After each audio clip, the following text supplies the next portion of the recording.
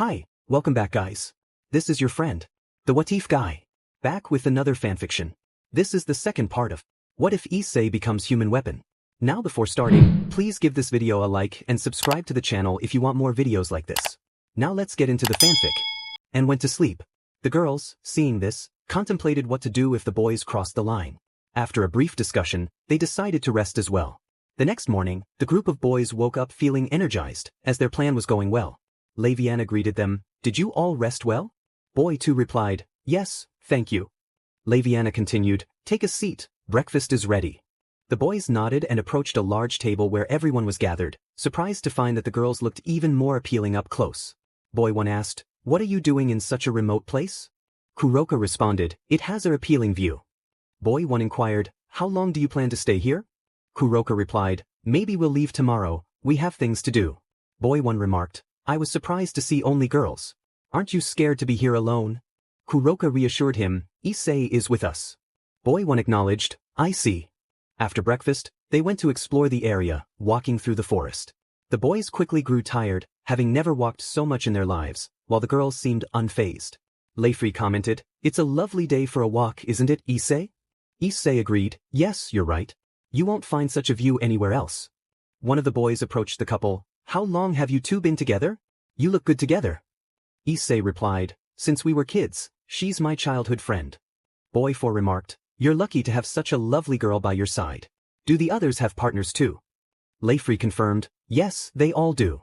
The boy smiled, but inside he felt frustrated, wanting only an adventure and to test their limits. After their walk, the group returned to the camp, where some girls had stayed behind. Aphrodite asked, "How was it?" Issei replied, "It was a good walk, there are some great spots." Ophis added, "Yes, it has an appealing view."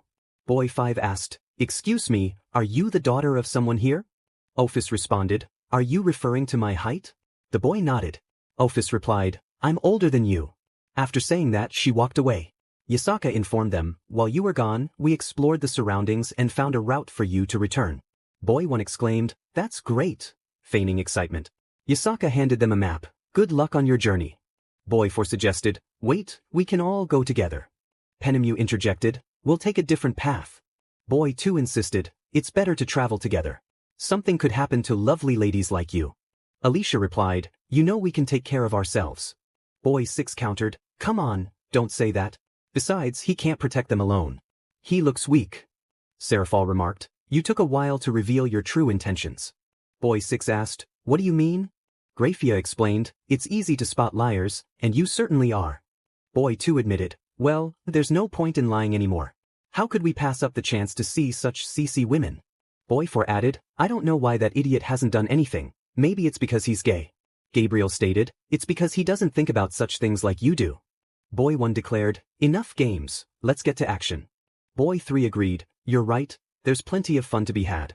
Boy 6 suggested, "First, we need to get rid of the obstacle and see what happens next." As he said this, he approached Issei with a grin, ready to strike. But Issei swiftly countered, landing a punch that knocked the boy out cold. The other boys were taken aback. Issei warned, "I don't like violence, so it would be best if you took your friend and left." Boy 1 protested, "And missed this opportunity to be with them? You were lucky." Issei clenched his fists, and Seraphal noticed. Seraphal reassured him, "Don't worry Issei, I have some phoenix tears." Issei nodded and began walking toward the group of 5. Just then, one of them lunged at Issei, but Issei grabbed the boy by the arm and threw him to the ground, causing him to cry out in pain from the fall. One of the other boys attempted to approach Issei, but he was met with a flurry of punches, knocking him unconscious. "Are you their bodyguard?" asked one of the boys. "No," Issei replied. "They can defend themselves against people like you. But I won't let you harm anyone." He turned away, ready to leave. "You think you're tough? We'll show you when you're on the ground," the second boy sneered, a smile on his face as he felt confident with his friends nearby. Issei felt anger rise within him at those words. He turned back and approached the boy. As the boy tried to kick him, Issei dodged the attack, delivering several punches before landing a kick. The other 2 boys charged at him, but Issei quickly broke one's arm, causing him to scream in agony, and then he shattered the other's leg. "You're insane. This isn't over. My parents will hear about this and no one will save you," the first boy shouted, clutching his arm. "Do what you want. I only defended the people who matter to me," Issei said, landing a punch to the boy's face, making him spit out a few teeth. "Monster," the boy gasped. I've heard that word too often, Issei replied. But you know what? I don't mind being a monster as long as I'm protecting them. The girls nearby couldn't help but blush at his words. Looks like we didn't need to use our powers after all, Serafal remarked. Well, I didn't want to leave them half dead. I held back a lot, Issei said. That's fine, Griselda added. Besides, we called the forest rangers half an hour ago. Penemu chimed in, they're not far. We should leave. Looks like this is how our vacation ends, Issei said, scratching the back of his head. Don't worry, there will be another time, Laviana reassured him. Do you think we'll just walk away from this? The third boy challenged. Yes, Ophis replied, creating a dimensional rift. Those who were conscious were astonished at the sight. What are you? The second boy asked, bewildered. Nothing you need to worry about, Alicia said, stepping forward. This isn't over, the boy threatened. Well, if you manage to believe that, Issei said, stepping through the rift as the last one to enter. Minutes later, the rangers arrived and were shocked to see the boys in such a state. They questioned what had happened, but in the end, no one believed them. They thought the boys were either crazy or lying. After that incident, the group returned home and went their separate ways to resume their activities. Issei and his friends were back home after their trip. It was fun at first, but the ending was something else, Irina commented. What matters is that we had some fun, Issei replied. You showed no mercy to them, Alicia pointed out. You know how I am, Issei said. I know, Alicia agreed. Well, the fun is over. It's time to get back to work, Penemu stated. It's boring, Serafal sighed. I wish you all luck, Issei said as he bid farewell to most of them. What will you do? He asked Kuroka. I'm going to take a nap. I'm tired, she replied. I'll study for a bit, so I'll be in the library, Leifi added. I don't know, Ophis said. I'm going to visit my grandmother. See you later, Rosweiss said, giving Issei a kiss on the cheek before leaving. Ingvild and Alicia went out to explore for a while, and Ophis eventually went with Leifi, leaving Issei alone since Astrid had gone with Rosweiss to see her family. Looks like I'm alone. What should I do now? Issei wondered with no ideas in mind. He decided to go for a walk since he had no missions to attend to. During his walk, he passed by a cafe and decided to go in. Time flies, and our group keeps gaining more allies. I hope I can handle them in the future, he thought. After spending half an hour in the cafe, he stepped outside and received a call. Is something wrong, Serafal? He asked. Well, I just got to work. Do you have time? We need to discuss something, she replied. Sure. I'll see you at home, Issei said. Okay, I'll be right there, she confirmed. After their brief conversation, Issei quickly made his way home, taking only 10 minutes to arrive. There, he found Serafal waiting for him on the couch. They both teleported to the Underworld, where the leaders, including Zeus, were gathered. Issei greeted everyone. How were the vacations? Azazel asked. I can't complain, they were great, Issei replied. That's not why we called you, Serzek interjected. We wanted to discuss forming an alliance with another faction. That sounds great. The more the better. But what do I have to do? Issei asked. We want you to go as one of the representatives, Odin explained. You know what happens when I attend these things, Issei warned. They're more peaceful, I think, Zeus assured him. Really? And who are they? Issei inquired. The Shinto pantheon, Michael revealed. I know a bit about them from my academy classes. It would be great to meet them, Issei said. Then you'll go, Yasaka confirmed. Sure, but what will I do there? Issei asked. Just support us.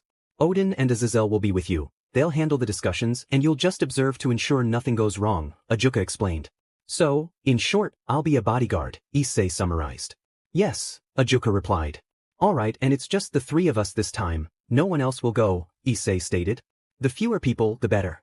It helps avoid problems like last time, Azazel added. That wasn't my fault, Issei defended himself. Speaking of which, how's Zeus? Issei asked. He's the same as always, but after that defeat he's been training like crazy and is eager to fight you, Zeus said. As long as he doesn't say the same thing, I'm fine, Issei replied. I'll make sure to tell him, Zeus promised. When are we leaving? Issei asked. Tomorrow. The Chaos Brigade keeps gaining more allies, and it's becoming difficult to fight them. There are more and more injuries, Odin explained. All right, I'll prepare, Issei said.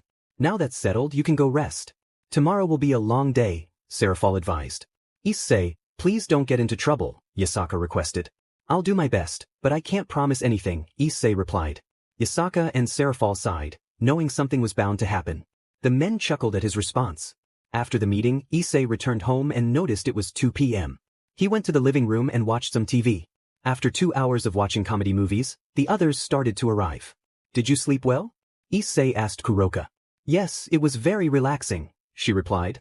I'm glad to hear that. Are you hungry? I can prepare something, Issei offered. Thanks, but I'll wait for the others. Do you know where Ophis and Leifri are? Kuroka asked.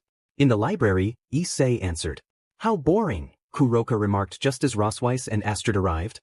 How is it for you? Issei asked. It was good, although my dad wouldn't stop asking me questions about how I was doing and everything, Astrid replied. I got to talk to my grandmother, and she taught me some things, Rosweiss added. That's great, Issei said. And what did you do? Astrid asked. I went for a walk and enjoyed some fresh air, Issei replied. Issei had just returned from the cafe and was now in the underworld. He was about to ask someone a question when Ingvild and Alicia arrived, followed by Leifri and Ophis. Ingvild asked, What were you talking about since everyone is gathered here? Issei replied, I was just saying that I went to the underworld. Alicia inquired, And what did you go there for? I had a meeting with the leaders because they want to form an alliance with the Shinto pantheon, Issei explained. The girls were surprised to hear this.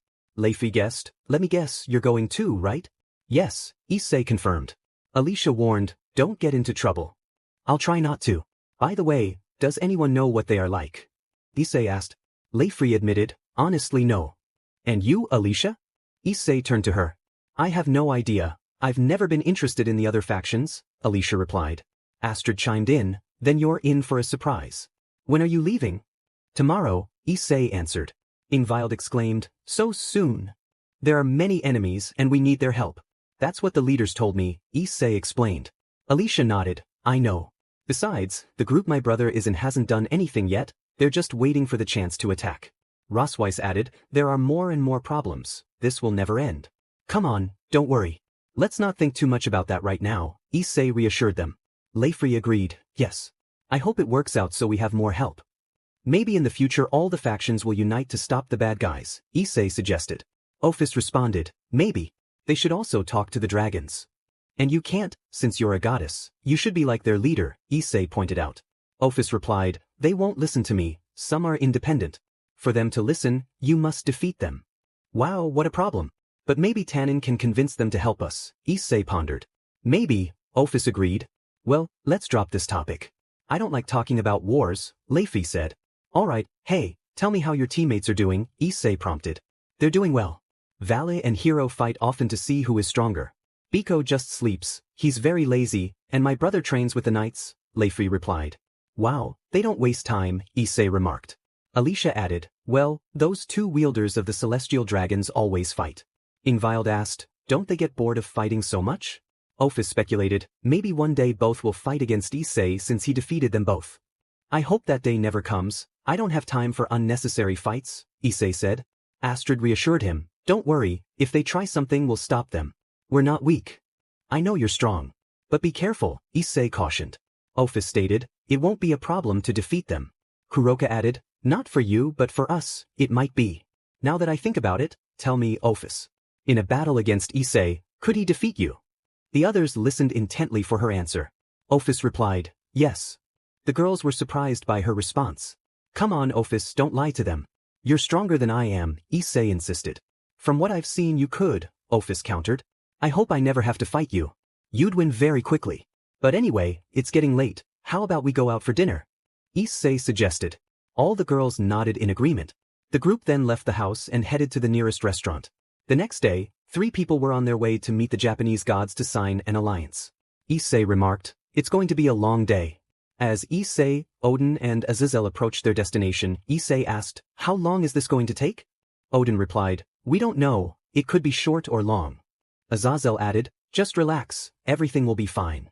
Issei sighed, and after an hour of travel, they arrived at their destination.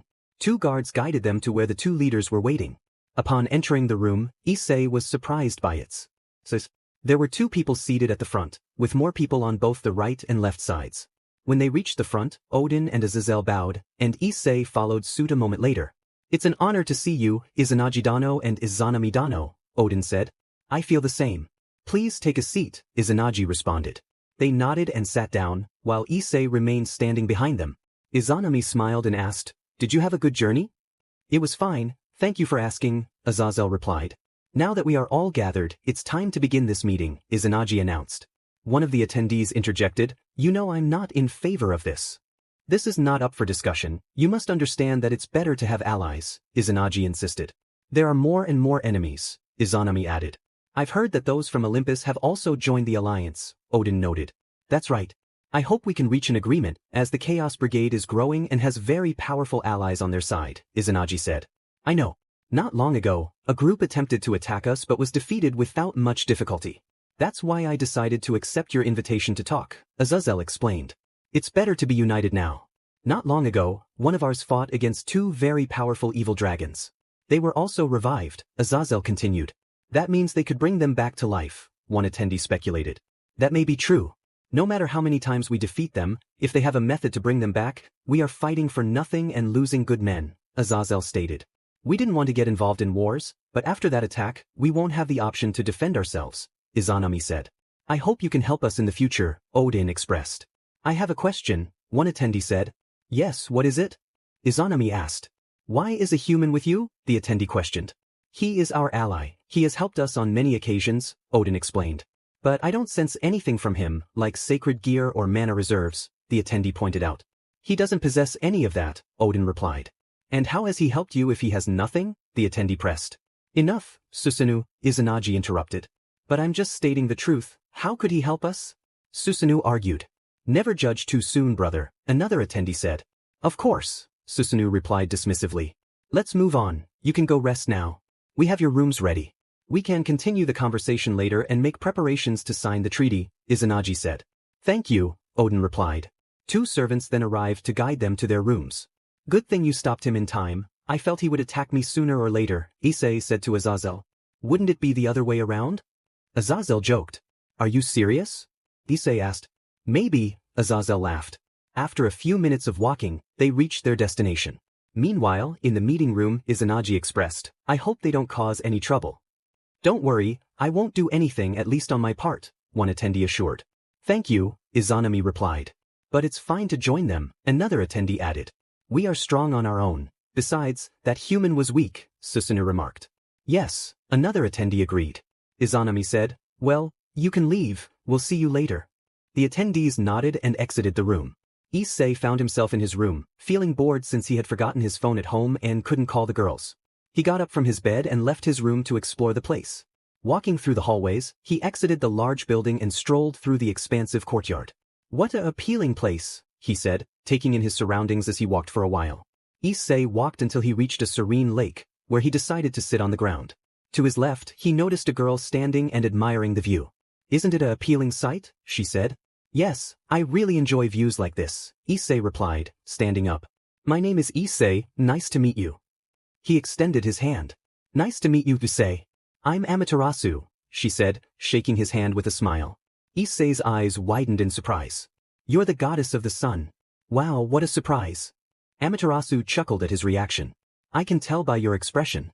Believe it or not, I'm still getting used to all this supernatural stuff, Issei admitted.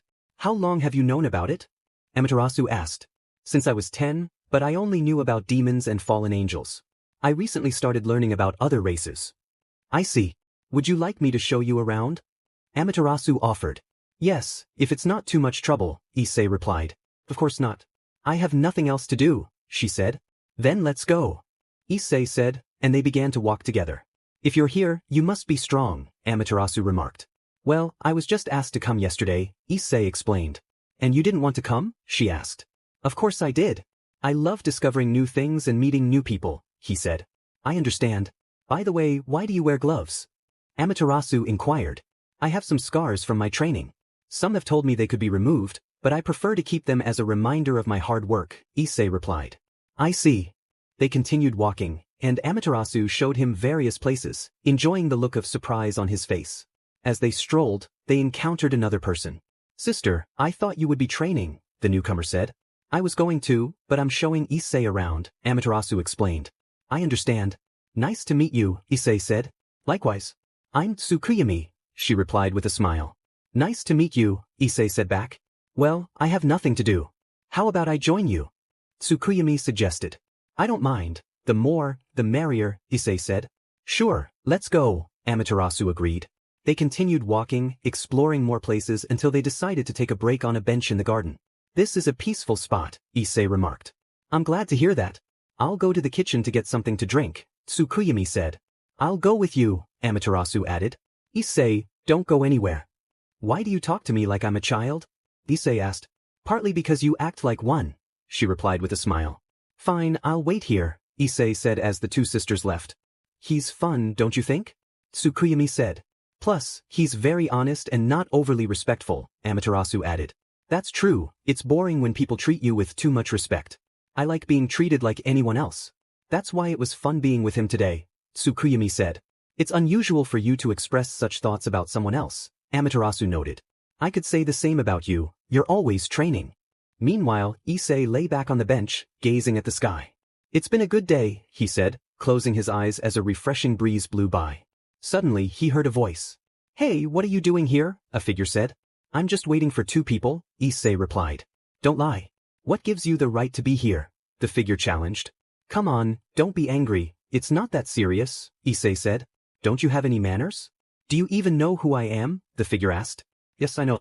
You're the god of the seas and storms, Issei replied. Then speak to me with respect. You should know your place, the figure insisted. We'll be allies soon, so it's not a problem, Issei said casually. Annoyed by Issei's attitude, the figure struck him hard, sending him crashing into a wall. At that moment, the two sisters arrived and witnessed the scene, their expressions filled with concern. Are you crazy? Do you know what you just did? Amaterasu exclaimed. I just dealt with an insect that had no right to be here, the figure replied. You have no right to do that. Do you know what could happen because of your actions? Tsukuyami scolded. Well, what's done is done, the figure said nonchalantly. Amaterasu was about to respond when they heard some debris moving. All three turned to see Issei emerging unscathed. That was dangerous, someone could have gotten hurt, Issei said, surprising both sisters and infuriating the figure. How are you still alive? Susanoo is incredibly strong. Tsukuyami exclaimed. Maybe I was just lucky, Issei said with a smile, scratching the back of his head. I was too soft. This time, I won't show you any mercy, Susanoo said, moving at great speed. Both sisters wanted to intervene but knew they wouldn't make it in time. Just as Susanoo was about to strike Issei, he caught Susanoo's fist with his hand, leaving the three siblings in shock. Susanoo struggled to free himself, but Issei's grip was firm. Looking up, he saw Issei's cold and serious expression. Enough with the games, I don't want to fight over nothing, Issei said. And you think I'll listen to you? Susanoo retorted, attempting to hit Issei with his other fist, which Issei also blocked. Issei pulled Susanoo closer, tightening his grip, causing the god to wince in pain. Amaterasu and Tsukuyami were astonished by the turn of events. Just then, Izanagi, Izanami, Odin, Azazel, and others arrived, equally surprised by the scene. Amaterasu, what's happening here? Izanagi asked. Susanoo attacked him out of nowhere, and he stopped the attack, Amaterasu explained. But how is that possible? Susanoo is very strong. How did he stop him so easily? Tsukuyami wondered. Believe it or not, Issei is very strong. He has defeated most of our strongest enemies, Odin stated. How did he gain such strength? Izanami asked. He trained tirelessly for years, which is how he acquired such power, Odin replied. Plus, that kid can take down an army by himself, Azazel added. Don't you think that's a bit much? Izanagi questioned. It's the truth. He just took down an army of ice giants, and there were thousands. He also fought Ares and defeated him, Odin explained, leaving everyone in awe of Issei's abilities. What do we do now? Tsukuyami asked. We need to stop this before it escalates into a battle, Azazel suggested. I'll handle it, Amaterasu said, walking toward the two.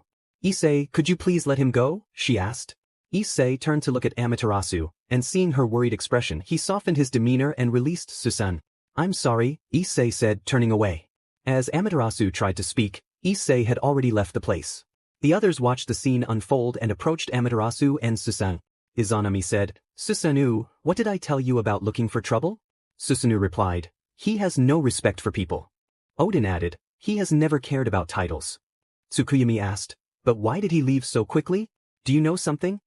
Odin suggested, perhaps it's because Amaterasu Dano was startled by his face.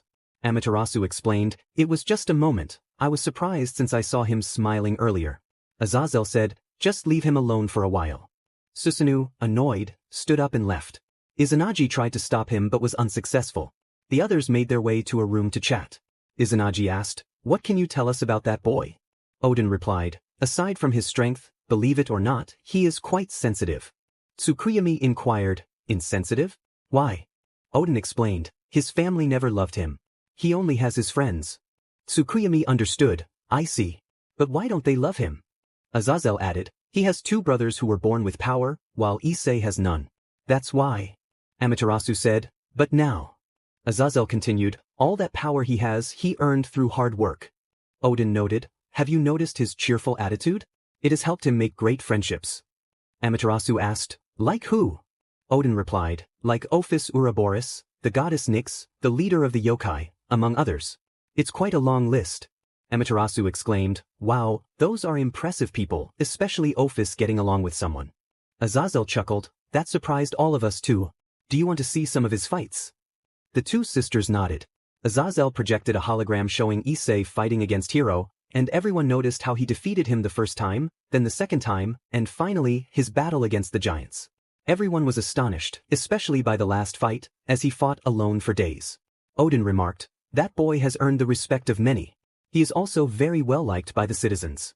Tsukuyami said, now I understand why he came with you. Izanagi added, he is very strong at such a young age. Amaterasu mused, I can only imagine the achievements he will have in the future. Tsukuyami interjected, wait, speaking of that, he must be very sought after by his enemies. Odin replied, believe it or not, almost no one knows about Issei. He always eliminates everyone on his missions and leaves no one alive. Izanami said, I see. His partner must be very happy to have such a strong man by her side. Odin corrected, actually he doesn't have a partner. Izanami was surprised, how is that possible? He has everything, he's handsome, strong, kind, and charismatic. Odin explained, it's not that he doesn't have one, it's just that he doesn't confirm it. Many people like him, and honestly, I'm a bit envious, huh? Isn't that right, Azazel? Azazel added, how can you not be envious when Gabriel likes him? Izanagi exclaimed, you mean the Archangel Gabriel, the most appealing woman in the heavens? How is that possible? Azazel replied, that boy achieves the impossible all the time. He is also engaged to the leader of the yokai and her daughter because he saved Princess Kunu from marrying. Izanagi laughed, what incredible luck he has, to have the most appealing women interested in him. Odin noted, and the list is quite long. Tsukuyami commented, those girls are lucky. They talked for a while longer until it got late, and everyone went to their rooms to prepare for the treaty signing the next day. The next day, everyone was having breakfast except for Issei. Izanagi remarked, looks like your friend is a heavy sleeper. Azazel added, that's strange, considering he's usually an early riser. Odin suggested, maybe he doesn't want to cause problems with you all. Izanami asked, with us? Odin explained, after what happened yesterday he might think you're upset with him. Izanagi said, if you see him, tell him it's not his fault. He was just defending himself. Meanwhile, Issei was at the lake again, enjoying the peaceful surroundings. Suddenly he heard a familiar voice. Tsukuyami said, so this is where you were? Issei asked, is something wrong? Tsukuyami replied, I was about to go have breakfast with everyone, but I saw you here. Aren't you coming? Issei said, I had breakfast early, and I don't want to cause more problems. Tsukuyami understood and sat down near him. Issei, you're not to blame for what happened yesterday. It was all Susanu's fault. Issei sighed, still, Amaterasu was startled when she saw me like that yesterday. Just then, Amaterasu approached with a small smile. I was a bit startled, but it was just a surprise, so don't think about it. Replied, I see. Amaterasu reassured him, don't blame yourself for yesterday. No one is upset with you, and you were just defending yourself. Tsukuyami added, in a way, I'm glad you stood up to Susanoo. Finally, someone was able to stop him. Issei smiled, I'm glad to know you don't hate me. Amaterasu said, how could we hate you? You're very entertaining. Tsukuyami suggested, so today we'll have fun together, okay? Issei nodded with a smile and stood up. He helped Tsukuyami get up, and the 3 of them started walking together. As they chatted, Issei heard a melody in the distance. Issei remarked, what a lovely sound. Amaterasu replied, I know. Come on, we'll take you there so you can meet her. Issei asked, will it be a bother? Amaterasu assured him, not at all. She loves meeting new people and will be happy to know you enjoy her music. Issei nodded, and the 3 of them headed to the source of the melody. When they arrived, the music stopped as the person noticed them. Why are you here so early and who is this? She asked. Tsukuyami introduced, we were showing him new places, and this is Issei. Issei smiled, nice to meet you. Benzaiten looked at the newcomers with curiosity. What brings you here? Amaterasu replied, as we were walking, we heard your melody, and Issei wanted to know its origin. I see. And what did you think of it? Benzaiten asked. It's very relaxing and appealing, Issei said earnestly. Thank you for the kind words, Benzaten responded with a smile. Why are you acting as a guide? It's the first time I've seen you do something like this, Benzaten continued. Tsukuyami shrugged. There's nothing else to do. It's boring to be in a meeting with the others.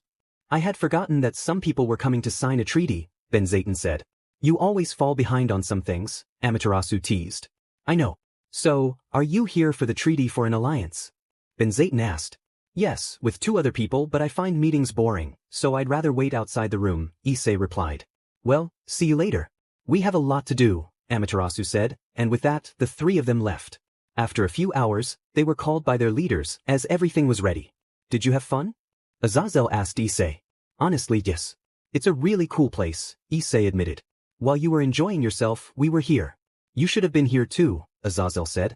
You know I find meetings boring. I'm more of an action person, Issei replied. I know, and I'm more into inventing things, Azazel said with a grin. When are we leaving? Issei asked. Tomorrow. They are having a feast tonight to celebrate the alliance, Azazel informed him. Issei nodded and walked through the gardens one last time. Are you going to the party, Issei? Tsukuyami asked. Yes, since I have nothing better to do, Issei replied. Great. I hope you have fun, Tsukuyami said. I always do, Issei laughed. Tsukuyami smiled, appreciating Issei's cheerful nature. Do you want to see how Amaterasu trains? Sure, since I have nothing better to do, Issei agreed. They walked for a few minutes until they reached a training room, where Amaterasu was practicing alone. Without hesitation, Issei approached her. Instinctively, Amaterasu swung her sword at him. Tsukuyami gasped, realizing it was a real sword, but Issei simply caught it. You should be more careful, Issei said. Sorry, I moved out of instinct, Amaterasu replied. That's all right. You're really good, Issei complimented. Thank you. Do you want to train with me? Amaterasu asked. You'd win without much difficulty, Issei said modestly. You're joking, right? You stopped Susanu's punch without much trouble, Tsukuyami interjected. That was luck, Issei insisted. Issei, stop lying. Why don't you accept that you're strong? Amaterasu encouraged. Eventually, I won't be able to protect someone. I still have a long way to go, Issei admitted. The 2 sisters exchanged glances and smiled at him. I understand.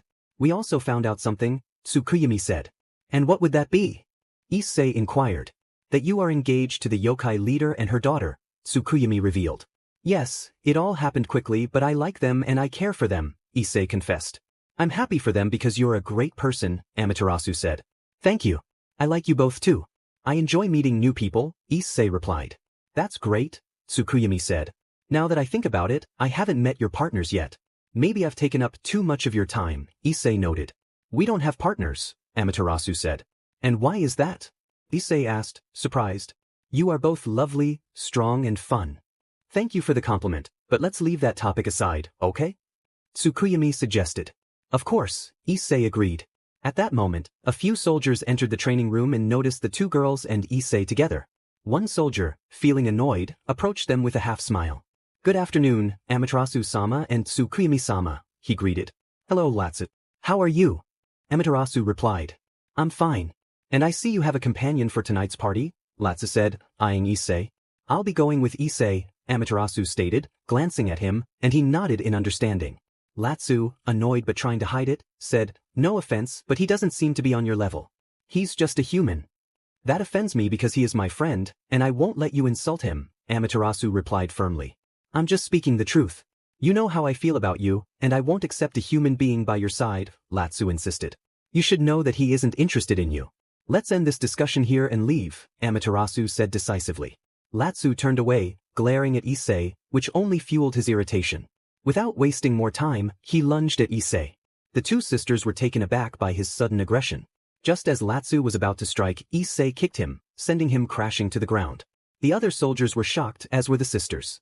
Latsu got up and tried to hit Issei again, but Issei easily blocked his attack and sent him flying away. Hey, I haven't done anything to you for you to try to hit me, Issei said.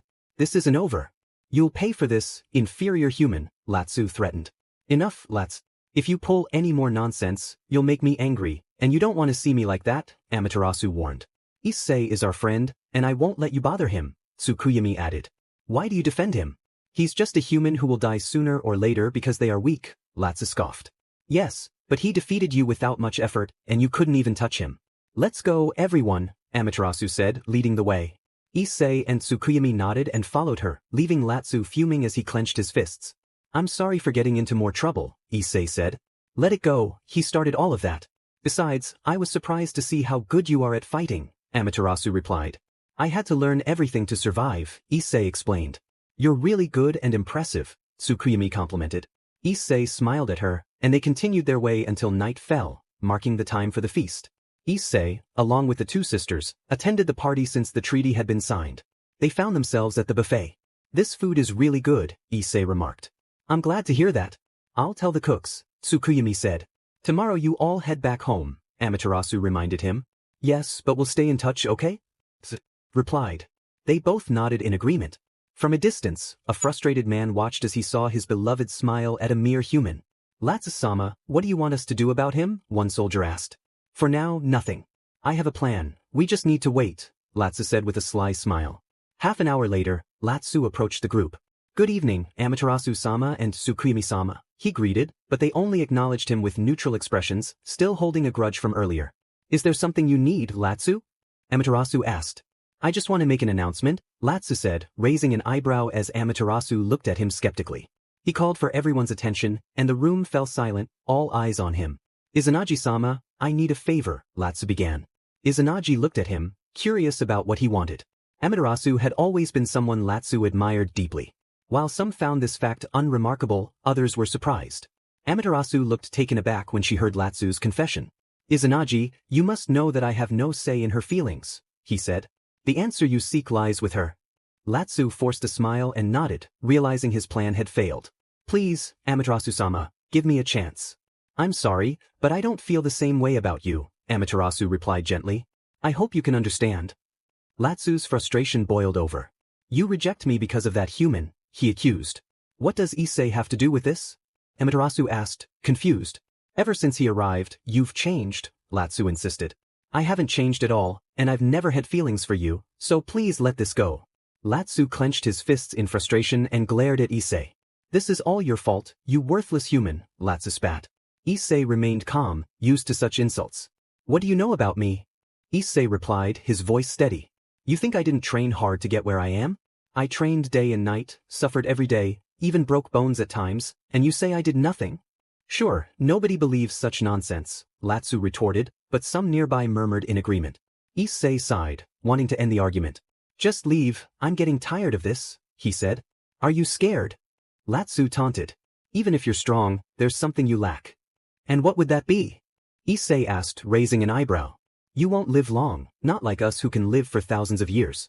What good is living so long if you're alone? What's the purpose of such a long life? Issei challenged. To enjoy appealing women, Latsu answered. So you want to be with Amaterasu just for her beauty? How superficial of you, Issei remarked. Tsukuyomi chuckled at the comment, while Latsu grew angry. I've been with appealing women, unlike you. Only a foolish and ugly woman would want you, Latsu shot back.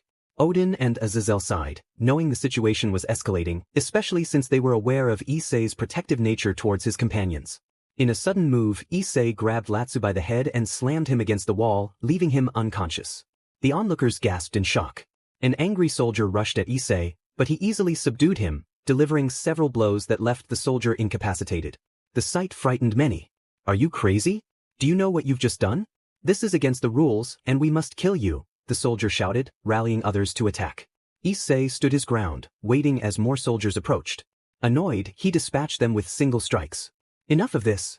What right do you have to make this decision while I am present? Izanagi intervened. But, Izanagi-sama, you know what this human did, a soldier protested. He was only defending himself, Izanami added. You will all be punished for your actions in my presence. She summoned her most loyal guards to take the soldiers away. Issei walked over and bowed slightly. I apologize for what I did to your soldiers. It's fine, they were at fault. You were only defending yourself, Izanagi reassured him. Thank you. I will take my leave now, Issei said, heading towards the exit. Tsukuyomi remarked. It's a bit frightening to see him so angry. You're right. It's been a while since I've felt that way, Amaterasu agreed, nodding.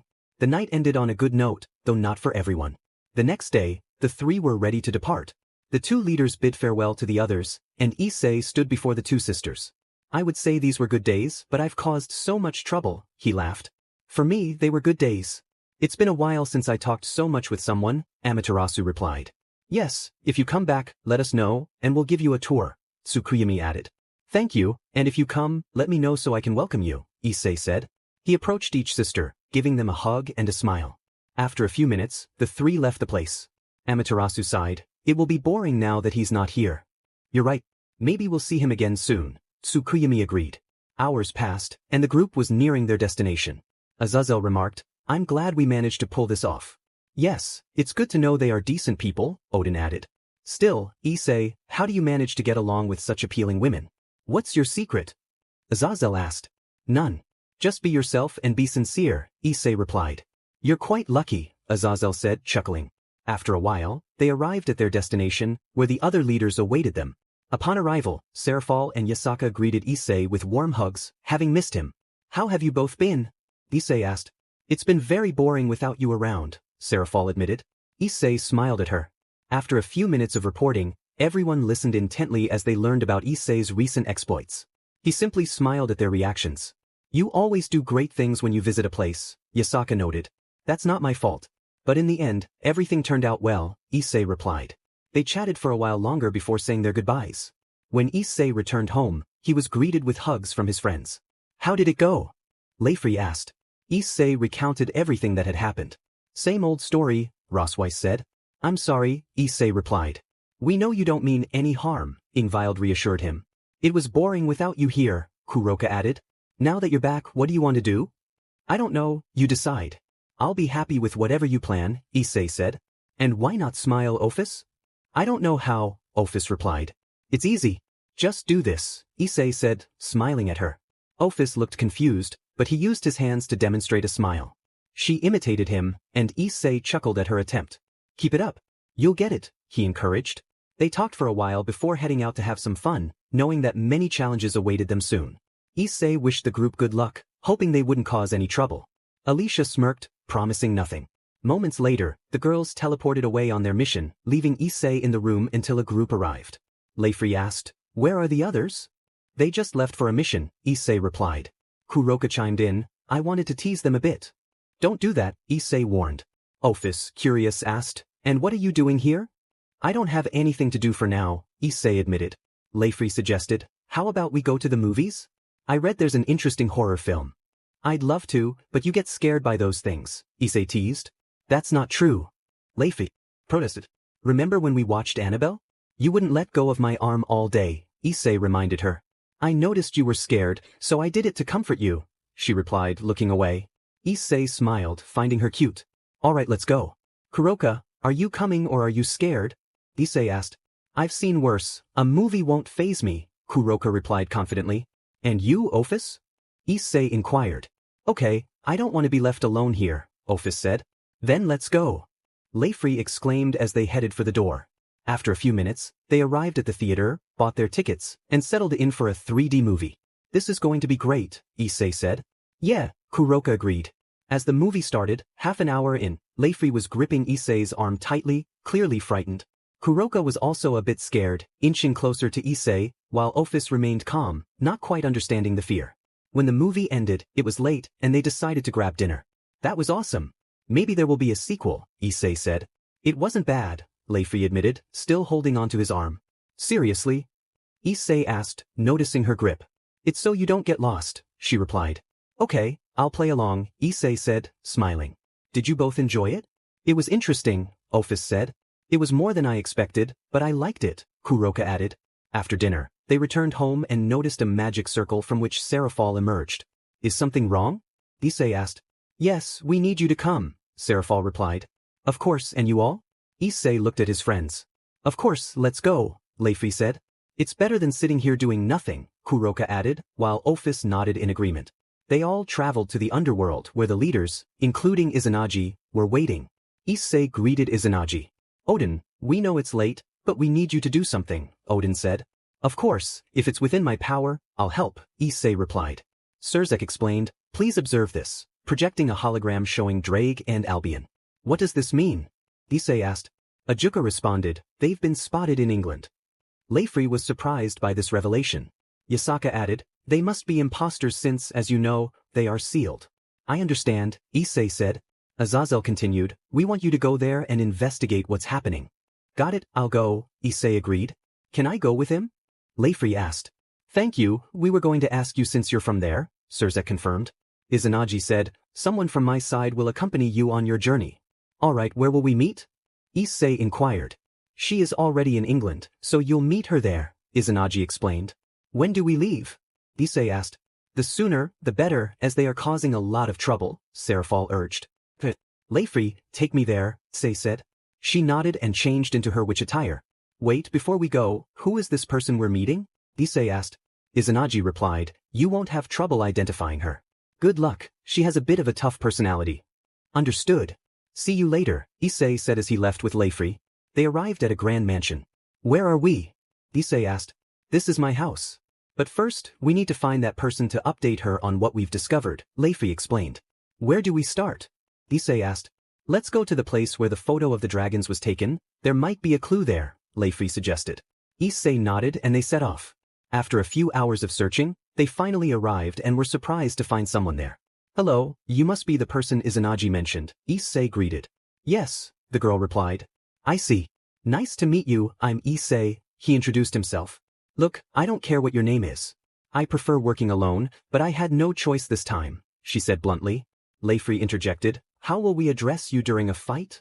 The girl clicked her tongue in annoyance. I'm Shishioka Yukine. Nice to meet you, Yukine-sama. I'm Leifri Pendragon, Leifri introduced herself. I'm Issei, he added. Whatever, Yukine said dismissively. Have you discovered anything? Issei asked. No, was her simple response. Art, thanks. Leifri, I'm going to explore a bit, I'll see you tonight, Issei said, and after a brief hug from Leifri, he left the two women alone. Leifri felt a bit uncomfortable due to Yukine's serious demeanor, so she took out a book and began to read. They sat in silence until Yukine recalled how she ended up there. Flashback. Izanagi had said, Yukine, you have a very important mission. Great, she replied. But you won't go alone, 2 people will accompany you. Well, I don't know how many will go, Izanagi continued. You know I don't like working with others, they just get in the way, Yukine protested. That's how it is. I know you're strong, but these enemies are not easy to deal with, Izanagi explained. Fine, whatever you say, she conceded. Just as she was about to leave, Izanagi stopped her. And one more thing, he added. What is it? Yukine asked. One of the people going with you is named Issei. Be careful with him. He can be nice, but if you annoy him, his mood changes, Izanagi warned. Yukine shrugged it off and left. And a flashback. Yukine thought to herself, be careful of him. He seems like a simple human. I don't sense any magic or sacred gear from him. A voice interrupted her thoughts. Appearances can be deceiving, be cautious. Come on, Abyssing, I could handle him with a simple move. I don't know why they sent him, maybe they were tired of him, Yukine replied confidently. Abyssing sighed, choosing not to respond. As the afternoon turned into night, Issei returned to where his companions were. How did it go? Leifri asked. I didn't find anything, they might have left, Issei said. Maybe, but why would they choose to attack here? There must be a reason, Leifri pondered. Exactly, so we need to stay alert, Issei agreed. Leifri nodded, while Yukine kept her distance but still listened to their conversation. The 3 continued searching for a while, but there were moments of silence since Yukine preferred not to engage with anyone. Why haven't they shown up? What's going on? Issei wondered aloud. What could they be planning? Leifri mused. As night fell, the small group decided to rest and continue their search the next day. The night was calm, but Yukine continued to ignore both Issei and Leifri. As they searched, a loud roar echoed through the air, prompting them to rush towards the source at great speed. Yukine was surprised to see Issei keeping pace with her. Upon arrival, they spotted 2 massive dragons, one red and the other white. This won't be easy, Issei remarked, assessing the situation. I know, Leifri replied, her expression serious. Be careful, those dragons are not in their right minds. They are pure power, Abyssing warned. Then someone must be controlling them, Issei concluded. Exactly. You all go for the bank, and I'll take on the red one. Good luck, he said, determination in his voice. I feel the same, Leifri added.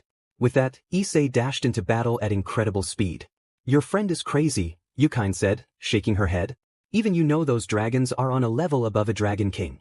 I know, but I trust Issei, Leifri replied, her confidence unwavering. Yukine was about to respond when another roar filled the air, and they watched as the false drake was sent flying. Yukine was completely taken aback, unable to believe what she was witnessing. Leifri couldn't help but chuckle. At the sight, Well, it's our turn now, she said, heading towards the fight. With no other option, Yukine followed her. Meanwhile, Issei faced the dragon, only to be struck hard by its tail, sending him back to where he started. He quickly noticed both girls battling the false Albion. Seconds later, the false Drake returned, and Issei could see it regenerating. This won't be easy, he muttered to himself as the dragon unleashed a torrent of fire in his direction.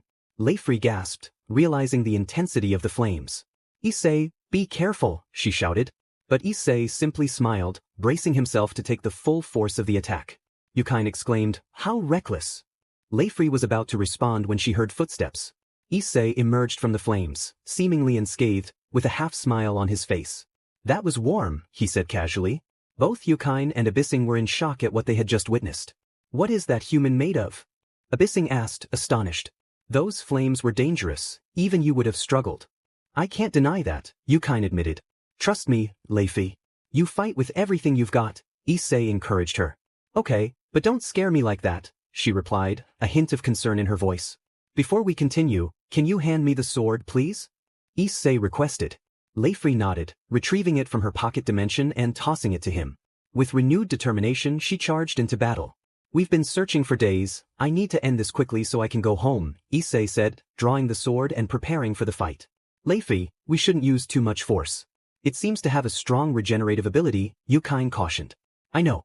So how do we defeat them? Leifri asked. The only way to stop them is to kill their creator, but I can't sense any aura around, Leifri explained. Me neither. So what do we do? Yukine inquired. Just keep attacking until it can no longer regenerate, Leifri decided. Yukine nodded and joined the fray. Issei, using his strength, managed to slice off parts of the dragon's body, but it was barely effective as it healed almost instantly. What can I do? He thought, dodging another blow. Maybe this will work. I hope. He sheathed his sword and sprinted toward the false Drake, preparing to deliver a powerful punch. The impact created a massive shockwave, leaving both girls stunned as they witnessed the destruction. What did you do, Issei? Leifri asked, wide-eyed. Issei chuckled, scratching the back of his neck. I didn't think it would work, but I used some force and, well, I destroyed everything to prevent it from regenerating. Leifri's eyes widened in surprise. She was not used to Issei's unexpected abilities. Yukine recalled Izanagi's warning to be cautious of Issei and understood why. Well, we need to keep going. There's still one left, Issei said, and both girls nodded in agreement.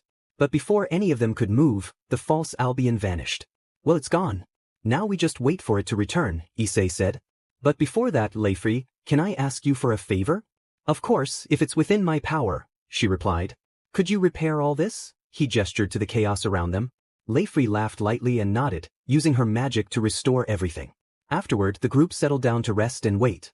Yukine thought to herself, how did he reach that level? It's impossible. I told you, appearances can be deceiving, Abyssing replied. But did you see how he emerged unscathed from those flames? Yukine countered. We don't know what kind of training he underwent, but it must have been intense, Abyssing said. Curious, Abyssing asked, hey, can I ask you a question? Sure, Issei replied. How did you become so strong? I don't sense any sacred gear or magical reserves. I just trained since I was a child, Issei answered. You're joking, right? No human can reach that level, Yukine said, skeptical. If someone is determined, they can go far. Did you just naturally become strong? Issei challenged. Of course not. I trained for a long time.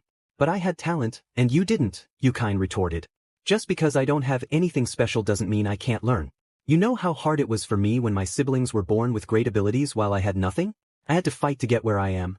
I fight for my friends, but now I fight for something more, Issei explained. And what would that be? Abyssing asked. When a person has someone they truly want to protect, they become genuinely strong. I fight to protect those who trust me, like Leifri. I would give my life for them. Leifri smiled, realizing how important she was to him. Without hesitation, she took his hand. I see. But you should know that sooner or later, you'll die because you're human, and you won't live much longer. I estimate you have a maximum of 20 more years, Abyssing warned. Then I need to end this stupid war in that time, Issei replied resolutely. Why not become a demon, angel, or dragon? Abyssing suggested. I've reached where I am through my own effort, not by gifts. Nothing is free in life, everything has a cost, Issei stated firmly. I understand. I like you, kid. You think very differently from others I've met over time, Abyssing said. Thanks, Issei replied with a smile. Yukine remained silent, listening to everything, surprised by Issei's words. In the end, a bond began to form among them. A small smile appeared on Issei's face as he began to warm up to Leifri. 2 days had passed, and there was still no sign of the false Albion. Maybe in the end he won't come back, Leifri suggested. That might be the case, but we can't leave just yet. We'll have to wait a few days, and if he doesn't show up, then we can go, Issei replied. I'm in favor of that, Leifri agreed. Alright, Yukine added. As they walked, searching for any trace of Albion, someone spoke to them, and Yukine recognized the voice. What are you doing here, Lucina? Yukine asked. I was bored, so I went out to explore, and what a surprise I got, Lucina said with a smirk. Excuse me, Yukine, but who is she? Issei inquired. Someone very annoying, but she's strong, Yukine explained. I see you finally made some friends, but you could have chosen better, like a weak mage and a filthy human, Lucina taunted. Wow, what language you have, Issei remarked. Yes, it's quite rude, Leifri added. Well, I'll let you two be surprised. My name is Lucina Luficer, she announced, expecting a big reaction from them, but both remained calm. What's wrong? Lucina asked. Well, I'm a bit surprised, but I've seen worse than just a name. Besides, I feel like you're just a person, Issei replied. She's related to Valle, Leifri interjected. Oh, is that so? Issei said. Don't compare me to that weakling, Lucina snapped. They're quite similar in attitude. How could you spend so much time with her, Leifri? Issei questioned. With time, you get used to it. Or better yet, just ignore her, Leifri suggested. Lucina was annoyed by their indifference, especially since they were just weaklings. Excuse me, but we're busy, so we're leaving. Have a nice day, Issei said. Do you think I'll let you go that easily? Especially after you've insulted me, Lucina retorted. I didn't insult you, and I have no problem with you, Issei replied.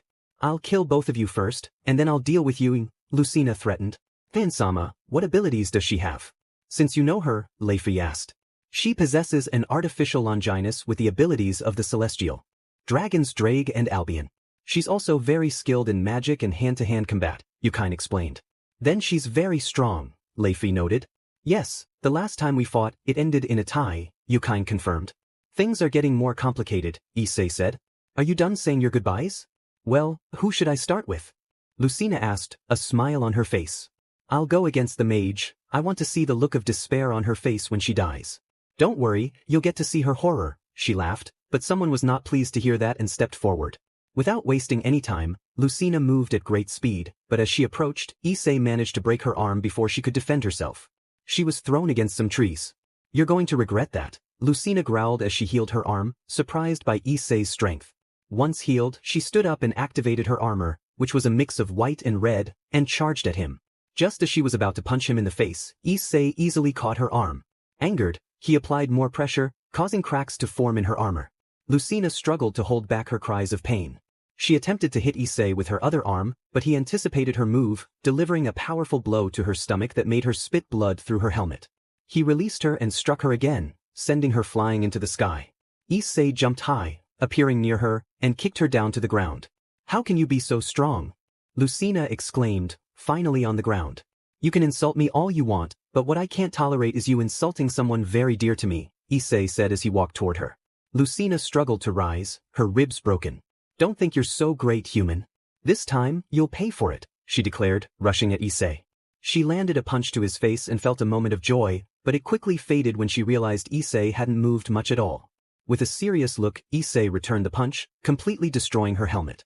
Furious, Lucina attacked again, but this time Issei stopped her blow with just 2 fingers. If I'm weak, then what does that make you? He challenged.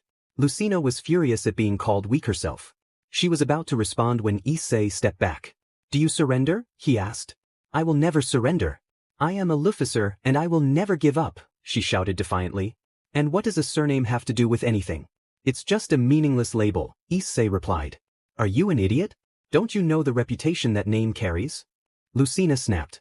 I know a bit, but honestly I don't care. You should just leave, Issei said. Do you pity me, or can't you kill me because I'm a woman? Lucina taunted. Issei walked toward her, grabbed both her arms and broke them. Lucina screamed in pain, a sound that Leifri and Yukine heard from a distance. What does it matter that you're a woman? Just knowing you're my enemy is enough. And I just demonstrated that. But I won't kill you because you haven't done anything wrong, unlike the others, Issei said as he approached her, lifting her chin to meet his gaze. Lucina looked into his empty eyes, and fear gripped her. She had never felt fear before, not even from Rise of him. But if you get close to someone I know, I won't show you any mercy. I will make you suffer so much that you'll wish you were dead. But you know what? I wouldn't let you die that easily. Believe it or not, I'm a bit vengeful. I might forgive once, maybe twice, but a third time is impossible, Issei warned. Lucina felt a chill at his words, sensing their truth.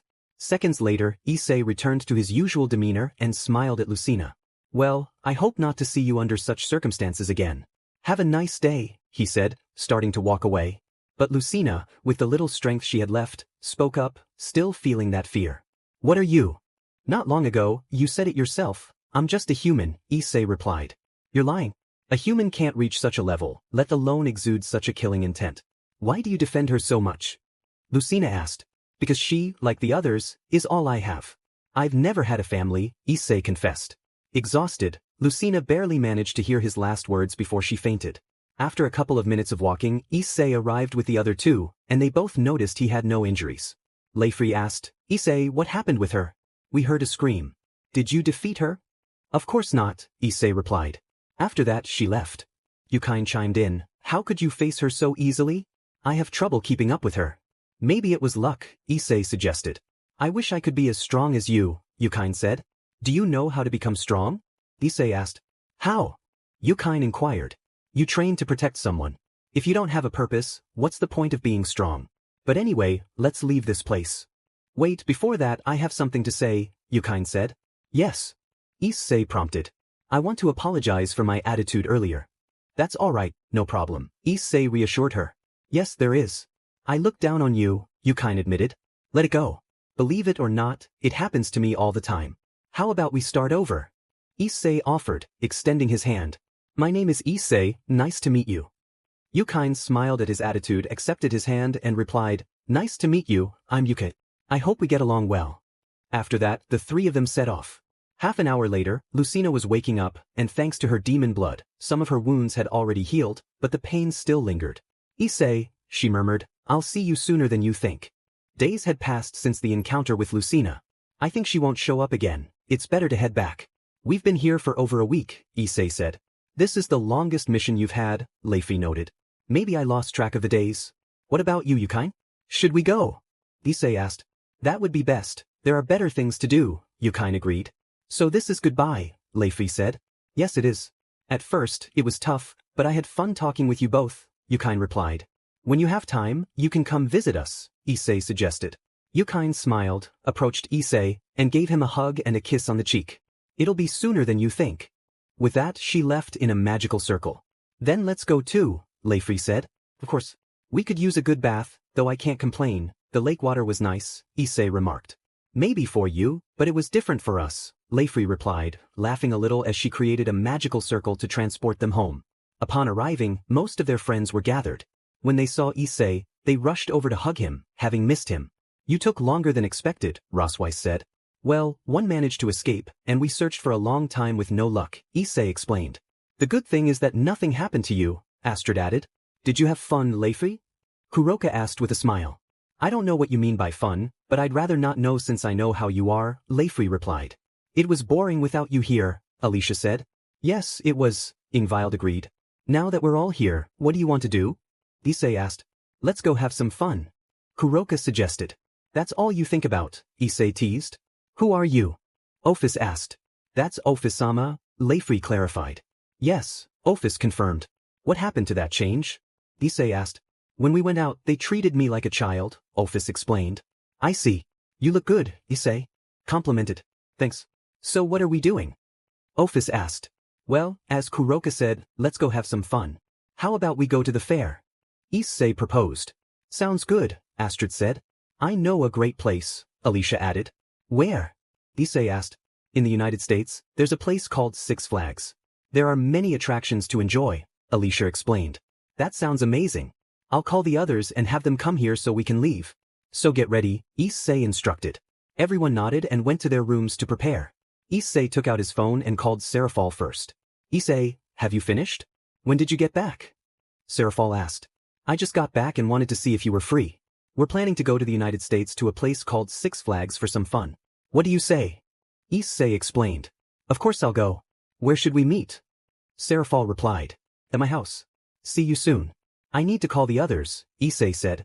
I'll tell Grafia, Gabriel, Griselda, Penemu, and Yasaka since they're here, Serafal added. Great, see you, Issei said before ending the call. Gabriel asked, what did you tell her? Issei invited us to a place to have fun. Do you want to go? Serafal asked. Everyone nodded, excited to have some fun after a long time. Issei spent a few minutes making calls until he finished, and gradually everyone started arriving until they were all there. Is everyone ready? Issei asked. Yes, they all replied. And how are we getting there? Issei asked. I'll take care of it, Ophis said, creating a dimensional rift for everyone. Now that I think about it, we didn't inform your group, Leifi, Issei noted. Don't worry about it. They don't like this kind of thing anyway, Leifi assured him. All right, Issei said. Irina asked, how did it go? Did Yukine cause you any trouble? Amaterasu added. Were you with her? Aphrodite asked. Do you all know her? Issei asked. Of course. Not much, since she's a bit reserved, right? Iraide said. That's true. At first she didn't say much, but slowly she started to open up, Leifi explained. What happened? Athena asked. What did you do, Issei? Griselda questioned. Why do you think I did something? Issei replied, avoiding their gazes. That answers our question, Kunu said. Tell us what happened, Kuroka urged. Leifi, Issei defeated a dragon with just one blow, causing massive destruction in the process, Leifi revealed. Everyone turned to look at Issei in surprise. I had to use something. It had a great regeneration, Issei defended himself. What kind of destruction did it cause? Gabriel asked. Leifi showed them a hologram of the place, and they were all astonished by what they saw. You didn't hold back, it seems, Grafia commented. If any of us took that hit, there would be nothing left, Penemu added. Don't you think you're exaggerating? Issei asked. Issei, you fought a dragon close to celestial level, and you say we're exaggerating? Tsukuyami pointed out. Maybe, Issei admitted. And you would defeat Ophis? Kuroka challenged. Of course not, she's a goddess, Issei replied. You've fought gods before, Athena reminded him. Like my father, Astrid added. And me, Alicia chimed in. And you defeated me without much effort. The list is long, Issei, Penemu said. Let's drop this topic. Today is for fun, Issei declared. Evading the subject, Laviana remarked. Issei chose not to respond and instead asked, how long until we arrive? 1 minute, maybe less, Ophis answered. Let's hope it's less so we can enjoy more, Yasaka said. I'm in favor of that, Serafal agreed. Everyone accepted, except for Issei, who remained quiet. All right, what else happened? Penemu asked. Well, she started talking more with us when Issei fought someone named Lucina Lucifer, Leifi explained. Wait, Lucifer? Serafal exclaimed. She's related to Valley.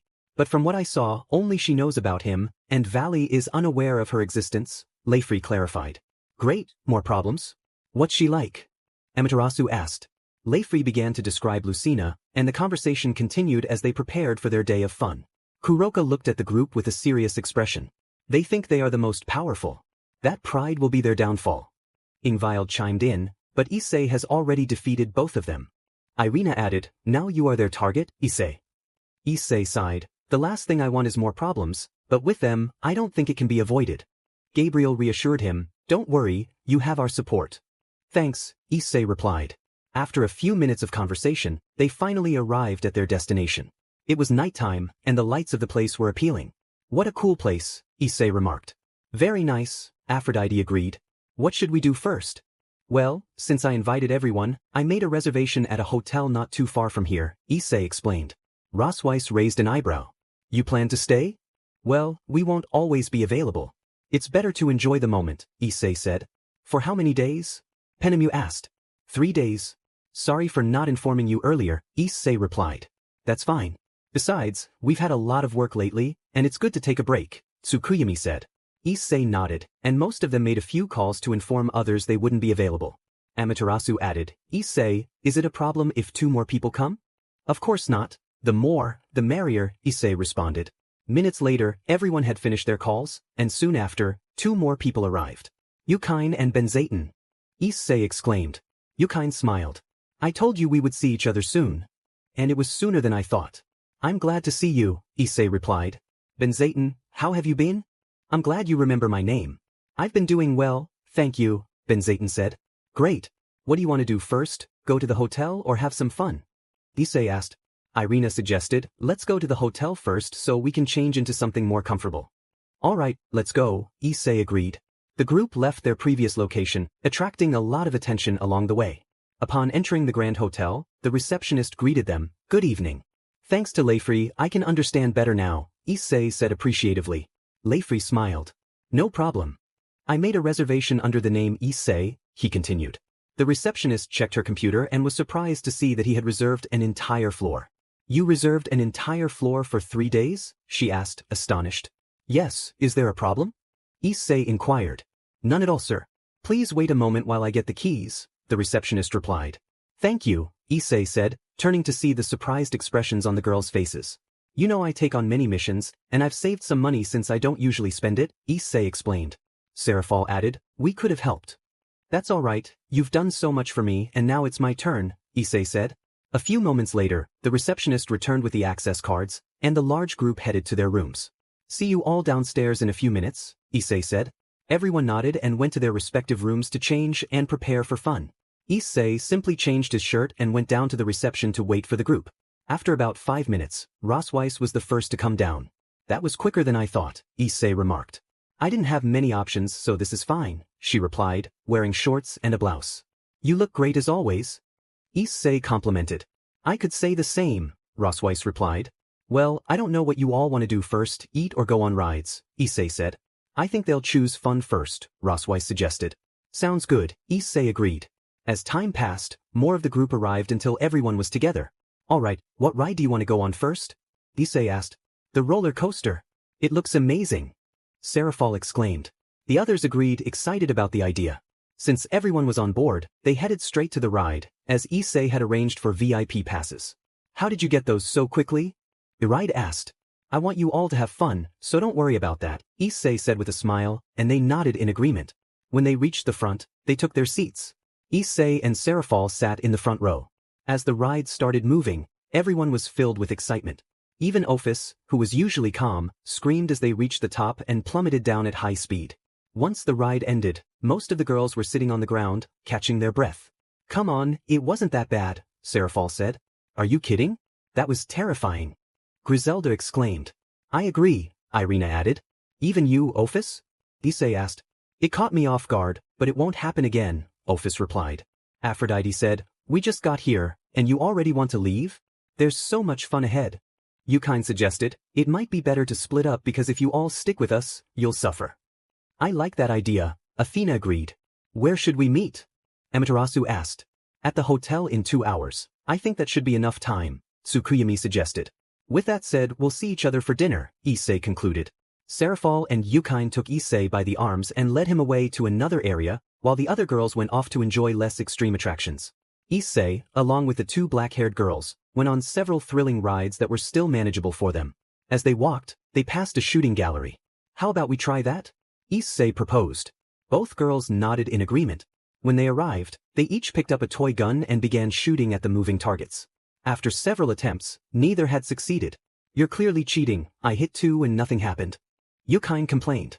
"Calm down. It's just a game," Serafal reassured her. Yukine sighed in frustration. Issei then tapped both of their shoulders and handed them small plush toys he had won. "That's the best I could get," he said, scratching the back of his head with a smile. Both girls hugged their plushies and smiled back at him, then gave him a quick hug. 2 hours later, they returned to the hotel, where most of the group was already gathered. Without wasting time, they headed to the cafe, where they sat at several tables for 4. Issei sat with Benzaten, Graphia, and Laviana. "So, how have you all been?" Issei asked. "It's a lovely and fun place," Benzaten replied. "Honestly, I haven't gone out to have fun in years because I've always been busy with work," Graphia admitted.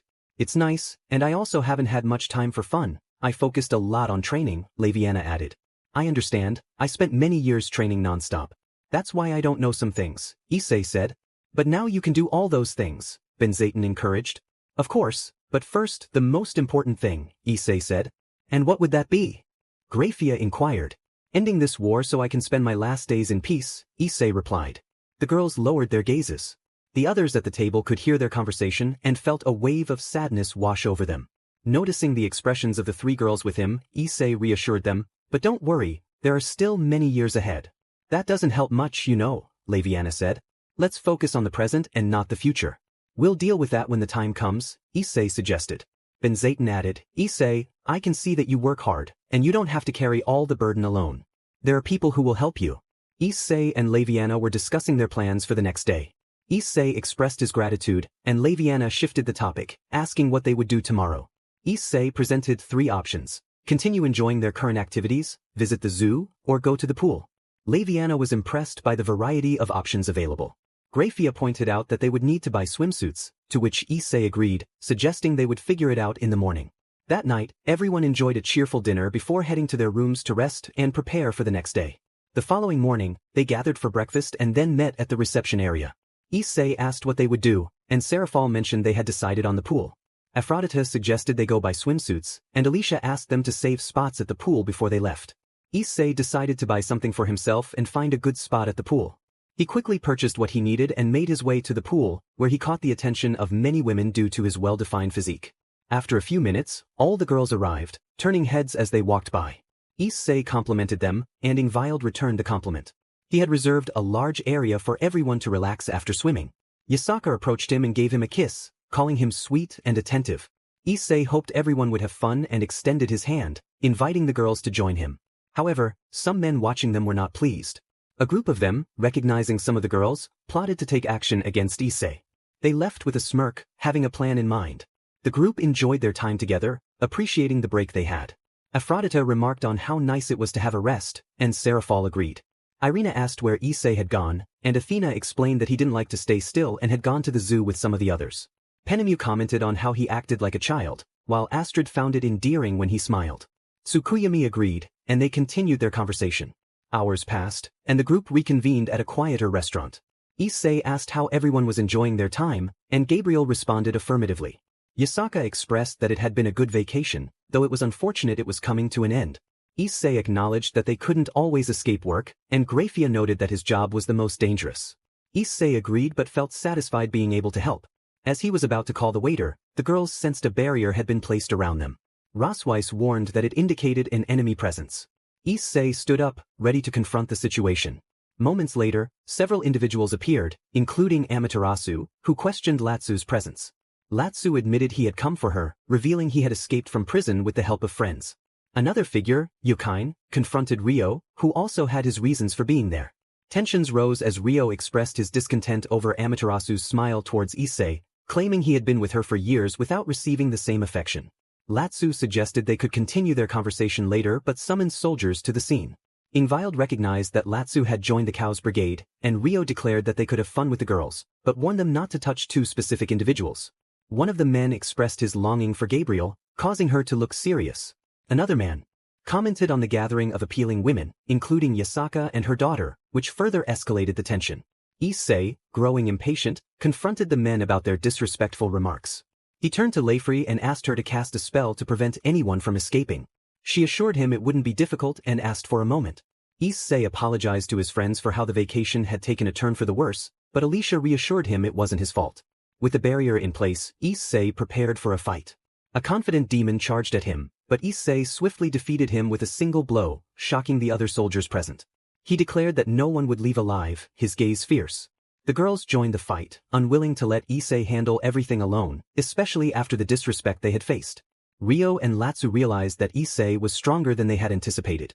Latsu, frustrated with the turn of events, revealed he had a secret weapon, which surprised Ryo. As the battle continued, the soldiers began to fall quickly, as the girls proved to be formidable opponents. Ophis, filled with rage, eliminated one of the soldiers without hesitation, her cold stare instilling fear in the remaining enemies. Leifri's spell ensured that no one could escape, and Latsu's plan was unraveling as he underestimated the strength of the girls. Tsukuyami declared that they would not let Latsu and Ryo escape unpunished, to which Ryo retorted that they would see if they could catch them. Amaterasu questioned Latsu's intentions as he revealed a small dagger, which Ophis warned contained the blood of Samel. The atmosphere grew tense as the confrontation escalated, setting the stage for an intense battle ahead. The group was surprised to hear that. Amaterasu asked, "How did you get that?" Latsu replied, "I made a deal. But that doesn't matter. With this, I can take down anyone, even a god." He quickly charged at Amaterasu, who could only dodge his attacks, knowing that even a slight touch could be fatal. Issei noticed the danger and swiftly eliminated a nearby fallen enemy before rushing to Amaterasu's aid.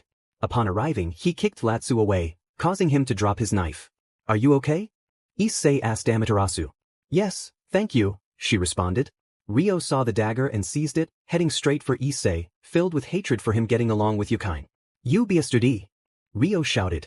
Issei turned and struck Rio in the stomach, but Rio took advantage of the close proximity and scratched Issei's eye. He wanted to stab him with the dagger but lacked the strength due to the pain. Still, he wore a satisfied smile. You're dead, Rio laughed. Issei felt the pain in his eye and began to scream, clutching his injured eye. The girls were alarmed, knowing the potential effects of the poison. They rushed to Issei to help in any way they could. Issei! Amaterasu called out.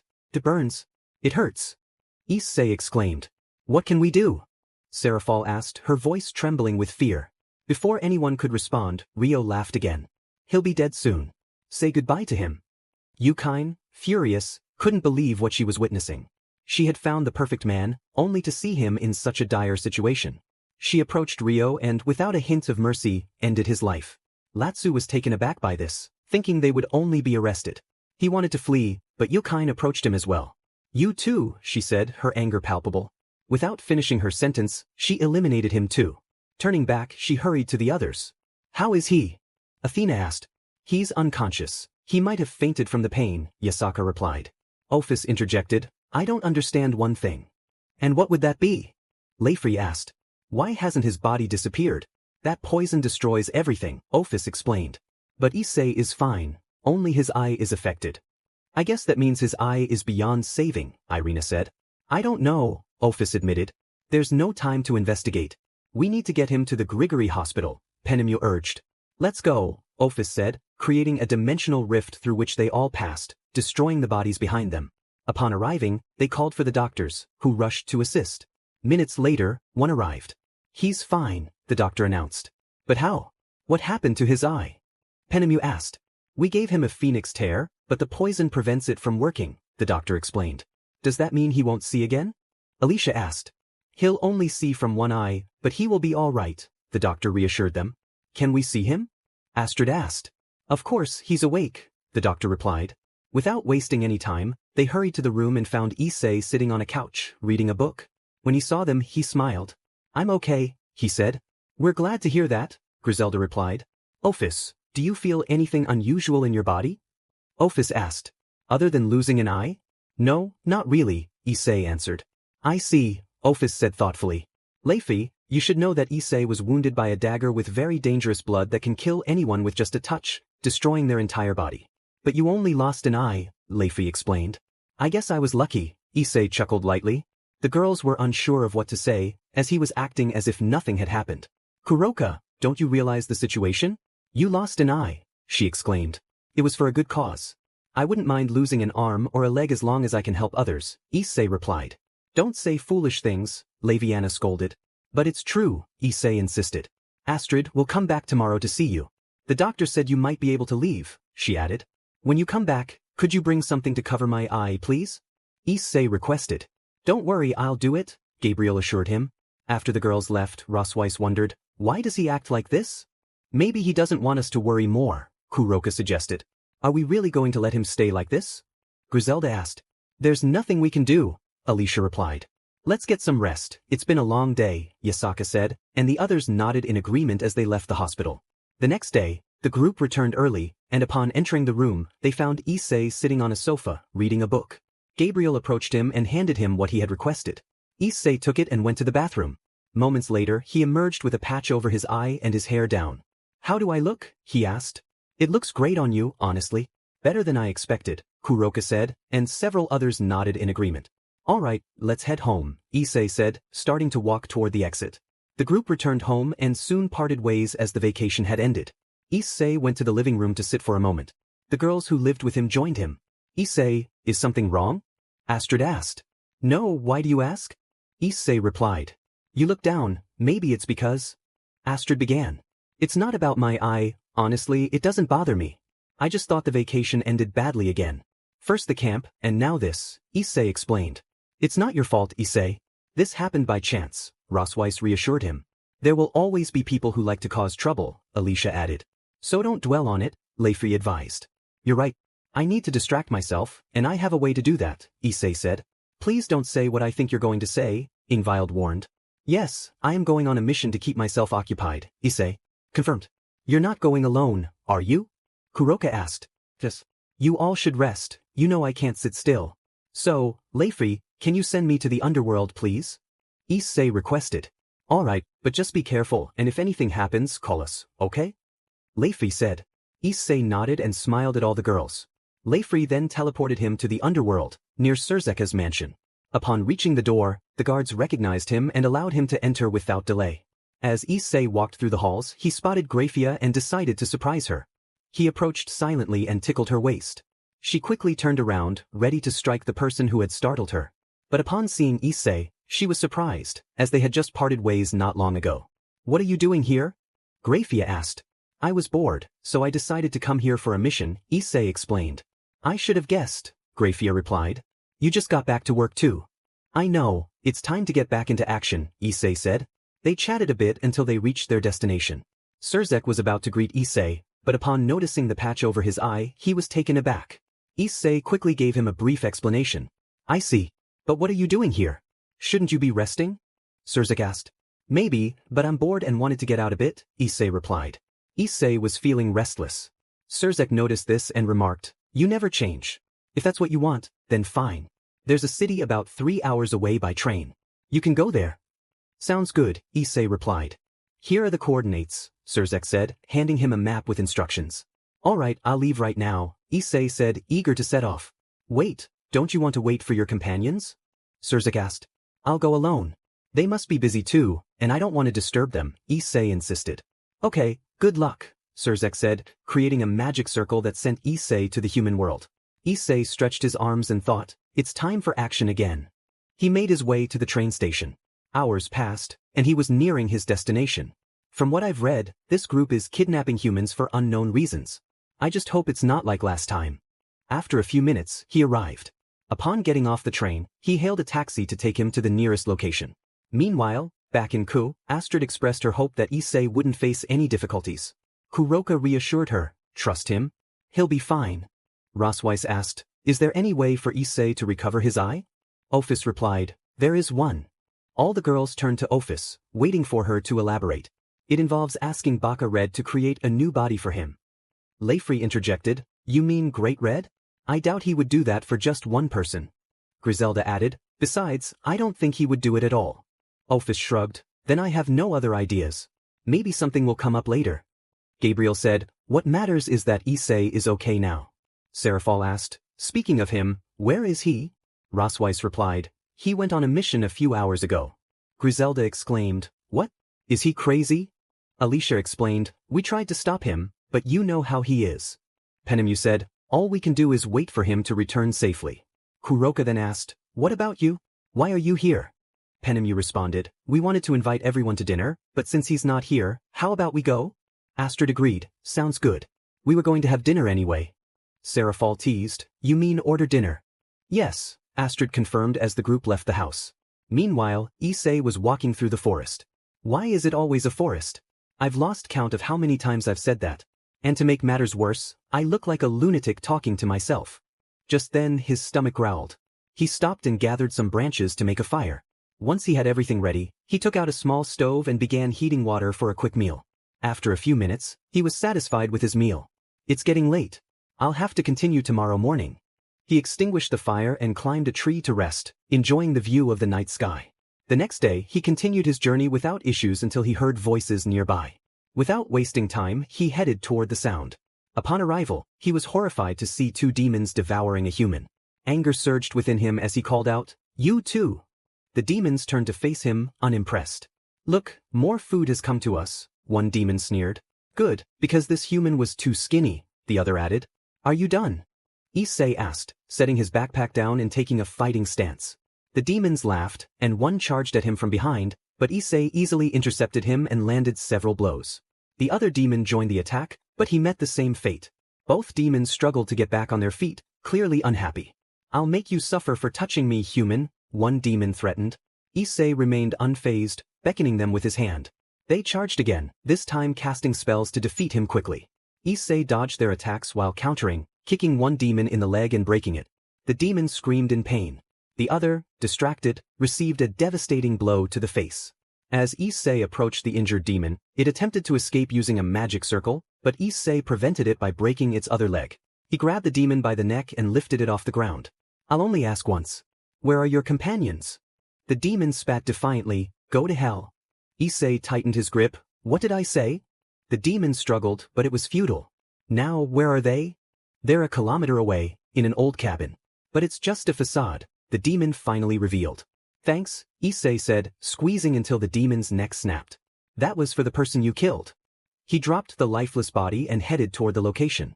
Upon arrival at the cabin, he launched an attack. Some demons tried to flee, but he made sure none escaped. Others begged for mercy, but Issei remembered the bodies and only intensified their suffering. After finishing, he destroyed everything and changed clothes, which were now stained with blood, before resuming his journey home. After a day of travel, including a stop to rest at a hotel, he finally arrived home. However, he was met with a shocking sight upon entering. The house was in ruins. Without hesitation, he searched for his companions but found nothing. Just then, a magic circle appeared, and his friends emerged, some injured. What happened here? Who did this? Issei demanded.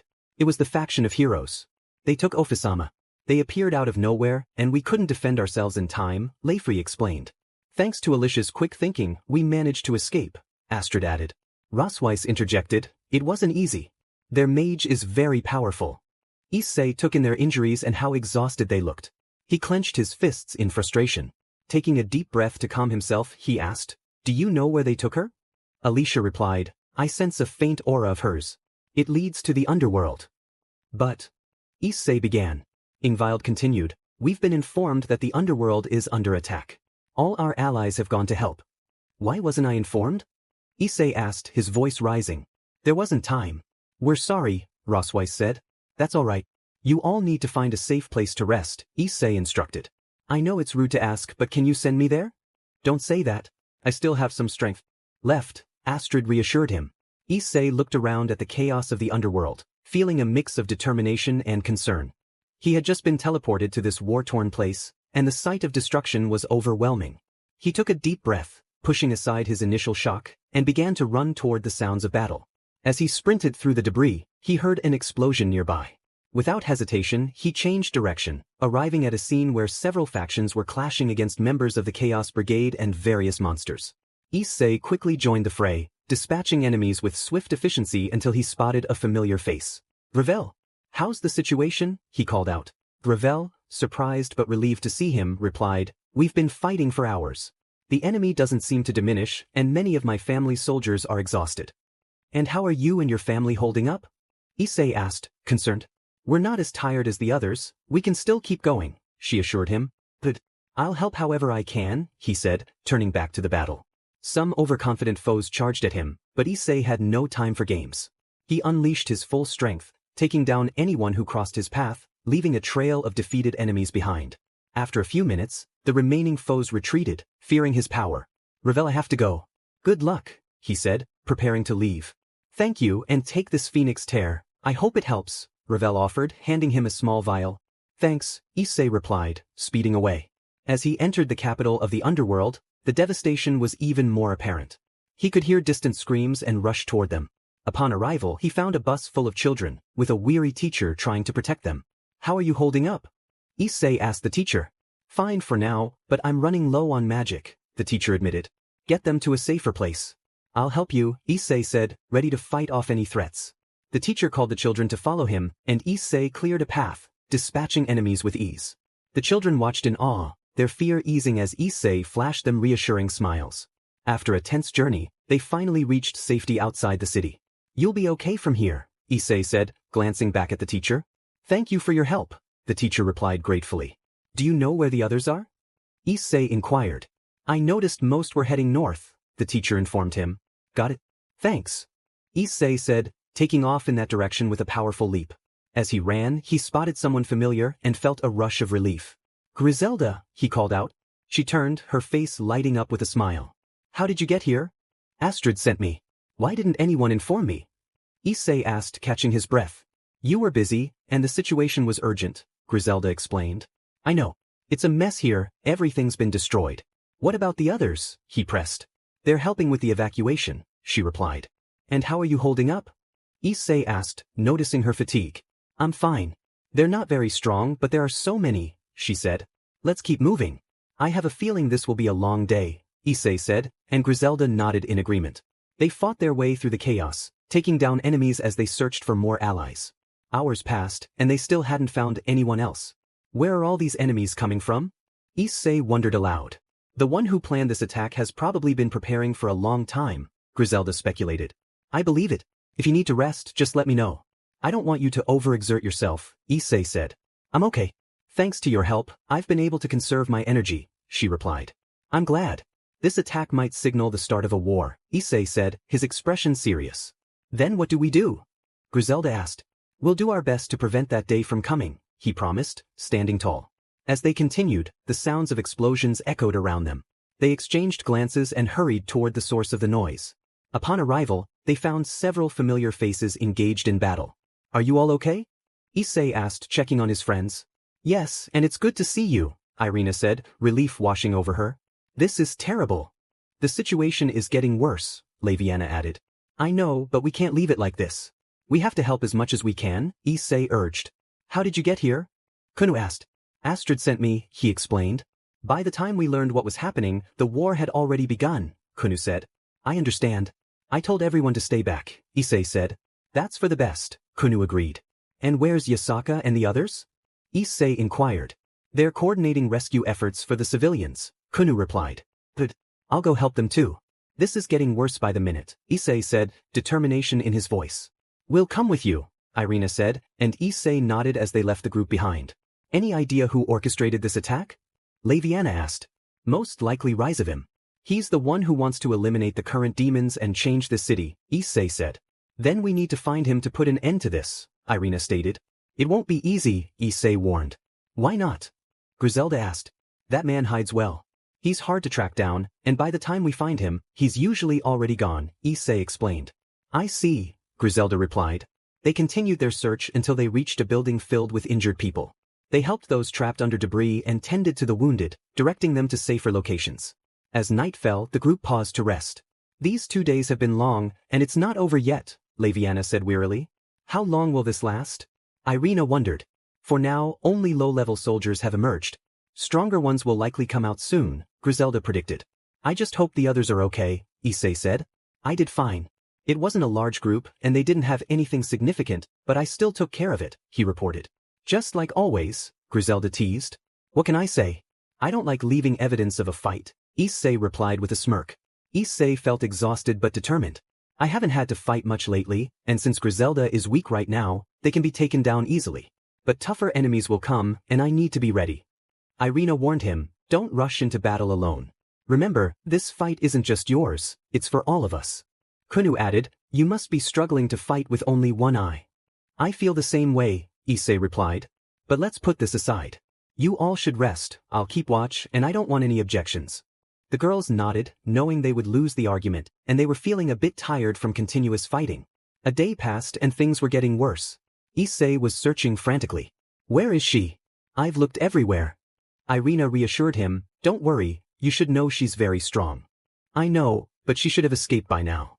The situation is getting worse. Laviana chimed in, you need to rest. You haven't since you arrived. I'm fine. I just want this to end quickly. Griselda reminded him, you can't do everything alone. Remember, there are others fighting too. I know, he replied as they continued walking until they heard several roars. What was that? It was terrifying. Kunu exclaimed. Suddenly, a hologram appeared. What's happening, Michael-sama? Griselda asked. Michael's expression was serious. We have serious problems. 13 monsters have appeared, 12 giants about 100 meters tall, capable of creating smaller monsters, and one even larger and stronger. Where are they? Issei asked urgently. You are the farthest away.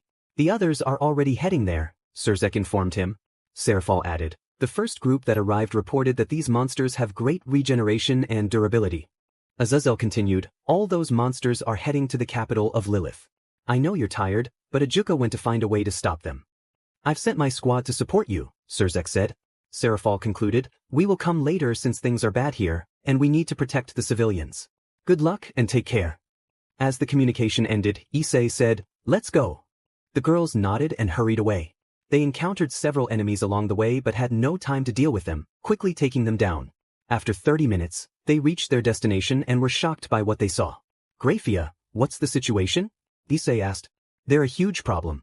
They defeat our fighters with ease, as if they know our weak points, Grafia explained. I see. I've heard they are very resilient. How resilient? Issei inquired. Too resilient. They regenerate in seconds. If this continues, we will run out of magic quickly, Grafia warned. For now, civilians are being evacuated, so we need to hold them off as much as we can, Issei decided. The monsters attacking us are Bandersnatch and Jabberwocki. Be especially careful with the Jabberwocki. It's the most dangerous, Grafia cautioned. I'll take care of that one. You handle the others, Issei said. Be careful, Griselda urged. If anything happens, call us, Grafia added. Issei nodded and moved away. Upon arrival, he was astonished again. I feel like an ant next to you, he said to the Jabberwocki. And you are, the Jabberwocki replied. So you can talk. Who sent you here? Issei asked. Our creator. But you don't deserve to know his name, the Jabberwocki said, taking to the air and unleashing a torrent of fire at Issei. The others gasped, fearing for Issei, who remained standing unfazed. As the smoke cleared, he was still in the same spot. Not bad, but it was nothing, Issei said, leaping forward and striking the Jabberwocki in the face, sending it crashing to the ground. The Jabberwocki rose, visibly annoyed, and charged at Issei. Not wanting to fall behind, Issei attacked as well. The Jabberwocki spewed fire again, but Issei pressed on, landing a blow to its face. If it didn't work the first time, it won't work the second, Issei declared. What are you? A divine being that my flames don't affect? Even gods are harmed by them, the Jabberwocki questioned. I'm something better than that. I'm an ordinary human, Issei replied confidently. Stop joking. A human like you couldn't defeat me, the Jabberwocki sneered. Issei ignored the taunt and charged again. The Jabberwocki flew higher, preparing a massive fireball. If this doesn't work, maybe this will destroy you completely. It might even annihilate the entire city, but it's worth it, it said. Issei watched as the enormous fireball formed. If that hits the ground, it will kill everyone. I won't let innocent people die, he thought, adopting a serious expression. He crouched slightly and leaped, shattering the fireball completely. But he didn't stop there, he charged through the Jabberwocki's stomach. Those watching were wide-eyed, astonished at how easily Issei had defeated it. As the Jabberwocki fell, Issei noticed his arm was slightly red, and the Jabberwocki began to recover. Not bad, it said, but you should know we're going to win this fight. We can fight for hours or days while you have your limits. I can see your arm is injured. Stop with the nonsense. Do you really think this little wound will stop me? I will never give up, and I promise to take you down along with the others, Issei declared, taking a deep breath and charging at the Jabberwocki. The Jabberwocki defended against each of Issei's attacks, but with every block, it lost a part of its body, only to regenerate instantly. Are you stupid? I told you, it began, but Issei interrupted with a powerful punch that separated its jaw. And I said to be quiet, Issei retorted, jumping back and preparing a massive attack that obliterated everything in its path, taking some Bandersnatch with it. As the smoke cleared, a scene of devastation unfolded, but Issei remained serious, walking toward the Jabberwocki, which was now injured and regenerating more slowly. What's happening to me? Why isn't it working? The Jabberwocki asked in disbelief. You wanted to hurt my friends. You should know I won't allow such foolishness, Issei replied. The Jabberwocki laughed. What are you laughing at? If I'm a monster, then what are you? It taunted. Issei approached the Jabberwocki and opened its chest. The creature screamed in pain as Issei pulled out its heart and destroyed it. Little by little, the Jabberwocki was fading away with a smile. We'll meet again, it said. And when that day comes, I will make you suffer alongside the others. You should know that there are things stronger and more terrifying than I am. Issei stood with his back turned. Then I will be ready for that day, he replied. The Jabberwocki warned, you will suffer, and then vanished completely. Issei looked at his blood-stained hands. I don't care what I have to endure. As long as they are safe, nothing else matters. He began to run at great speed toward where the others were. Upon arriving, he found Laviana. Laviana, you look unwell. You should rest, he said. I'm fine, it's just that these creatures don't die easily, she replied. I'll take care of it, Issei insisted. You just fought that giant thing, go get your hand treated, it looks bad, Laviana urged. I'm fine, don't worry about me, he reassured her. Please, just go, she insisted. With a sigh, Issei decided to leave, but, once he was far enough away, he went to help the others. Issei, what happened with the Jabberwocki? Grafia asked when he arrived. It's history now. Let's focus on the current situation, Issei replied. For now, everything is under control, we've been able to contain them, Grafia informed him. I can see that. Surzek has a great team, Issei acknowledged. Yes, they do, Grafia agreed. If anything happens, call me. I'll go help the others, Issei said, and Grafia nodded.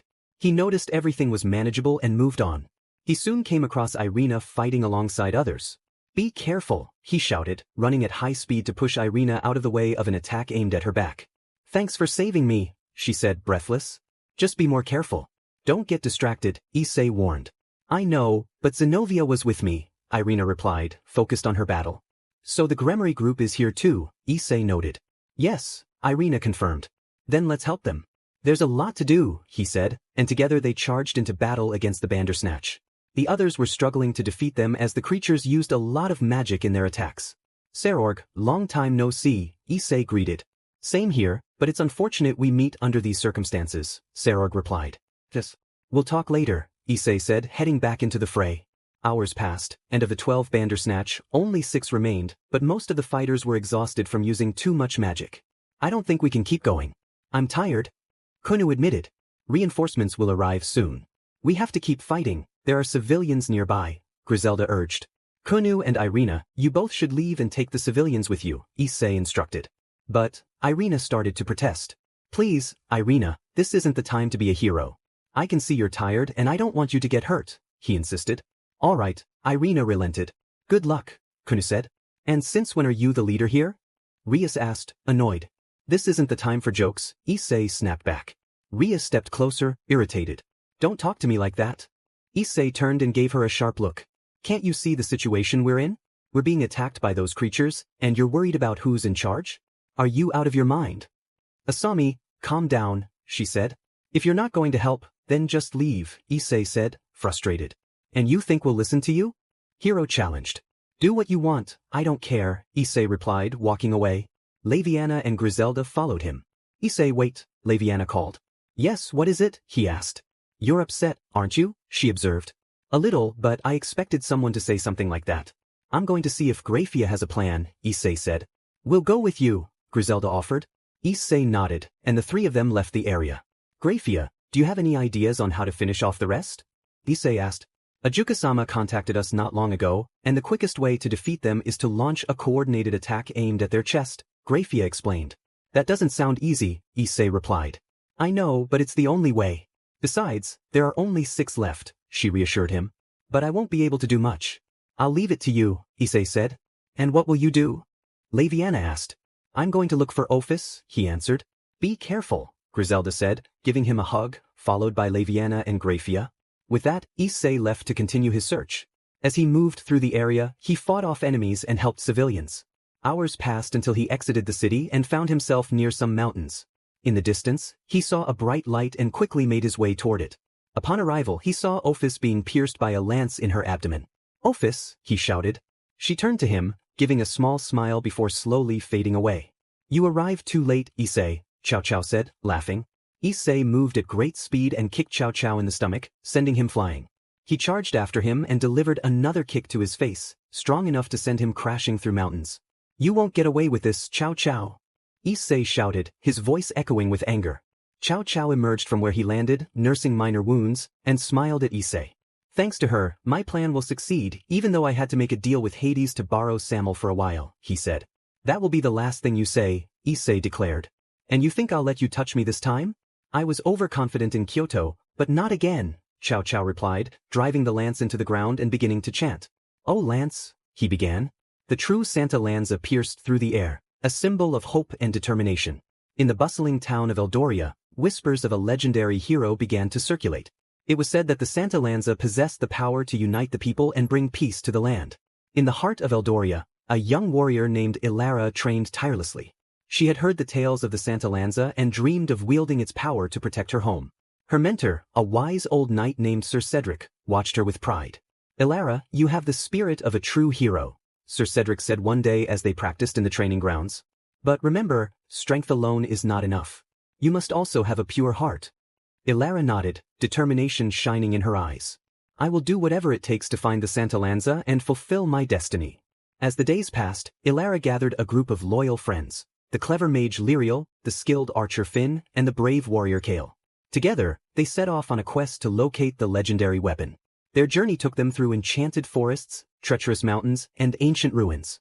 Along the way, they faced numerous challenges, but their bond grew stronger with each trial. They learned to rely on one another, combining their unique skills to overcome obstacles. One evening, as they camped under the stars, Ilara shared her dreams with her friends. I believe that the Santaanza is not just a weapon, it represents the unity of our people. If we can find it, we can inspire hope in everyone. Finn nodded, his eyes sparkling with excitement. And together, we can protect Eldoria from any threat that may come our way. The next day, they arrived at the entrance of an ancient temple, rumored to be the resting place of the Santaanza. The air was thick with anticipation as they stepped inside, their hearts racing with the promise of adventure. Inside the temple, they encountered trials that tested their courage and wisdom. Each challenge brought them closer to the heart of the temple, where the Santaanza awaited. Finally, after overcoming their fears and doubts, they stood before the legendary weapon, glowing with an ethereal light. Ilara reached out, her hand trembling with excitement.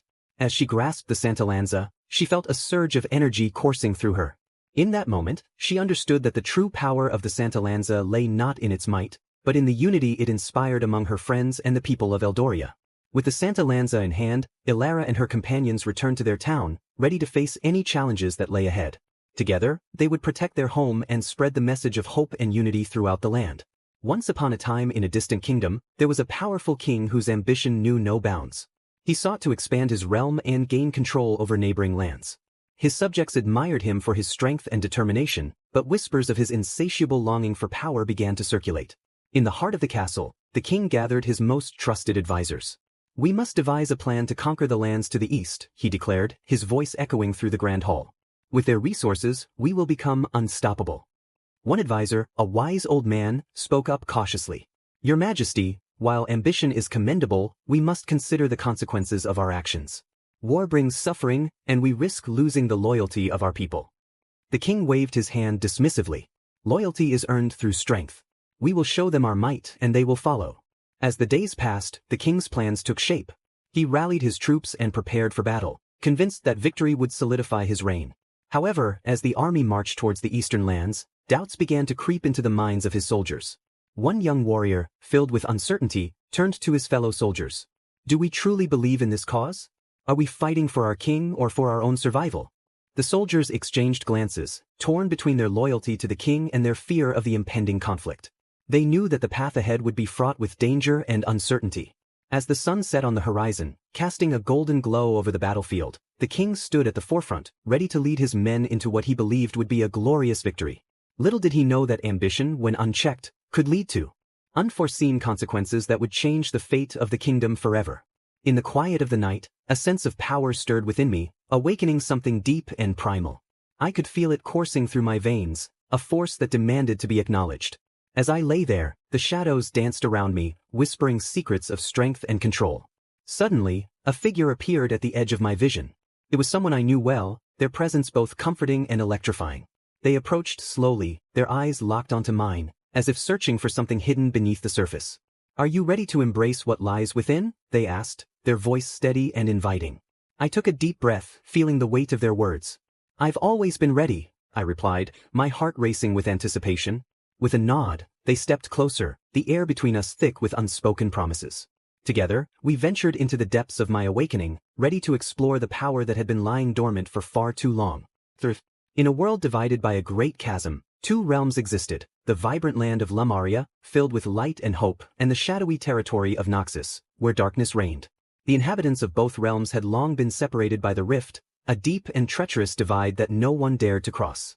One day, a brave young woman named Ilara from Lumaria stood at the edge of the rift, her heart pounding with determination.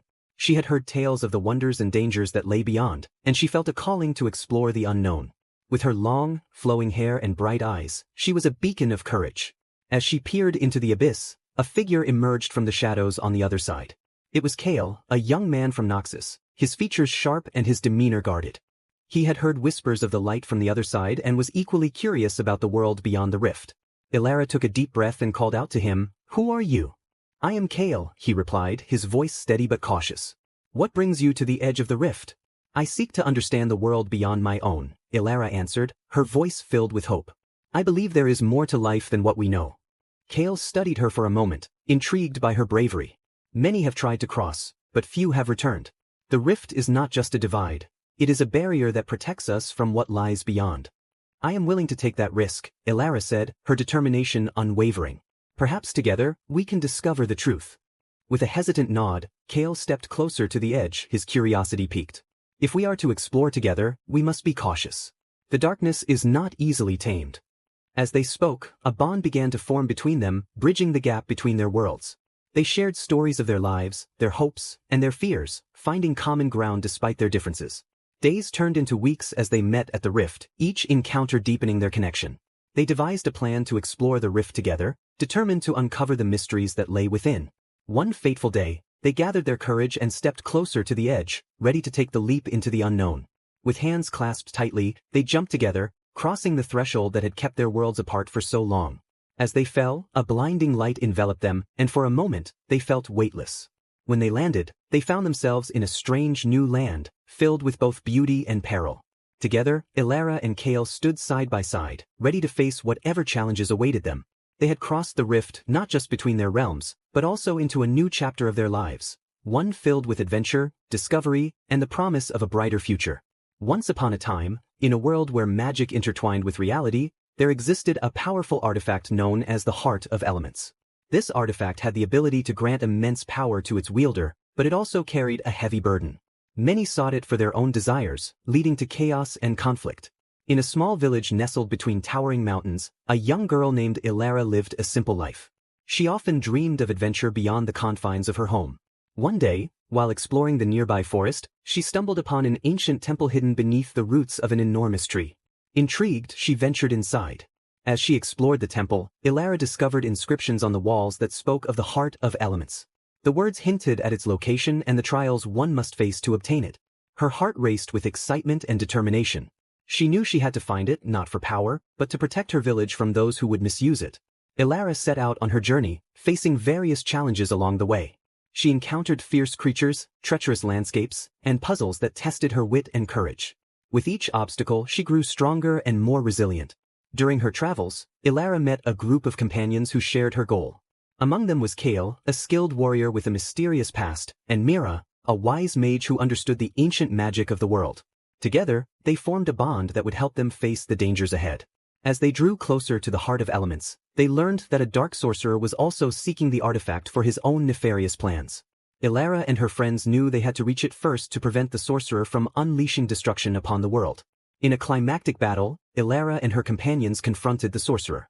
With courage and teamwork, they fought valiantly, using their unique skills to counter his dark magic. Just when it seemed all hope was lost, Elara tapped into the strength of her friends and the power of the Heart of Elements. In a brilliant flash of light, the artifact responded to her pure intentions, banishing the sorcerer and restoring balance to the world. Elara realized that true power came not from the artifact itself, but from the bonds of friendship and the courage to stand up for what is right. With the Heart of Elements safely protected, Elara and her friends returned to their village as heroes. They had not only saved their home but had also discovered the strength within themselves. From that day forward, Elara continued to seek adventures, knowing that the greatest journeys often lead to the most unexpected places. Chow declared his intent, radiating immense power. "Consider yourself dead," he said, moving with great speed to appear behind Issei, striking him in the ribs with his spear and sending him flying. But he didn't stop there. He charged at Issei, pinning him to the ground. "This isn't over, Issei. I have to show who rules this world," Chow proclaimed. Issei, recovering, replied, "You think being cruel makes you strong?" Chow sneered, "The method doesn't matter, winning is everything." "I see," Issei said, pulling his fist back as if preparing to strike the air. Just then, Chow felt a sudden impact to his stomach, causing him to spit out blood. "This is just the beginning," Issei said as he began to walk forward. Meanwhile, the others were finishing their battles.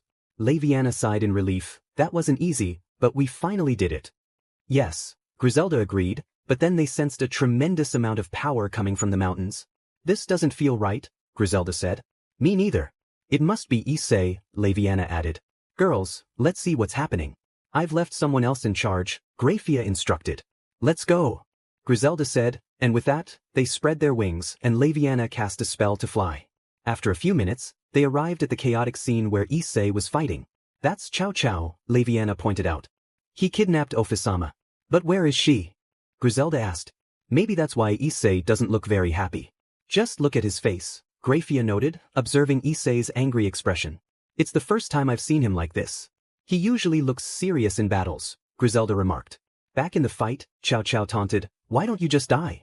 I have great power and you have nothing. How do you resist so much? I have a purpose, Issei replied, delivering a punch to Chow's face that sent him flying. Chow got back up. Is it because of those women with you? Are you stupid? You belong to very different worlds. They will live for years without aging, while you will die slowly and they will grow tired of you. Issei lowered his gaze, and the three girls noticed but didn't want to interfere. That's fate for you. You know something? Issei said, lifting his gaze with a calm expression. I'm not an extraordinary person. I'm just an ordinary man with simple ideas. I've lived a simple life, and perhaps my name will be forgotten, but I feel like someone who has achieved success and love. That is more than enough for me. I know that sooner or later I will leave this world, but I will go happily because I have loved and seen their smiles. The three girls were moved to tears by his words and wanted to rush to him, but they held back. Nobody could forget your name, Issei. So many things you've done will never be forgotten, Grafia said. Yes, if one day you leave this world I will go with you, Griselda added. Chow scoffed. Nice words, but who cares? You don't know the suffering I've been through. Those supernatural beings killed what I loved most. And for that, you have to kill everyone just for one? There are innocent families too, Issei countered. You know nothing about my childhood. It was terrible. I went from family to family until one day I decided to escape to take revenge. Is that what you call terrible? You escaped from a family that might have cared for you over a trivial matter. You don't know what a terrible childhood is. I was abandoned at a young age, with nothing. How was a child supposed to defend himself? But I persevered, I worked, trained, and studied. I never had the childhood others had. I would walk through the park and see happy families while I returned home to an empty house. But when I met those girls, I vowed to protect them and ensure nothing happened to them. That is my purpose in life. They will leave you, you're an idiot, Chow sneered. Let them go and you'll see. I won't, Issei declared firmly. If I take even one step away, all the oaths and promises I made in the past will mean nothing. And if I dare to do that, I will never be the same again. The girls rushed as fast as they could, even with limited magical reserves. Upon arriving, Laviana burst through the door, and the leaders turned to look at them. Azazel, we need your help. It's very important, Laviana said urgently. You'll have to wait. As you can see, we're in a meeting about this attack, Azazel replied. There's no time, it's about Issei, Grafia interjected, capturing everyone's attention. What happened to him?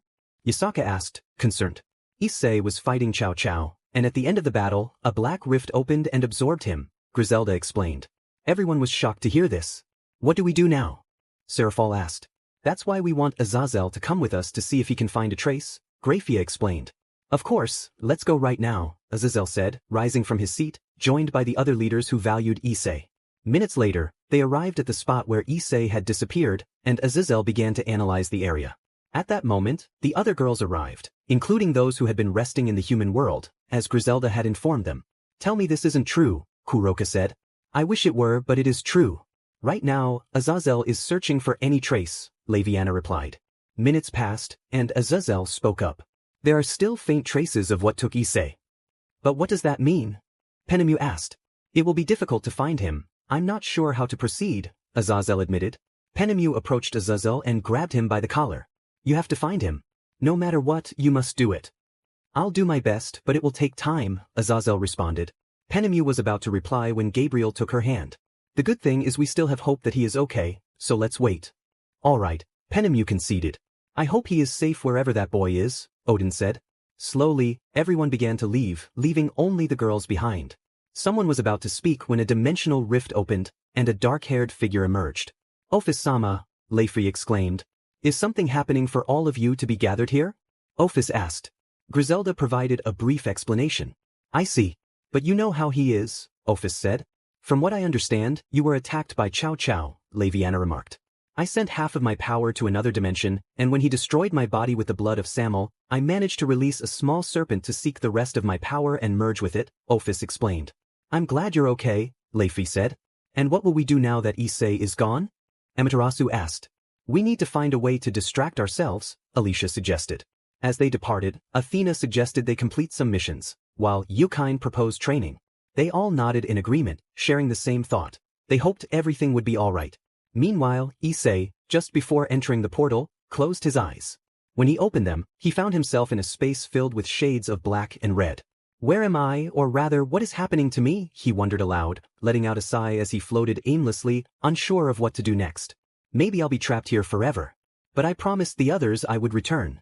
He looked around, searching for a solution, but found nothing. Hours passed, and frustration set in. This is impossible, I can't find anything, he muttered. What if I try to break through those walls? I could die or end up right back where I started. Closing his eyes to contemplate his next move, he decided it was time to take a risk. It's all or nothing. He floated toward the wall, eyes shut, bracing for whatever might happen. Suddenly, he felt a strong gust of wind on his face. Opening his eyes, he realized he was falling into the sea. Oh no, what have I done? Where on earth am I landing? Maybe I'll return home, just in a different place. He shook his head, dismissing those thoughts as he plummeted toward the water. As he hit the surface, he emerged from the water, gasping for breath. Those nearby were stunned to see him. Issei wiped his eyes and surveyed his surroundings, astonished by what he saw. Who are you and what is happening here? Who are you? One of them asked, pointing a weapon at him. Issei raised an eyebrow at the question. Wait, how are you floating? That looks amazing, he exclaimed. What kind of creature are you? Another questioned. What do you mean, creature? Issei replied, confused. I don't think he's telling the truth. He might be lying. Capture him and take him to the Prince of Wales, one of them ordered. They nodded and seized Issei, taking him away. As they moved, Issei looked around, realizing he was surrounded by water. Where are we going? He asked. To your prison, came the curt reply. Can we talk about this? He pleaded, but they ignored him and continued on their path. Eventually, they arrived at a grand mansion where others awaited. Inside, two individuals were seated on a sofa, having been informed of Issei's arrival. The one who brought him sat him down on the opposite sofa, and they remained there for a moment.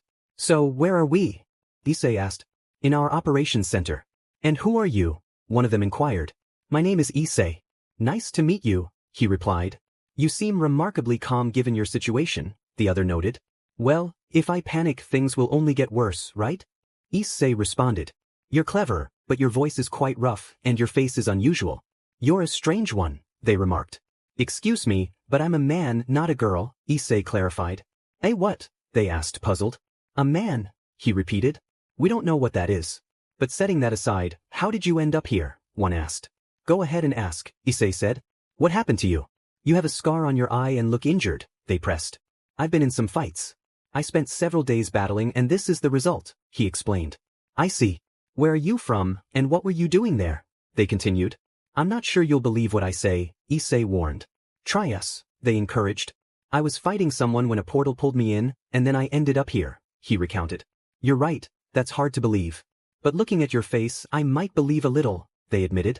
And what will happen to me now? Issei asked. You'll be under surveillance until we decide what to do with you, they replied. I understand. I promise I won't cause any trouble, and if you need my help, I'll provide it, Issei assured them. I doubt you can do much, one said. I'll try, he insisted. Just then, a guard was called, and Issei was taken away. Do you believe him? One asked. Time will tell, the other replied. Issei was led to a room and locked inside. What will happen to me now? He wondered. That night, Issei was reflecting on the strange place he had ended up in. I never thought I'd find myself in a place like this. I didn't even know other worlds existed. He approached the window and gazed at the stars. I hope the girls aren't worried about me. At that moment, the Prince of Wales entered with another person. Issei turned around, trying to fix his hair, feeling a bit self-conscious. The newcomer was surprised by his appearance and injuries. She'll be watching you, Wales said, gesturing to the other person. I didn't ask for this, I have better things to do, she replied. You're the strongest, and only you can handle this, Wales insisted. And what should I do? She asked. Just keep an eye on him, he instructed. Hey, you should speak more quietly, I can hear you, Issei interjected. I'm glad you can. Now you know you can't escape easily, Wales said. And where would I go? I don't know anything about this place, Issei replied. If I have a mission, I'll need to take him with me, she said. But how will that work? He can't float, and that's unusual, Wales explained. Someone else will accompany you to ensure he's always by your side, Wales assured her. I promise not to cause any problems, Issei reiterated.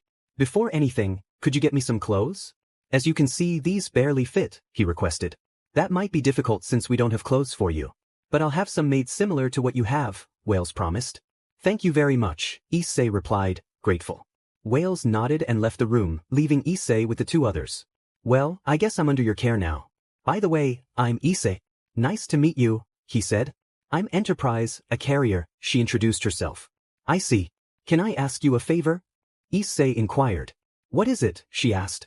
Can we go outside and explore a bit? I don't like being cooped up for too long, he suggested. Honestly, I didn't want this. I have better things to do, she replied. And do you think I wanted to be here? I was in the middle of a great battle with my companions when I accidentally ended up here, Issei explained. That explains the injuries, she noted. Yes, except for the eye, that's been there for a while. I used to wear a patch but I lost it, he added. And what happened to your eye? She asked. I was protecting someone close to me, Issei answered. Issei and Enterprise stepped outside, leaving the house behind as they began to walk through the city. Your voice is quite unique, Enterprise remarked, glancing at him. What do you want me to say? It's just how I am, Issei replied. Hey, can I ask you something? Sure, Enterprise said. Why don't I see any other men around here? Issei inquired. Just one. There are 5 of us, Enterprise answered. Seriously? I'm a man, there should be others like me, Issei insisted. Not that I know of, Enterprise replied. What kind of place have I ended up in? Issei wondered aloud.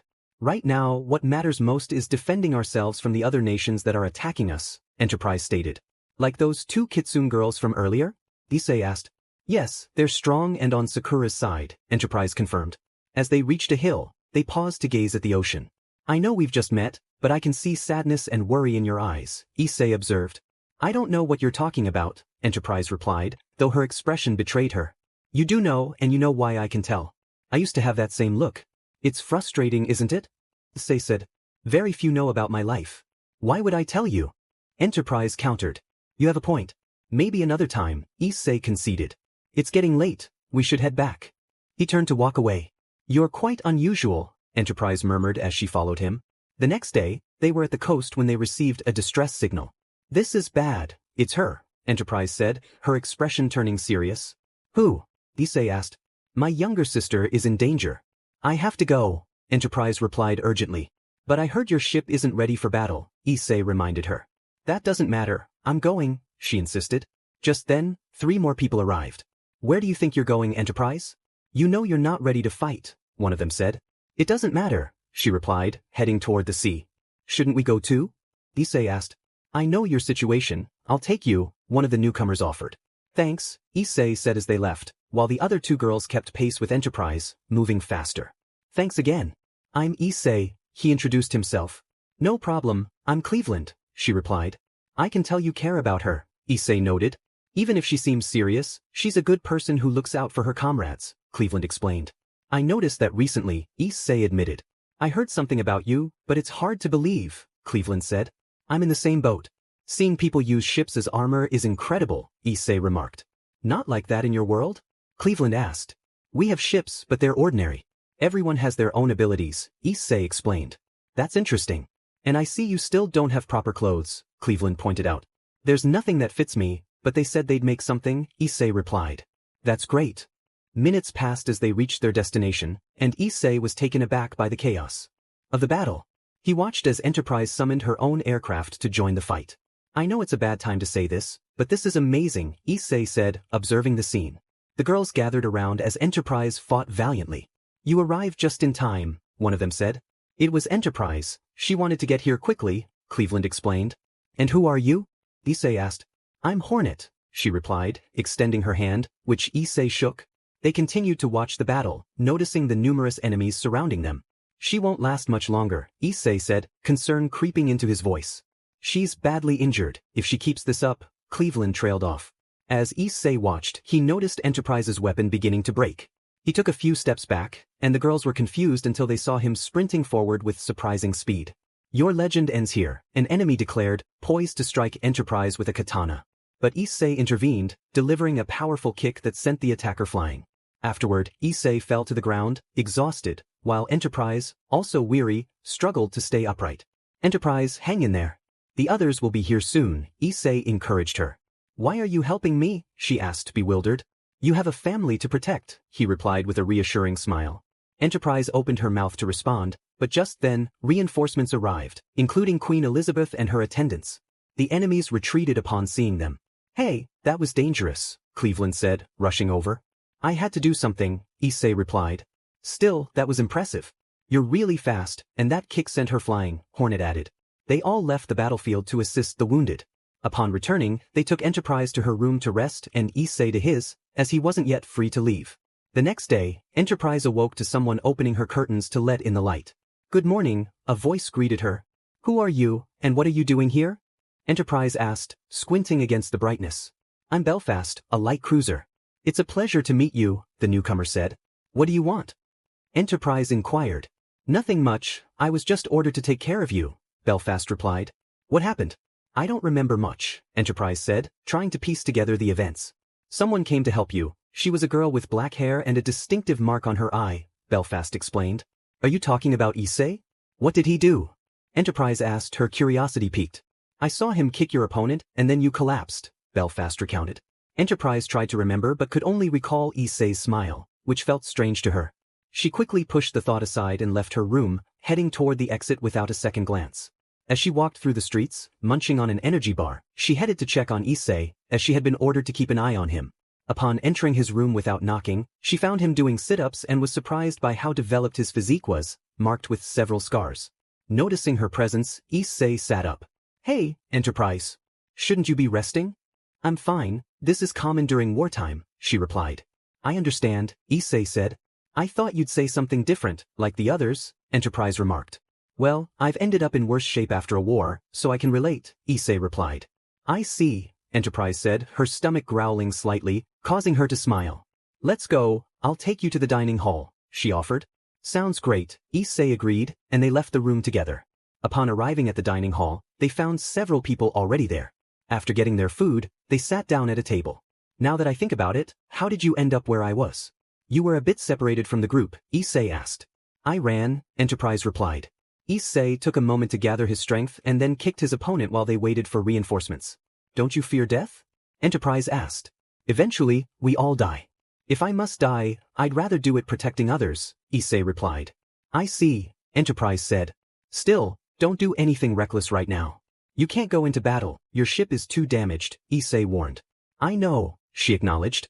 Can I go see your ship? I've only seen it from a distance, Issei asked. Of course, Enterprise replied. After finishing their meal, they left the dining area and headed toward the ships. Upon arrival, Issei was taken aback by the poor condition of her vessel.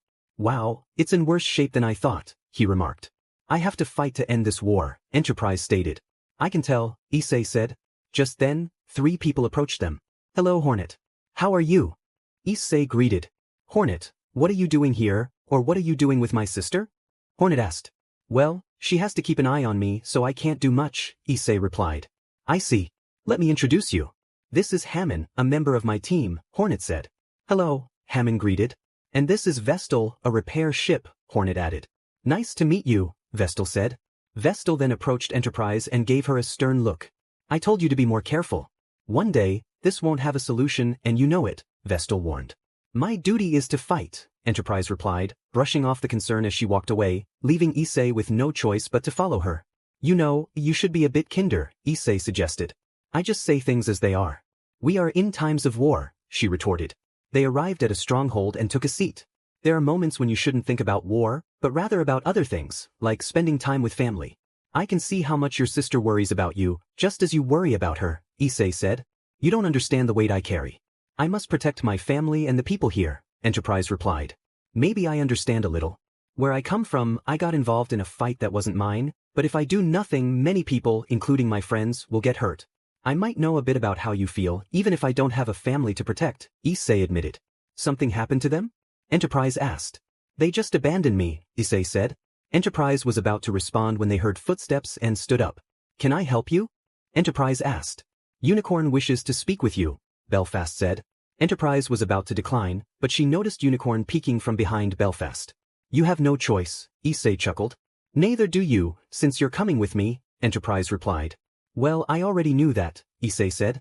Belfast watched with curiosity as Enterprise spoke calmly with Issei.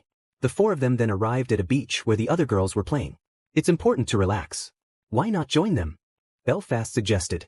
We just got attacked. This isn't the time for that, Enterprise insisted. We need to forget the bad times, Issei said. She's right, so let's go, Enterprise. She was about to refuse, but Issei took her hand and led her into the sea. Once they arrived, they both entered the water. Enterprise was reluctant, but Issei wouldn't let her go easily. After a while he released her, and she sat on the shore. "Thank you for what you did last time," Unicorn said. "It was my duty to help," Enterprise replied. "Still, thank you," Unicorn said shyly before joining the others. Meanwhile, Enterprise watched as Issei swam with a big smile. "Where do you get all that energy and why do you always look so happy?" she wondered aloud to herself. Minutes passed, and it began to rain, prompting everyone to return to the house. Shortly after, they received a distress signal, and a group set out for rescue. "I didn't want to get wet," Hammond complained. "Sorry," Cleveland replied. "Have you lost your mind?" Cleveland asked Enterprise. "Your platform isn't repaired yet." "She always goes out to fight," Cleveland noted. "Issei, why didn't you stop her?" Cleveland questioned. "If she doesn't listen to the higher-ups, do you think she'll listen to me?" Issei replied. "You have a point. Now that I think about it, how can you?" Cleveland asked. "Vestal built this for me so I could float. Isn't it great? Now I can help a bit more," Issei explained. Cleveland was about to respond, but they had already reached their destination. Enterprise moved ahead quickly, and Issei had no choice but to follow.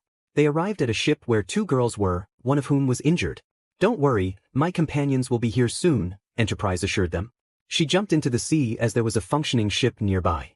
"Over here," she called. The ship was about to fire, and Enterprise wanted to attack but couldn't. Her aircraft carrier was still out of commission. Just then Issei arrived. "Don't be foolish. You know you can't do anything, let me handle it," he said. Before Enterprise could respond, Issei charged at the ship, which was about to fire at him. He leaped high and landed on the ship with his fist extended, splitting it in half and causing a massive explosion. Enterprise was astonished by what he had done. Moments later, Issei emerged from the debris and approached her. "You're not alone, Enterprise. Trust your companions, okay?" he said. "How did you do that without a weapon?" she asked, still in shock. "I trained, that's all I can say," Issei replied. Minutes later, the others arrived and took the two tired girls away. As dawn broke, they set sail on their ships. Enterprise gazed out at the sea alongside Issei until Belfast approached. "Is something wrong?" Enterprise asked. "You're brave and I admire that. Allow me to stand by your side," Belfast said, bowing.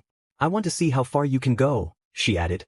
Enterprise didn't know what to say, and Issei began to laugh. "What's so funny?" Enterprise asked. "You didn't like being around people, and now you'll have someone close by all the time," Issei teased. "I don't want this," Enterprise protested. "I also want to see what you're capable of, Issei," Belfast said. "Wait, what?" Issei exclaimed. Now, Enterprise was the one laughing, albeit quietly. "Hey, stop laughing," Issei said. "You started it," she replied. "Because I thought it was just you," Issei said. "Sure," Enterprise said. Belfast watched with curiosity, noticing the smile on Enterprise's face as she spoke with Issei. Not wanting to intrude further, she left the area. Chapter End. Penemu. "Azazel, how's it going with that?" Azazel, "Hey, we haven't slept in days working on this. Do you know how difficult it is?" Penemu, "I don't care." Azazel, "Go with the others so you don't bother me every moment. I'll let you know when this is finished, okay?" Penemu wanted to respond but decided to leave so he could finish faster. Rossweiss, "How's it going?" Penemu, "They're doing the best they can." Serafal, "Already?" Several days had passed since Issei had left, and it felt strange not having him around. Alicia spoke up, "There must be another way." Leifri replied, "There's only this one. We can only hope that Issei is okay." Invild reassured them, "You all know how strong he is. So let's not worry." Tsukuyami added, "Maybe he's helping someone right now." Yasaka nodded, as always, helping without considering the consequences. The others agreed, as it was typical of him. Meanwhile, in another dimension, Enterprise questioned Belfast, "Why are you doing this?" Belfast responded, "So you can have a good meal, and I want to see your human side." Enterprise replied, "I'm not hungry." Belfast insisted, "It will help you gain more strength." Enterprise countered, "I'm fine, besides, I need to go find Issei." Belfast suggested, "You could ask someone else to keep an eye on him." Enterprise shook her head, "No, I will do it." She stood up and headed for the exit, with Belfast following her. "How are the two girls from yesterday?" Belfast asked. "They're fine," Enterprise said, pointing to a food stall. "Are they not tired?" Enterprise inquired. "They have plenty of energy," Belfast replied. They continued on their way until they reached the place where Issei was staying. "Hey, you took longer than usual," Issei remarked. "She wouldn't let me come," Enterprise explained. "I see. It doesn't matter now. Let's eat, it's late. He took her hand and led her to the dining area. Belfast observed. Why don't you say anything when he leads you like that? He's an interesting person. Upon arriving at the dining area, Issei insisted that both of them eat with him. It looks like a nice day, doesn't it? Issei said. Yes, it is, Belfast agreed. How about you teach me to use those things? I barely managed yesterday, and I need to be prepared for danger, Issei suggested. And how do you plan to fight without any weapons? Enterprise asked. Don't worry about that. I'll figure it out, Issei replied confidently. You're too carefree, Belfast noted. I don't like to think only about wars, otherwise, I'd become as serious as Enterprise, Issei said. Hey, you have the guts to talk to me like that, Enterprise retorted. It's better to be honest. Are you going to do something about it? Issei challenged. If only my weapon were ready, I would put you in your place, Enterprise said. We'll never know the outcome, it's better this way, don't you think? Issei replied with a grin. Better wipe that smile off your face, Enterprise warned. And you better put one on. Like this. He moved closer to Enterprise and used his hands to make her smile. The other girls present were shocked. They knew of Enterprise's reputation and that Issei showed no fear. Enterprise pushed Issei's hands away. Don't do that again. Whatever you say. So, will you teach me? Issei asked. It will only be for a moment, Enterprise agreed. Great. And you, Belfast, will come too, right? Issei asked. I must always be by your side, so I will go, Belfast confirmed. All right, once we finish this, we're leaving. Minutes passed, and the three finished eating and headed to the sea. Gradually, they taught Issei how to use his shoes properly. Belfast, I need a favor, Issei said. Tell me, she replied. I want you to shoot at me. I need to learn how to dodge bullets and all that, Issei requested. Are you crazy? How do you plan to defend yourself? Enterprise questioned. That's why I brought this stick, Issei said, holding it up. That won't do much, Enterprise warned. Well, I have nothing to lose, Issei replied confidently. Maybe your life, Enterprise cautioned. Come on, Belfast, do it, Issei urged. She nodded, pulled out her weapon, and Issei got into a defensive stance. Belfast began firing small bullets, and Issei used his stick to deflect each one. Come on, that's nothing, right? He challenged, surprising both girls with his determination. Belfast stood ready, a determined look on her face. All right, then prepare yourself. She began firing more bullets than usual, and Issei matched her pace effortlessly. Is that all you've got? Issei challenged, a confident smile on his face. Belfast simply returned his grin and increased her firing rate. Enterprise watched in astonishment as Issei deflected each bullet without a single one hitting him. After 5 minutes of this intense exchange, Belfast finally paused. Well, that wasn't bad, Issei remarked, catching his breath. How did you do that? It's almost impossible, Belfast asked, genuinely curious. I just focused, Issei replied casually. Enterprise interjected, why didn't that staff get destroyed? Because I only deflected the attacks, I didn't destroy them. That's why you see all those scratches, Issei explained. I see. So you know how to use the staff, Enterprise noted. Well, I can also use a sword, Issei added. I can arrange for you to get one, Belfast offered. That sounds great. And maybe you could also get me an eye patch, Issei suggested playfully. Why an eye patch? Belfast inquired. Maybe they don't like seeing this scar, he said, gesturing to his face. It actually suits you, Belfast replied with a smile. It looks good on you, Enterprise agreed. Thanks, but not everyone thinks the same, Issei said, shrugging. That's all right, Belfast replied. Now that I can take a break, I can join you in battles. That's dangerous, Enterprise warned. Let me tell you something, Enterprise. I've lost several battle companions right before my eyes, and I promised myself I would never witness that again. It's very painful. So I will watch your back, Issei said earnestly. Enterprise was about to respond, but Issei had already walked away. He cares about you, he likes you, Belfast remarked. He's an odd one, Enterprise replied. I would say he's very optimistic. Maybe you can learn something from him, Belfast suggested. Besides, you couldn't even leave a scratch on him, Enterprise pointed out. I haven't fought in a long time. But seeing what he did made me feel like my power had diminished. However, I didn't use my full arsenal, Belfast admitted. Do you think he could handle all that? Enterprise asked.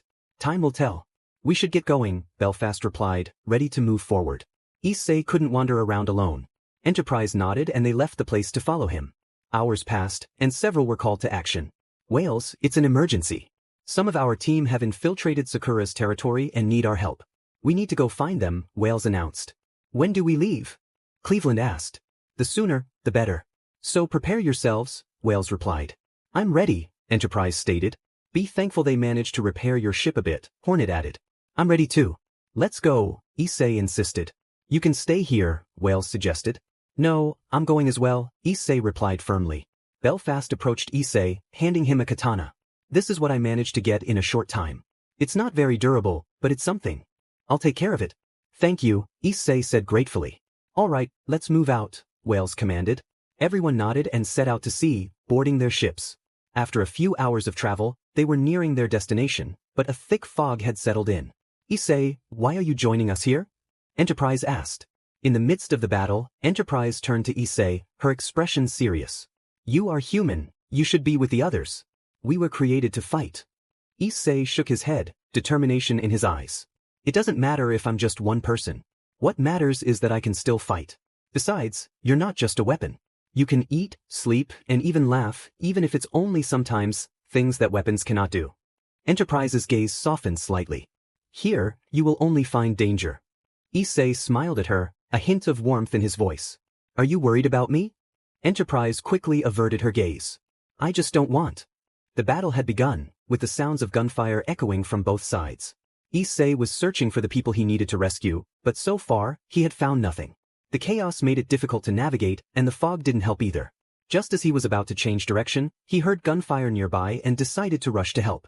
He moved swiftly, leaping over debris, and soon found two maids surrounded by enemies. As the enemy fired, the two girls closed their eyes in fear, but Issei arrived just in time, sword in hand, deflecting the bullets. Moments later, Belfast joined him.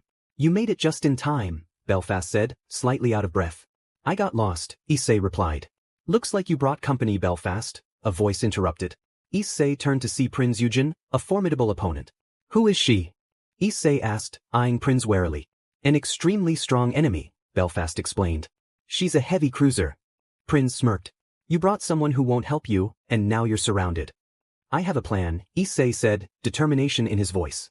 You need to escape with them while I hold them off. But they're too strong in numbers. Belfast protested. Trust me. Just go. Enterprise needs you, Issei insisted. Shouldn't that be the other way around?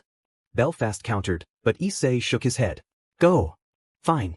I hope to see you soon, and I'll make a great meal when you return, Belfast said, giving him a hopeful smile. I'll be there, Issei replied, returning her smile. Belfast took the two girls and prepared to leave, but the enemy began firing again.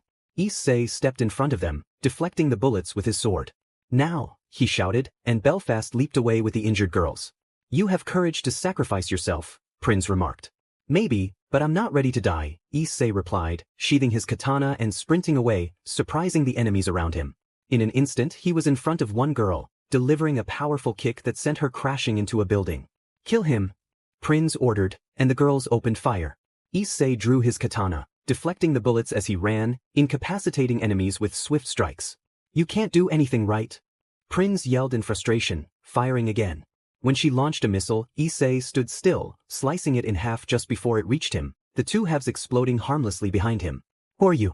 We've never heard of a new ship like you, Prince demanded. That's because I'm not a ship, Issei replied, charging at her and landing a punch to her stomach. Prince staggered back, blood spilling from her mouth. Why does it hurt so much? No one has ever hurt me like this, she gasped. You enjoy seeing others suffer, but when it happens to you, it's a different story, isn't it? Issei said. Why do you help them? Prince asked, struggling to stand. They're good people and I've made some friends, Issei answered. You're a strange one, Prince muttered. Maybe I am. With that, Issei let her fall into the sea as she lost consciousness. Enterprise, did you enjoy the show? Issei called out, spotting her nearby. How long have you known I was here? Enterprise asked, crossing her arms.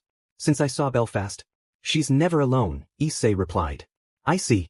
By the way, you were really fast. It was hard to keep up with you, Enterprise complimented.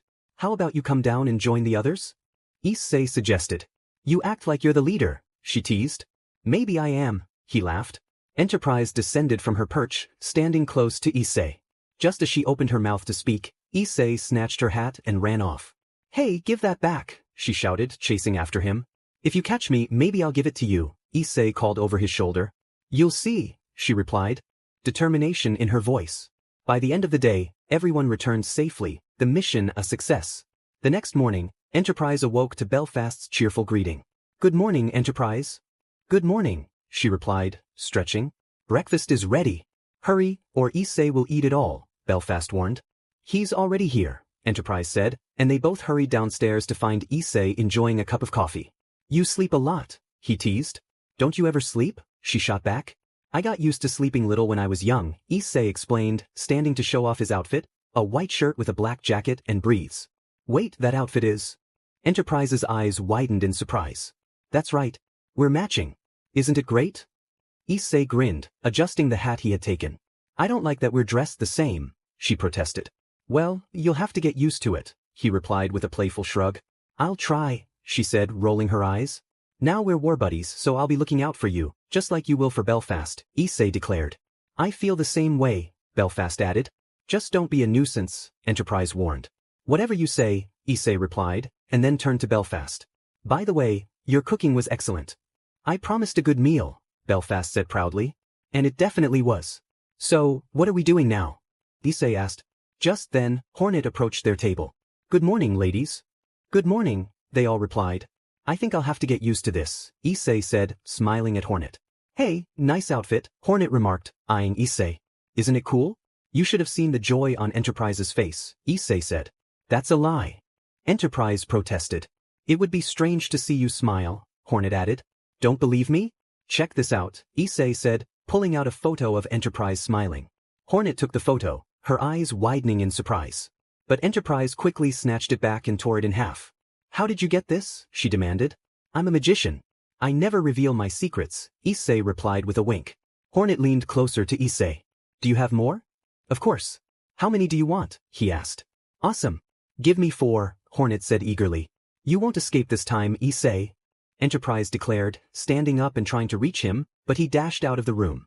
Since he arrived, my sister has changed so much, Hornet observed. She seems happier now, Belfast agreed. How does Issei do it? I've tried for so long, but nothing works, Hornet wondered. Issei always speaks the truth and teases her often, Belfast explained.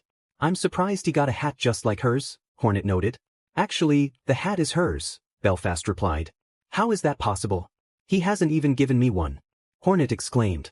I admire Issei for making my sister's heart so happy. As they ran along the beach, Enterprise found herself smiling, feeling lighter than she had in a long time. Issei looked at Enterprise with concern. What's wrong? Don't tell me you're already tired. I'm just not used to running on land, she replied. Then you need to exercise more, he suggested playfully. Why do you bother me so much? She asked, a hint of annoyance in her voice. Because I want you to change that attitude. By the time I leave, I want you to be someone more cheerful. You're leaving? She asked, her gaze dropping.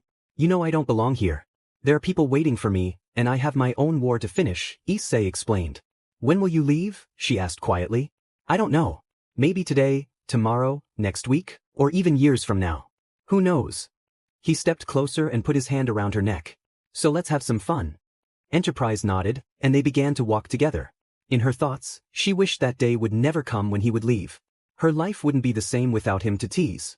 Later, several of them were called to a meeting room. Enterprise observed a black cube, just like the others. What is that? Issei asked, curious. It's what the sirens use, Belfast explained. I can't believe they are allied with the sirens, Wales added. It doesn't make sense. What would they gain by joining forces with them? They're just pawns, Issei remarked. Hornet chimed in, so they're just being used. That could be the case, Issei agreed. They all fell silent for a moment, unsure of what to do, but ultimately decided to wait and see the outcome. During the day, most of the girls took a break to relax and enjoy themselves. Issei insisted that Enterprise have some fun too. Days passed, and the war continued with no side willing to cease fire. It's been a long few days, don't you think? Issei said one morning as the fleet prepared for another battle. This will never end. That's how wars are, Enterprise replied. Everything has a beginning and an end, so don't worry about it, Issei reassured her. Please, don't act impulsively, Belfast cautioned. Did you hear that, Enterprise? Issei asked. That goes for you too, she shot back. Right, Belfast? Issei turned to her. Both of you, Belfast confirmed. Get ready, a great battle is about to begin. They turned to see the enemy fleet in the distance. I never thought I'd see other kitsunes, Issei remarked. You know others? Enterprise asked. Yes, they are two very close to me. But before we head into battle, be careful, Enterprise. Don't act brave, you're not alone. Enterprise was about to say the same but noticed several portals opening. There's sirens, Cleveland announced. This is going to be more problematic, Issei said. Welcome to my sea, Aza lane, Akagi greeted them. I'll say it again, this will be problematic, Issei muttered as the enemy fleet began to move. Forward, my fleet, Elizabeth commanded, and the ships sped toward the enemy. The battle commenced, with Aza lane initially having the upper hand until the Sakura Empire fleet arrived, and chaos ensued. Issei found himself facing an opponent he recognized. I remember you, you're the girl who kicked me that one time. I'm tired of correcting you, but I can't do much, she replied defiantly. You'll pay for this, she declared, drawing her katana and charging at him.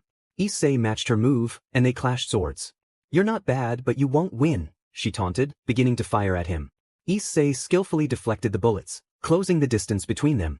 I don't have time for games, he said, moving swiftly and striking her on the back of the neck, knocking her out. Take care, Enterprise, he said before turning to see Belfast in danger. He rushed to her side. Issei, get out of here. We can't handle all these weapons. Belfast urged. I never leave a comrade behind, especially not a friend, he replied firmly. I've heard a lot about you. You've defeated many of ours without firearms, Akagi said, eyeing him warily.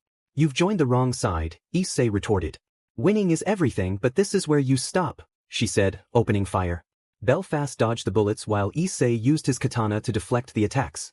You're good, but you'll tire out soon, Akagi warned. Ignoring her, Issei continued to advance, deflecting the attacks. He heard Belfast calling for Enterprise and saw her falling. Belfast, go after her. I'll handle this, he commanded. But, she protested. Go, he insisted with a serious expression. She nodded and ran off. And you think I'll let you go that easily? Akagi challenged. Your enemy is me now, Issei declared, charging at her with renewed speed. How can you do that? She asked, surprised. Without answering, Issei closed the distance, delivering a powerful kick to her stomach that sent her crashing into one of her own ships. Meanwhile, Enterprise had fallen into the sea. Now that I see it, you were right, sister. The sea is appealing, she thought, recalling her life and the moment she met Issei, how he changed everything for her. Issei, she whispered, closing her eyes as memories flooded her mind. When she opened them again, her eyes glowed golden. Akagi, slightly injured, noticed a golden column forming. No matter where you are, you will always be the key, Enterprise, a voice echoed. Frustrated, Akagi charged at Enterprise, using her best skills, but in the end, she was no match for Enterprise, who easily defeated her. You don't look so good, Issei remarked as he approached Enterprise. She began. Don't say anything. Just rest, he interrupted gently as she began to descend from the sky, falling into his arms. For now, it's all over. You can rest, he assured her. I'm tired of this, she confessed. Many are. But don't think about that now. Just rest and we'll talk later, Issei said softly. Okay, she replied, closing her eyes. Issei sighed and made his way to the ship where the others were. A night passed, and the next day, the sea was slightly frozen, but the war continued, this time against the Sirens as well. Azazel grinned. I finally did it. You're not joking, are you? Laviana asked, surprised. Of course not. Who do you think I am? I always get what I want, Azazel replied confidently. Well, I'll call the others. This is important, she said, creating a magical circle to summon the rest of the girls. In less than 10 minutes, everyone, including the leaders, had gathered. Finally, you did something right, Penemu remarked. Hey, that's not how you show gratitude, Azazel retorted. Thank you so much, Azazel, Gabriel said sincerely. Also, a kiss counts, Azazel added with a grin. I think you're pushing it, Griselda commented. I had to try, Azazel shrugged. And so, what now? Tsukuyumi asked. Well, it wasn't easy as there was little trace left of it. Azazel began, but the story continued from there. In a distant place, for individuals prepared for a journey. Serafal looked at Surzek, contemplating the situation. Perhaps Issei needs help since we don't know where he ended up, she suggested. And who will go? Surzek asked, raising an eyebrow. The girls gathered to discuss their options.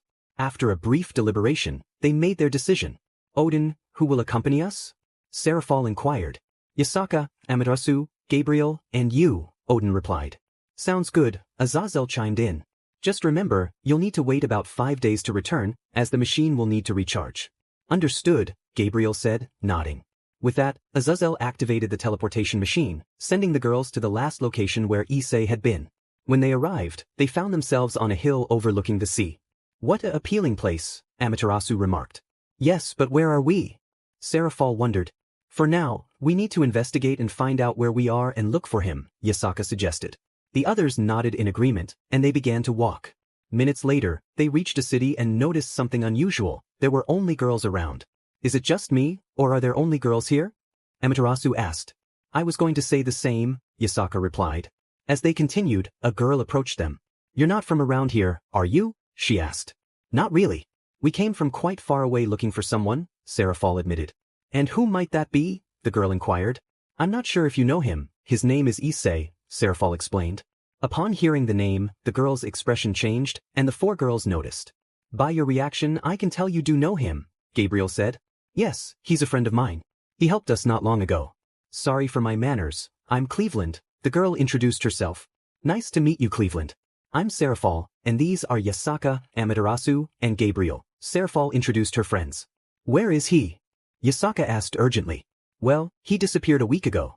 No one knows how, except for 3 people, but they won't tell us, Cleveland explained. Can you take us to one of them?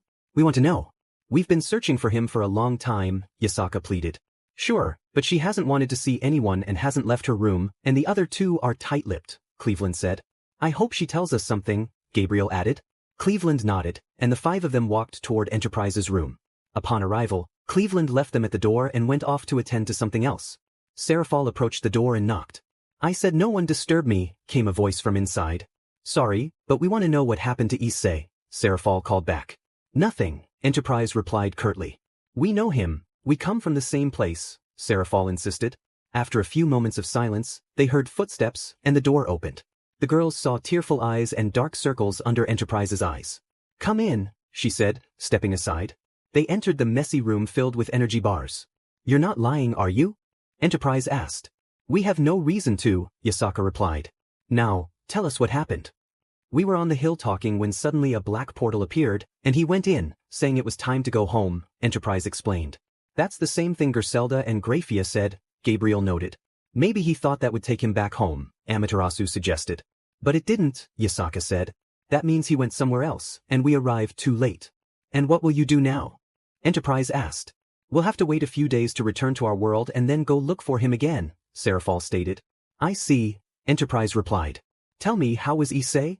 Amaterasu asked.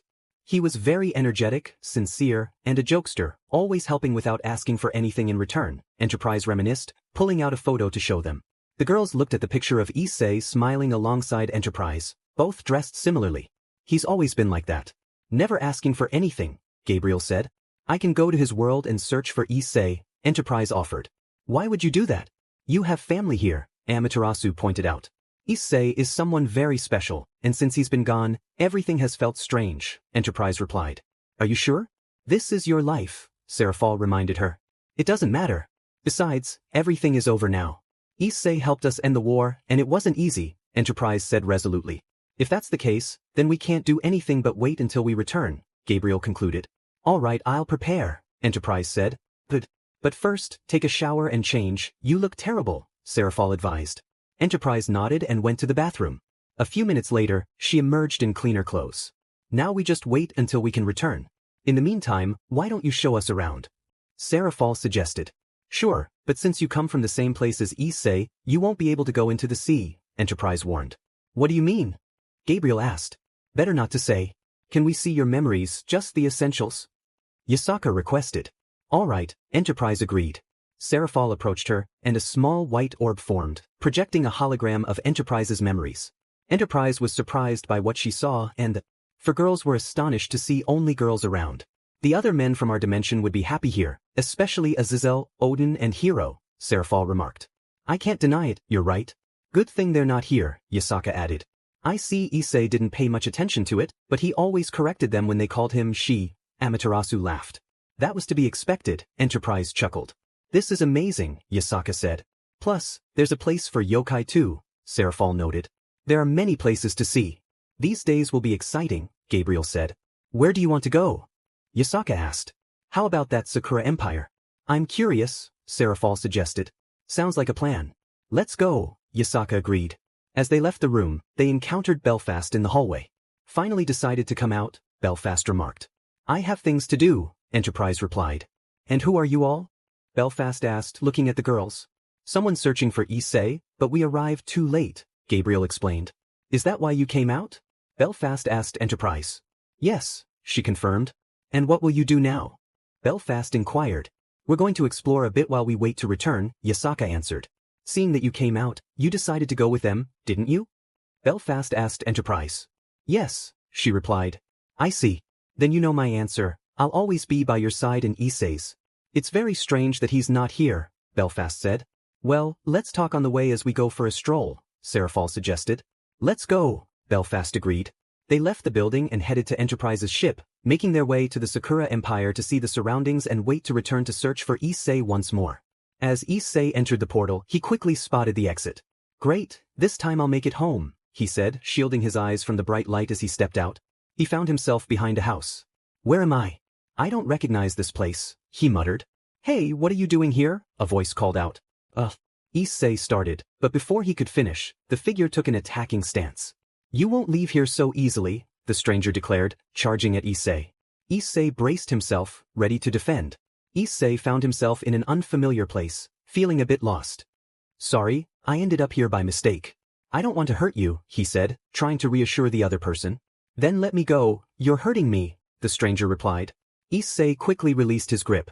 Sorry about that, he said, noticing the other person rubbing their hand. Well, if that's the case, the stranger began, what are you doing here? Nothing much. I just appeared here, Issei replied. Not many would believe that, but I've seen a lot in my life, so it's fine, the stranger said. I see. You seem ready to leave, Issei observed. That's what I was about to do, but then I saw you standing here, the stranger explained. Before anything else, my name is Issei.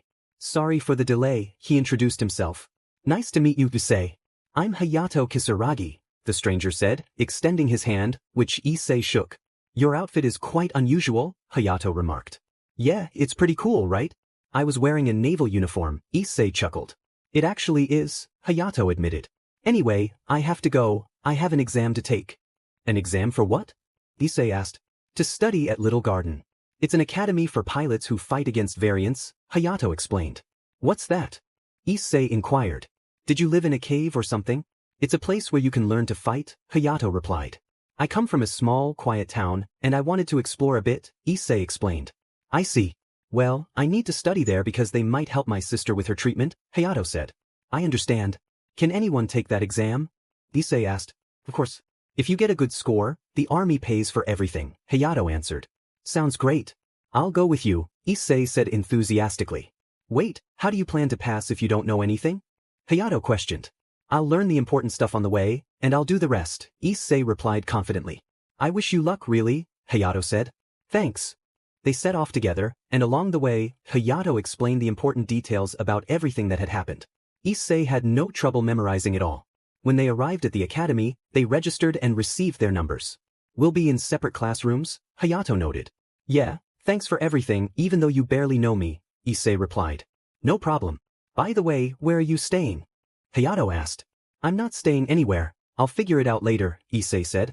And you have no money? Hayato was surprised. No, Issei admitted. How did you get this far without anything? Did someone rob you? Hayato asked. I lost it, Issei chuckled. You're way too carefree, you know that? Hayato remarked. I hear that often, Issei replied. You seem like a good person, you can stay at my place until the results come out, Hayato offered. Don't you think that would be too much? Issei questioned. I don't mind. Besides, there's not much to do around here, Hayato assured him. If that's the case, thanks. I'll pay you back someday, Issei said, bowing slightly. Don't do that, it's no problem. Now, let's go, it's time, Hayato said, and Issei nodded in agreement. They headed to their classrooms, where they received a packet with various questions. Upon seeing them, Issei realized most were about what Hayato had told him. I hope I pass, he said, starting to write. 3 hours later, he finished and saw Hayato waiting outside. I thought you'd take longer, Issei said. I could say the same about you, Hayato replied. I did my best. Thanks to what you told me, I knew how to answer, Issei said. Well, let's go, Hayato said, and they walked home together. 2 days later, they returned to the academy to check if they had passed. They searched the list until they found their names. Excited, they high-fived each other. Awesome, right? Issei exclaimed. Absolutely. Let's celebrate. Hayato replied. 3 days later, they headed to the airport for their journey to Little Garden. As they approached the island, Issei peered out the window in awe. Wow, is that it? He asked. Yes, That's where we'll study and live for a while, Hayato confirmed. What kind of adventures await us? Issei wondered. Just don't cause any trouble, Hayato cautioned. We'll see what happens, Issei laughed. Minutes later, they arrived at their destination, where Issei noticed two girls calling out to him. You're not going to go? Issei asked Hayato. No way. It's embarrassing, let's go another way, Hayato replied, and they took a different path to avoid the girls. After a short walk, they reached the academy and saw several students. Let's ask where the entrance ceremony is, Hayato suggested, approaching a blonde boy. Excuse me, is this where the entrance ceremony will be held? Hayato asked. Yes, it is, the boy replied. Before Hayato could respond, a girl approached them. You're Hayato Kisaragi, she said, and moments later, he was surrounded. Issei watched, trying not to laugh at Hayato's predicament. However, Hayato managed to escape, hiding behind a building until someone called out to him. Hayato, a voice shouted, and they both fell to the ground. I'm Emile Crossford. I'm new here too, she introduced herself. Hayato was about to respond when Issei joined them. You all look comfortable, Issei teased. That's not what you think, Hayato said defensively. Sure, whatever you say, Issei replied, and the three of them headed to the auditorium for the welcome ceremony. Once there, they took their seats and listened to the speech until the two girls returned, saying they couldn't find Hayato. I told you so, Issei said. I know, it's my fault, Hayato admitted. Take your things and get out of here, one girl ordered. That's not fair, Emile protested. Don't do that, Emile, Hayato urged. The girls began to argue, and Hayato stood up. Do you have something to say, or do you want to be expelled too? Just because you have the best grades doesn't make you special, one girl challenged. Hayato stammered, clenching his fists. Issei noticed and stood up as well. Hey you! Issei called out. Don't you have any manners? The girl shot back, and everyone turned to look at Issei. Don't get into trouble, Hayato warned. I'm just helping a friend. You've helped me a lot, so now it's my turn, Issei said, turning to the girl. I don't care who you are, that's not how you talk to someone. I'm the student council president, so I make the rules, she replied. You can't blame those girls since my friend and I avoided them because he was embarrassed. But that's not the point. What I'm saying is that you can't expel them for something so insignificant, Issei argued. Insignificant, you say? You have the nerve to talk to me like that. Fine, I'll propose something, she said. My name is Issei, he introduced himself. Well, say, I'm Clare Harvey. I challenge you to a duel, she declared, shocking everyone around. Without hesitation, Issei accepted. Fine, let's do it. You're not afraid of losing? Clare asked. Not at all, Issei replied confidently. If you defeat me, I'll let this all go. But if I win, you and your friends will be expelled. It'll be tomorrow afternoon, and the duel will take place in the main coliseum. Don't be late, Clare warned. Understood, Issei said. Minutes passed, and the news spread quickly. Are you crazy? Hayato asked. Maybe a little. But you should be calm while I'm nervous, Issei replied. And how will you fight? You don't have 100, Hayato pointed out. Let's put that aside for now. Where are we going? Issei asked. To see a friend who can help you get your 100, Emile said. The three of them took an elevator to the highest floor, ready to face whatever challenges awaited them. In a training area, two girls were talking. One of them said, a new guy is going to fight Clare. Aren't you scared? Issei replied confidently, not at all. Hayato would have done the same. The girl continued, I see. The hundreds have various styles, but they all share the same goal, to protect humanity. With this, you will have to take responsibility, understand? She showed them two devices, one shaped like a red diamond and the other a mix of blue and black. Issei took the black one, while Hayato chose the red. Fighting with just one eye won't be a problem for you, she said. Issei assured her, don't worry, I'm fine with that. She wished him luck, and the three of them left the area. Following the recommendation of the person who gave them their devices, they went to train. Hayato remarked, so this is my variable suit. It's a bit tight. Emile replied, I know, but it takes the shape of what you want. Hayato asked Issei, why aren't you training with us? You're the one who needs it the most. Issei shrugged, I'm fine as I am. You guys train, don't worry about me. Emile warned, don't get too confident. She won't show you any mercy. Issei nodded, I noticed. Hayato encouraged him, then come on. Issei replied, you two fight, I want to see what you're capable of. They began to train, and Issei admired their skills. Minutes passed, filled with laughter. Hayato called out, hey, stop laughing. Issei chuckled, sorry, but you're getting beaten up. Hayato retorted, why don't you join in then? Issei replied, I'm good as is. As the day wore on, they returned to their rooms to rest. Issei, having no roommate, lay on his bed. Tomorrow will be a long day, he sighed. He chuckled to himself, and Hayato hasn't realized Emil is a girl. It will be fun to see his surprised face. The next day, Clare was the first to enter the arena, and the crowd cheered for her. Make it quick, I have things to do, she said. Issei stepped out of the tunnel, dressed casually and tying his hair back into a ponytail. Some girls blushed at his appearance but continued to support Clare. Clare challenged him, you'll fight like that? Where's your variable suit? Issei replied, this is it. I modified it a bit. Hayato wished him luck, and Emil encouraged him, you can do it. Issei thanked them both. Clare taunted, are you ready to lose? Issei responded confidently, I'm always ready. Let's make this quick. As Clare activated her hundred and donned her armor, Issei stood still, waiting. The announcer declared, the duel between Queen Clare and the new student Issei will begin. The duel will end when one is unconscious or admits defeat. Clare stated, I won't use my full armor, it's unnecessary. Issei warned, I've known many who thought like you, and when they realized their mistake, it was too late. The duel began, and Clare attacked first, firing at Issei, who remained unmoved. A cloud of smoke enveloped the arena. Clare smirked, was that all? It wasn't much. But as the smoke cleared, Issei appeared unscathed, much to the shock of the students. Clare exclaimed, I hit you. How are you fine? Issei replied casually, who knows? Luck maybe. Clare, frustrated, fired again, but Issei dodged. He noticed her approaching and, as she swung at him, he stopped her fist with a single finger, sending her crashing into the wall. The crowd gasped in disbelief. Hayato exclaimed, what was that? Emil replied, I have no idea, but it was amazing. As Clare emerged from the debris, she saw Issei standing calmly. Angered, she prepared to use her cannon, surprising everyone that she would use it against a new student. This is where it ends, she declared, firing with great force. Issei simply extended his fist, dissipating the attack. The crowd was stunned, some fainting from the shock. Clare, astonished, declared, I am the perfect queen, I cannot lose to a new student.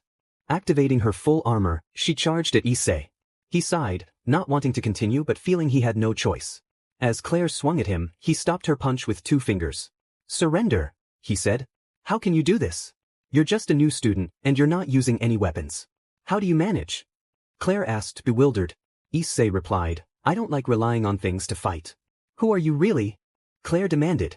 Issei answered, just a guy who enjoys peace, exploring a bit, and helping his friends. Clare insisted, don't play with me. Issei leaned in and whispered, if I were serious, I could have defeated you from the start, but I don't want to. I can see you're a good person, but you're too proud. You should let that go, it won't lead you to anything good. Before she could respond, Issei struck her in the stomach, knocking the wind out of her and shattering her armor, causing her to faint. Issei walked toward the exit, indifferent to the silence that followed. The students were in disbelief that their president had lost to a newcomer. Clare's friends rushed to take her to the infirmary. Hayato and Emil, recovering from the shock, searched for Issei. After a while, found him sitting on a bench, enjoying an ice cream. Emil asked, what was that? Issei replied, nothing important. You should try this, it's delicious. Hayato exclaimed, is that really what you'll say? You just defeated the strongest person in the academy. Issei shrugged, so what? Emil added, are you being silly or serious? Of course, it's a big deal, you just defeated her without using a weapon. Hayato remarked, that's why you didn't want to train with us. You're already strong. Emil asked, who trained you like that? Issei replied, no one, I did it on my own. Emil was incredulous, you can't be serious. Issei insisted, I am. But let's put that aside and go grab something to eat, it's getting late. They all agreed and headed to the cafeteria. Clare was waking up, and her 2 companions were there with her. Liddy, Erica, what happened? Clare asked, still groggy. You were defeated in battle, Erica replied. Clare closed her eyes, recalling the last words Issei had said to her before she lost consciousness. I see. He completely defeated me. It was just luck, Clare-sama, Liddy reassured her. It wasn't. He beat me fair and square, and he even said he wasn't taking it seriously, Clare stated, frustration creeping into her voice. Then his variable skill must give him more strength and agility, Erica suggested. That could be possible, but that doesn't explain how he managed to move so quickly. That would be impossible, Clare sighed. Please bring me my clothes. Both girls nodded and left the room. Clare thought to herself that she would have to apologize for what she said, but she was also curious about who Issei really was. Minutes passed, and it was getting late. Issei and his 2 friends had taken different paths to their rooms. Upon arriving at his, Issei went to take a shower. Meanwhile, Clare was on her way to his room to apologize. When she arrived, she knocked on the door but received no answer. Noticing the door was slightly ajar, she decided to enter. Inside, she found the room bare. No photos, no books, just the bed and a desk. Suddenly, she heard footsteps and turned around, surprised to see Issei, clad only in a towel, drying his hair. She took a step back, feeling embarrassed, and quickly looked away. "Hello, Kaicho," Issei greeted her casually. "Don't you have any shame? Get dressed," Clare exclaimed, flustered. "I'm in my room, and you came in without permission," Issei replied, a hint of amusement in his voice. "I saw the door open and..." Clare trailed off, unable to continue due to her embarrassment. Issei noticed her discomfort and went to change. Seconds later, they sat in silence. "So, what's up? Why did you come here so late?" Issei asked. "I came to fulfill my promise to apologize and not expel those two girls and your friends," Clare said. "I see, but you could have waited until tomorrow," Issei replied. "The sooner, the better," Clare insisted. "All right," he agreed. "Is that all you're going to say? Aren't you upset about the insults I threw at you?" Clare pressed. He didn't respond immediately, but then she heard him chuckle. "What's so funny?" Clare asked, confused. "Is that what you call insults?" "Since I can remember, I've been insulted, and I've gotten used to it," Issei said with a smile. "I see. I'm sorry," Clare said, feeling guilty. "Why are you acting this way now? Are you a tsundere?" he teased, laughing. Clare blushed at that. "Of course not, idiot. But aside from that, I noticed some scars on your body. What happened to your eye?" "Battles," Issei replied, touching his eye. "I was saving someone very important to me." He smiled at Clare. "What kind of battles left you like this?" she asked, genuinely curious. "You're quite inquisitive, aren't you?" Issei noted. "I'm just doing my job as president in case you're in trouble," Clare explained. "Got it," he said. "So, as I said earlier, I've been insulted for various reasons since I can remember." "And those would be?" Clare inquired. "We're not close enough for me to share my life story. You wanted me dead not long ago," he reminded her. "That's in the past, okay?" Clare replied. "I see. You really are a tsundere," he teased again. "Don't call me that." Clare protested. "If the other students saw you like this, they'd be surprised," Issei remarked. "Everyone treats me with respect. Why don't you?" Clare challenged. "Why should I respect someone who might be the same age as me? Besides, you haven't earned my respect," Issei countered. "Fair enough. That makes sense. So, will you tell me what happened someday?" Clare asked. "Maybe that depends on how you act. If you keep being cold toward me, I'll distance myself even more," Issei replied. "I have to show respect, and if I act normally around you, we'll attract too much attention," Clare explained. "You say that as if we're secretly dating," Issei joked. Clare turned red at that. "Well, act however you want, but don't go too far," she said, trying to regain her composure. "I'll try." "You're the first person who's talked to me like this," she admitted. "What can I say? You only live once, and you have to enjoy life," Issei replied. "I understand. Well, it's late, I have to go." "Have a good night," Clare said as she stood up. "Same to you." "Rest well," Issei replied as she left the room. The next day, the three of them went to the city to explore. Issei approached Emile. "Is something wrong?" Emile asked. "When are you going to tell her?" Issei pressed. "Tell her what?" Emile replied, feigning ignorance. "Come on, don't play dumb." "I know you're a..." Issei began, but Emile covered his mouth. "How did you find out?" Emile asked, surprised. "Seriously? It's obvious, considering how you act and your voice and figure," Issei said. "Only a few know, not even Clare is aware," Emile explained. "Everyone else is pretty oblivious, especially your roommate," Issei chuckled. "Yeah, he's slow," Emile admitted, and Issei laughed at that. Hayato approached them. "What's going on?" "Nothing interesting. Emile was just telling me about his training," Issei replied.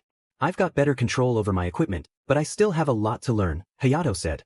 "Take your time. Don't pressure yourself," Issei advised. "Yeah, but let's have some fun," Hayato suggested. As they were about to leave, Hayato received a call from his sister and invited her to join them. "Guys, this is my little sister, Karen," he introduced. "Nice to meet you both," Karen said, eyeing Emile. "So, you're the guy my brother mentioned." "Of course I am. Why do you think otherwise?" Emile replied. "You seem really close to my brother. Do you like guys?" Karen asked teasingly. "Of course not." Emile exclaimed, flustered. Issei burst into laughter at the exchange, finding it amusing. "Hey, behave," Hayato said, embarrassed. "Sorry, but that was funny." "And sorry about that, Karen-san." "I'm Issei, nice to meet you," he said, extending his hand. "Nice to meet you too," Karen replied, shaking his hand. "Don't say anything about him," Emile warned. "Not a word," Karen promised. "Why don't we explore the city more?" Hayato suggested, changing the subject. The group set off to walk around the city, visiting various places. As afternoon arrived, they decided to grab a bite to eat. Just then, 3 people approached them. Chow, one of them called out. "So, she's the blonde girl with the drill hair who insulted you," Karen said, recognizing Clare. Issei couldn't help but spit out the water he was drinking, laughing at the comment while everyone stared at him. "Have some manners," Liddy chided. "I couldn't help it. That was good, Karen. Give me 5. Issei said, holding out his hand. Karen smiled and high-fived him, much to everyone's surprise. Clare wanted to shout at Issei for laughing at her but held back. "Putting that aside, I want you 2 to help me with the student council," Clare said, regaining her composure. "Wait, Issei already won the battle you proposed. What's this about?" Emil asked. "Calm down," Liddy said. "It's not mandatory," Erica added. "I want you to be selected.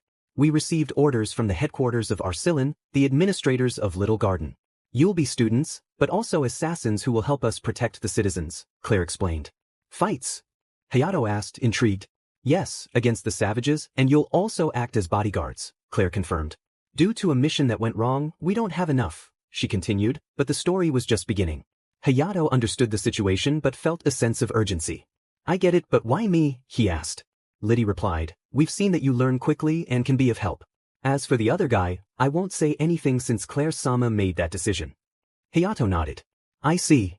Clare added, "As mentioned before, it's not mandatory, but if you have the power, you must use it for good." "All right, I'll help," Issei said confidently. Emil questioned, "Why do you accept so easily?" Issei responded, "She's right, Emil. If one has power, it should be used to help those who don't. I will always help the innocent." Clare smiled. "I'm glad you've accepted." Hayato looked at his sister and smiled. "I will help too, there are people I need to protect." Emil declared, "I will join as well." Liddy replied, "It's not necessary." Emil challenged, "Do you want me to prove it here? I won't stay back while my friends are in danger." "Then show me," Liddy said, activating her weapon alongside Emil. As they fought, Issei approached Clare. "Interesting, don't you think?" "Yes, it is," Clare replied. Issei continued, "You were going to let her in from the start, weren't you?" "Maybe, but I wanted to see what she was capable of," Clare admitted. "I understand," Issei said. "I thought you would refuse to join." "You said it yourself. I have the power and must use it to help, no matter the cost," Issei replied. Before Clare could respond, an alert about an enemy came through. Without wasting time, they headed to the headquarters to assess the situation. Minutes later, they stood around a table, looking at a map, fully suited up. Emil pointed out, "Issei, what about your suit?" "I prefer it this way. I don't like how tight it is," Issei explained. "Focus, both of you. It's time to go," Clare instructed, and the others nodded in agreement as they left the headquarters. In the air, Clare, Liddy, and Erica were the first to jump out to demonstrate how to fight. "Not bad, you all make a good team," Issei observed. "That yellow thing is its weak point." "Exactly. You need to attack quickly before it can defend itself," Emil added. Clare said, "It's your turn. Just wait for the plane to land." Emil insisted, "There's no time. If they could do it, so can we, right, Hayato?" Hayato was about to say something but was pushed by Emil. "After you," Issei said, following suit. "See you," Emil called as he jumped out as well. Issei followed. "Issei, activate your suit, or you'll die like that," Clare warned. "I'm fine," Issei replied, just as they were about to hit the ground. Upon landing, he created a small crater, his fist planted firmly on the ground. The 3 girls were surprised by his landing. "See? I told you I'd be fine," Issei said. Clare remarked, "I don't know if you're very brave or very foolish. Let's call it half and half. Now, let's go help," he suggested, and she nodded as they sought out another enemy. After defeating another foe, Issei moved to a different area. The 3 girls were struggling against a stronger opponent. Liddy and Erica were injured, and Clare was running low on power. Suddenly, Clare noticed the enemy preparing to attack her with a laser. Realizing she couldn't escape, she closed her eyes, waiting for the impact. But it never came. Someone had saved her just in time. Issei stood in a building with Clare in his arms. "How did you get here so quickly?" she asked, surprised. "I ran a bit. If you're tired, you should ask for help. Never fight alone," he advised. "But I am," Clare began. "You're not an invincible queen. We all have limits. So rest, and I'll take care of this," Issei interrupted, gently placing her on the ground before jumping into action against the enemy. Standing before it, Issei declared, "Let's see how much you can take," and struck the enemy at its weak point. With little effort he defeated it. "I thought you would last longer," he said with a sigh as he returned to the others. Noticing Emil's damaged suit, he commented, "Looks like you all did well." Hayato asked, "Did you know Emil was a girl?" Of course I did, it was obvious, Issei chuckled, amused by Hayato's surprised expression. Why didn't you say anything? Hayato inquired. I wanted to see how long it would take you to figure it out. And it took too long, Issei teased. That's why her name seems strange to me. It's Emilia, Hayato said. You're so slow, my friend, Issei laughed. How about we go home and rest now that this is over? And Clare, how did we do? Hey, show some respect, Liddy interjected. Alright, you all did well, the three of you can go rest, Clare said, and they nodded before leaving the area. The next day, Hayato and Emilia were training with two friends after a tough battle. Both groups stood facing each other. We're no match for you, one of them said. Don't say that. You all are good. You still have much to learn, Hayato encouraged. Emilia added, we're not yet at the level of someone, pointing to Issei, who was applauding the four of them. Do you know how to use your weapon or suit properly? One of them asked. From what I know, he's never used it. He says it's unnecessary, Hayato replied. Then how does he defeat his enemies? Another questioned. It's a mystery, Emilia said. Hayato, Erika called. Claire-sama wants to see you. She has a mission for you as a selected one. He nodded and went to change. Minutes later, the three of them headed to the office since he didn't want to go alone. Issei tagged along because he had nothing better to do. Upon arrival, he took a seat on the nearest sofa and listened to the conversation. When it ended, Issei stood up. You'll have a tough time, my friend.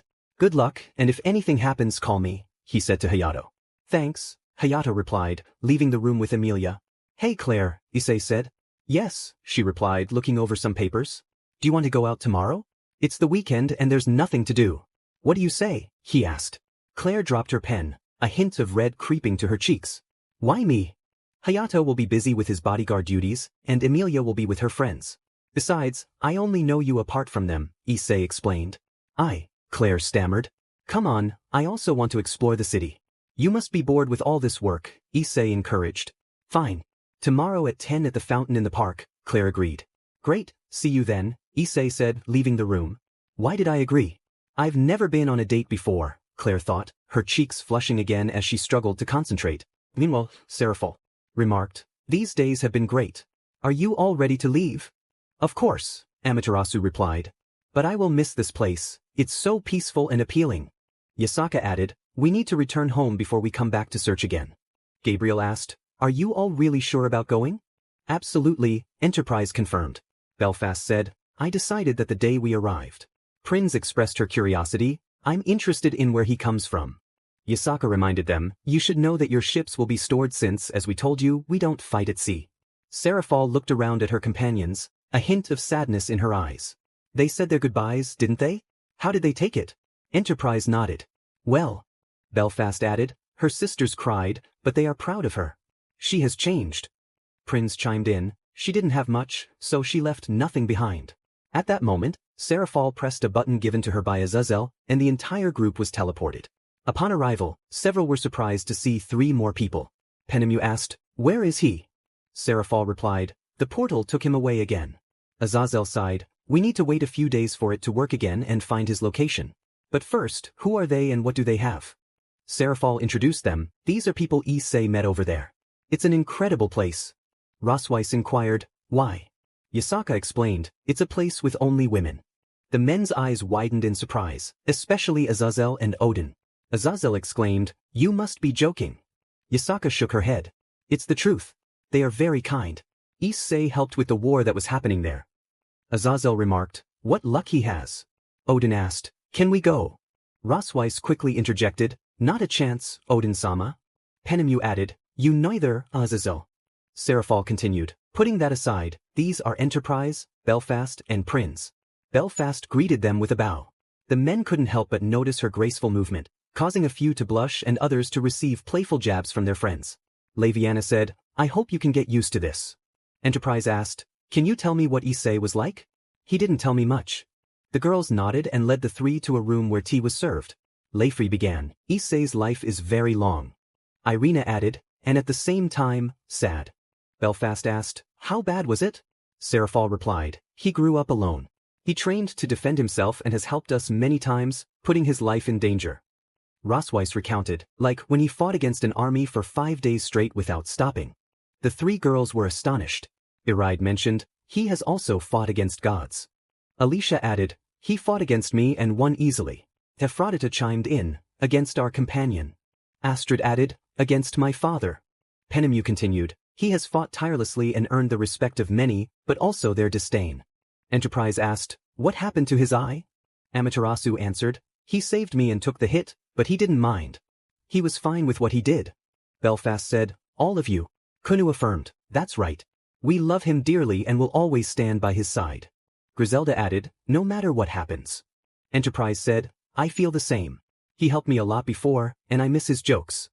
Athena commented, he's always like that. Yukine added, he always smiles, except in battles. That's when he gets serious. Prince remarked, too serious, I would say. It hurts to remember. Graphia noted, he is feared for his great strength. Kuroka warned, yes. You must be careful of a certain group and a certain boy who likes to tease.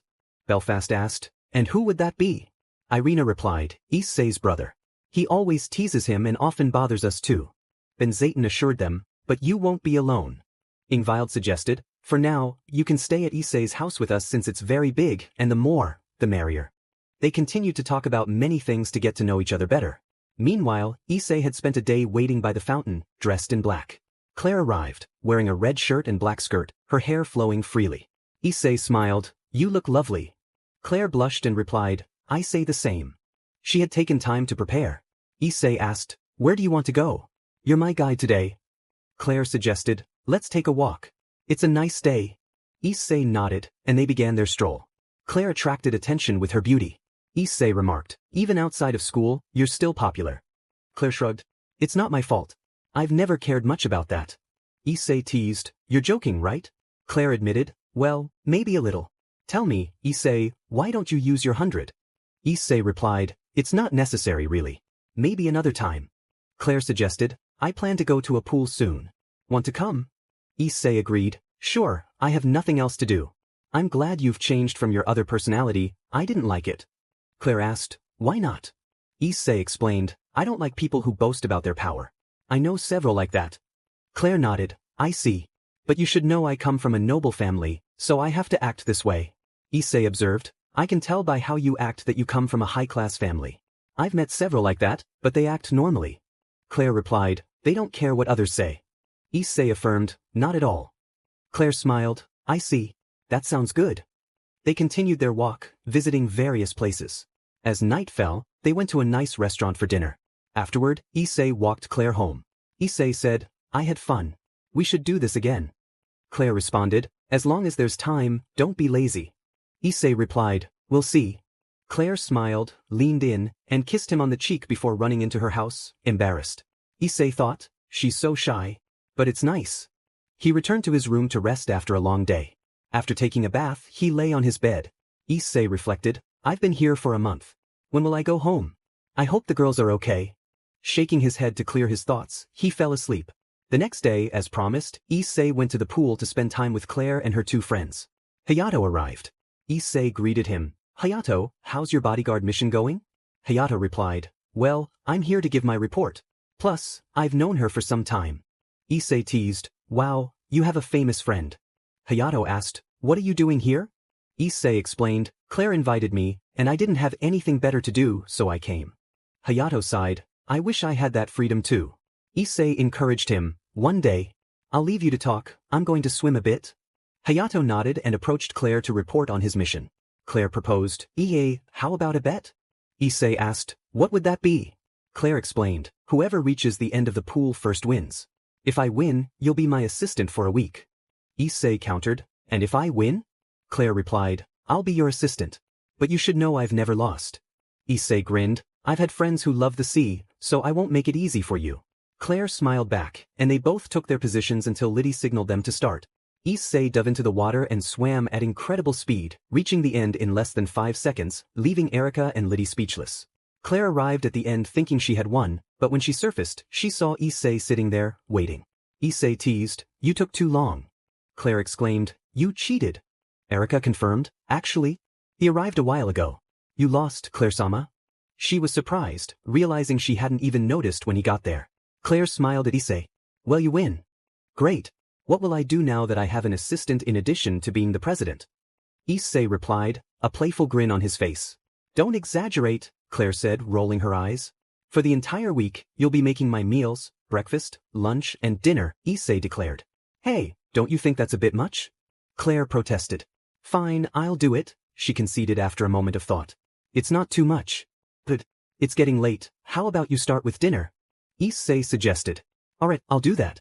It's going to be a long week, Clare said, stepping out of the water and heading to the kitchen with her two friends. Later, Issei set an instant soup on the table. You took an hour to heat the water. Don't tell me you can't cook, he teased. I had someone who did it for me, Clare replied defensively. Better forget that order I gave you since you don't know how, Issei said with a smirk. Don't say anything, you can't cook either, Clare shot back. I know a little. I learned when I was young.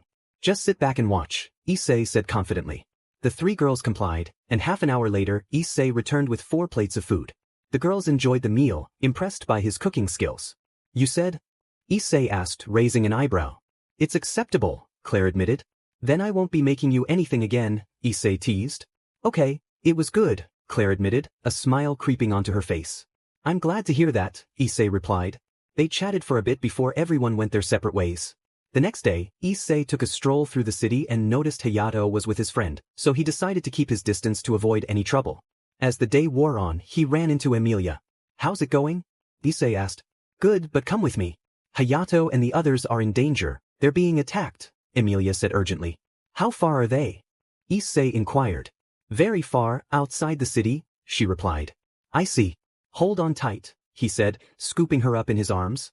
Emilia was about to say something but was taken aback as Issei began to run at incredible speed. She clung to his neck as they sped through the streets. Which way? Issei asked. In about a kilometer, turn right, and then after 4 kilometers, you'll see them, Emilia instructed. Issei nodded and picked up speed. When they arrived, the first thing Emilia did was feel nauseous from the sudden movement. That was rough, she said, recovering. You'll get used to it over time. But let's hurry, Issei urged. Emilia nodded and activated her 100, racing toward the others. Upon arrival, they saw many civilians and Hayato fighting. Emilia quickly joined the battle. Another one with self-regeneration, that's annoying, Issei muttered. Do you have any ideas? I'm a bit tired and can't protect Sakura well, Hayato admitted.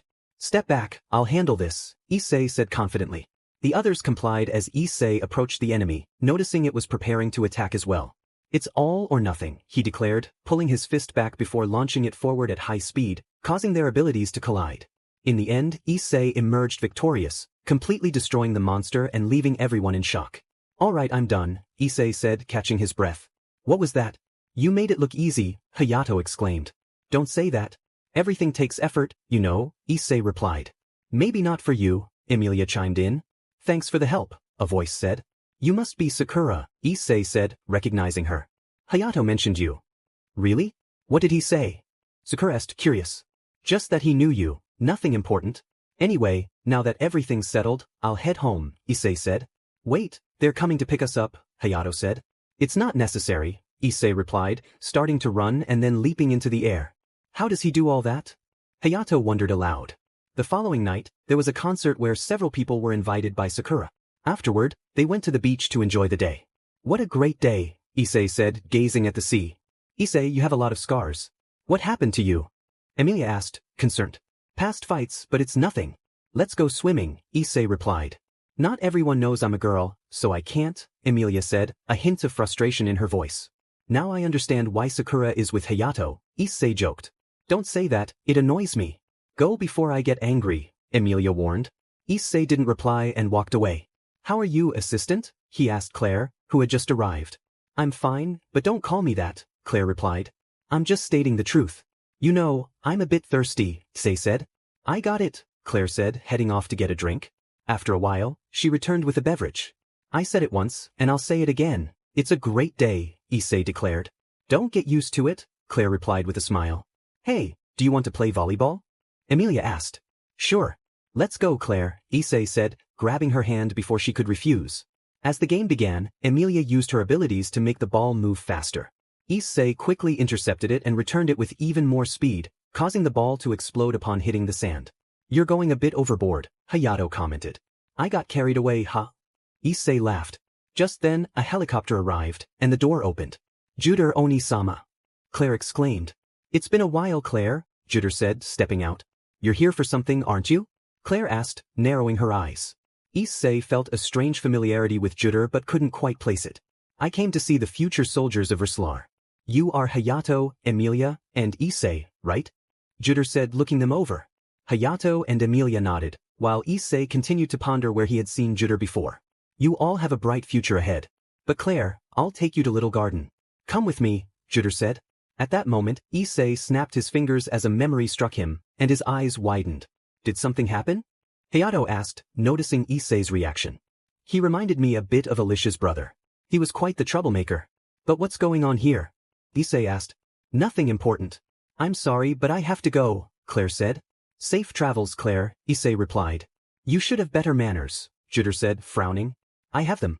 But we're friends. Why should I be formal with a friend? Issei countered. You should seek better friends, Clare, Juder insisted. That's none of your business. Let's go, Clare said, boarding the helicopter. Afterward, they decided to return home since the party had been ruined. The next day, Juder invited Hayato to meet someone. Who is she? Hayato asked, curious. She is the commander of Little Garden and her source of power. She is Liza. The first slayer and variant, created by humanity, Juder explained. She is Liza Harvey, he added. Harvey? Hayato echoed. She's my sister, just like Clare, Juder said. Why did you bring Hayato here? Clare asked, turning to them. Both men looked at her as she pointed a weapon at them. Lower that weapon. If Liza saw you like this, she would be surprised, Juder said, trying to defuse the tension. Just answer my question. You know it's forbidden to bring more people here, Clare insisted. It's obvious, in the future, he will be a great fighter and now knows why he must protect. Little Garden. Something that could change the fate of the world if it falls into enemy hands, Juder explained. Clare glared at Juder, her expression fierce. Don't talk as if my sister is an object. But that's not, Juder began, but Clare interrupted him. Hayato was the only one with divine blood that could help awaken Liza. Try it, Hayato. Get closer to her and channel some power, Clare encouraged. Hayato approached Liza and attempted to use his power, but nothing happened. What a shame. I thought it would work. Well, I have to go. The good thing is she's still alive, Juder remarked. Wow, you really care about your sisters, Issei commented, leaning against a wall. Issei, how did you get here? Or rather, how did you find this place? Clare asked. Do you think I was doing nothing all this time? I like to discover new things, and I was surprised to see her, Issei replied. You know this is illegal. I could execute you for what you're doing, and I would love to do it, Juder threatened. You won't do anything. He's under my protection, Clare defended. This is the first time you've protected someone other than Liza. How special is he? Juder questioned. He's a good friend, Clare answered. Find better friends. I'll let it slide this time, Juder said, starting to walk toward the exit. As he passed Issei, he shot him a serious look, but Issei ignored it. You're crazy for coming here, Clare said. Maybe a little. So, she's your sister? Issei asked. Yes, she is. But let's leave it at that and go, Clare replied. As they headed for the exit, Hayato also began to walk out. The three took different paths. The next day, they were called for a mission. We believe there are around 50 savages in that area. It's also possible those three will show up during this mission, so be careful, Clare informed them. After a few hours of travel, they arrived at their destination and went to the camp where more slayers were gathered. Later, everyone assembled, ready for battle, except for Issei. Again, Clare remarked. More comfortable. I don't understand why you all like wearing that. It reveals too much, Issei replied. Clare chose not to comment and began giving instructions to her team. After dividing the teams, they set off to fight. Who is she? Issei asked Emilia. I'll just say she's Claudia, and that's all. It's a long story, Emilia responded. I see, Issei replied as they continued on their path, taking down some savages. Night fell, and everyone gathered again. They took turns resting. Looks like it's our turn first, Issei noted. Yes, I see, Clare replied. How about we take a walk for a bit? Claudia is here, and if anything happens, she'll let us know. All right, let's go, Issei agreed.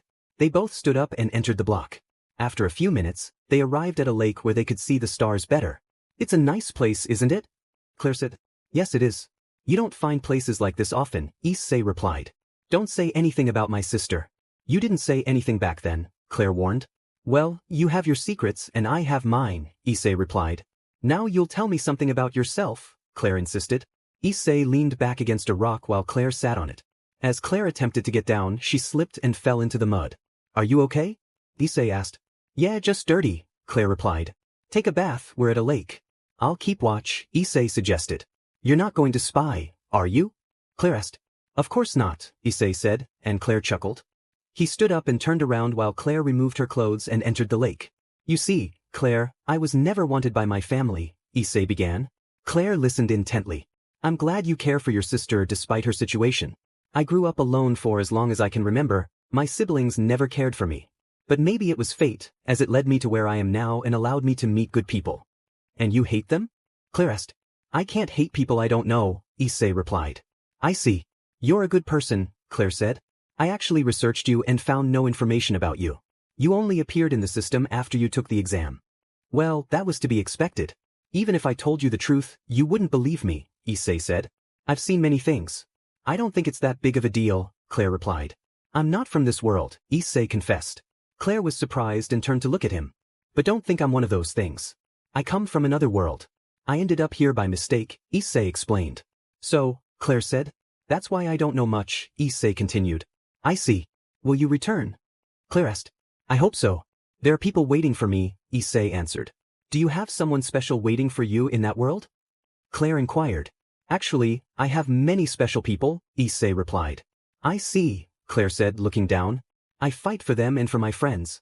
I would give my life for them, and I would also give my life for you, Issei said. Clare looked up, surprised by his words. Why? Because you're special to me too. Despite how we met, you've changed over time, Issei explained. I see. I'm glad to be someone special to you. The truth is, you are special to me as well, Clare admitted, starting to emerge from the water and put on her clothes. Suddenly, they received an emergency call and hurried to help those who needed it. Upon arrival, they saw their companions on the ground, injured. Two boys in black and green suits smiled at the sight of their distress. Do you enjoy watching this? Issei asked. More fun. This is better, one of them replied. You better leave, or you'll end up hurt, Issei warned. Do you think we'll listen to you? Ha, are you crazy? The other taunted. In a flash, Issei moved quickly, delivering a kick that sent one of them flying into a tree. Take your friend and leave, or it will go worse for you, Issei warned. The girl grabbed her companion and quickly left, intimidated by Issei's serious expression. You always do those things, Clare said. They're not bad guys. They just need help, Issei replied. Help with what? Clare asked. I don't know, but I saw it in their eyes. Let's help them and get out of here, Issei suggested. They carried two of their injured companions on their shoulders and headed back to their camp, while Clare helped her friend as well. After bringing their injured companions back, they received news that the savages had awakened. All the slayers gathered around the lake to defeat it, but it was impossible due to its shield. In the end, they used all their power in a single attack, allowing Hayato to deliver the final blow. Why didn't you help? Clare asked Issei. I won't always be here, you know. Besides, I want to see how strong the others have become, Issei replied. I see, Clare said. After that, the night passed, and everyone returned to the academy. The next day, they gave their report and left. The student council room was bustling with excitement as a cultural festival was taking place that day. Issei and his two friends were walking when they entered a cafe filled with maids. In a playful moment, they decided to dress up Emilia in a costume. Hey, Hayato, don't you want to touch them? They don't look real, Erika teased. Are you crazy? Hayato replied, but soon the other girls began to cheer him on, including Issei. Come on, it's fun to support each other, Issei encouraged. Fine, I'll do it, Hayato said, stretching out his hand. To touch Emilia. Just then, two girls pushed Hayato, causing him to fall onto Emilia. The other girls quickly pulled out their phones to capture the moment. I see you're enjoying this since you won't let go, huh? Issei joked. Hayato quickly got up, flustered.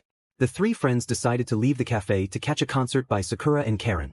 They sing really well, Issei commented, but suddenly an alarm went off, indicating intruders were in the area. You two stay with them, I'll check it out, Issei instructed. Be careful, Emilia warned, and Issei nodded before leaving. These savages don't have cores, how are we going to defeat them? Clare asked. By completely destroying their bodies, Issei replied. How did you get here so fast? Charlotte questioned. That doesn't matter now. Where do I need to go to stop those things? Issei asked. Outside the academy, Clare directed. Got it. Be careful, Issei said before leaving the room. Minutes passed, and more savages appeared, prompting the others to join the battle as they were about to break through the shield. This is bad. There are more of them, Hayato said. They're not having a good time, Issei noted. Issei, weren't you somewhere else? Hayato asked. I finished and came to help. Besides, Emilia is hurt. I'll take care of this, Issei replied. There are too many, you can't do it alone, Hayato warned. Don't focus on the numbers. It's time to use this. I've never done it before and I'm curious, Issei said, pulling out his 100. He tossed it into the air. 100 on, he declared. Both Hayato and Emilia were taken aback by the unusual armor that formed around Issei. Just as I thought. I like it, Issei said, starting to run and taking down every savage in his path. It made him faster, Emilia observed. I can tell. We'll help elsewhere, he'll be fine, Hayato said, and both he and Emilia left. After a while, Issei had finished his part. He walked a bit and heard a commotion nearby, so he went to investigate and found his friends battling a mutated savage. Issei decided to watch, curious about their strength. After a tough fight, they emerged victorious. You did well, didn't you? Issei praised. Yeah, Clare replied, turning around and being surprised to see Issei in his armor. That's new, she remarked. I forgot to deactivate it, Issei said, removing the armor. I was curious about how it looked, he added. But it's very different from the rest, Clare noted. Don't worry about it, Issei replied. Just then, Liza appeared for a brief moment. She's here, Clare said. Yes, she's awakened. I think you should go see her, Issei suggested. I'll go right now, but first, do you want to come with me? Clare asked. Better go alone, Issei replied. Come with me, Clare insisted. Issei sighed and accompanied her. When they arrived, they saw Liza with her eyes open, smiling at them. Liza! Clare exclaimed. Wani-sama. It's been a while, Liza said. How did you wake up? Clare asked. It was because of Sakura's song. I liked it a lot, Liza explained. I'm glad. Can you come out of there now? Clare asked. Yes, but my body is still very weak since I've been here for so long, Liza replied. I'll help you out, Issei offered. Are you sure? Clare asked, concerned. Trust me, Issei assured her. Okay, Liza agreed, opening her capsule. Just as she was about to fall, Clare caught her in her arms, and Issei approached them with a small vial. What's that? Clare asked. It's a phoenix tear. A friend gave it to me a while ago, but I never used it. Take it, Issei said. Liza nodded and took the vial. Moments later, she was standing as if nothing had happened. Thank you, Liza said gratefully. No problem, Issei replied. And you're something of my sister, Liza noted. Issei was about to respond when Clare took his hand and spoke. He's my partner. That's why I brought him with me. Issei was a bit surprised to hear that but returned Clare's smile. Then you're my Oni-ai-chun, Liza said. Yes, I am. It's the first time someone has called me that, Issei admitted. Then get used to it, Clare said. Since you're a couple, you can kiss, Liza suggested playfully. Clare blushed at that and was about to refuse, but Issei pulled her in and kissed her. Liza was taken aback, surprised that Clare didn't reject it. I thought you wouldn't do it, Clare said, slightly flustered. I always follow through, Issei replied. I was joking. I didn't think you would, Liza said, blushing. Well, how about we go get something to eat? It's getting late and the festival will have fireworks soon, Issei suggested. Both blondes nodded, taking Issei's hands. After a while, they were walking through the streets. Everything is so different, but it's nice, Liza remarked. Yes, it is, Clare agreed. Now that I think about it, I haven't seen those two. Let's go find them, Issei said. You like to tease them, don't you? Clare asked. A little. Don't deny it, it's fun, Issei replied, walking a bit more until they spotted more of their friends. They searched for Hayato and Emilia for a while until they decided to head to the rooftop to watch the fireworks. When Issei opened the door, he was surprised to find both of them kissing. Upon hearing the door open, they quickly pulled away from each other. What are you doing here?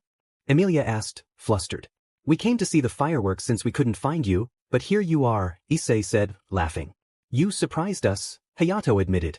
But you're both guys, Sakura pointed out. Actually, I'm a girl and also a princess. Sorry guys, Emilia clarified. Some were surprised to hear that, while Issei just laughed at the situation. Oni, don't laugh, Liza said, looking at him. Issei was about to respond when he felt something and went to the spot, noticing the atmosphere change as he opened the door again. Everyone looked at Issei and what was happening. Issei, get away, that looks dangerous, Hayato warned. This will take me home, Issei replied. Nobody understood what he meant, except for one person who didn't like the idea. Liza stepped forward, wanting to be with her sister and brother now. Clare, now you will be the new president of the student council, Erica said, looking at her. Clare wanted to be with him, and she was determined to leave. Issei tried to convince her otherwise, explaining that she didn't have to make such a drastic decision. Clare expressed that her life had always been dull until he arrived, and now everything had changed. To everyone's surprise, she revealed that Issei was her partner. Issei acknowledged Hayato, thanking him for being a great friend, to which Hayato responded with a heartfelt farewell. After saying their goodbyes, the three of them stepped back through the portal. Meanwhile, Rosweiss informed Azazel that they were ready. Azazel paused, noticing something on his computer. Athena asked if something was wrong, and Azazel explained that Issei had left the area. He could track his movements thanks to the latest data. Aphrodite inquired about the situation, and Azazel advised her to wait a bit before changing their trajectory. As Issei and the girls traveled, Liza asked him about his world. He described it as a peaceful place where humans had no powers, advising them to keep their abilities hidden. Clare agreed, and Issei wondered if her brother would be happy. Clare speculated that he would go crazy once he realized what had happened. Liza admitted she didn't like her brother much, as he only asked for things from her. Issei reassured them that they would now have a normal life. As they arrived, Issei instructed the girls to stay behind him, sensing a tense atmosphere. Suddenly, a voice from the crowd shouted at him, questioning what a filthy human was doing in the arena. Issei brushed it off until he spotted a familiar face. "Thor, is that you?" he called out, causing the audience to gasp in shock. Issei's expression shifted to joy as he approached Thor, but the god responded with hostility, demanding to know why Issei was speaking to him that way. Issei reminded Thor of their last battle and how his daughter had enjoyed it, but Thor was unfazed and raised his hammer to strike. In an unexpected turn, Issei caught Thor's hammer with his hand, leaving the crowd in disbelief. Even Thor was surprised as he tried to push down harder, but Issei stood firm, a strange mark forming at his feet. Issei questioned Thor's behavior, insisting that he was not acting like himself. Just then, a girl appeared and pulled Issei away from the confrontation.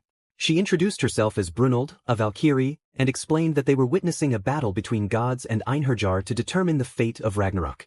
Issei realized he was far from home and asked Brunhild about the situation.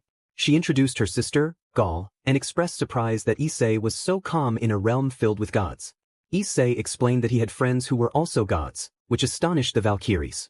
Brunhild noted that most gods despised humans, and Issei clarified that he was from another world. Curious about the gods present, Issei inquired about Odin, but Brunhild warned him to speak respectfully. She pointed out Odin's location, and Issei was taken aback by how youthful he appeared. He then noticed Zeus and commented on his age, which annoyed the god. Zeus ordered Hermes to investigate Issei's intentions. Liza expressed her discomfort with the place, but Issei reassured her that he would protect her.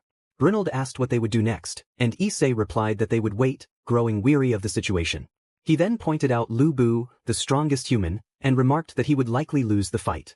Brunhild noted that Lu Bu had the advantage, but Issei believed Thor was not fighting at his full potential. They discussed Thor's divine hammer and gloves, and Issei recounted his past battles with various powerful beings, surprising the gods around him. When asked if he had a divine weapon, Issei confidently stated that he fought with his own strength. Brunhild was skeptical of his abilities, but Issei warned her not to underestimate her opponent. Just then, they noticed Lu Bu had sustained serious injuries, confirming Issei's prediction. As Lu Bu's horse arrived, he prepared to mount and continue the fight. Issei watched as Lu Bu engaged in battle once more. The clash of their attacks resulted in Lu Bu losing an arm, yet he continued to fight with a smile on his face. Clare expressed her concern. "Issei, I don't like this." "I know," Issei replied. "But there's nothing we can do. Besides, he seems happy to be fighting. Perhaps he's never faced someone like this before." "I see. Do you think something will happen to us while we're here?" "As I told Liza, don't worry. As long as I'm here, nothing will happen. And if someone tries, they'll know the consequences." They continued to watch the fight until Lu Bu lost his head. Thor was about to leave when Lu Bu's companions charged in, but they too were defeated, leaving with smiles on their faces. The announcer declared, "The battle between Thor and Lu Bu has ended." Match duration, 16 minutes and 28 seconds. Humans, 0, gods, 1. The gods applauded their victory, while the humans mourned the loss of their comrade. Brunhild left the arena with her sister, and Issei followed, curious about what would happen next. "What will happen now?" Issei asked. Gal replied, "A second battle will begin, but it's sad to see this." "I can tell. I'm not a fan of battles, but that's life," Issei said. Brunhild added, "They gave their lives for a greater good." "Who will fight now?" Issei inquired. "I have no choice but to send him," Brunhild said, showing Issei an image that surprised him. Gal explained, "The first human." Brunhild continued, "He is the one who hates the gods the most." "I never thought I'd meet the first human," Issei remarked. "Issei, I know you're not from here, but you want to fight too," Brunhild said. "But all the competitors are already on the list," Issei pointed out. "I'll free someone up. Do you accept?" Brunhild asked. "Yes, if it's for the good of the people I'll do it," Issei replied. "Thank you," Brunhild said. Clare approached Issei, giving him a hug. "Are you sure about this? They are strong individuals with great abilities." "Don't worry, I'll be fine," Issei assured her. If that's the case, how about you fight right now? Brunold suggested. Didn't you say you were going to send Adam? Issei asked. He can wait. He's one of the last people I want to send, Brunold explained. Alright, then I'm ready, Issei declared. Liza cheered. Oni, good luck. I'll be supporting you. Clare wished him luck as well. Issei smiled at both of them. Don't worry, I won't lose. Besides, I can't lose yet. Zeus remarked. So you're sending in the new one. Hermes, did you discover anything? Hermes replied, there's no information on that type. So it will be an unknown fight, it may be easy. Don't get too confident. You just saw someone give Thor a run for his money, Zeus cautioned. Against me, he won't have a chance, a mysterious figure said. Show him what we're capable of, gods, another added. The figure nodded and made their way to the arena. Minutes later, the announcer called out, is everyone ready? The crowd erupted in excitement, eager for another grand battle, especially the gods who had just won. On the human side, there's a change. The competitor will be the human who appeared out of nowhere, the announcer said, pointing to Issei as he walked in calmly, smiling and waving to the audience. The gods despised him, and few humans supported him, unsure of who he was. And now, the moment you've been waiting for, please welcome the god from the Hindu pantheon, one of the great gods, Shiva. The crowd cheered as Shiva entered with a broad smile, greeting all the gods, especially those from his pantheon. His wives and children supported him as both competitors faced each other. Shiva said, let's finish this quickly. I agree, Issei replied. Clare whispered to Brunold, he's a strong individual. Yes, he is. He's one of the strongest gods in his pantheon. Issei will have a tough time, Brunold acknowledged. Liza reassured them, don't worry. Onyechan said he would win and he will. As the announcer signaled the start, Issei moved first, dashing forward at incredible speed and landing a punch on Shiva's face that sent him crashing into a wall. The audience gasped in shock, as only the gods had witnessed his speed. Not bad, Shiva said, brushing himself off. I thought that would hurt, but it was nothing. You know, it's been a long time since I've fought someone strong. I hope you're a challenge because I haven't had a great battle since I fought the ice giants, Issei replied. Don't regret it, Shiva warned, charging at Issei with the intent to strike. Issei dodged and countered with a kick to Shiva's back. How did he evade that? Who is he? Brunold wondered. Someone who helps others. But I know very little about his abilities since I don't fight much where I come from, Clare explained. Well, it's time to get serious, Shiva said, rising again and rushing at Issei, trying to land a punch. Issei caught his fist with his hand, and when Shiva attempted to strike with his other hand, Issei blocked it. Shiva smiled and tried again, but Issei used his leg as a shield. You won't have it so easy, my friend. Why do you want to kill humans? Issei asked. Isn't it obvious? Because they are weak, filthy, foolish, and only seek trouble. It's better to get rid of a few weaklings, Shiva replied. I won't deny that there are people like that, but there are also good people who fight to move forward. So I won't allow anyone to die, Issei said, giving Shiva a serious look. In that moment, Issei released Shiva and delivered a punch to his stomach, followed by a kick that sent him flying. As Shiva was in the air, Issei landed another kick to his face. That human is not normal. Shiva hasn't even been able to hit him, Zeus observed. Could it be that Shiva-sama is holding back to entertain himself and give hope to the humans? Hermes speculated. Perhaps, Zeus replied. Shiva, spitting blood, exclaimed, where does this human get his strength? It's been years since I saw my own blood. It's time to end this. He charged at Issei with great speed, leaving a crack in the ground from his momentum. Just as he was about to strike, Issei dodged and landed a blow to Shiva's ribs. How did you see that coming? Shiva asked, surprised.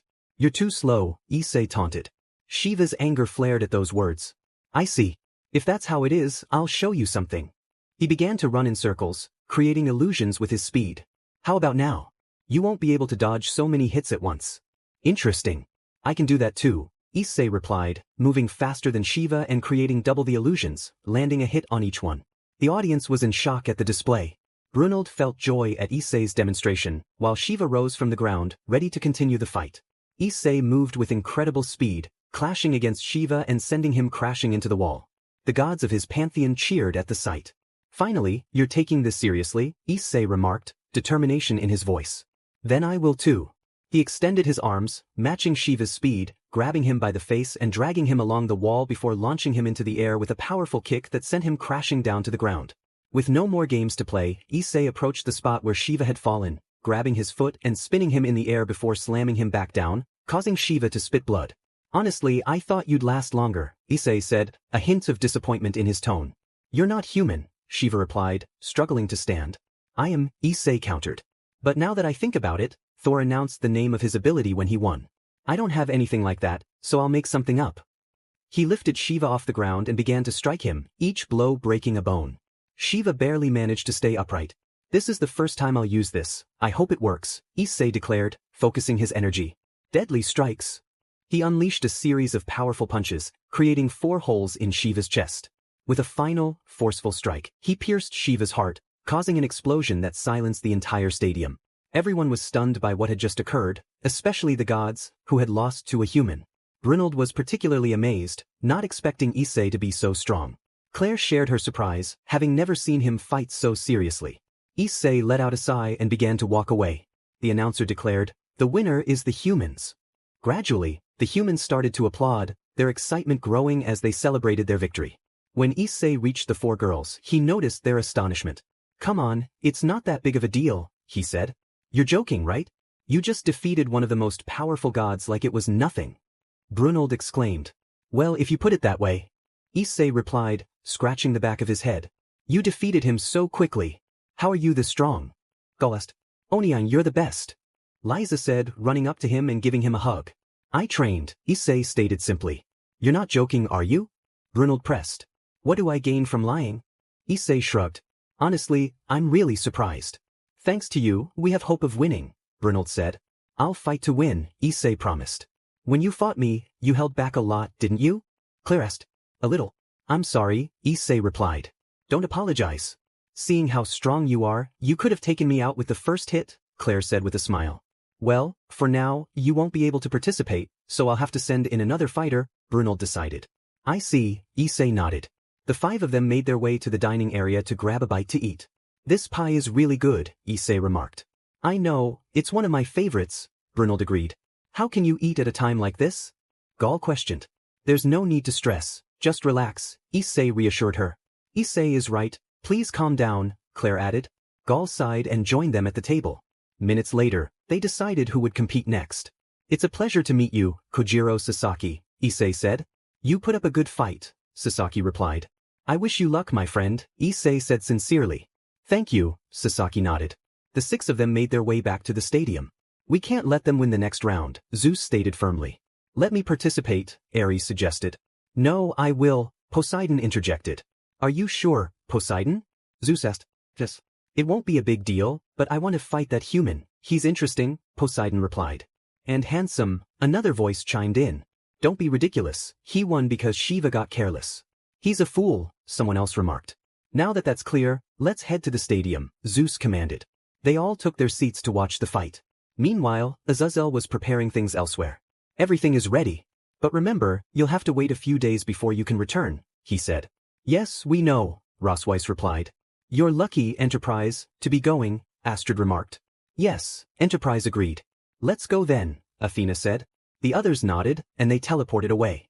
Issei and his friends were watching the match when he suddenly felt something behind him. He turned around, and the others followed suit. 4 familiar figures emerged, and Issei's face lit up with joy. "Issei!" Rosweiss exclaimed, rushing over to hug him, which he returned warmly. "How did you get here?" Issei asked, surprised. "Azazel created a machine, and well, here we are. We went looking for you elsewhere, but you had already left," Rosweiss explained. "Issei!" Enterprise called out. "Enterprise, how is it that you?" Issei started.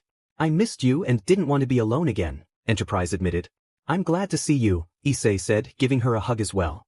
"Athena, Aphrodite, how are you?" he asked, approaching them for a hug. Brynhild and Gall were taken aback by the names he mentioned. "Where are we?" Aphrodite asked, looking around. "It's a bit of a long story. We're in a battle between gods and humans. I fought against Shiva," Issei explained. "Really against him? But he's so strong," Rosweiss exclaimed. "Rosweiss, let me introduce you. This is Brynhild and Gall. They are Valkyries who help humans," Issei said. "Nice to meet you," Rosweiss said. "Likewise," Brynhild replied. "It's a pleasure to meet another friend of Aphrodite." "Is there someone else here?" Aphrodite asked, noticing someone in the distance. "Yes, over there," Issei pointed. Aphrodite was surprised by the sight. "Those people are..." she began.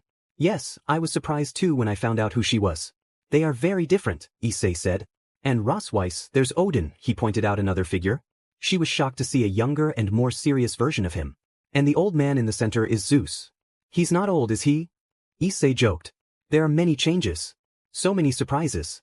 Who's fighting now? Athena asked. Sasaki and Poseidon, Issei replied. Is there ever a day when you're not a good person? Enterprise teased. Maybe, but before we continue, I haven't introduced you to Clare and my sister, Issei said. Nice to meet you. Issei told me about you a long time ago. This is my sister, Liza, Clare introduced. A pleasure to meet Oni-chan's other girlfriends. So, you are my Oni-chans, Liza said cheerfully. The girls were a bit surprised but smiled at the little girl's words. Nice to meet you, Liza-chan, Athena said. Where did those 4 girls come from? They're so young, Zeus remarked, observing the group. Issei stood among his companions, a sense of unease settling over him. Hermes approached, a smile forming on his face. So, you wish for something? He asked. Indeed, Zeus replied. Send someone to bring me the girls. I want to have some fun. Hermes nodded and called for guards to fetch the young women. Issei, sensing the tension, turned to Rosweiss. Has anything interesting happened during my absence? Everything is calm for now, she replied. I see. The war in the Underworld has ended, Issei noted. Yes, it concluded after you left, Athena added. Rosweiss reassured Issei, don't worry, Ophis is alive. But I saw her die, Issei protested. She sent half of her power elsewhere, Rosweiss explained. She's just a bit weaker now. I'm glad she's okay. When are we going back? Issei asked. In a week, Enterprise said. We need to recharge the machine, so we'll have to wait a bit. That's fine, I have things to help with too, Issei replied. Brunold looked at him seriously. Issei, what kind of people do you associate with? It's not normal for you to get along with goddesses. Only a few, Issei chuckled, scratching the back of his neck. Athena chimed in, he's friends with our Olympic faction because he defeated Ares in battle. Rosweiss added, he's also well regarded in Asgard for single-handedly defeating an army of ice giants. They even built a statue of him alongside the gods. Aphrodite noted, he's liked by yokai, angels, fallen angels, demons, and Shinto gods. Rosweiss concluded, I think that's everyone. Both Valkyries were astonished by the list, never having imagined such connections. Brunold turned to Issei, her expression serious. Issei, how powerful are you? Honestly, a lot, Rosweiss answered. And we don't know his limits. Brunold said, with your help, we can stop Ragnarok. We'll try, Issei affirmed. Suddenly, guards arrived. Ladies, Zeus-sama wishes to see you 5, one announced. We're fine here, Rosweiss replied. Besides, they're with me, so you should leave, Brunold added. You know how Zeus-sama is, it's better to comply or else, the guard warned. Or else what? Issei challenged, his gaze serious. Are you defying Zeus-sama's orders? The guard asked. I don't care if it's Zeus. They aren't going anywhere, Issei stated firmly. Then you'll have to die here for your disrespect, the guard threatened. Brunold warned, you don't know what you're getting into. We're just following orders. He's just a human, the guard replied. A human who defeated Shiva-sama, Brunold reminded them. The other gods say it was luck. Shiva-sama let his guard down, the guard scoffed. I'm tired of this pointless fight. Killing innocent beings is wrong, Issei declared. It doesn't matter what you say, the guard retorted. It's better to kill him and end this. Yes, let's end this, Issei agreed. The guards charged at Issei, but he awaited them, dispatching them with a single blow, causing a massive explosion that destroyed half the stadium. As the dust settled, Issei stood tall. It's time to end this senseless war, he proclaimed. Are you challenging the gods? You just killed my guards, Zeus thundered. I did it for a good reason. You want to take these girls away from me, Issei replied. Women like them shouldn't be near a human, Zeus insisted. We decide who we want to be with, and that's Issei, Athena countered. Kill that human and bring me those women. Whoever succeeds will be granted a wish, Zeus commanded. The other gods, surprised, began to rise, eager for the opportunity. Brunold urged, Issei, you need to leave. You can't handle so many gods. I promised to fight for my loved ones, so I'm not going anywhere, Issei declared. Rosweiss, I need to ask you a favor, he continued. I know what you're going to say, and it's fine. We'll do it, but promise to come back, Rosweiss replied. I always keep my promises. You all need to leave, Issei instructed. Brunold-san, please take us somewhere safe, Rosweiss urged. But, Brunold started. Trust him, Aphrodite encouraged. Oni-chan, please don't take long, Liza added. Come back soon, Clare said. I will, Issei promised, turning to smile at the girls before Brunold led them to safety. Once alone, Issei took a deep breath, his expression serious. This will be a long fight. He moved with incredible speed, taking down a god in an instant. As he landed in the battlefield, the remaining gods charged at him. One Hindu god sought revenge, but Issei struck him in the stomach, creating a gaping hole.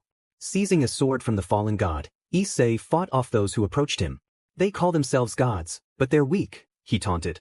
Hearing this, the gods attacked in groups, but Issei remained unfazed, waiting for each to come at him. Why don't you kill him? Zeus demanded. That human moves too quickly, and every blow he lands is deadly. He wields the sword skillfully, Hermes reported. That doesn't matter, send more against him. Bring the rest of the fighters, it will be enough, Zeus ordered.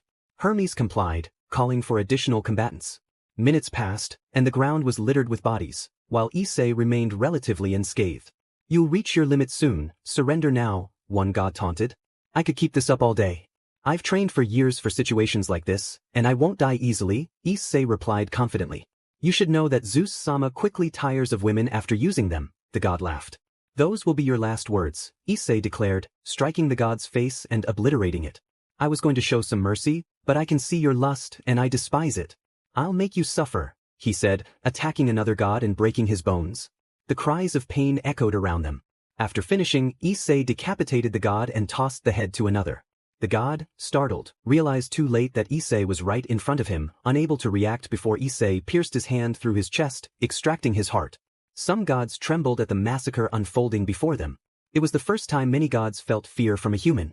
Meanwhile, humans watched in astonishment as one human fought against hundreds of gods. Come down here if you're so brave, old man, Issei challenged Zeus, who listened intently. Issei was about to confront the situation when Hermes placed a hand on his shoulder. It's not time yet, Zeus-sama. They are coming, he said. Zeus smiled, observing as 9 figures approached. Is this the one causing all the commotion? Not as impressive as I expected, but I must admit, you might entertain me a bit, one of them remarked. Issei responded, so you are the rest of the fighters, excluding the old ones like Zeus and Odin. You have some nerve speaking to us like that. Don't you have any manners, kid? Another figure retorted. If you want respect, you should give it, Issei replied confidently. Me, a god, respect a human? You're out of your mind, the figure laughed. Let me guess, you're the jester of the group, Loki, Issei said, provoking a scowl from Loki, who was about to attack until Thor intervened. How did you stop my previous attack? Thirst, surprised. I fought someone similar to you, Issei replied. You both fight almost the same, except he's more cheerful and you're a bore. But enough talk, let's get to action. I need to find my companions. Thor was the first to attack, throwing his hammer. Expecting Issei to dodge like Lubu did, he was shocked to see Issei standing still. Just before the hammer struck, Issei caught it with his hand, stunning everyone. He then exerted pressure, causing the hammer to crack and eventually shatter into pieces. Odin remarked, that human is not normal, his expression neutral, though internally he was astonished. Aphrodite chimed in, he's cute and strong. Issei declared, let's leave the toys at home. Thor, angered, responded, how dare you call my weapon a toy? Ignoring him, Issei quickly closed the distance and delivered a powerful blow to Thor's stomach, sending him crashing into a wall. The others charged at Issei, but he evaded their attacks effortlessly. Just because you are gods doesn't mean you're all that special, he said, taking down one with a punch to the face, burying him into the ground. Without wasting time, he moved on to another, wanting to finish the battles quickly. This is impossible, Brunold exclaimed, watching the fight through a hologram. That's Issei when he gets serious, Rosweiss noted. But he destroyed that without much effort, Gaul added. Issei has many secrets, Aphrodite remarked. Enterprise commented, it's the first time I've seen him fight so seriously. Clare agreed, I'm amazed. Liza cheered, Oniachan is the best. The girls continued to watch the battle intently. Hours passed, and the gods were suffering, with Loki in the worst state, attacking Issei wildly. Are you done resting? Issei asked. Are you mocking us, you filthy human? One of them yelled. Now you speak to me like that?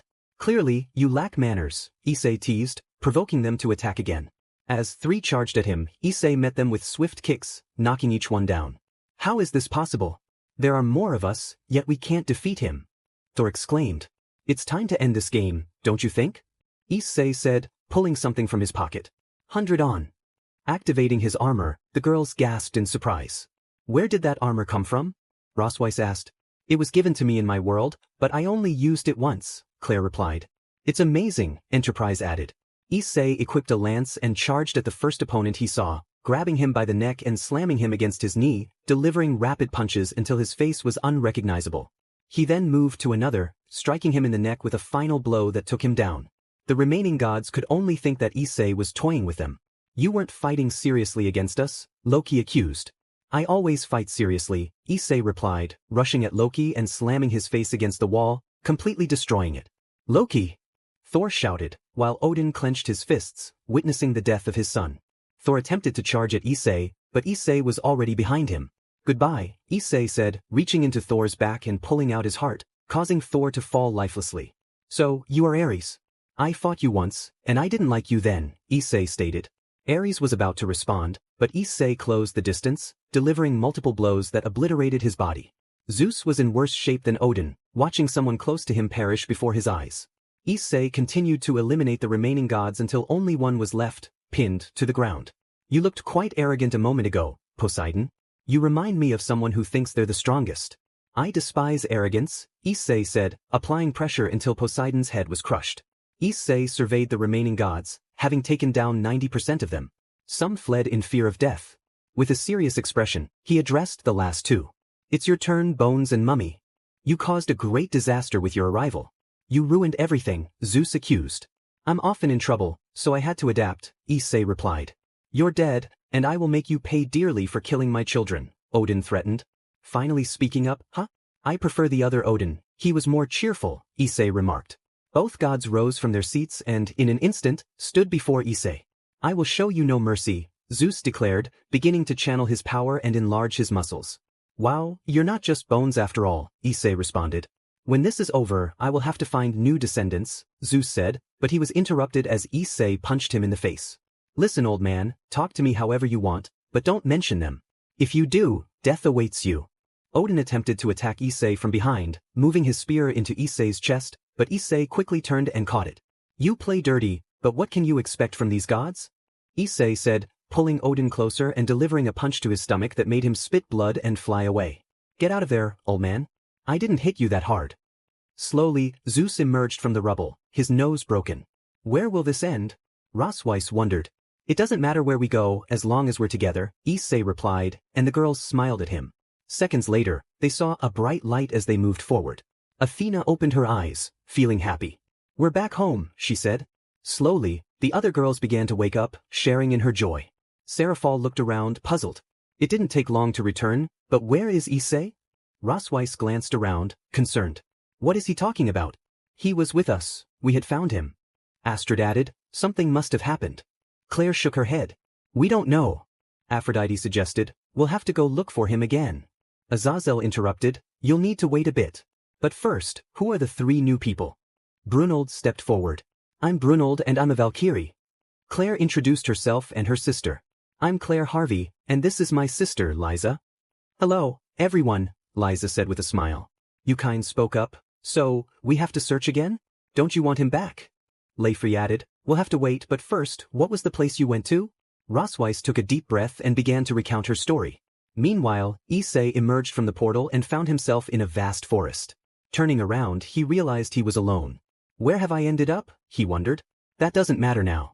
The most important thing is that I hope the girls are safe and not in danger. He looked around, puzzled. What kind of place is this? I guess I'll have to explore and find a city. As he walked, he marveled at the beauty of his surroundings. An hour passed and he still hadn't found an exit. Suddenly, he heard a loud roar nearby. I'd better get out of here. I don't want to find out what kind of creature that is. Just as he turned to leave, he spotted a massive dragon watching him from a distance. Oh no, it's enormous, like that dragon named Tannin. Issei took a step back, but the dragon mirrored his movement, standing on its hind legs. This isn't good, he muttered. The dragon lunged at him, and Issei narrowly dodged the attack. I need to finish this quickly and get out of here. He took a fighting stance. Seconds later, the dragon used its teleportation ability, appearing right next to Issei and swinging its tail, sending him flying. When Issei got back on his feet, he charged at the dragon, leaping and delivering a powerful blow to its face, causing it to crash to the ground. Issei landed and assumed a defensive position, but when he noticed the dragon wasn't moving, he cautiously approached it and realized it was dead. I thought you'd put up more of a fight, but this is better. I'm not in the mood to fight. He was about to leave when he felt a strange pull from the dragon. He touched it and closed his eyes for a moment. Seconds later, he felt a tingling sensation. What is this? He wondered, sitting near the dragon's body and closing his eyes again. As he sat there, he sensed something different about his body. He felt a bit stronger. After about 5 minutes, he opened his eyes to find the dragon's body had vanished, but he could still feel something. I feel like my strength has increased and I feel lighter. What just happened? He thought, lying back on the ground. It's no use thinking about where I am right now. The most important thing is to find a place where I can understand my situation. He stood up and continued on his way. For 3 days, he wandered the forest. No creatures approached him, which felt strange, but he didn't dwell on it since it was safer that way. He hunted some animals for food and was surprised by how good it tasted. I've been at this for 3 days and I haven't found anything. Is this forest really that big? He continued on, noting the darkness creeping in as rain began to fall. He ran until he found a cave and entered without hesitation. I'll have to wait a bit until I can go back out. He sat down and leaned back to wait. As he closed his eyes, he heard footsteps. Startled, he jumped up and saw a large bear, black and red, adorned with what looked like armor. What kind of bear is that? It's no use asking, no one will answer me. The bear heard Issei's voice and charged at him.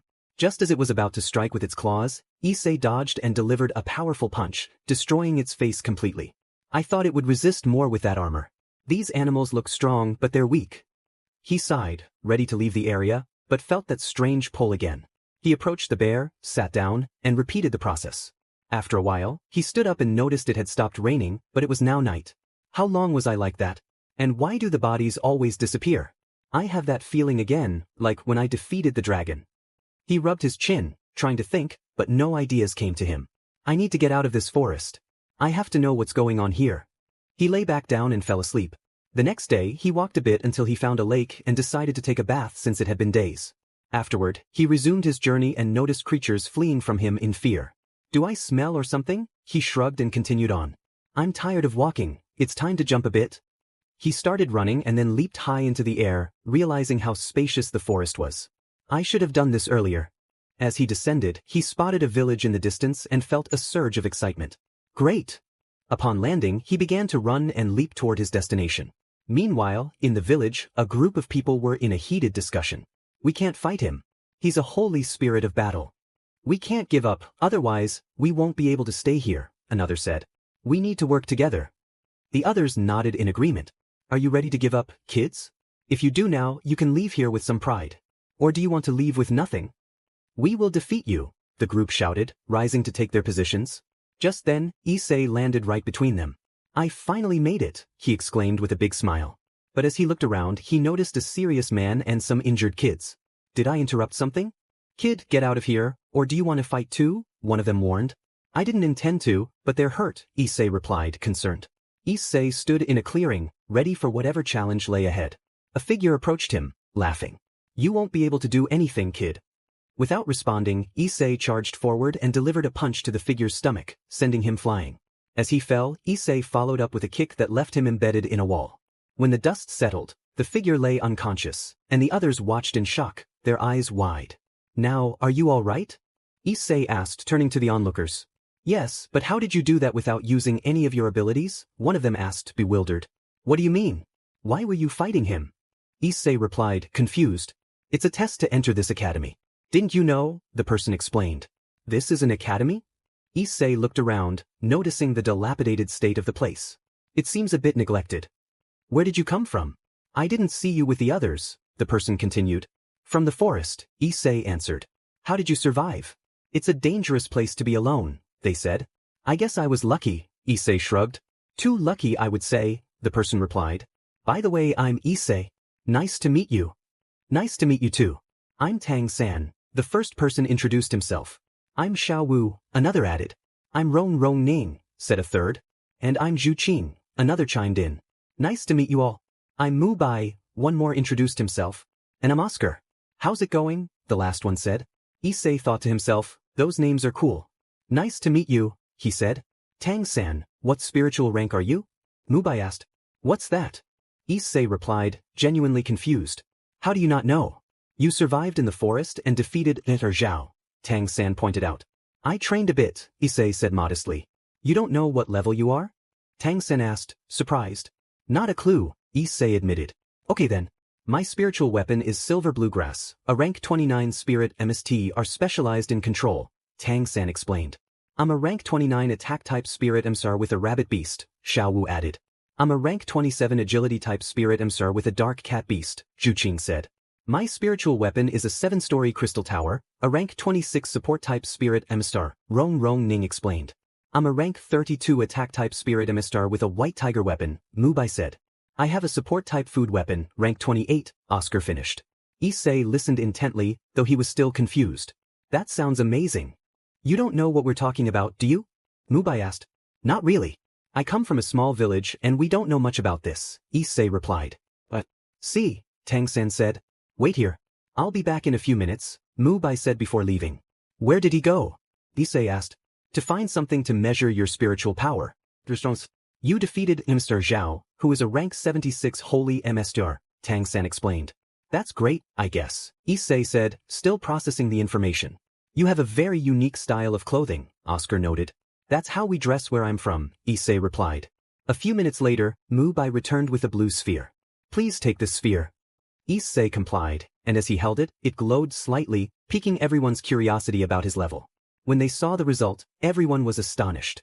Is something wrong? Issei asked. Yes. Your level is 42, Mubai said, eyes wide. That's good, right? Issei asked, unsure. Of course. You have a very high level. How old are you? Tang-san inquired. 16, Issei replied. Everyone was shocked at his age, given his high spiritual level. But if you have a level, that means you should have 4 rings, right? Chow asked. Rings? Issei echoed. They are obtained by defeating creatures in the forest, Tang-san explained. Now that you mention it, I did encounter 2 on my way here and defeated them. How do I get those rings? Issei asked. It's not that hard. Watch, Mubai said, stepping back to show his rings and his white tiger. Issei was amazed and excited. Okay, I'll try. He nodded and closed his eyes. When he opened them again, he looked down to see 2 black rings forming. Everyone was in shock, as that was considered impossible. Is something wrong? Issei asked, confused. Yes. Don't you know what rings you have? Mubai exclaimed. No, Issei replied. You have 2 spiritual rings of 10,000 years, Tang-san said, astonished. The next day, Issei woke up early as was his habit, and set out to explore his surroundings, eager to learn more about the place he found himself in. Now that I think about it, in every place I've been, I've gained something. In Enterprise I got these cool shoes, Clare gave me armor, Brunald only brought me trouble, and now here, I receive these amazing spiritual rings. I need to learn how to use them, he mused. He wandered until he stumbled upon a cabin labeled, Dining Hall. Deciding to enter, he made himself breakfast. After finishing, he continued his exploration for several hours. On his way back, he noticed someone in the distance and approached. Tang-san, Xiao Wu, what's going on here? Issei asked. This guy won't leave this girl alone, Xiao Wu replied. I see. You can go now, it's okay, Issei said with a reassuring smile to the girl. She nodded and left. Hey, what's your problem? The other guy shouted. If she didn't want to talk to you, it wouldn't have cost you anything to leave her alone. That's not how things are done, Issei said firmly. And why do you care what I do? Do you even know who I am? The guy retorted. Why would I know? I just met you, Issei replied. I'm Hongjun, and I have a phoenix spirit beast, he boasted. Tang-san and Xiao Wu were surprised, but Issei remained unfazed, which Hongjun noticed. Do you think I'm lying? Hongjun challenged. Not at all. I just happen to know a family of phoenixes, Issei said casually. Now all 3 were surprised. I fought one, and I have a friend named Ravel who is nice, Issei added. How is that possible? No one has seen a phoenix before, they're legendary class, and you know a whole family. Tang-san asked incredulously. Funny, right? Issei chuckled. You're playing with me. Now I'll show you who I am, Hongjun said, jumping back and activating his spirit beast. After a few moments, a chicken appeared. Xiao Wu couldn't hold back her laughter. It looked nothing like a phoenix. Annoyed, Hongjun attempted to strike Xiao Wu, but Issei intercepted the blow, applying just enough force to make Hongjun kneel in pain. Violence solves nothing. Please, just let it go, Issei advised. Before Hongjun could respond, Mubai arrived and led them to another location, explaining the situation with Hongjun. Afterward, they all headed to the Academy Center, where Fender had called them. Flender sent the group, including Rong and Oscar, to take about 20 laps. Oscar was excited to be with her. Flender then addressed the rest, telling them they could do as they pleased. He mentioned that he would take them to a place to showcase their skills by evening. The group nodded in agreement. As night fell, they arrived in the city, and many were surprised since it was their first visit. Issei was the most amazed, taking in all the new sights. After a short walk, they reached a large stadium where everyone registered and received iron badges. Mubai explained, you can participate solo, in pairs, or in groups of up to 7 or 8. Issei exclaimed, this is amazing. Mubai cautioned him, given your level, you can only face opponents of levels 40 to 50, so be careful. Issei replied confidently, no problem. This is thrilling, I want to see how strong everyone is here. Hongjun added, killing is prohibited here. Many nodded, eager to test their strength against others. The group split up to find opponents. Issei quickly found one and was called to the arena. Good luck, he said to his rival, who taunted, you better give up, kid. The announcer instructed them to prepare, and Issei's opponent activated his rings, summoning a rhinoceros as his spirit beast. Issei was taken aback but replied, not at all. As the match began, Issei moved first, delivering a powerful blow to his opponent's stomach, sending him crashing out of the arena and into a wall, unconscious. The announcer was astonished by how easily Issei had won in such a short time. The winner is Issei, who has just set a new record of 2 seconds. The crowd erupted in cheers, recognizing a new competitor to fear. Issei shrugged, that didn't take long, and left the combat area to await his next match. Hours passed, and Issei continued to win without much difficulty until no one wanted to challenge him out of fear. When the matches concluded, he rejoined the others, who were amazed by his performance. Tang-san remarked, you've only been here a day and already have 20 victories with none lost, and you made it look easy. Mubai added, it took me a long time to achieve my victories, and you do it so effortlessly. Issei dismissed it, saying, they were easy opponents. Hongjun countered, you're lying. Those people were strong. Issei shrugged, I didn't take it seriously. Let's go, and started walking toward the exit. The others decided to remain silent and followed him. The next day, everyone gathered as Flender called them together. Since Oscar just reached level 30, tomorrow you will go with Mr. Zhao to find Oscar's 3rd ring. But first, your mission is to eat one of Oscar's sausages. Xiao Wu grimaced, but they taste terrible. Flender insisted, you need to adapt to the situation. Who will go first? Some looked nervous at his expression. Issei stepped forward, took a sausage and ate it. How is it? Tang-san asked. Issei replied, tastes like nothing. Several others followed suit, with Rong going next, and the rest struggled to eat the sausages. The following day, everyone was outside the academy, laughing as they prepared to head into the forest to find Oscar's 3rd ring. Mubai reminded them, remember, there are dangerous creatures inside. Tang-san and Issei will lead, followed by Rong and Oscar, then Xiao Wu and Hongjun and finally, Zhu Qing and me for support. They all nodded and set off toward the forest. After running for 2 hours without rest, Oscar offered them one of his sausages to recover. Issei declined, feeling no fatigue at all. It's almost night, so let's rest, we're close to a spot, Mubai announced. The others agreed and hurried to a cabin. Once inside, they took their seats and began to eat. Moments later, a group of students entered, causing some to panic. Issei asked, what's with the atmosphere? Mubai explained, they're from Tsanghui Academy. They're quite arrogant, so it's best not to provoke them. Oscar added, but the director said this is part of our training. If we don't fight others, we won't grow as spirit MSIS. One of the students approached their group, intending to teach them a lesson, but it backfired as Mubai and Tang-san defended themselves. Mubai delivered a blow that sent the student flying back to his teacher, who was not pleased, along with the rest of his peers. Issei sighed, you all seem to enjoy trouble, while watching Xiao Wu fight.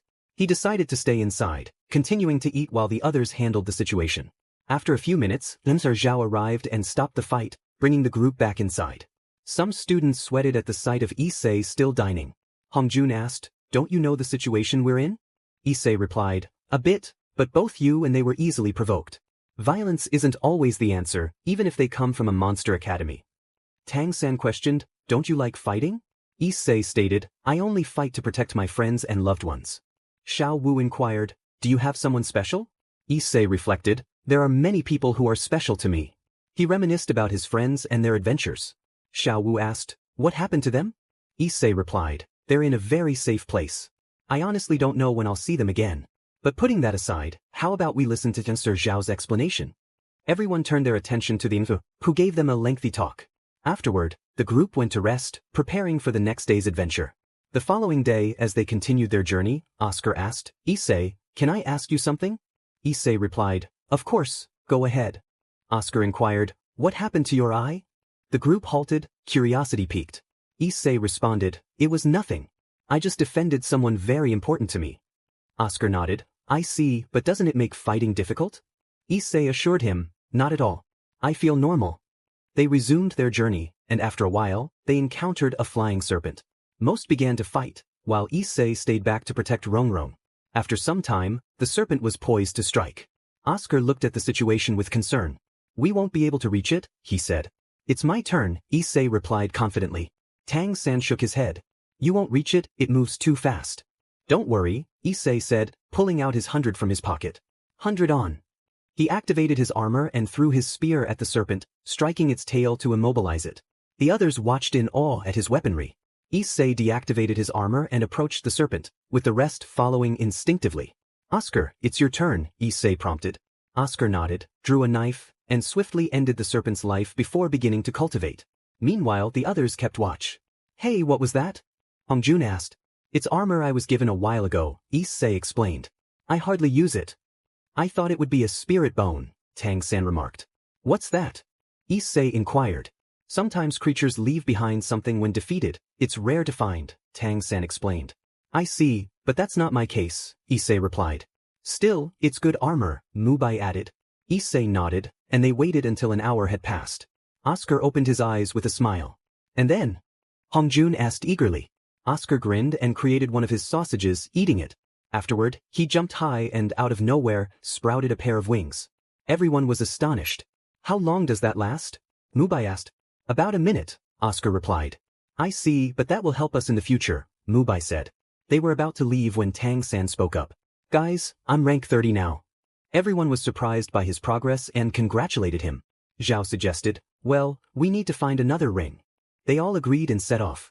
After a few minutes of walking, they halted as they sensed something approaching, shaking the ground with each step. "What was that?" Rongrong asked, alarmed. Suddenly, a massive ape appeared, leaving everyone stunned by its size. "That's the king of the forest, the Titan ape. It's a beast millions of years old," Zhao explained. "It possesses great intelligence, strength, defense, and agility." The ape let out a tremendous roar, startling everyone except for one person, whom Issei noticed. After a moment, the ape became agitated and attempted to attack. Zhao tried to intervene but was sent flying. The rest of the group took up defensive positions, except for one. After several minutes of futile attacks, the exhausted group watched as the ape captured Xiao Wu and left the area. Tang-san, seeing this, chased after the ape, but it was too late. The ape was faster, and he was tired. Issei thought to himself, that ape focused on Xiao Wu as soon as it saw her. Do they know each other? Something is going on here. I'll ask her when I see her. Snapping out of his thoughts, he went to help his injured companions. "Why didn't you help?" Hongjun asked. "It was too strong. The best option was to do nothing for now," Issei replied. "But you could have done something." Zhu Qing insisted. "I have a feeling it won't harm her. Besides, Xiao Wu is strong and will be able to escape. We just have to wait." The others fell silent and began to cultivate to regain their strength. However, Tang-san was worried. He had promised to protect her since they were children.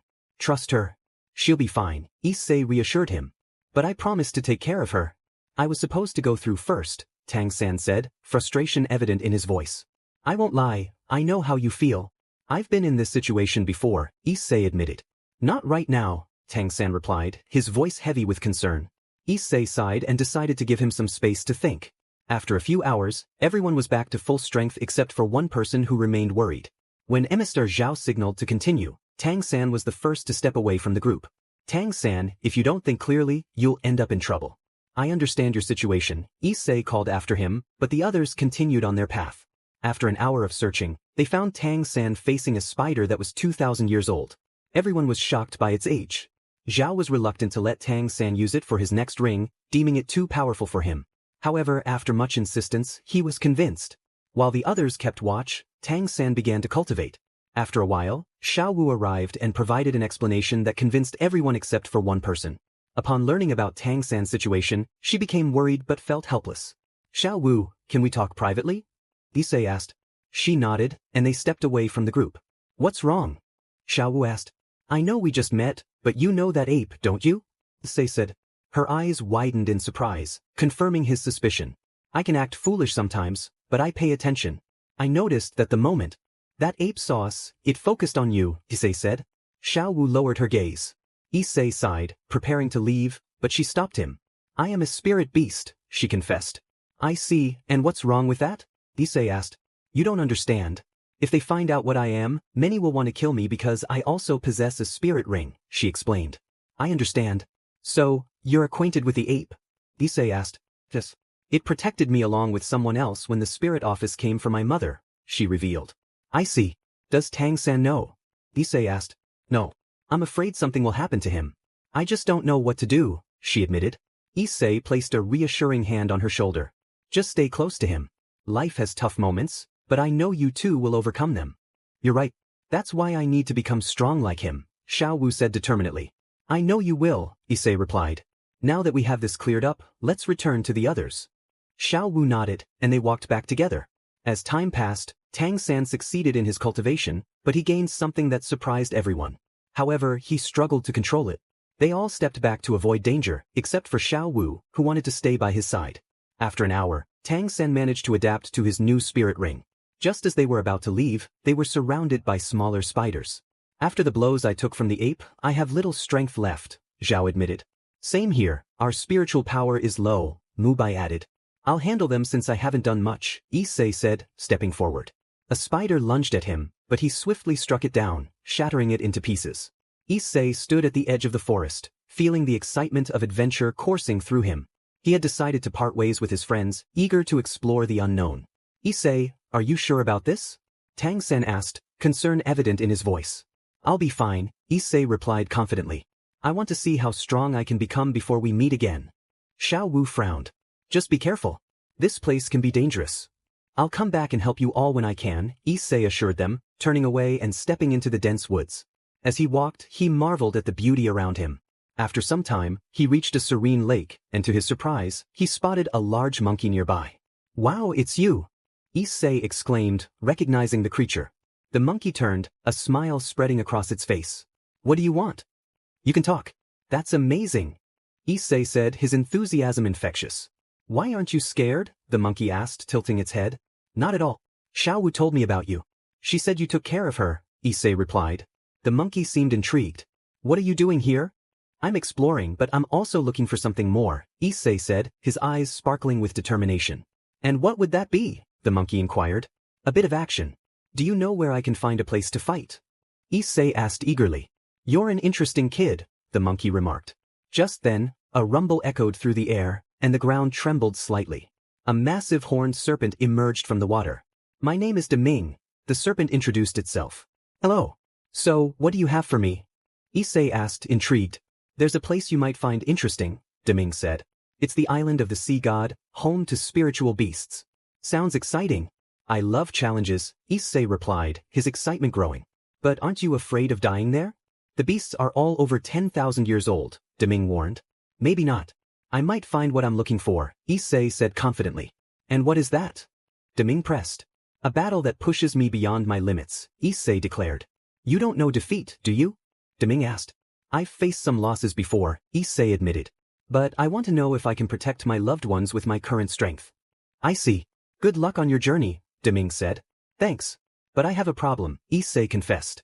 And what is that? The monkey asked. I have no idea how to get there. This is all new to me, Issei explained. Just ask for directions to the sea. Once you're there, you'll feel the island's presence. If you can't, it means you're not ready yet, Deming advised. Got it? It will be a long journey, Issei said, nodding. Good luck, the monkey added as Issei set off. As Issei continued on his path, he felt a surge of excitement. This journey would be incredible and he couldn't wait to see what awaited him. A week had passed since Issei began his adventure. He encountered both good and bad people along the way, but those who crossed him often regretted it. Now, he found himself in a small village, gathering directions. According to that man, I'm 3 days away from my destination. Awesome, Issei said to himself, feeling the thrill of anticipation. As he traveled, he stumbled upon a group of bandits. Sighing, he thought, I'm getting tired of this. This is the 4th time. Leave your things and you can go, one of the bandits demanded. I don't feel like fighting, so you can just leave, Issei replied. You think we'll listen to you? Another bandit laughed, activating his spirit weapon. Issei stepped forward, swiftly delivering a blow to one bandit's stomach, leaving him gasping on the ground. The other two, terrified, grabbed their friend and fled. That was it? I expected more from you, Issei said, shaking his head as he resumed his journey. Days passed, and he finally reached his destination. The city was vast and appealing, and without hesitation, he headed to the port to see the sea. I finally made it. Time for some action, he exclaimed, a wide grin on his face, before diving into the water, landing gracefully on his feet thanks to his shoes. Issei was on the move, running quickly towards his destination. Meanwhile, in another place, Laviana asked Azazel what was happening this time. Azazel replied that it was strange, he couldn't locate something that was blocking him. Clare suggested that someone or something didn't want Issei to return. Gabriel wondered why he was sent to those places, while Yasaka said they could only wait and hope he was okay. Leifri added that they hoped he wouldn't get into trouble, to which Amaterasu remarked that it was impossible since he always found a way to get into trouble. Leifri agreed, noting how long it had been since they last saw him. Brynhild expressed that she still wasn't used to seeing Odin like this, and Rosweiss shared that she had thought he would be serious before working with him, but the reality was different. Brynhild noted that this was better than before. Odin cautioned them not to speak that way in front of him. Brynhild replied that it was just her way. Enterprise then asked what they could do while waiting for Issei's return. Belfast suggested they learn more about this world since they didn't know much. Prinz agreed, expressing a longing to see the sea, but Kunu warned them not to use their boats, as it might disturb the people. Prinz assured her not to worry.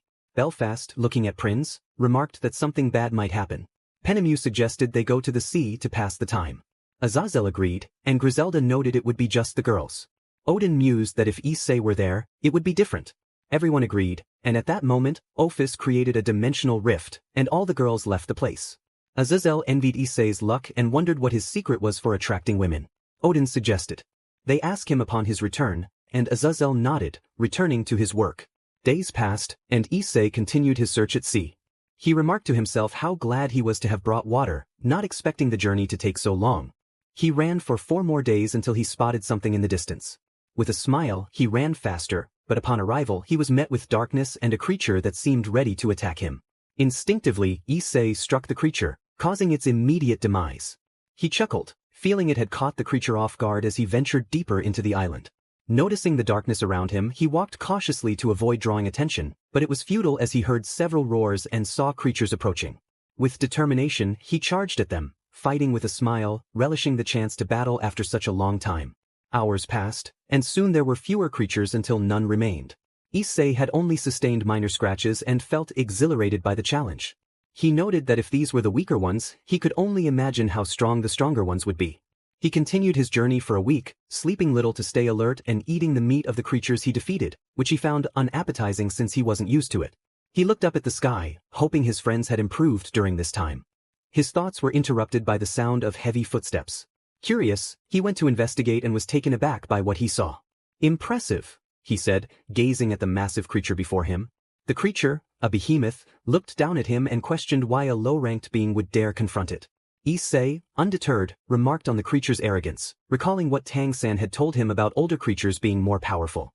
The behemoth dismissed him, claiming it had the best defense and that he was wasting his time. Issei, undaunted, leaped into action, aiming a punch at the behemoth's face. To his surprise, the creature didn't budge, laughing at his attempt. However, when Issei put more strength into his next strike, the behemoth fell to the ground, one of its fangs breaking off. Angered, the behemoth demanded to know how Issei had the strength to touch it. "I'm just a human," Issei replied, "but I expected more from you. It wasn't much of a challenge."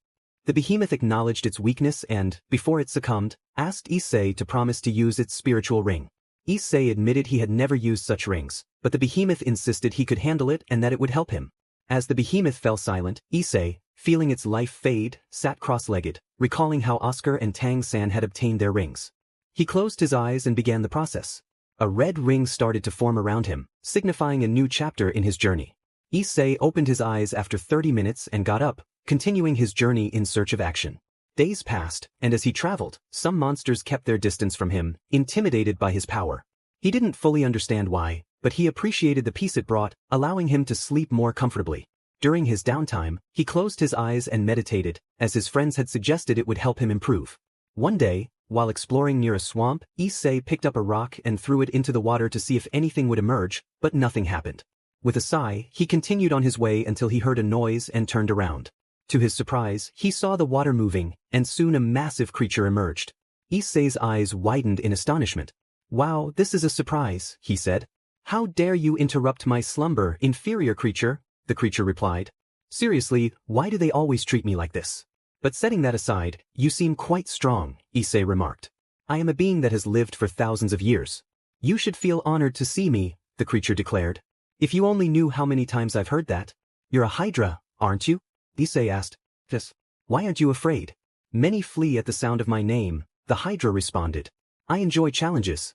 Besides, I read about you in a book and didn't think you were real. But I know you're strong, Issei said, taking a fighting stance. The Hydra laughed, amused that a human dared to challenge it. Without hesitation, Issei charged forward, striking one of the Hydra's heads with his fist. Within seconds, it regenerated, now sporting an additional head. So it's true, if you destroy one, 2 more appear, Issei noted.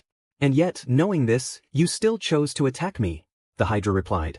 I hope you don't disappoint me, Issei said, leaping into action and cutting off 2 more heads with his spear. Watching them regenerate, he couldn't help but smile, thinking it would be a good fight. The Hydra, now with 8 heads, unleashed its poisonous breath towards Issei, creating a large green cloud. Insolent human, attempting to challenge me, the Hydra taunted. Issei, clearing the smoke in an instant, responded, this is a bit itchy. Both combatants charged at each other. Days passed, and the battle continued without pause. The Hydra now had 12 heads, while Issei only bore a few scratches, thanks to his behemoth ability. Why won't you just die already? Don't you realize I'm an immortal being? No matter what you do, you cannot kill me, the Hydra said, clearly frustrated. You're right, but I've never had a fight last this long against just one monster. I've fought an immortal before, and in the end, it surrendered, Issei replied. Don't compare me to anything human, the Hydra growled, launching another wave of poison. Issei clapped his hands together, dispersing the poison, and charged again. After 3 more days of battle, the Hydra began to tire from the constant movement and destruction they had caused. Issei, on the other hand, was just hungry and thirsty but couldn't afford to stop. He let out a deep sigh, which the Hydra noticed. Are you giving up? The Hydra asked. Issei sat down on the ground. It's been great fighting you, but the routine has been the same for the past 2 days. You always use the same moves. He stood up again, looking at the Hydra with a serious expression. It's time to end this. I think I should return to my friends. The Hydra was about to respond when Issei moved quickly, cutting off its heads with his spear. Using a special ability, he heated the spear to seal the wounds, leaving only the main head intact. How is this possible? All this time, you were toying with me, the Hydra exclaimed. No, I wanted you to help me break my limits, but in the end, it was all in vain. The routine continued, and nothing changed, Issei replied. Even so, as long as I have 1 head, you can't do anything, the Hydra insisted. I know, Issei said, moving swiftly and slicing the remaining head into pieces until it was nothing but dust. That's how you can die. He sheathed his spear and watched as the massive body fell to the ground. With a sigh, Issei sat down, feeling hungry. After a while, he got up to find something to eat. Half an hour later, he finished his meal and sat down to meditate again. This time, the creature he encountered was much older, and he spent 2 hours in meditation. When he opened his eyes again, he noticed they had changed to a dark green hue from the poison. Stretching his arms, Issei began his journey back to the academy.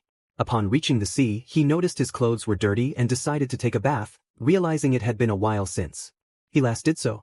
As he washed, he caught a glimpse of his reflection and was startled to see his eyes were a different color. What on earth happened to me? He wondered, checking his body for any other changes but finding none. Relieved, he sighed. I hope this isn't something bad. He got out of the water and put on his clothes, then started running back to the city. This time, he arrived in the city more quickly, but as he did, several people looked at him in surprise. Issei was in a hurry to return to the academy, having not seen his old friends for 2 months. As he walked, some girls blushed at his physique and intense gaze. Once he left the city, he began to run, familiar with the path back. 3 days later, he reached his destination and entered the academy, only to find an eerie silence. He checked all the available houses but found no one. What happened? He wondered, leaving the academy and heading back to the city. Upon arrival, he noticed something strange. There were people around. He approached someone to ask. Excuse me, sir, but what's going on here? Why are there so few people? He inquired. Don't you know, kid? Everyone left because tomorrow the battle of the academies will begin in the Empire. They will determine who is the best and fight against other academies from different empires, the person explained. I see. That must be why they're not here, Issei replied. What do you mean? The person asked. Never mind, I didn't think it was important. Thanks for the information, Issei said, leaving the area and starting to run again. Issei was eager to see his friends in action and witness how much they had improved. He had been running all day and night, anxious to arrive. Upon reaching the venue, he noticed a large crowd at the entrance and a screen displaying the other students until his friends appeared. Issei couldn't help but chuckle at their unusual uniforms. Once the presentations concluded, everyone entered the stadium to watch the battles. Issei searched the crowd until he spotted someone familiar and made his way over. As he approached his teammates, he called out, "Wow, Tang-san, you've improved." The 4 members turned around at the sound of his voice, smiling and greeting him. "Hey guys," Issei said cheerfully. Oscar asked, "When did you get back?" "I returned yesterday. I went to the academy but couldn't find you, and they told me you would be here," Issei explained. Yukine inquired, "How did you get here so quickly?" "I ran all day," Issei replied. "But before we continue, what's up with those outfits? They look a bit strange," he added with a laugh. His friends blushed slightly, realizing he was right. The uniforms were indeed odd. "Putting that aside, how was your trip?" Hongjun asked. "It was interesting. I went to a great place, but I got bored and came back." "Now, let's watch the battle," Issei said, moving closer to the action. Rong noticed something and asked, "Issei, what happened to your eye?" "Oh, that was from a fight, but I managed to recover," he replied. "And what about that color?" Rong continued. "Maybe it's a side effect. I'm not sure," Issei said, focusing on the battle. As the match began, he watched his friends launch their attacks from the start and win decisively. "You've improved during this time," Issei remarked. Oscar responded, "Do you think we've been wasting our time?" "Not at all. I know you're strong, especially with Tang-san's cages."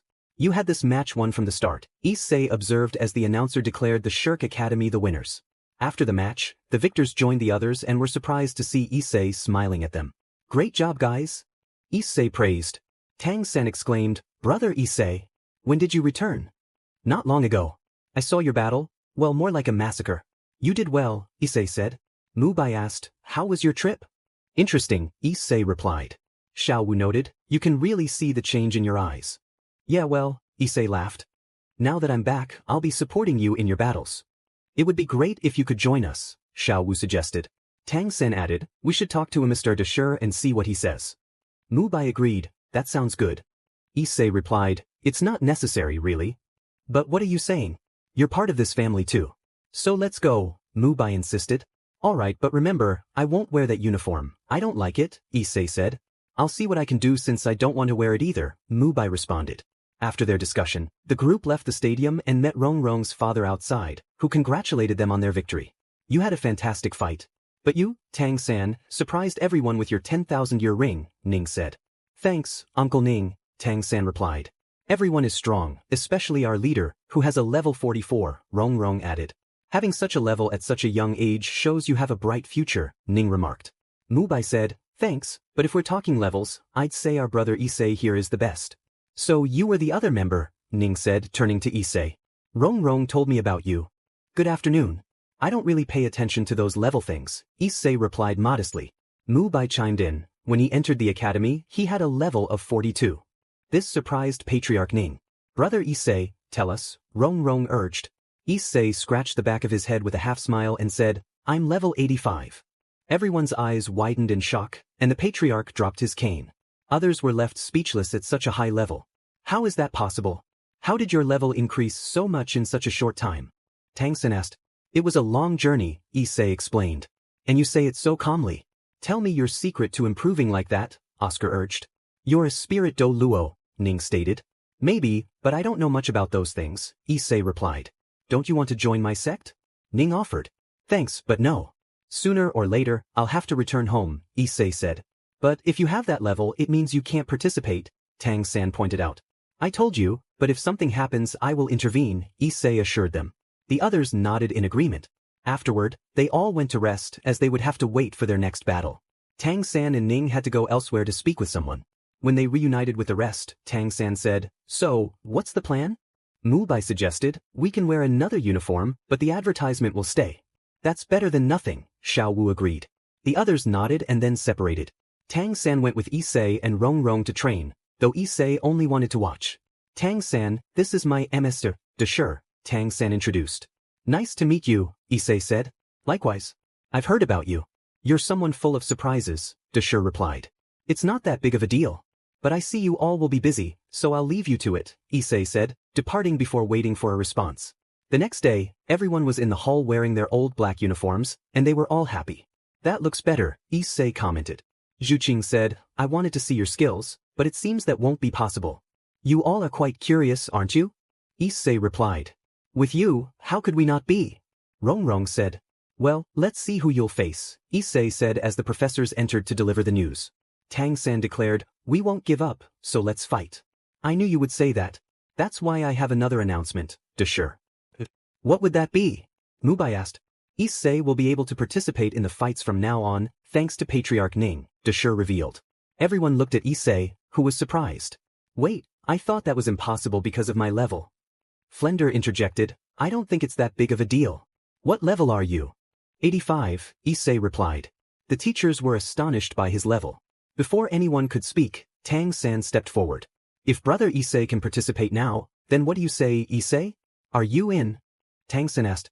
Let's go, Issei agreed. The others nodded, and they left the hall heading to the combat arena.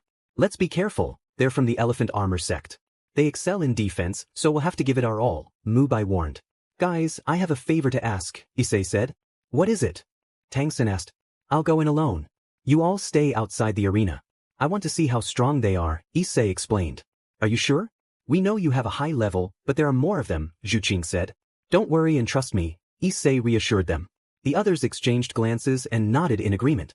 The announcer then declared, let's begin the second match. In the Shirk Academy and the Elephant Armor Academy, excitement filled the air as everyone anticipated the upcoming battle. The presenter announced the arrival of Shirk Academy, introducing 3 new members, Zhuqing, Oscar, and Issei. Zhuqing held a rank of 41 with 2 yellow and 2 violet rings, while Oscar surprised everyone with a rank of 42, boasting 2 yellow and 1 violet ring. As for Issei, the audience was intrigued, as there were no available data on him yet. The presenter continued with the introductions, eager to keep the event moving. Next, she introduced the Elephant Armor Academy. Ning, a member of the audience, leaned in, curious about Issei's capabilities. The presenter continued with the introductions. Issei observed his opponents, noting their impressive levels. Hu Yenli, the team captain, held a rank of 43 and specialized in defense. Mubai introduced himself, wishing Issei luck as he stepped away with the others, leaving Issei alone on the stage. Whispers filled the air as spectators, including his teammates and teachers, speculated about him. Taking a few steps forward, Issei declared, For today, I am the captain. My name is Issei, and I hold a rank of 85, specializing in both attack and defense. Gasps of surprise rippled through the crowd, especially among the emperor and his advisors. His rivals were left in shock, just like the audience. The presenter, recovering from her astonishment, instructed everyone to summon their spiritual weapons. Issei stepped back, preparing for the battle ahead. The members of the Elephant Armor Academy summoned their rings and spiritual beasts, which were massive mammoths. Issei advanced, activating his first ring, which was an astonishing 10,000 years old. The crowd's eyes widened in disbelief. With another step, he activated his second ring, leaving everyone even more astonished. He paused, then announced, Let's begin. Hu Yenli questioned, Where is your weapon or spiritual beast? Issei replied with a smile, It's too dangerous to use right now, so you'll have to wait. His opponents took their positions, ready for the fight. The presenter initiated the countdown, and the battle commenced. First ability, Iron Shield. Hu Yenli called out, and the other members of his sect activated the same skill. Issei stepped closer to Hu Yenli, who realized too late that he was within striking distance. Issei delivered a powerful blow to Hu Yenli's stomach, breaking through his armor. The other members rushed to attack Issei but found themselves unable to even touch him. The emperor, watching intently, asked, Who is that boy? Ning replied, He is one of the first members of Shirk Academy. He recently returned from a training journey. The emperor was baffled. How is it possible for him to have such a high level at his age? And 2 rings of 10,000 years right from the start. Ning shrugged. Even he doesn't know how that happened. They both continued to watch the unfolding match. Issei remarked, I expected more from you, but it seems I've never used any of my abilities before. I'm curious to see how strong you really are. He jumped back into position. The sect members prepared and activated their shields once more. First ability, Dragon King's Roar. Issei unleashed a tremendous roar that shattered their shields, sending them flying off the stage. The audience was left in shock at how quickly and easily he defeated an entire academy. The patriarch of the elephant sect was furious at the ease of their defeat. The presenter declared Issei the winner, and he simply walked away. Mubai commented, Not bad. Issei replied, I wanted to do it at the same time as you. Tang-san added, and it was much less effort. Issei shrugged. Now that this is over, let's go. Tang-san asked, Aren't you afraid they will come after you to prevent you from participating? Issei responded confidently, If they have the courage to come, then let them. I'll be ready for anything. Oscar chimed in, Aren't you afraid of the high ranks? Issei dismissed the concern. They're just titles. They made their way to the room where the others were waiting. Upon arrival, Issei noticed the surprise of the new participants. Flender exclaimed, "Thanks to you, we have gained more fame from such a display. We're going to make a lot of money." Issei replied, "I'm glad for you." Dashur cautioned, "Don't reveal too much of your abilities." Issei replied, "But I only showed one." Dashur pressed, "And what about the rest?" Issei shrugged, "Just pure strength. Besides, I prefer to fight hand to hand." The others fell silent and decided to continue watching the matches. At the end of the day, everyone returned to the academy to train, except for Issei, who ventured out to explore the city, having never seen it before. The next day, the third round began, but their opponent surrendered, intimidated by Issei's reputation. The team celebrated, but they had to wait for the next round. As the competition progressed, they gained more fame. Issei chose not to participate further, wanting his friends to improve more through the tournament. He observed them as they battled against another academy, noting their growth. Days passed until they faced a stronger opponent. The presenter announced, "Today, Shirk Academy will face the Blazing Fire Academy, one of the top 5. Who will win this duel?" Young Issei will be participating today, which adds to the excitement. The audience erupted with cheers, eager to see the clash of these powerful academies. As the countdown began, both teams charged into battle. Issei decided to stay back for now, taking a seat on the ground while his friends fought. One of the opponents attempted to engage Issei, but their leader stopped them, sensing it wasn't the right moment. Minutes passed, and neither side relented until the Fire Academy unleashed several of their strongest abilities, injuring some of their rivals. Issei called out, "Tang-san, be careful." Tang-san replied, "I know. I'll have to help to prevent injuries." Issei stood up, saying, "Don't worry, I'll handle it." As he walked forward, the audience erupted in excitement, anticipating his involvement in the fight. As Issei approached, several fireballs were hurled at him, striking him directly. The crowd gasped, astonished that he remained unfazed. The leader of the Fire Academy smiled, believing they had finally found a way to defeat him. Issei emerged from the intense battle seemingly unscathed, surprising everyone around him. "How is it possible? Are you immune to fire?" one of his opponents questioned. "I trained hard for moments like this," Issei replied confidently as he began to walk towards his rival. One of the fighters from the Fire Academy charged at him, aiming to land a blow, but Issei effortlessly blocked it with his hand. In return, he delivered a swift punch to the opponent's face, knocking him unconscious. Letting out a sigh, Issei realized that using too much strength could be dangerous. He decided to turn away, leaving the crowd in awe of his display. He approached Tang-san and placed a hand on his shoulder. "I'll leave the rest to you. I don't want to fight them," he said before walking away, leaving the audience stunned. The battle continued, with the Shirk Academy ultimately emerging victorious. Issei took a moment to stroll through the city, enjoying the fresh air. "I can't fight those guys. They only fight to prove they're the best. I need to head home. I miss hearing the girls' voices," he thought, a small smile forming on his face as he continued on his way. As night fell, he returned to the academy, where he met up with his friends. "Hey, why did you leave like that?" Oscar asked. "Well, you all could handle them.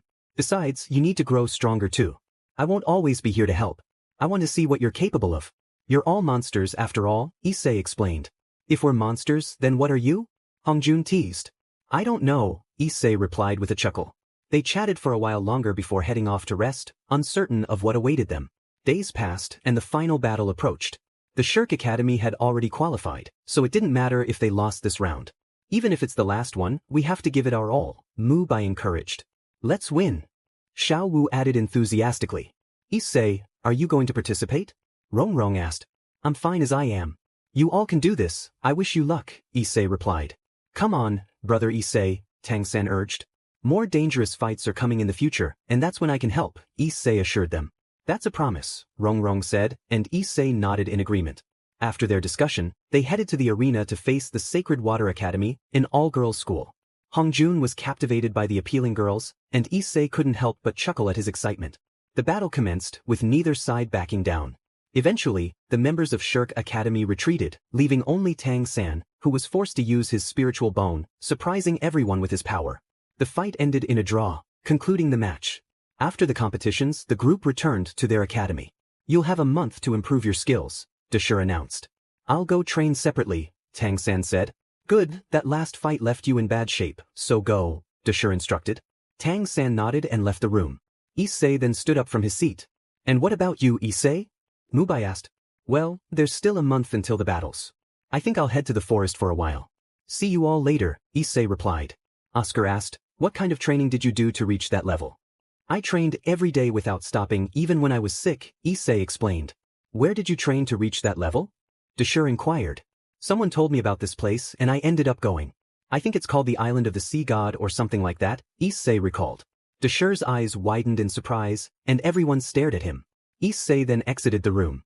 Deshur, do you know that island? Mubai asked. It's a place where no one returns alive, only powerful creatures reside there. How did you survive? Deshur questioned. How did brother Issei make it out? Rong wondered. Only he knows the answer, Deshur replied. Days went by as the boys trained hard. Meanwhile, Issei was on a mountain, cultivating day and night, causing all creatures that saw him to flee in fear. The day before the tournament, Issei opened his eyes. Wow, I've been like this for a month. Now that I think about it, I don't feel hungry or thirsty. It's time to return to the others, he said, rising and leaping back to the academy. Upon arrival, he found his friends in the courtyard. Hey, guys, he greeted, and they all responded warmly. How was the month? Tangsen asked. It went by quickly, but I don't feel any changes, Issei replied. Your level didn't increase, it seems, Mubai noted. That's fine. Let's eat. My stomach is finally growling, Issei said, prompting laughter from some as they headed off. The next day, they made their way to the grand castle where the competition would take place. A guard led them to their camping area. Minutes later, Rong's father arrived to wish them luck, accompanied by someone else. Issei narrowed his eyes at the stranger, who simply smiled back at him. Issei returned the gesture but felt uneasy about the man. After their conversation, the group left the camping area and headed to the stadium, this time without an audience, just the participants. As they walked among the other competitors, they could feel the pressure from their rivals. Issei remained calm, but he noticed Oscar and Hongjun staring at the girls from the Sacred Water Academy, making serious faces that frightened them. Issei chuckled, drawing attention. Sorry, I couldn't help it, he said. Don't you feel the tension? Mubai asked. Not at all. In the end, you all will compete. I'm just here to support you, Issei replied. That's too bad. We wanted to see more of your skills.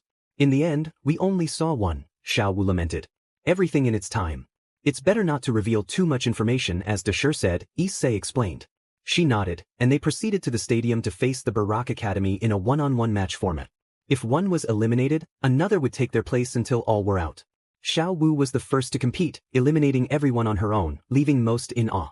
Her teammates congratulated her on her victory and for advancing to the next round. As the days passed, they faced numerous challenges, with each battle becoming increasingly difficult.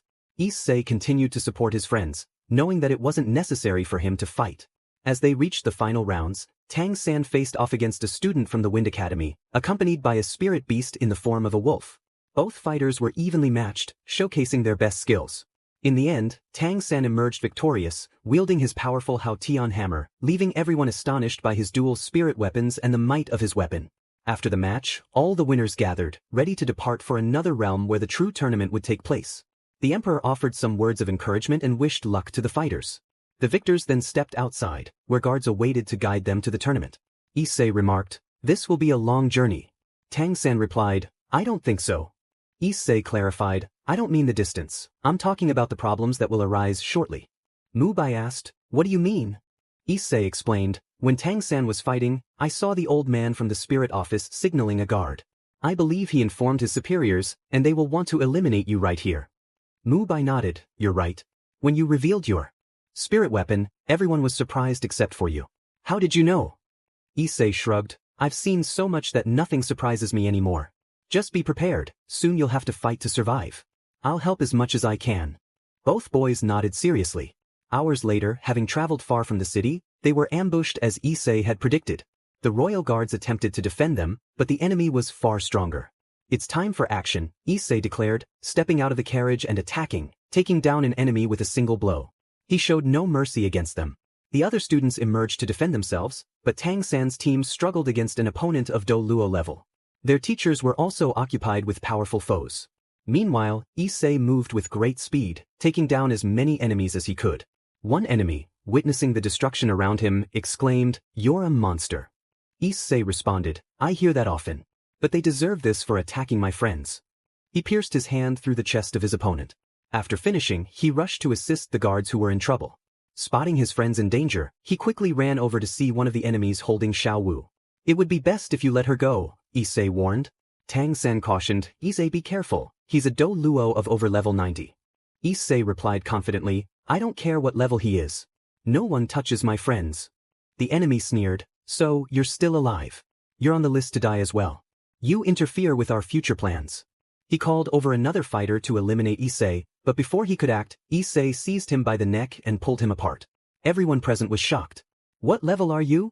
The enemy asked, astonished. Issei opened his eyes, revealing a bright green glow. You know my level. That's impossible. According to reports, your level is 85, and the one you just killed was level 90. Issei shrugged, what does a person's level matter? You'd better let my friend go, or I will kill you in the worst way possible. The enemy laughed, barrier of energy. Suddenly, everyone was immobilized. He was about to speak, but Issei interrupted, this won't be enough. He took a step forward, surprising his opponent. Before the enemy could react, Issei struck, sending him crashing into some rocks. Moments later, the enemy emerged from the rubble, furious at being touched by someone he deemed weak. You're dead, kid, he shouted, charging at Issei, who effortlessly stopped his attack. You're too slow, Issei said, delivering a kick that sent the enemy flying into the sky.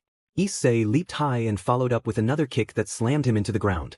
Not bad, but that won't be enough, the enemy declared, using his fifth ability to launch a knife at Issei, who caught it and shattered it into pieces. Is that all? I expected more from a Do Luo, considering they are said to be very powerful. Are you mocking me, kid? Don't you know who the leader is? I've never cared about anything but my friends and loved ones, Issei replied, charging forward to strike, but the enemy used his spirit weapon to defend himself. Still, the impact sent him flying. Not bad, the enemy admitted, activating his seventh ability, the true form of his spirit weapon. Everyone gasped, except for Issei, who remained serious and awaited the attack. The enemy launched several knives, but Issei deflected them with his bare hands, astonishing many with his speed. Why won't you die? The enemy shouted, throwing more knives. Several struck Issei in the chest, causing his friends to gasp in fear, thinking he was mortally wounded. However, they were shocked to see the knives fall to the ground as Issei's wounds healed rapidly. Well, I didn't expect that. Perhaps that's the ability of that Hydra, he thought to himself, while the others were left speechless. What are you? The enemy demanded. I'm just a simple human with nothing special, trying to protect my friends. Seconds later, the old man from the poison office arrived.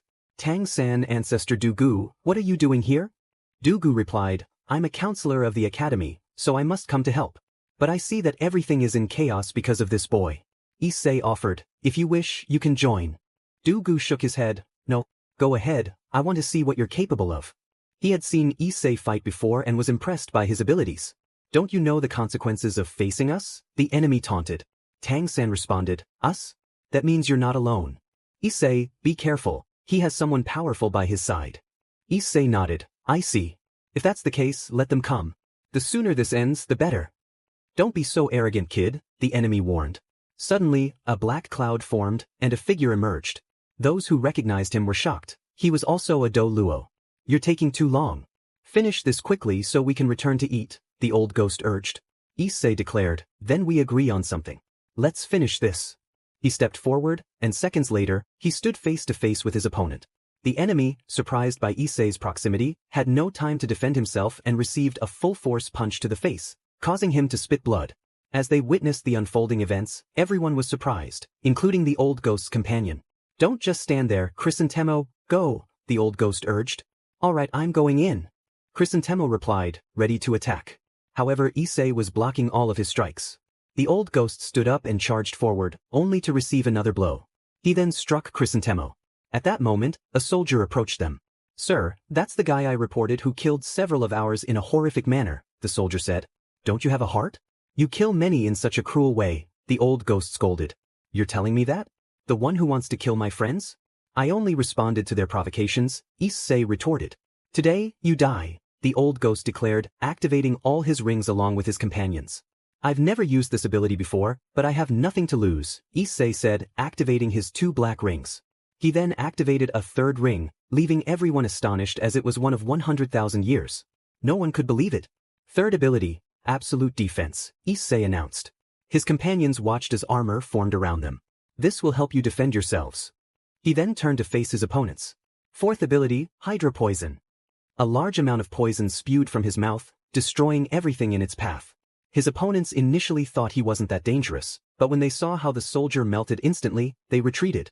The poison spread, affecting several of their enemies, while Issei's companions remained safe thanks to the behemoth armor. This won't end here, the old ghost vowed. I'll be waiting, Issei replied, gathering the poison again to prevent further injuries. In an instant, all the enemies fled the scene. Well, that wasn't too bad, Issei remarked. Tang-san, how did you get that ring?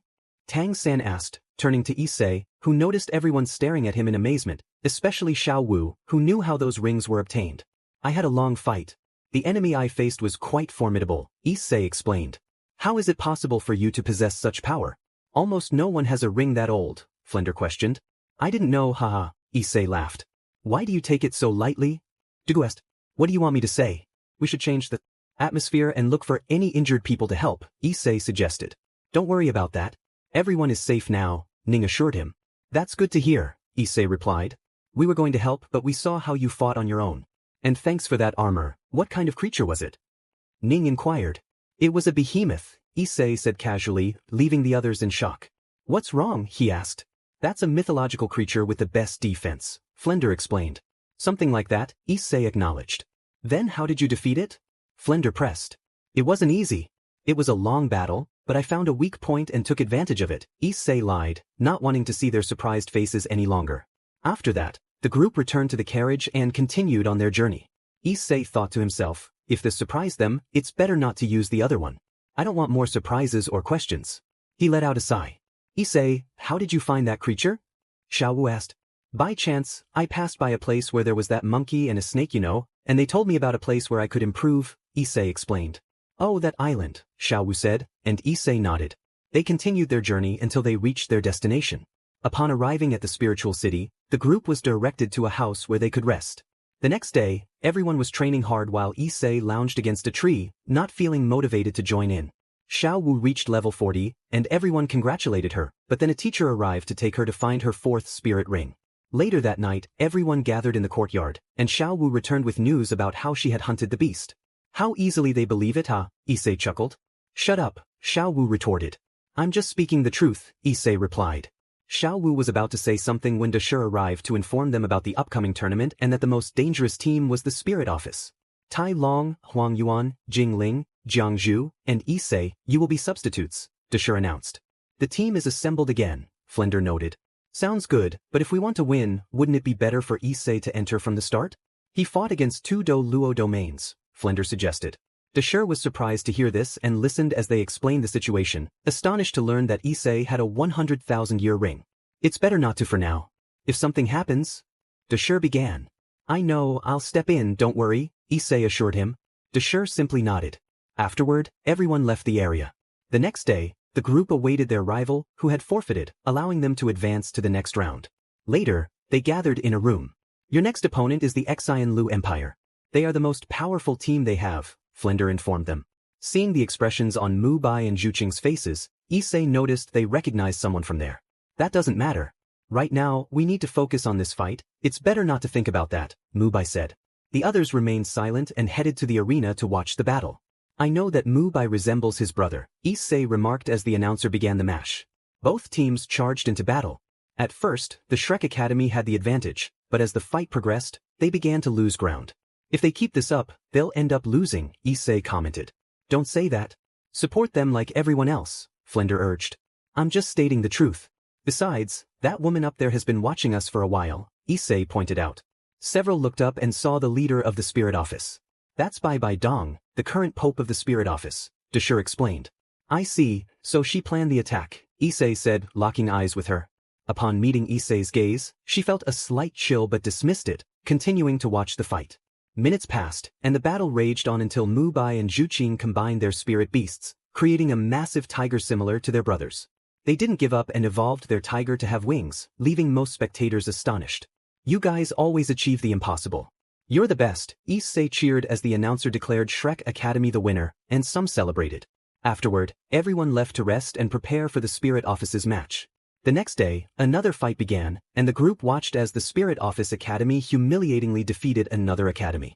They looked at Issei's group and smiled, angering some of the others.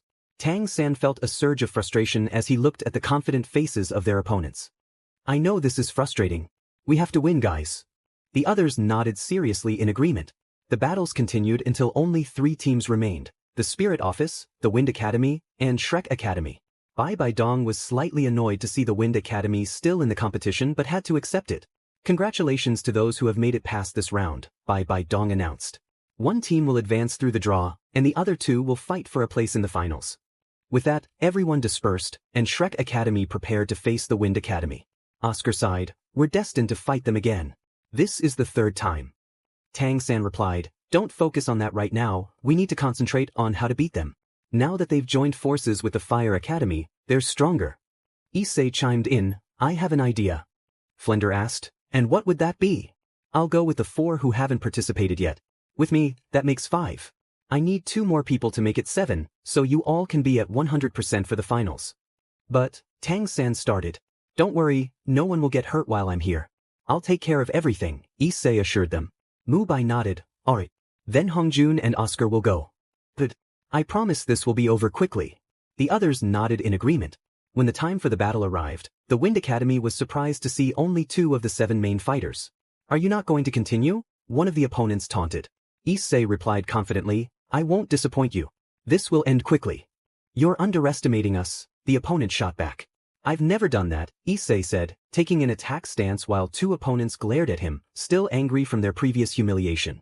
Bai Dong observed, "So that's the boy who humiliated them during that mission." "Indeed," the old phantom confirmed. "We were surprised to learn he possesses a 100,000-year ring." Bai Dong mused, "How did he manage to obtain it? He must be incredibly strong to have one at such a young age, especially at level. How is it possible he defeated you at level 95? Both were left speechless. The battle began, and Issei moved with incredible speed, delivering a blow to one opponent's stomach, knocking the air out of him. Another opponent fell unconscious after a strike to the back of the neck. One of the remaining fighters attempted to flee, but Issei sent him flying into a wall with a punch. Seeing this, the leader became furious and charged at Issei, but Issei anticipated the attack and blocked the blow. "Game over," he declared, knocking the leader out with a punch to the face. The remaining opponents surrendered, realizing they stood no chance. Everyone was astonished by how easily Issei had defeated them, even Bai Dong, who noted his speed without needing to use spiritual energy. After the announcement of the winner, Issei joined his friends. "I promised I'd finish quickly." Rong remarked, "I'd say it was too quick. How do you move like that?" "I trained my legs for a long time. But now we need to leave. The finals are in a few days, and you all need to practice to win. I'll be supporting you." Bai asked, "Brother Issei, why don't you want to participate in the finals? You all are a team and you know each other's abilities well. You don't know how I fight. Besides, I'll be leaving sooner or later, and I don't want to leave a gap," Issei replied, starting to walk toward the exit. The others exchanged glances and followed him out. Later that afternoon, the boys were in a room cultivating while their teachers supervised. After a few minutes, they stopped. "Thanks to Issei handling the previous round, you're ready for the finals," Dashur said. "Yes, but speaking of which, where is he?" Tangsen asked. "He left a while ago. He said he wanted to go for a walk." "That boy doesn't like to stay still," Zhao replied. "As long as he doesn't get into trouble, it's fine," Xiaowu added. Meanwhile, in the spirit office, Bai Dong was giving her instructions. "If you don't leave Tang-san dead tomorrow, make sure he's severely injured." Issei suddenly appeared. "I don't understand why you hate my brother so much." Everyone turned alert at the sound of his voice, even Bai Dong, who stood up and began searching for him, but found nothing until Issei emerged from behind one of the columns. "How did you get in here?" Bai Dong demanded. "That's not what matters right now. Tell me, do you really plan to do that?" Issei asked. "Yes, if you have a problem with it." "Of course I do. They are my friends, and I can't allow you to hurt them," Issei interrupted. The old phantom warned, "You have the courage to speak to her like that? You should know where you are." "That doesn't matter. You'd better not do anything stupid, or I won't show mercy," Issei warned. "Are you threatening us?" Bai Dong asked. "It's more of a warning, to be honest," Issei replied. Bai Dong began to descend from her altar, activating a spiritual ring with each step until she reached the red one. Issei noticed a large spider behind her but maintained his calm demeanor. He also began to walk forward, activating his rings. The young ones were surprised to see that he had skipped his yellow and purple rings and went straight to black. They were even more astonished when they realized he had a red ring as well. As Issei continued, another red ring activated, leaving everyone in shock, including Bai Dong. He continued until a third red ring formed. At that moment, Issei halted, and everyone could feel a tremendous presence behind him, causing the weaker ones to faint and those who could resist to fall to their knees. Bai Dong struggled to remain standing, using her staff for support, but internally she was giving her all to avoid collapsing. Bai Dong thought, how is it possible for him to have 3 100,000-year rings?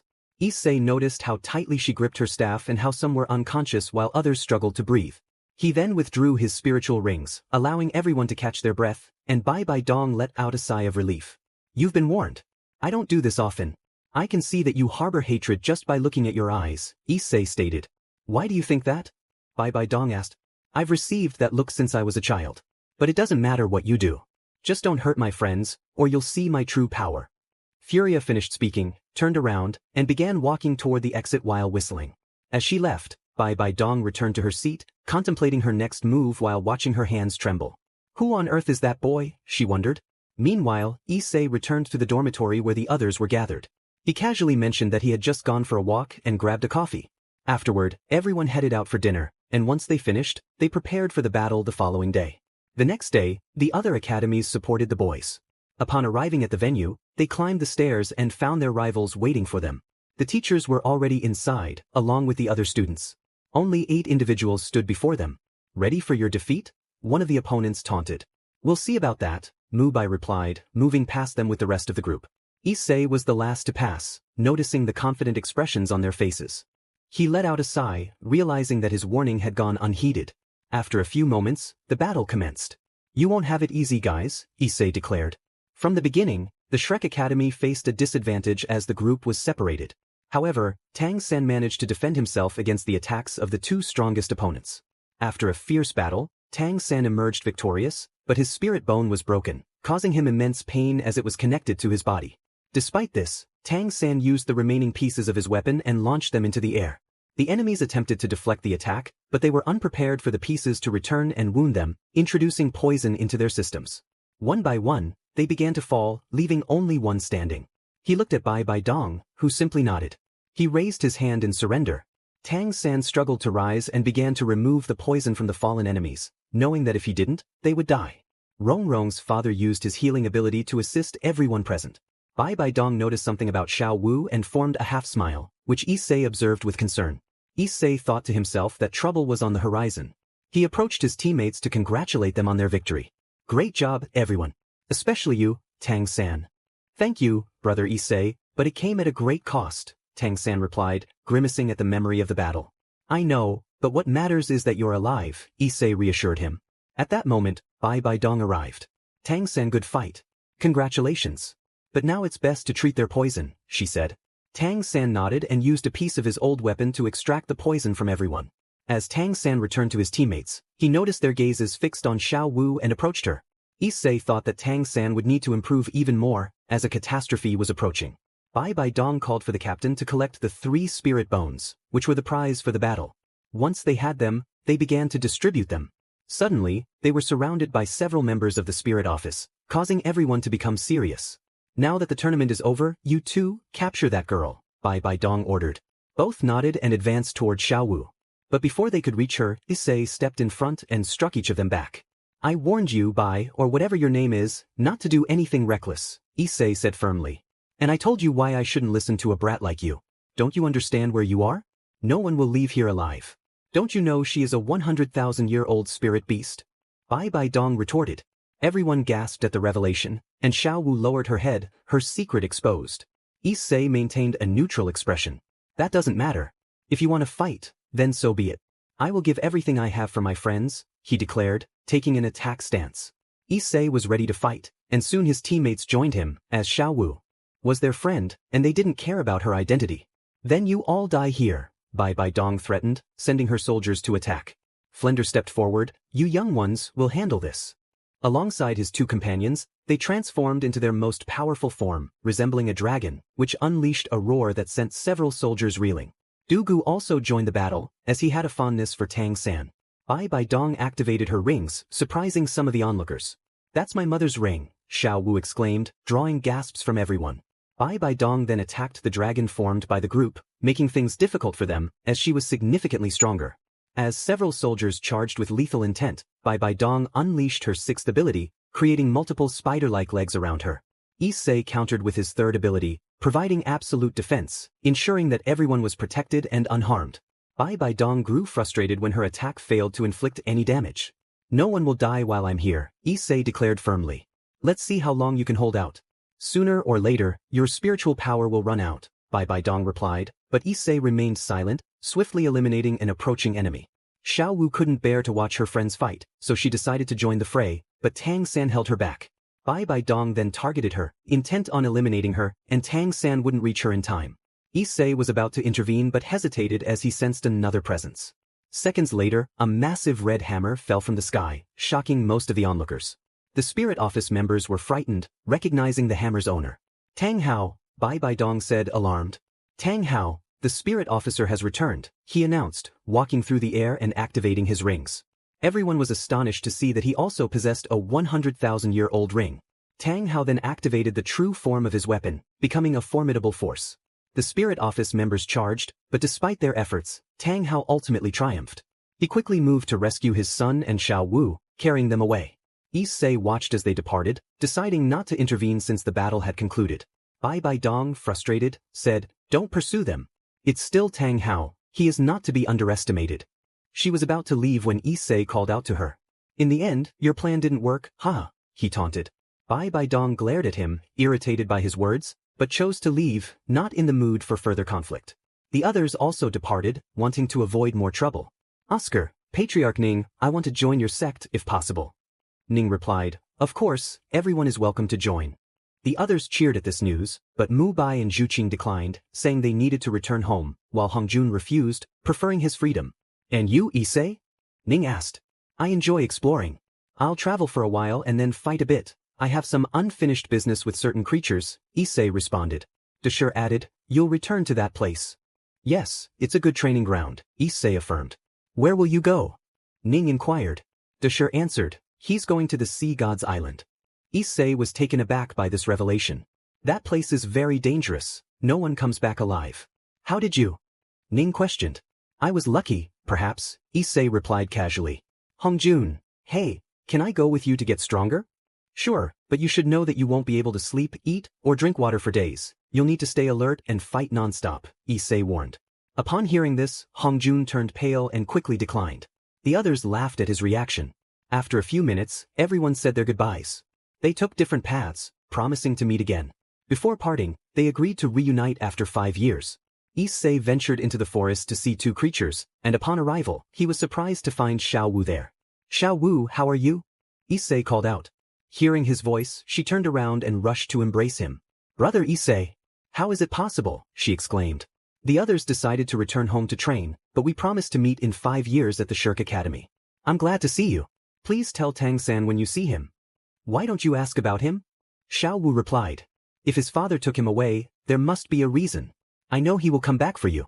You both care for each other deeply." "I will become strong too," Xiao Wu declared. "I know you will, just like he will. Now that I've seen you and informed you, I will continue on my path." "Where are you going?" she asked. "To the same place as before. It's quite peaceful there." "Your taste for tranquility is unusual," Xiao Wu remarked. "Maybe so," Issei chuckled. "Well, see you later." He gave her a hug and left. Meanwhile, several days had passed and the girls were getting along well. "It's been so long and there are still no updates," Gabriel said. "We can't give up." "He must be fine," Alicia encouraged. "Oni-chan is very strong," Liza added. "Of course he is," Irina agreed. "Clare and Prinz, we have a mission," Laviana announced. "I don't really want to go, but it's better than doing nothing," Prinz replied. "It's to distract us." "Who are we going with?" Clare asked. "With Security and a yokai," Laviana explained. "Wait, I don't want to go with that pervert. The first time he saw me, he couldn't stop staring," Prinz protested. "Plus, he always asked me out and wanted me to join his entourage," Clare added. "Ever since the council promoted him to high-class demon and gave him his evil pieces, he just looks for girls for his group," Griselda said. "Surzek and I opposed his promotion, but those old men have more support from other clans. They like having that boy on their side," Serafal commented. "If he asks me again to join his group, I will shoot him," Enterprise declared. "I support that," Penemu said. "Me too," Ingvild added. "But do you know what was funny?" Yukine interjected. "What?" Rossweiss asked. "When everyone said they were with Issei, you should have seen his face." Yukine laughed. "I saw it. He turned red from being so annoyed. It was clear he hates it," Brunold said. "From what I found out, Issei defeated him twice," Belfast added. "He thinks he's the strongest just because he has the Red Emperor," Kuroka remarked. "Valley also wants you all to join his group," Leifi stated. I punched him in the face when he told me that, Enterprise said. Why? Laviana asked. I was tired of being asked that, Enterprise replied. I think both of them want all of you to join their groups just to annoy Issei, Ophis suggested. Well, they'll have to look elsewhere, Tsukuyumi said. Only someone foolish would join their groups. No offense to your brother, Leifri, Aphrodite added. That's fine. Besides, he doesn't like Issei either, Leifri replied. I just hope that when Issei returns, they don't try to bother him, or they might end up seriously hurt, Yasaka said. The others nodded in agreement, recognizing the truth in her words. All the girls lived together to get to know each other better, and they all got along well. Issei was resting under a tree, reminiscing about many moments. 5 years have passed. How is it possible that I can't return home? Am I destined to stay here forever? But it's better not to torture myself with that and see what happens. Now that I think about it, I need to return to the academy. I have to wait for the others, maybe they have already reunited or not. Rising, he walked toward the sea. During those 5 years, Issei had remained on that island, causing quite a stir. After a year, any creature that saw him fled quickly. Some even bowed to him out of respect, but Issei paid little attention to that. Over time, he became friendly with some creatures. Now at 21 years old, he hadn't changed much, which he found strange, but after thinking about it for a while, he decided it was pointless to dwell on it. It was fun, friends, but now it's time to see my friends again. I will return someday. The creatures let out a great roar as if bidding farewell to Issei. He smiled at them and began to run across the water at such speed that the water barely moved. After 2 hours of running, he arrived back in the city. I used to take 3 days to go back and forth. Now it only took 2 hours, that's a new record. Well, what should I bring as a souvenir? He pondered as he walked through the streets, browsing the stalls. After a few minutes, he bought some bracelets for his friends and continued on his way. A few hours later, he arrived at the academy, entering unnoticed. He heard some commotion and, out of curiosity, went to see what was happening. He was surprised to find his friends fighting, especially seeing Oscar with Tang-san's hammer and noticing the changes in Hongjun. When the fight ended, Oscar was the victor. Issei began to clap, and everyone turned to see where the applause was coming from. They were astonished to see Issei approaching them with a smile, unchanged after all these years. Brother Issei, when did you return? Tang-san exclaimed. Not long ago. I saw a bit of your fight, it was amazing. Plus, you all have changed a lot, especially you, Tang-san. I thought you wouldn't recognize me, Tang-san replied. Well, almost everyone is here. And Hongjun, you've lost some weight, Issei teased. Hey! Hongjun protested. I'm sorry, but it's great to see all of you. He approached them, giving each a warm hug in return. Issei, you look the same as you did 5 years ago. How is that possible? Rongrong asked. I have no idea what happened, to be honest. But don't worry about it, Issei replied. Always the same carefree one, Mubai said. Hongjun, I have news for you, Hongjun said excitedly. What is it? Issei asked. Now everyone has a partner. Tang-san is with Xiao Wu, Mubai is with Zhuqing, and Oscar is with Rongrong. Well, I kind of knew this would happen. Congratulations. Issei said. Do you know what that means? Hongjun asked. No, Issei replied. We're the only singles in the group. We need to find partners soon, Hongjun declared. No thanks. I already have people waiting for me, Issei said. When are you going to introduce us to her? Hongjun pressed. When the time is right. But for now, here's a little something from my journey. He handed out bracelets to everyone. When he reached Tang-san, he gave him 2. Why 2? Tang-san asked. The other is for Xiao Wu for when she returns, Issei explained. How do you know what happened to her? Tang-san asked, intrigued. I met some friends who reassured me, saying, don't worry, if you need anything, just let us know, and we'll help you. We're all family, right? The others smiled and nodded in agreement. After that, we entered the academy and continued our conversation in the common room. Tang-san turned to me and said, Issei, I'm planning to create a sect. Do you want to join me? I replied, I can't promise anything. I'll help for a while, but sooner or later, I have to go back home to see my loved ones. I just don't know when that will be, so I'll help with what I can. Tang-san nodded in understanding. The next day, while many went to train, I decided to explore the now larger academy. By the afternoon, everyone had gathered, and Tang-san announced that he would be going on a trip with some others. Do you want to come with me, Hongjun and Issei? You guys aren't too busy, are you? Tang-san asked. Sure, it sounds fun, I replied. Are you a child to think that way? Hongjun teased. Just let it be, huh, I said, and the others remained silent. After that, the 3 of us set off to another city in search of someone. After a few hours of travel, we arrived at the defense clan. This is an interesting place, I remarked, looking around. Upon entering, we were greeted by the clan leader. After a lengthy discussion, The leader became upset when he learned that Tang-san was the son of Tang Hao.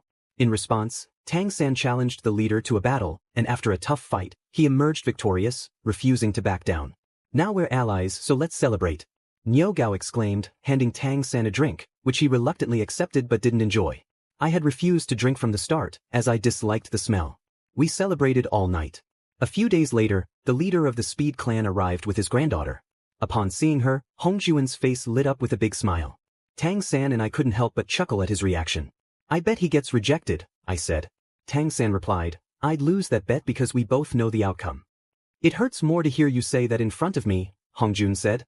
It's to spare you the humiliation, my friend, I reassured him. Tang-san added, it's for your own good. Hongjun didn't respond and left the area, while Tang-san and I shared a laugh. Days passed until another clan leader arrived and challenged Tang-san to a fight, this time with the help of Xiao Wu. Tang-san was surprised to see her again and shed a tear of joy. The next morning he woke up to find Xiao Wu beside him. He tried to speak to her but realized he couldn't, as he lacked a soul. However, he didn't dwell on it, happy just to see her again. When he left the room, his friends were astonished to see Xiao Wu. She was startled by Hongjun and hid behind Tang-san, but when she saw me, she came out and hugged me, surprising both Tang-san and Hongjun. Wow, you've grown and changed. It's great to see you, Xiao Wu, I said, and she nodded in response. Tang-san asked, how is it that she isn't afraid of you like Hongjun is? I have no idea, I admitted. But now we're all together. Xiao Wu returned to Tang-san, and soon the group headed back to the Empire to reunite with our other friends and share the news. Upon returning, we noticed many students gathered in a fighting area, and we explained what was happening. Interesting, after all this time, you still have friends, Tang-san, I remarked. I wouldn't call them friends, but I will fight alongside them, he replied. Xiao Wu, stay close to Rongrong. Rongrong approached Xiao Wu and led her away from the battlefield. 3 rivals, 2 from the Fire Academy and 1 from the Wind Academy, prepared to fight Tang-san. They all summoned their rings. The girl had a level of 52, her brother had 53, and the Wind member had a level of 61, all wielding rings over 10,000 years old. But when Tang-san revealed his rings, including one over 100,000 years old, everyone was astonished. I couldn't help but laugh at their shocked expressions. It's rude to laugh, Mubai said. Besides, it's not common to have a ring of such age. I remained silent and watched the fight, which ended with Tang-san as the victor. The next day, the group headed to the city of blacksmiths, except for me, as I had been there before and didn't enjoy it much. Feeling bored, I went for a walk and noticed how much the city had changed. This is going from bad to worse, and it's all because of the spiritual office. I should go out there to resolve this, but I get the others in trouble. It's better to wait until they become stronger. Lost in thought, I wandered into the forest until someone suddenly fell on top of me. I quickly pushed the person away and was surprised to see who it was. Upon recognizing me, she immediately hugged me. Griselda, how is it that, I began, returning her embrace after years apart. Griselda pulled back and looked into my eyes, surprised to see the difference in my appearance. Issei, what happened to your eyes? Nothing important. How did you end up here? I asked. Not long ago, I was in the lab with Amaterasu, trying to find you, but we had no luck. Then Amaterasu went to rest and I continued. Suddenly, a portal opened and brought me here, she explained. I see. But I'm still glad to see you, I said, hugging her again. Why are you acting this way? It hasn't been long since we last saw each other. When Rosweiss and the others arrived, it had only been a month, she said. I stepped back, surprised. A month? 5 years have passed for me. Griselda was taken aback by this revelation and looked at me in disbelief, noticing I hadn't changed much. But you look the same, you haven't changed at all. I know. But tell me, how have the others been? I really miss them, I said. Griselda smiled and began to explain everything that had happened in the past month. Wow, I didn't expect that. Hero formed his own group. I exclaimed. I know. But he hasn't stopped bothering some girls, like Enterprise and Clare, just like Valet, she replied. And how have they reacted? I inquired. They get angry, Griselda said with a grin. Issei and Griselda exchanged playful slaps. Issei laughed. It's normal for them to be so serious, especially Enterprise since she was the leader of a squad. Clare, being the student council president, is used to it too. Griselda asked, and what have you been up to all these years? Issei replied, it's a long story. How about I take you out for something to eat and show you around the city? Griselda nodded, and they left the place together. On their way, they encountered some creatures, and Griselda was surprised. Issei explained what they were, and she was astonished to learn that defeating them could grant abilities. When they arrived at a cafe, several men were taken aback by Griselda's beauty. After half an hour of explanation, Issei concluded, "And that's what has happened in these 5 years." Griselda responded, "Wow, that's a lot. And to think you have such abilities now. But you rarely use them, right?" Issei nodded, "I prefer to use my fists. By the way, how is the war with the Chaos Brigade going?" Griselda sighed, "We've managed to hold them off for now, but they keep getting stronger." Issei frowned, "I see. The bad thing is I still can't go back." "Maybe Azazel will find something out since I disappeared," Griselda suggested. "Let's hope so. I need to return," Issei said. "Don't pressure yourself, okay? For now, we're here and there's nothing we can do," Griselda reassured him. "I know, and another war has already started here," Issei added. "How involved are you?" Griselda asked. Issei scratched his neck and chuckled a bit. Griselda sighed, realizing he was deeply involved in that conflict. "Just as I thought. Like the others said, you got yourself into trouble," she remarked. "It couldn't be helped," Issei replied. "And where are your friends?" "They went to the city of the blacksmiths to look for some things." "And why didn't you go?" "I was there for a while last year. I helped someone, and the person I fought was from the spiritual office." "I see. So if you return, it will be to look for them. But why aren't they searching for you everywhere?" "No idea. How about we go to the academy? I'll show you around," Issei suggested. Griselda smiled and nodded, and they left the cafe. She took Issei's hand, having missed him after so long. Upon arriving, several students were surprised to see them together. Some boys were jealous but knew who Issei was. "It's a lovely place," Griselda remarked. "That's what I thought when I came here. I like it all, but I prefer being at home with you all." "It was much more fun," Issei said. "You know, now everyone lives in the same house, and there's always laughter from your antics," Griselda replied. "I'm glad to hear that," Issei said as they continued their walk and encountered Flender and Dashur. "Issei, and who is she?" Flender asked. "This is someone very special to me. Her name is Griselda," Issei introduced her. "Nice to meet you both," Griselda said with a slight bow and a smile. They were surprised by her demeanor, which was quite refined. After a brief conversation, they parted ways, and Issei continued to show Griselda around the academy, feeling happy to have someone familiar with him. When the group arrived at the academy, they headed straight to the lounge to rest. Upon entering, they were surprised to see another person there. "Hey guys, how are you?" Issei greeted. "Good. Everything went well," Tang-san replied. "I'm glad to hear that.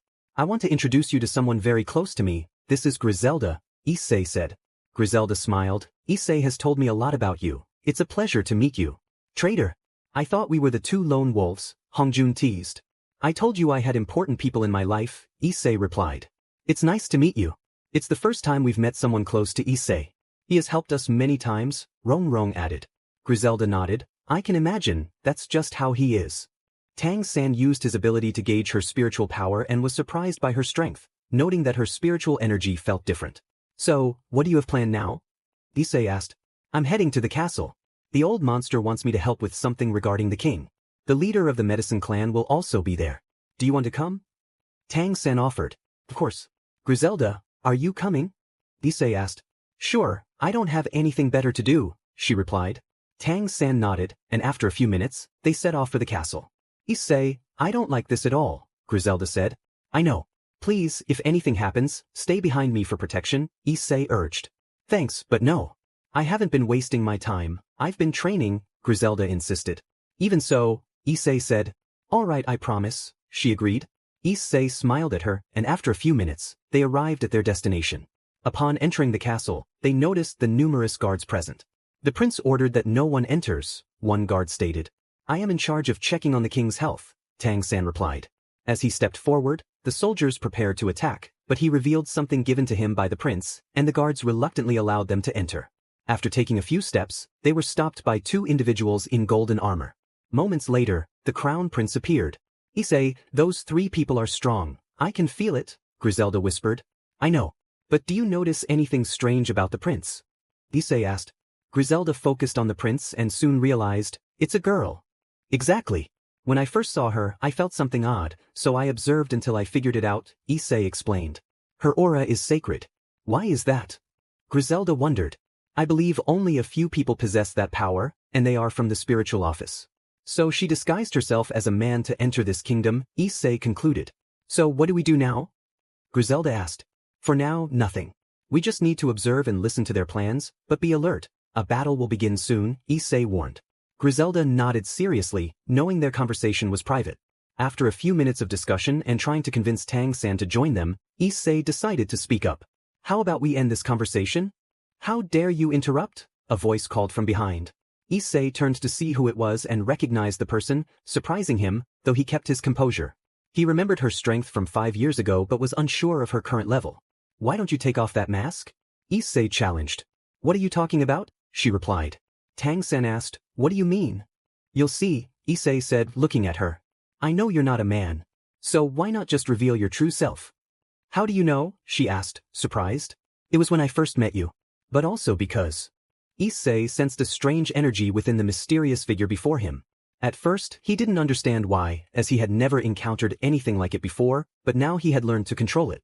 What kind of energy is this? He asked, his tone serious. Let's stop playing games. I know you belong to the spiritual office, Issei declared, catching everyone off guard, especially the prince. You're quite perceptive, Issei, the figure replied, a hint of admiration in their voice. Since I learned about you in the competition, it has been quite a surprise. It's impressive to meet someone with a level 85 at such a young age. But the strange part is that nothing is known about your past. I'm not special because of that, Issei replied modestly. Don't lie, the figure countered. But since you've discovered my identity, I have no choice but to reveal my true self. With that, they unfurled 4 pairs of golden wings and began to float. The others knelt in awe, and Tang-san's group was astonished to see a magnificent angel.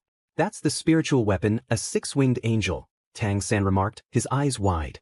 The angel took Issei in their hands, and moments later, a brilliant light engulfed the area, blinding everyone for a brief moment. When they opened their eyes again, they were left in awe, especially the guardians, who were struck by the angel's beauty. I am Qian Renshue, the figure announced. I see. You're the daughter of Bai Bai Dong, aren't you? Issei said, surprising everyone. Qian Renshue's expression darkened at the mention of her mother's name. You don't understand anything, she retorted. You should know that dark energy doesn't affect me, so you all have more to lose, especially you, Tang-san. I rarely use my abilities, Issei replied calmly. So it's not necessary. Frustrated, Qian Renshue commanded the seraph to attack, but nothing happened. What's going on? Why aren't you attacking? She demanded. I can't, he is much stronger than you, the seraph responded, acknowledging Issei's power. Qian Renshue glared at Issei. Just how strong are you? Issei began to walk, revealing his 2 black rings. He continued and displayed a red one. With his next step, another red ring appeared, surprising many as it was the first time they had seen 2. Issei pressed on and showcased a 3rd ring, leaving several people speechless. Suddenly, a 6th ring formed, this one golden. Everyone's eyes widened in disbelief, as they had never seen such a ring before. Issei paid it no mind and continued, forming a 7th ring of dark red gold, followed by an 8th of dark gray, and finally, a 9th ring of dark green. He paused, and the crowd was in shock at the sight of the rings. Qian Renshue asked, how do you possess those rings? They shouldn't exist. Issei replied, it's the first time I've summoned them all, to be honest. Tang-san, astonished, inquired, Issei, what level are you? Issei stroked his chin in thought. Once, I was about to fight a creature, but it surrendered and told me I had a high level and wouldn't be a worthy opponent. It claimed to be level 150, a god king or something like that. I didn't think much of it. Everyone was taken aback, their jaws dropping. Griselda chuckled at their expressions, knowing Issei often surprised them without realizing it. Every time I defeated a creature, these bones appeared, Issei continued, activating a pair of wings that left many in awe. He activated one on each leg and arm, and finally one on his head. They believed these spiritual bones were of the highest quality. And when I combine them, this happens, he said, glowing slightly before a black armor materialized around him. But I don't like wearing armor much, he added, deactivating it. Tang-san then asked, Brother Issei, now that I think about it, what kind of weapon or spirit beast do you have? You've never used it. Issei chuckled, oh that. I used it once, and with just a touch, I defeated a monster. It was quite amusing. Everyone was at a loss for words. Tang-san pressed, can we see it? What's its name? Issei replied, before the creature died, it said it was a god's killer. He activated his spiritual weapon, revealing a massive form in red and gold, crossing his arms. The presence was so overwhelming that all the guards fainted, while those of higher levels struggled to breathe. Issei's friends were fine, unaffected by the aura. Many could see his DMNT form from afar. He dismissed his spiritual form and rings, leaving everyone speechless. Silence enveloped the group as they tried to process everything that had occurred until Qian Renshue spoke up. How is it possible for you to have such a level? I train every day without rest, and you come in like it's nothing. Don't you know what one suffers to reach such heights? Oh, right, geniuses like you wouldn't understand.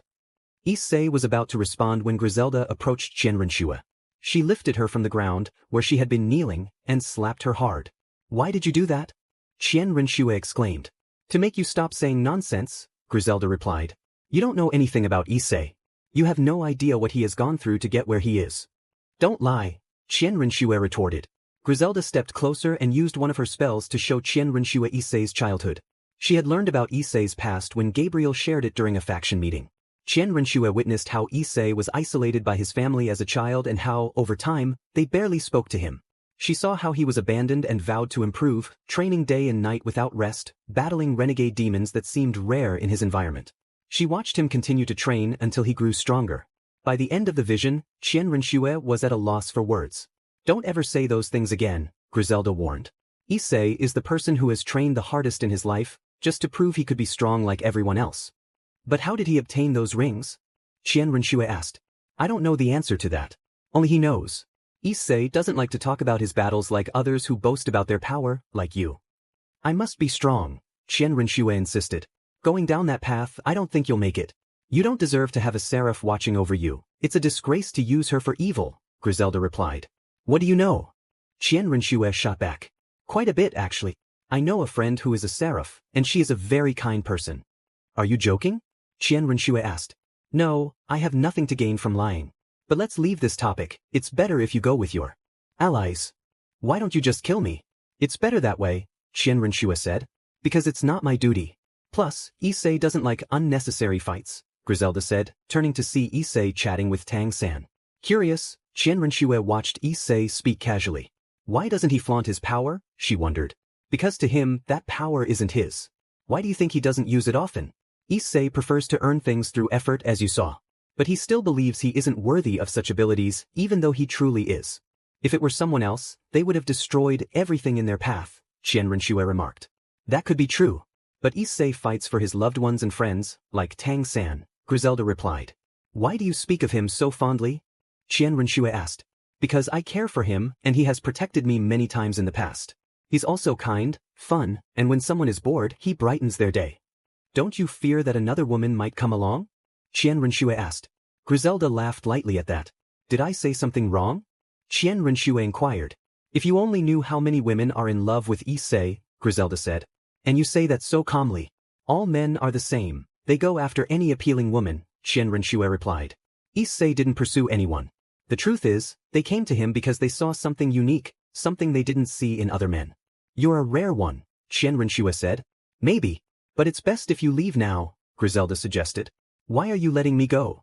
Qianrenshue asked. Because I know the reason you act this way. It's because of your family, isn't it?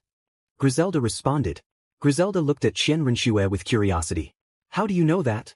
I don't have time to explain. You should leave, Griselda replied firmly. Fine, I'll go, but we'll meet again, Qianrenshue said before calling her 2 bodyguards and leaving the area, leaving the soldiers behind. Issei turned to Tang-san. Go with your friends. Griselda and I will stay here to keep watch in case anything happens. I wish you luck, Griselda added. Tang-san nodded and left with his 2 friends. After a few moments, many soldiers arrived. Are you ready for some action? Issei asked Griselda. But remember, don't kill them. That should be my line, Griselda replied with a smirk. Issei chuckled, and they both charged into battle. Griselda spread her wings, surprising all the soldiers, and then conjured several light spears. Issei, on the other hand, knocked out enemies with a single blow. Minutes passed, and Tang-san and his friends emerged from the castle, shocked by the number of incapacitated soldiers around them. Let's go. More will come soon, Issei urged. The others didn't ask questions, having witnessed his true strength. They headed toward the academy where their friends and teachers were. After tending to the emperor's injuries, Tang-san joined his companions. How is he? Issei inquired. He's stable now, but he won't last long, Tang-san replied. I understand, Issei said. But we will find a solution, Tang-san added. Now, tell me how you gained that power. What power? Hongjun asked. Issei is level 150, he's a god king, Tang-san revealed. Everyone, including the teachers, was taken aback. Is that true, Issei? Dashur asked. Maybe, Issei responded nonchalantly. When we were in the castle he showed us his 9 rings. He has 2 black, 3 red, 1 gold, 1 black gold and finally, a dark green one, Tang-san explained, leaving everyone speechless. He also showed us his spirit beast. It has immense power, Tang-san continued. I felt a tremendous power coming from there not long ago, Lu added. He also possesses 6 spiritual bones and formed a complete armor, just as Emistar de Sure said, Tang-san concluded. Issei, why did you hide your strength? Rongrong asked. I don't like to rely on the abilities of other creatures or people, Issei replied. Issei, if that's the case, you could easily take down the spirit hall, de Sure remarked. I could, but I won't, Issei said. Why not? De Sure pressed. Because maybe one day I'll leave, and you might suffer the consequences. I want you all to grow stronger so you can defend yourselves, Issei explained. I understand and thank you, Tang-san said. Tang-san, you and your group will go to that island to train, de Sure instructed. Are you sure? Mubai asked. Times are getting tough, and that's the best place to train, de Sure affirmed. Sounds good, Zhu agreed. Guys, I wish you luck on your journey, Issei said. What do you mean? You're not coming with us? Oscar asked. I'll go, but I'll only make it to the city. After that, you all will continue, Issei clarified. But if you come with us, it will be easier, Hongjun argued. Nothing is easy in life, my friend. Everything has a price, and yours will be to fight without rest, Issei stated. Tang-san is right. We must earn our strength through effort, Issei added, pleased to hear that. Well, it's getting late. I'm off, he said. Griselda, are you coming? She nodded, and they both left the area. Where are we going? Griselda asked. To the spirit hall, Issei replied. What will we do there? Griselda inquired. Give a little warning to Bai Bai Dong, Issei said. And will she listen to you? Last time, you said she didn't, Griselda pointed out. Well, we'll just have to wait and see, Issei replied. Suddenly, Issei began to run, and Griselda took to the air, unable to match his speed. After half an hour, they arrived at their destination. How are we going to get in? Griselda asked. Leave it to me, Issei said, picking her up and sprinting at a speed that went unnoticed. They soon found themselves in a large area, surprised to see someone waiting for them. This wasn't part of the plan, Issei muttered. Seriously? Griselda replied as Issei set her down. Qian Renshue approached them. What are you doing here? Are you here to finish what you started? Not at all. We're here to see Bai Bai Dong and ensure she doesn't cause any trouble for a while, Issei explained. You're not an ordinary person, are you? A man said, stepping forward. You must be Bai Bai Dong's father, Issei remarked. It's clear you have a close family. Grandfather, this is the person I told you about, Qian Renshue said. I see.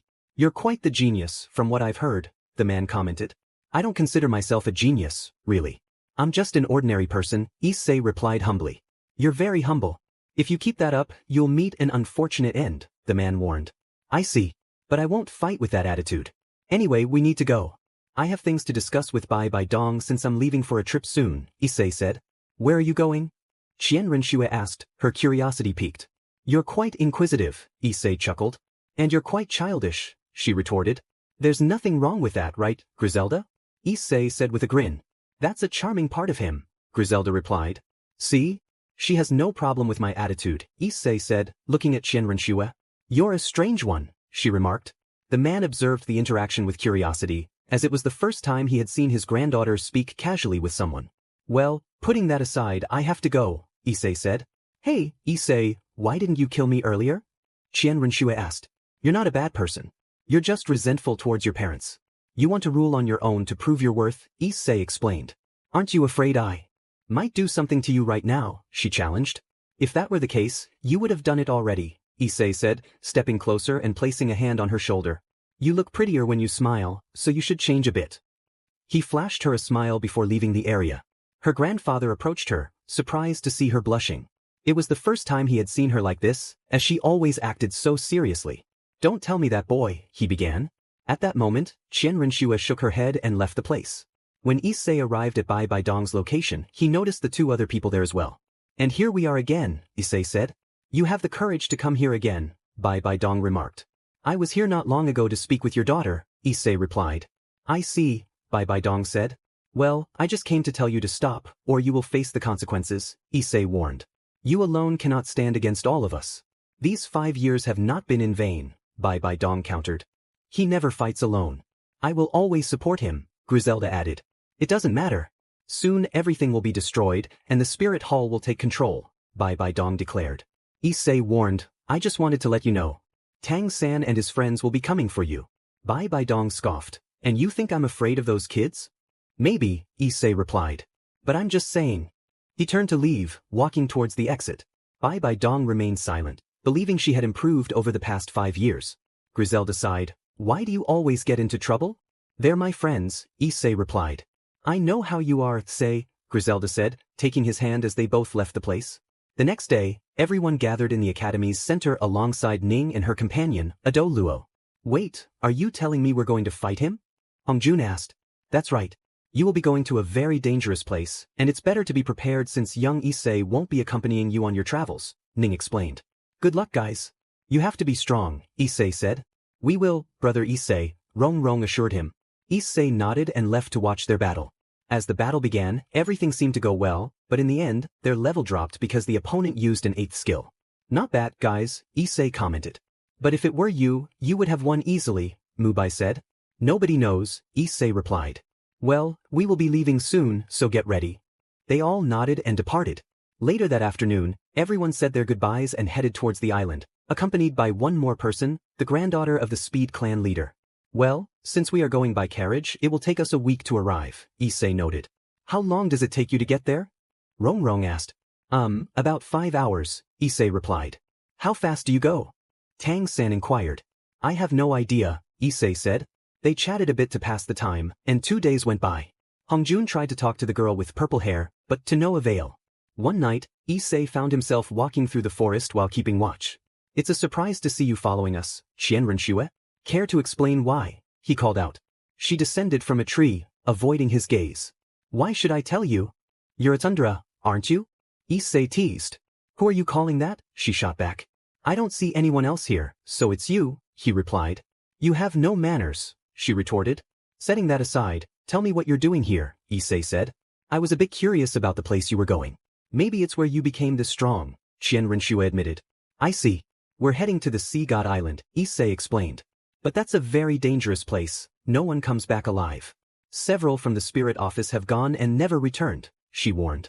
It's not that bad. I'm just accompanying you because I won't be going to that island. I have to explore more, Issei said. Don't you want to become stronger? Qianrenshue asked. Not until I break my own limits. Maybe then I'll start training like before, he replied. I understand, she said. But if you want to get stronger, you should come too, Issei encouraged. You should know we are enemies, she reminded him. Not from my side. So don't worry about it, he said. Just then, he took her hand and led her back to the group. Guys, I brought a friend, Issei announced. They turned around, surprised, especially Tang-san, who recognized her, and Hongjun, whose eyes widened at her beauty. Tang-san asked, what is she doing here? I ran into her at the spirit office and we talked, so I invited her, Issei explained, though Qianrenshue was confused by the lie. But she's an enemy, Tang-san pointed out. Don't worry. I'll take care of her along with Griselda, Issei assured. Why do you treat me like a child? Qianrenshue questioned. Just ignore it, Issei said. How can I not? She replied. Well, if you're watching her, that's fine, Tang-san conceded. Of course, Issei said, guiding her to sit next to Griselda, who smiled at her. Do you want to know more about Issei? Griselda asked. What are you talking about? Qianrenshue replied. Don't lie to me, Griselda teased. Stop saying silly things, Qianrenshue shot back, causing Griselda to laugh a little at her attitude. The group continued their journey. On their way, they encountered some bandits, but upon seeing Issei, they fled quickly, knowing who he was. One day, they passed through a village where wolves were attacking people. Some went to help while Issei stayed back to keep watch. So, how's the journey? He asked Qianrenshue. Pretty good, I would say, she replied. Be more honest, he urged. I'm telling the truth, she insisted. Issei, where will we go after we drop them off? Griselda asked. Anywhere. It's better to explore unknown places, he said. You're always like this, Griselda remarked, and Issei chuckled. After a few minutes, the others arrived. Someone was about to say something when Issei saw what he had been waiting for. After so long, I can finally go home, he said. Is it about that time? Griselda asked. Yes, it's time. He turned to his friends. This is goodbye, friends. Or rather, brothers. Where are you going? Tang-san asked. To my home, or at least I hope so. You all need to be strong. Many things await you in the future. I've enjoyed this time, Issei said. I see. All I can say is have a good trip, brother, Tang-san said, stepping closer to Issei and giving him a hug. The others followed suit, with Xiao Wu being the last, shedding a tear unintentionally. You're leaving just like that? Qian Renshue asked. Oh right, Issei said, approaching her for a hug as well. Take care. Don't do anything foolish. You said you would always watch over me, so I will go, Qian Renshue replied, taking his hand and guiding him to the portal. Griselda chuckled a bit and said her goodbyes to her friends before leaving with them. As they entered, the portal closed behind them. What happened? Why did you come, your family? Issei asked. I only had my grandfather, and I said goodbye to him a while ago, Qian Renshue explained. You won't regret it, Issei assured her. Don't you think it's too late to say that? She replied. You're right, Issei conceded. Well, setting that aside, I think we should go home now. The girls will be happy to see you, Griselda said. I want to see them too. It's been so long, Issei replied. Qian Renshue, don't cause any trouble. Okay. Why do you talk to me like I'm a child? You should know I'm older than you, she said. Age doesn't matter, it's about attitude, Issei countered. If we're talking about attitude, you're the childish one for acting like this, Qian Renshue shot back. Griselda intervened to prevent the argument from continuing, and Issei turned around, just as Qian Renshue wore a smile, finding the banter amusing. After a few minutes, the three saw a light. As Issei stepped out, he closed his eyes, not caring about the surroundings. When he opened them, he raised his hands and shouted, I'm home. Suddenly, a fist collided with his face, but Issei didn't budge. The two girls were surprised by the attack and looked around. Destruction. Griselda, I think you're mistaken. Issei looked around and realized he was not at home. Issei noticed a wounded person nearby and many others unconscious. His expression turned serious as he clenched his fist. He approached the injured individual. Issei, are you all right, sir? Kid, you need to leave. This is no place for you. It's very dangerous. Issei, you're hurt and I can't just leave you like this. We need to help those who are unconscious. Leave. That person is powerful. Issei turned around and saw a faceless man. Issei, what happened to your face? Who are you? He is All for One. All for One, how are you still alive? That blow should have killed you. Issei, just lucky I guess. Griselda, you always say that. Issei, girls, I want to ask you for a favor. Griselda, you don't need to say it. Qian Renshue, I'll help you with the injured. Qian Renshue, all right. Issei, old man, you should leave too.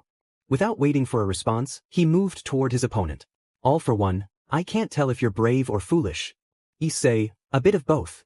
But I can't let someone like you leave here without consequences. You've caused too much damage and I won't forgive that. All for One, and what will you do? I can't sense any quirk in you. Issei didn't respond, and in a split second he was in front of All for One, delivering a punch to his stomach that sent him flying. As he fell, Issei struck again, sending him crashing into the debris. Minutes later, All for One emerged from the rubble, recovering. All for One, not bad. But it won't be enough. Issei, I see. He watched as All for One charged at him. Issei dodged the attack, grabbed his hand, and broke it, causing him to scream in pain. Meanwhile, the girls helped others to evacuate the citizens. Qian Renshue, I should go help him. Griselda, he's fine, don't worry. They approached another injured person. Griselda, you're the man from earlier. You look hurt. I'm fine, but who are you and how did you get here? Griselda, we were on our way home but ended up here by mistake. How is that kid so strong? Does he have a strength quirk? Griselda, Issei has trained for many years. But excuse me, who are you? You can call me All Might. Qian Renshue, why are you expelling smoke? All Might, I've reached my limit. I can't maintain this form for much longer, and I don't want others to see me like this. Qian Renshue, why not? All Might, if they see me in my weakened state, they'll lose faith in me. Griselda, hang in there. Issei will finish soon. She turned to look at Issei. All for One, air cannon. He launched several air blasts at Issei, but he simply deflected them and charged forward. As he got close, he landed another punch to All for One's face, shattering the rest of his mask. All for One, now furious, concentrated all his strength into one hand and attacked Issei. But Issei caught his fist with his hand.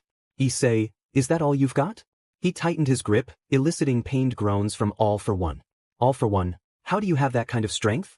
Not even All Might is like this. Issei, I trained very hard. Using his other hand, he delivered a solid punch to All for One's face, sending him crashing into the ground, unconscious. Seeing that he wasn't moving, Issei went over to the two girls. All Might, who are you? Issei, I'm Issei, nice to meet you. All Might, I don't mean that. Do you have a strength quirk? Issei, what's that? All Might, You're joking, right? Issei, not at all.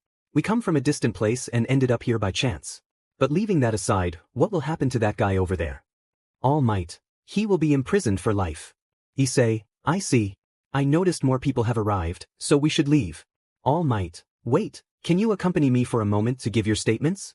Also, from what I understand, you don't have a place to stay. I could help with that. Issei, it's not necessary. All Might, it's the least I can do. Issei, well, if that's the case, let's go. He helped lift All Might, and the four of them set off, unaware they were being recorded, with many witnessing their battle, leaving several surprised. Days passed, and the news spread, including that All Might was retiring from his duties. Issei and the two girls were taken to a hotel to stay temporarily. Qianrenxue, I'm already bored of being here. Issei, me too, but we'll have to wait. You should know we arrived unexpectedly. Griselda. Besides, Issei's fight made many wonder who he was. Qianrenxue, you're right. We just arrived and you've already caused a stir. Issei, I don't care. There were injured people there. Griselda, we know, and neither of us is upset. It's just that now we don't know what will happen. But you know what's best. Qianrenxue, what's that? Issei, we're in a world of heroes. That's amazing. Griselda, but you're already a hero where we come from. In fact, in many places, you're a hero. Issei, I don't know. All Might said he would come today with good news. Maybe we can leave soon. Just then, someone knocked on the door, and it was All Might in his weakened form. Issei, Toshinori, how's it going? Toshinori, good. Sorry for taking so long, but I had a lot to do and finally, I have everything sorted out. Griselda, what happened? Toshinori, you three are students of UA Academy. The three were surprised to hear that. Griselda, but we're too old to go there. Toshinori, I know, but from what I heard about your world, you could use magic. Although Issei looks young, just like Qianrenxue. Griselda, and me. Toshinori was about to say something but noticed Griselda's serious expression. Toshinori, just a little older. Griselda, well, it doesn't matter, I'll use a spell. Issei, and what will we do at that academy? Toshinori, first, you'll need to move there since they've built some apartments. Second, you'll be incoming students, I've already invented something. Issei, wow, you're amazing. Thanks for the help. Toshinori, thank you for what you did earlier. Qianrenxue, when do we start? Toshinori, in a week, you'll be in class 1A. Issei, don't tell me that's the best class? He nodded. Toshinori, and you also need to decide what ability to use as a quirk. Issei, I only have my strength. Griselda, I'll use light spears. Qianrenxue, I'll just say I can fly. She revealed her 4 golden wings. Toshinori was surprised by how appealing they were. With that said, I will come back in a week to guide you to the academy. Issei nodded and left the place. A hero academy sounds amazing, doesn't it? Issei exclaimed. You seem very excited, Qianrenxue replied. I'll get to see incredible powers. Issei said enthusiastically. Griselda interjected. Issei, you've seen so much already, what surprises you now? What can I say? Issei shrugged. Days passed, and soon it was the first day of classes. The three of them stood in front of their classroom door, waiting for their call. I was in second year before, and now I'm back in first again, Issei remarked. But you hardly attended the academy? Griselda pointed out. I used to go often, but ever since my siblings arrived, everything changed. It's like problems follow them, Issei explained. Do you regret being involved in all this? Griselda asked. Not at all. If it weren't for them, I wouldn't have met any of you. Maybe Qianrenxue would be plotting something against my brother, Tang-san, right now, Issei said. That could be true, Qianrenxue replied. See, I told you. And maybe, Griselda, you would be with Gabriel or on a mission, Issei added. Just your presence has changed a lot, Griselda said. At that moment, they were called in, and Issei opened the door, entering with the others to see the students inside. Issei was surprised, noticing many people with unique appearances. He let out a sigh. Griselda thought, how can this impress you? You've seen unique things before. Hello, I'm Shota Aizawa, your teacher for this time. Please introduce yourselves, the teacher said. It's a pleasure to meet you all. My name is Issei, and I hope we get along well, Issei introduced himself. I'm Griselda Corda.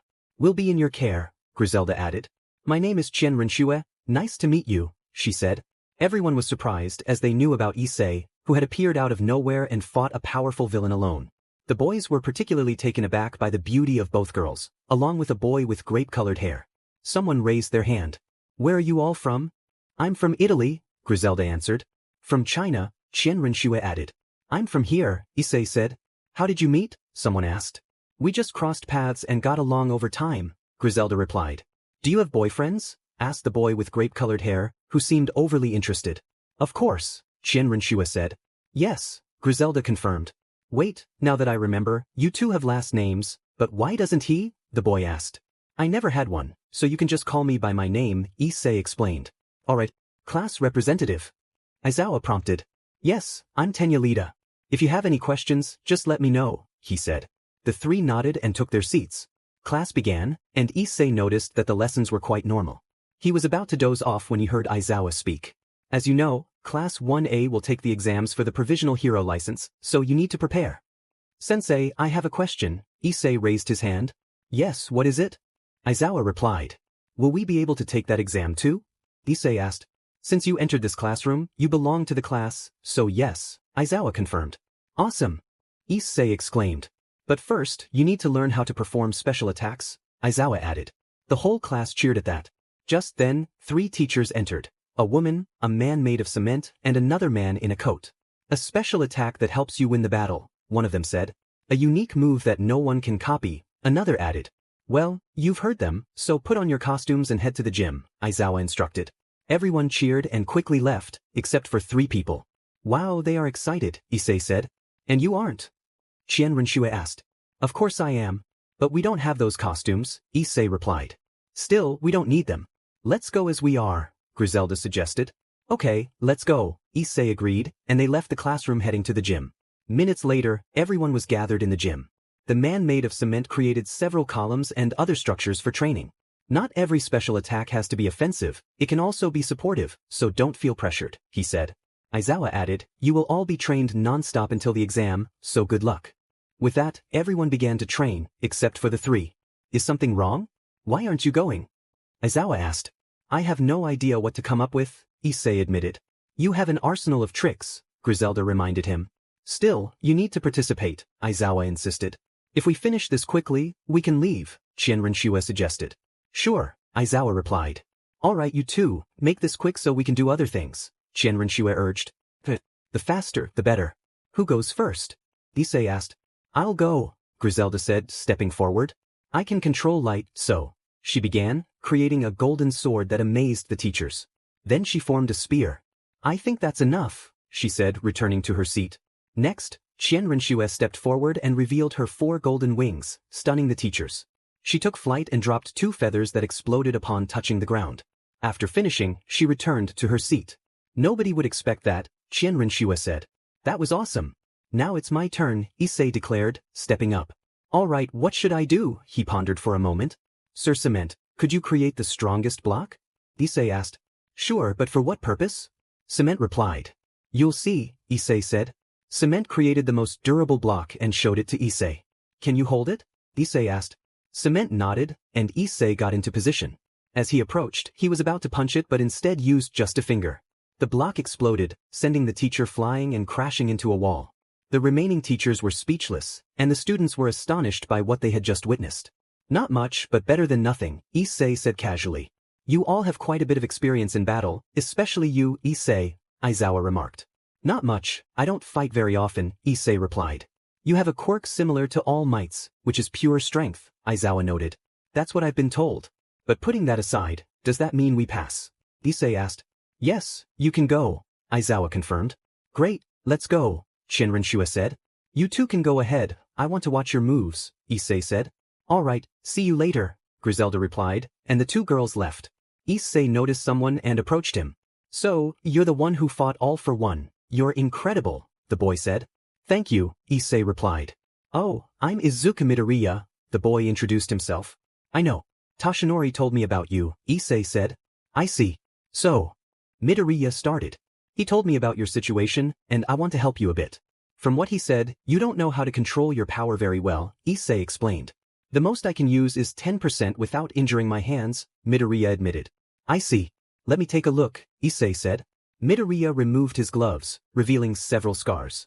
It's clear you've had a tough time. Your body can't handle that much power, Issei observed. I know. How did you manage to control yours? Midoriya asked. I just trained, and my body adapted. But I also suffered at the beginning. Anyway, I'm off. Good luck, Issei said. Wait, what? Midoriya started, but Issei had already left. Issei approached Midoriya, placing a hand on his shoulder. You're not All Might. You need to find your own fighting style, you can't just copy him. Once you've figured that out, I'll help you train. With that, Issei left, leaving Midoriya deep in thought. As Issei walked toward the exit, he spotted Toshinori. Hey there, he greeted. Much better than before. I noticed you. Spoke with my student, Toshinori replied. He's a good kid, Issei said. And you'll help him? Toshinori asked. Of course, but first I want to see his new style, Issei responded. That's what you told him, Toshinori noted. Yes. He'll figure it out, he's smart. Well, I have to go see the girls, Issei said before departing, while Toshinori headed to find Aizawa to talk. 2 days passed, and Issei rested in his room, waiting for Midoriya to improve. Shiva entered, noticing his calm demeanor. It's rare to see you so relaxed. Sometimes it's good to take a break, Issei replied. That's not like you. You haven't gone to see them train in 2 days, Griselda added. I'm waiting for something, and I think it's time, Issei explained. Are you really going to help that boy? Griselda asked. Yes, I will. I can see his determination to help his friends, Issei affirmed. I wish you luck, Shiva said. Thanks, Issei replied as he left the room, leaving the girls to chat. When Issei arrived at the training area, he noticed a large rock about to fall where All Might stood. He was about to intervene when he saw Midoriya kick it away. So, you found your style. I'm happy for you, Issei said as he approached. You did great, Issei praised. Well, I'm still testing it out, but this is a step forward, Midoriya admitted. Exactly. Now you need to strengthen those legs and develop your fighting style, Issei encouraged. That won't be easy, Midoriya replied.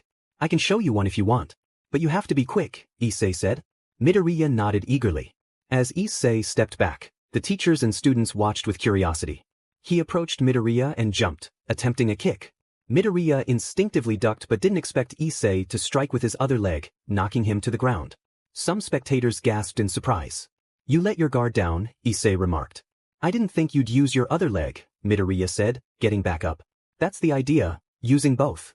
But I prefer using my fists. Want to see? Issei asked. Midoriya nodded quickly. Cement, could you send me some chunks? Issei called out. Cement nodded and created 3 pieces, sending them toward Issei. As they approached, he shattered them with his fists, leaving only dust behind. Awesome! Midoriya exclaimed. When you control your power at 100%, you'll be able to use your arms again. And when that day comes, you'll be very strong, Issei said, and Midoriya nodded happily. Meanwhile, someone else was listening, clearly annoyed. You won't be stronger than me, Deku. Just wait and see. Issei left Midoriya to train and went to the teachers. How did it go? Toshinori asked. It was good, Issei replied. When will you get your hero suit? Aizawa inquired.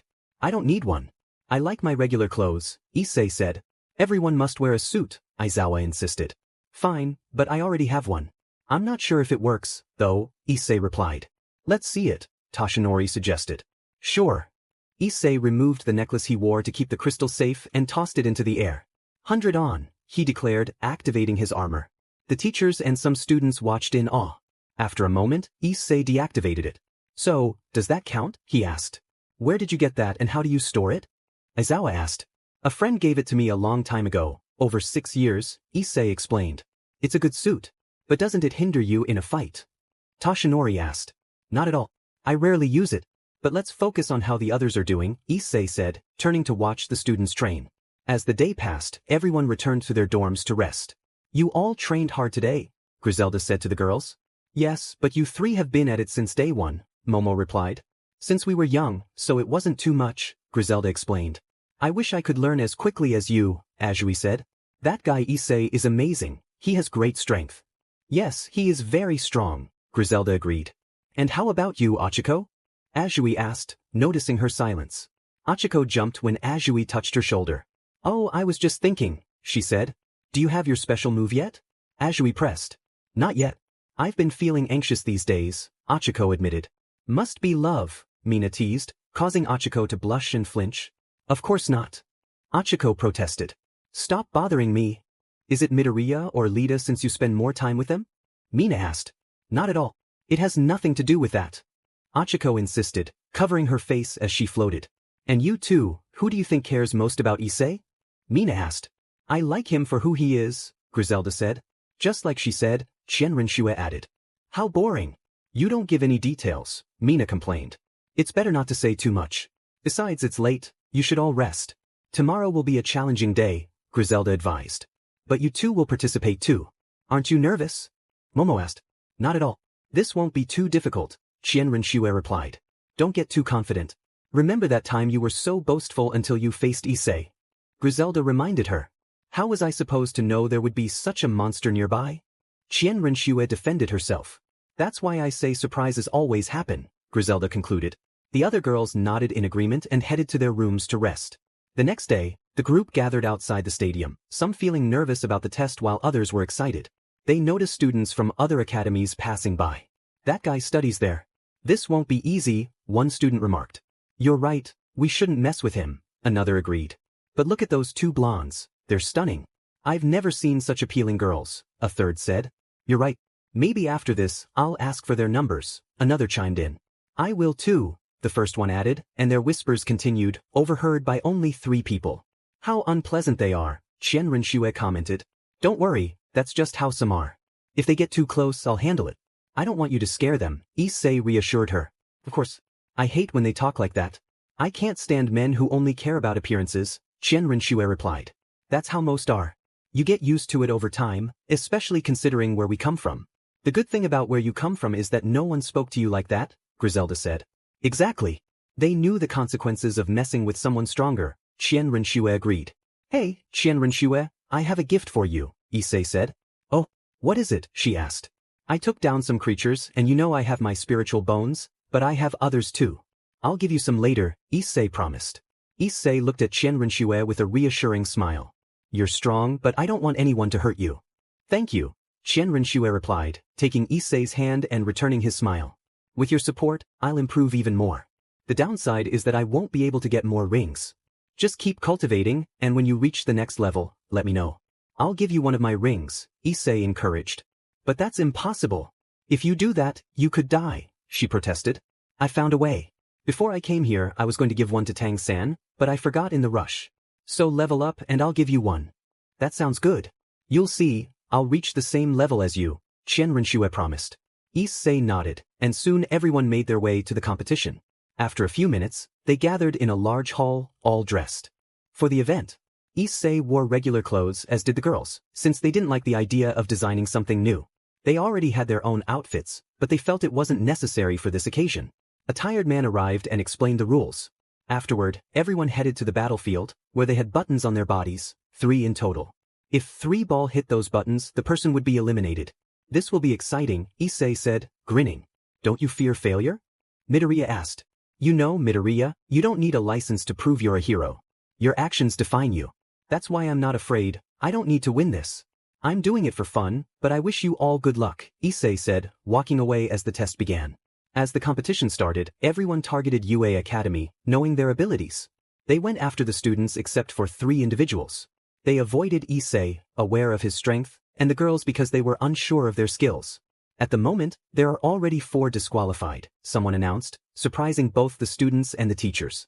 The ladies Griselda Quarta and Qianren are the first to advance, another voice added. It's clear they don't want to waste time, Aizawa commented. Hey, Aizawa, those 2 girls are in your class. How strong are they to finish so quickly? Another person asked. I don't know their full strength, but they have unique abilities. However, they are nothing compared to the boy in their group, Aizawa replied. Don't tell me the boy who defeated that villain is in your class, the person said, astonished. Yes, and I can assure you his strength surpasses All Might's, Aizawa confirmed. That's impossible. All Might is the #1 hero, the person exclaimed. I know, but that boy hides his power well, and my ability doesn't work on him, Aizawa explained. Wait, that's impossible. You can cancel anyone's power just by looking at them, the person said. Something prevents me from canceling his. But it's strange he hasn't won yet. Or maybe he wants to watch the fights, Aizawa speculated, observing some explosions. Meanwhile, Issei walked through a city alone, feeling bored. This is dull, no one is around, he muttered. He continued on his path until he encountered a boy. Great. Are you ready for a fight? Issei asked. The boy, seeing Issei, dropped the ball he was holding. I give up, you win. I saw your fight on TV, and I'm no match for you. That's not fun, so you should just leave, Issei replied. The boy nodded quickly and dashed away. Issei resumed his walk. Issei must be observing the skills of those kids, Griselda remarked. He's quite curious about certain things, Qianren added. He's always been like that.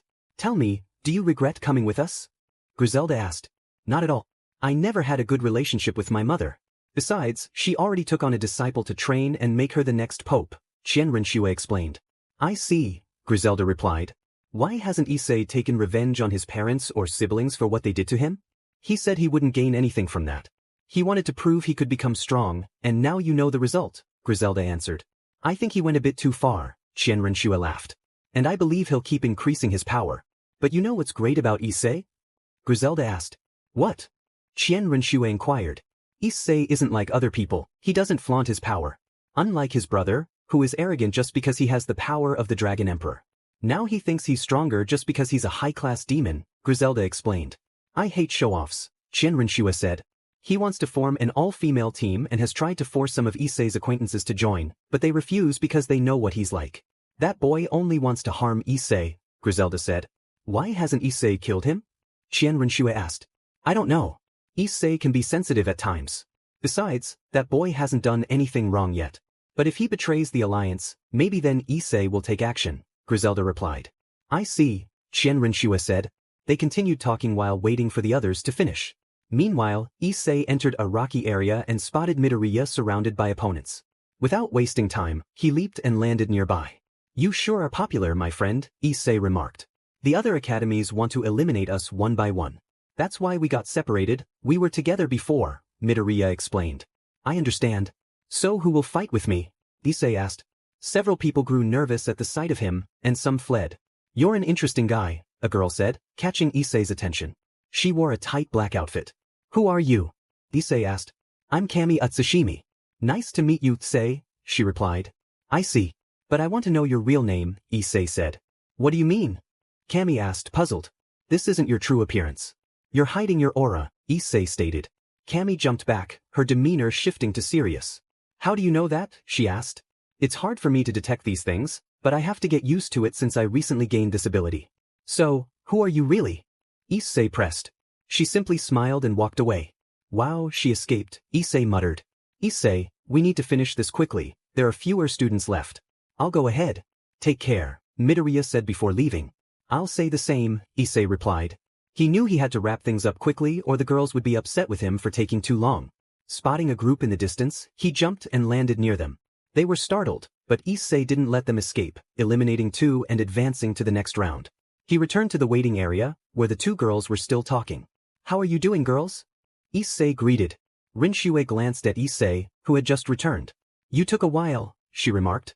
Issei nodded. I saw some amazing powers out there. But no one wanted to fight with me. Griselda chimed in. Most people know about you, Issei, so it's understandable. You defeated a very dangerous villain with relative ease. I know, Issei replied. Now we just have to wait for the others to finish. He took a seat and leaned against the wall. Issei, why don't you take a nap while we wait? Qianren suggested. It's hard to do that, he admitted. Suddenly, Qianren gently placed Issei's head in her lap. You won't always have this opportunity, she said softly. Thanks, Issei murmured, closing his eyes as Qianren stroked his hair and continued chatting with Griselda. Minutes passed, and more students began to arrive. The students from UA approached the two girls and noticed Issei sleeping peacefully, which surprised them given the tense situation. However, one student was not pleased. Mineta sighed dramatically. Issei, I curse you for your luck. You're right, my friend. Who wouldn't want to be in his position? Another student added. Hey, courtesan, could I lie down for a bit? I'm feeling a bit tired, and there are no seats left, Mineta asked. Griselda smiled. I see. Go ahead. Mineta perked up at her response but noticed Griselda getting up from her seat. Take my seat and relax, she offered. Some of their friends chuckled at the exchange. Issei, it's time to wake up, Qianren said. 5 more minutes, he mumbled. Now, she insisted. With that, Issei sat up and stretched, cracking several joints that some could hear. Doesn't that hurt? Momo asked. I do it sometimes and... It feels good, Issei replied. Just then, the person in charge announced their next mission. Your next mission will be a rescue operation. There are professionals involved. They will award points based on your performance. You have 10 minutes to prepare, you can use the restroom or whatever you need, the announcement concluded. Several students gathered with their teammates to devise a plan. Wow, they seem serious, Issei observed. Well, this will determine if they are semi-professionals. They will give it their all, Griselda explained. Then we should do our best to pass, Issei agreed. This shouldn't be too difficult, Qianrenxue added. As the minutes passed, the test began, and everyone rushed out quickly. This is going to be a long day, Griselda commented. I know, Qianrenxue replied. Come on girls, let's help the injured, Issei urged. They nodded and headed towards some destroyed buildings. Upon arrival, they heard a voice and found a wounded man. Can you check if he's hurt? I'll look around, Issei instructed. Okay, Griselda agreed, moving closer to the man to assess his injuries. The man blushed at Griselda's beauty, unsure of what to say. You're fine. Just a few bruises, nothing serious, she assured him. But, Qianrenxue, please take him to safety, Issei requested. She nodded, unfurled her wings, and swiftly carried the man away. Moments later, she returned. That's how it should always be, Issei said. These people will give us points, so we need to treat them well, as if it were a real situation, he added, clenching his fists and recalling what had happened in Asgard. Noticing his tension, Griselda approached Issei and took his hand, understanding what he had been through. Issei, don't blame yourself. You did your best in that situation. Besides, it was the only time it happened, she reassured him. I know, he replied, and they continued their mission. The supervisor observed everything, noting that 3 students had already rescued several people and were receiving perfect scores. What's going on here? He wondered. We were informed that the rescued individuals were treated with kindness and calmness. Plus, the 3 students are quite attractive, another supervisor commented. They're being swayed by appearances, but it doesn't matter as long as they finish, he sighed, feeling tired. Minutes passed, and everything seemed to be going well until the supervisor spoke again. There has been a terrorist attack by villains. What will they do now? He announced as explosions echoed nearby. The students were startled to see one of the top heroes, Gang Orca, appear. One of the boys charged at Gang Orca, but the hero used his quirk, ultrasonic waves, knocking the boy unconscious. Meanwhile, Todoroki and Yurashi confronted Gang Orca, but Yurashi shot a serious look at Todoroki. Todoroki unleashed his fire against Gang Orca, but Yurashi countered with wind, causing their attacks to collide and redirect. Shouldn't you both be aware of the situation we're in? And yet, you're arguing? Issei interjected. The fight started first. I arrived before you, Todoroki argued. Shut up. I can handle this on my own, Yurashi retorted. You both are just causing more problems, Issei sighed, walking over to Todoroki and delivering a swift blow to the back of his neck, knocking him out. He then jumped behind Yurashi and did the same. Everyone was shocked as Issei incapacitated his teammates. Lita, take those 2 away. I'll handle Gang Orca and his team, Issei instructed. Got it, Lita replied, picking up Todoroki and carrying him away. Sorry for wasting your time, Issei said to Gang Orca. Are you planning to fight me alone? Gang Orca asked. I have nothing to lose by trying. The others are busy evacuating the injured. I'll stop you, Issei declared. Gang Orca sent his minions to attack, but Issei swiftly defeated them with ease. Come on. We're just getting started. Issei challenged as more minions charged at him, but he effortlessly took them down. Meanwhile, some men in black observed Issei's fighting skills, astonished by his abilities. It's as if he has been fighting his entire life, one remarked. What kind of training did he undergo? Another wondered. After 5 minutes, all the minions were defeated, leaving only Gang Orca. Not bad, but you won't stand a chance against me, Gang Orca taunted. Let's see about that, Issei replied confidently. Gang Orca unleashed his supersonic ability, but Issei walked forward, unaffected. Not bad. Now it's my turn. First ability, Roar of the Dragon King. Issei shouted, releasing a powerful roar that startled many and sent chills down some spines. Gang Orca was thrown back, crashing into a wall. Without wasting time, Issei rushed towards Gang Orca, ready to continue the fight. Issei tied his hands together. I expected more from you, honestly, he said, looking at Qianrenxue. You ask for a lot, Issei, she replied. I know, but how are the others? He inquired. They're fine. Everyone is safe now. But you left quite an impression, Qianrenxue responded. Don't worry about it, Issei said, brushing it off.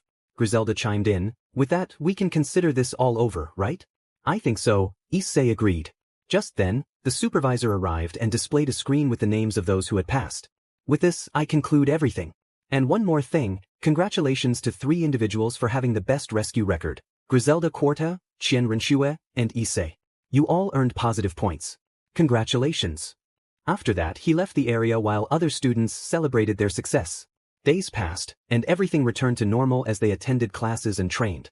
Issei, have you noticed how things are getting worse? Griselda asked. I know, Griselda. It's getting really bad, Issei replied. What's happening? Qianrenshui asked.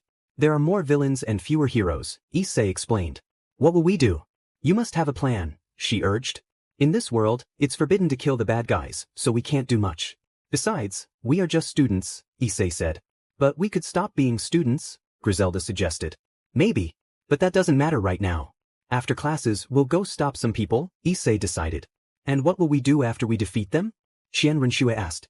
We'll leave them at the police station, Issei replied. Then I'm ready, Griselda said. Me too, Qianrenshui added. It'll be a long day, Issei noted. After that short conversation, all the students headed to the courtyard as the director had something to say. We are facing many problems right now following All Might's retirement. There is a lot of danger outside, so be careful when you go out, and if you do, go in groups. Then, another teacher came to give a warning since some students had fought the previous night, specifically Bakugo and Midoriya. After that, everyone returned to their classrooms. When Aizawa arrived, he explained about the hero residence where they could participate outside of school. It's hard for first years to get recruited, but I wish you luck. With that said, let's start class. And so the day passed. In the afternoon, everyone was resting in the residence while 3 students went out to the city to stop some villains. The next day, the news reported that many villains had been left outside the police station, and no one knew who had brought them there. Wow, that was a long night, Issei said. And horrible. Every time we encountered someone, they came out with those words, Qianrenshui added. But in the end, they were caught, Issei reminded her. Thanks to you, who gave them a good beating on my behalf, Qianrenshui said. I think you went a bit overboard, Griselda remarked. Let's drop that topic and head to class, Issei suggested as they left the building and made their way to the academy. After a few minutes, everyone was present except for Bakugo, who was in detention. Alright, now I'm going to introduce you to third-year students who can participate in missions as heroes, Aizawa announced as 3 students entered the classroom. These are the 3 greats of the academy, he introduced. Nice to meet you, I'm Mirio Togata, one of them said. I'm Nijire Hato. I hope we get along, another added. Tamaki Amajiki, the last one introduced himself. Midoriya was the most surprised, recognizing the blonde from the day before. Most of the class was amazed to meet them, as they were the strongest at UA Academy. Someone was about to speak when Nijire began asking a flurry of questions to everyone in class until she reached Issei. And you are Issei, one of the strongest. It's nice to meet you. How did you get so strong? Why do you have long hair? I heard you don't have a costume, why? Issei felt a bead of sweat form as he listened to her rapid-fire questions without a chance to respond. He stood up and gently covered her mouth with his hand. Calm down with your questions. I trained a lot, I've had my hair this long since I was little, and the last part is that it's not necessary, he explained. She nodded quickly and returned to her group. Some were surprised by his action, while Mineta felt jealous since she had touched him. After a few minutes, Mirio challenged everyone to fight against him. This will be interesting, Midoriya said. Relax and give it your all. Good luck, Issei encouraged. Aren't you going to fight? Midoriya asked. You all can handle it, Issei replied, stepping aside to watch the fight with the other 2 students, Aizawa, and the 2 girls. Why don't you participate? Nijire asked. I want to see how my classmates fight first, Issei answered. Do you think they will win? She asked.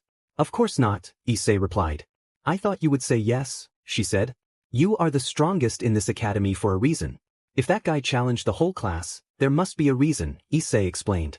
You have a point. I thought you would fight, Nijire said. Maybe later. For now, let's see what happens, Issei said. Nijire nodded and watched her classmate face the entire class. Some mentioned they had fought against some professionals and villains. Issei let out a sigh upon hearing that. What's wrong? Nijire asked. It's obvious, they are underestimating their opponent. That could cost them dearly, Griselda pointed out. That's what happened with the enemies who fought against Issei. They underestimated him and paid the price. I see, Nijire said. The first to attack was Midoriya, who leaped high, aiming a kick at Mirio's face, but he passed right through him as if he were nothing. Several classmates launched their attacks, but nothing worked. In an instant, Mirio appeared behind Jiro, delivering a punch to her stomach. He then moved on to the rest, knocking them down quickly. All the long-range fighters have been defeated, now only you remain, Mirio announced. He began to run toward the group, ready to attack. He dove into the ground and appeared behind Midoriya, who anticipated the move and tried to strike back, but it was futile as Mirio landed a blow to his ribs. He quickly took down the rest, leaving them all incapacitated. That's what happens when you get too confident, Issei remarked. Issei, I want to fight you too, Mirio said. I want to see what you're capable of as well, Nijire added. Alright, I never say no to a fight, Issei replied as he approached. You've trained hard, haven't you? You've pushed yourself to the limit, But you still don't give up, Issei noted. You're the first to notice that, Mirio said. I've trained a lot too, and I can see the effort you put in. So, I wish you luck, Issei said. Mirio smiled broadly and charged at him. But Issei stood his ground. Seconds later, Mirio appeared in front of Issei, throwing a punch at his face, but Issei didn't budge. Good punch, Issei acknowledged, taking advantage of Mirio's surprise to land a blow to his stomach as well. The air was tense as Issei and his companions observed the aftermath of their training session. Issei extended his hand to help Mirio up from the ground, a smile on his face. Keep it up and you'll reach great heights, he encouraged. Mirio, brushing himself off, chuckled. I didn't have time to react. But next time, I won't go easy on you. Nijire chimed in, excitement in her voice. Issei, that was amazing. You beat Mirio. I took advantage of his surprise, Issei replied modestly. Aizawa's voice cut through their banter. With that, we conclude today's training. As the group began to disperse, Momo turned to her friends. You were both incredible, she said, glancing at Yuzui. Yeah, but you two didn't fight. I've never seen you in action, Yuzui pointed out. Griselda shrugged. It's not necessary. Qianrenshua added, it's boring. Achiko looked at them curiously. You must be really strong if you don't need to fight. Not at all, Griselda replied. We just train a lot. Jiro piped up, maybe we'll get the chance to fight alongside you. That would be awesome. Achiko nodded enthusiastically. With you two and Issei, there's no doubt you'll be accepted. You're both really strong. Who knows the truth? Qianrenshua said, a hint of uncertainty in her voice. Momo shifted the conversation. Speaking of which, you don't have connections with professional heroes. How will you manage? Griselda explained, we've received some offers and are considering the best one for the three of us. Why do you always stick together? Jiro asked. That's how we want it, Griselda replied. If something happens, we can help each other. Momo smiled. A unique group sounds great. They chatted for a while longer before deciding to rest as it was getting late. Days passed, and everyone trained hard to become stronger. Aizawa later informed them that they could join a residency, but only with professionals who had a good track record. This is going to be tough, Issei said, looking worried. I have no idea where to go. Griselda replied, we have several options, but we need to agree on one. You two decide, Issei said. I'll just go to protect you. Do you think we're weak? Qianrenshua asked, a hint of challenge in her tone. Of course not, Issei replied quickly. But I'd rather be safe than sorry. We don't know how long it will take for the portal to open. It could happen at any moment. Griselda nodded. You spent a long time at the last place. Yeah, but I met some great people, including you, Qianrenshua, even if our first encounter wasn't ideal, Issei said with a laugh. Sorry for not making a good first impression, Qianrenshua said, a bit sheepishly. Don't worry about it. Just let me know what you decide, Issei said, heading to his room while the two girls searched for an agency. Issei was walking through the hallways when he bumped into All Might. Tashinori, how's it going? Issei greeted. Pretty good. Not much to do now that I've retired. Have you found a place for your residency? Tashinori asked. Speaking of that, Issei began. Come with me, let's find somewhere private to talk, Tashinori suggested. Issei nodded, and they walked together. Once they arrived, Tashinori poured tea for Issei, and they began their conversation. So, what's the plan? Tashinori asked. I'm not going to any agency. I'm working solo with the girls, Issei stated. That's impossible. You could get into trouble, Tashinori warned. You're the only one who knows our situation. I don't want to cause problems for those people when I leave, Issei explained. I understand, but you need to join something like Midoriya did with Night Eyes. Right now, only 4 students are doing residencies, Tashinori said. I prefer this way. I'll help when necessary, Issei insisted. I see.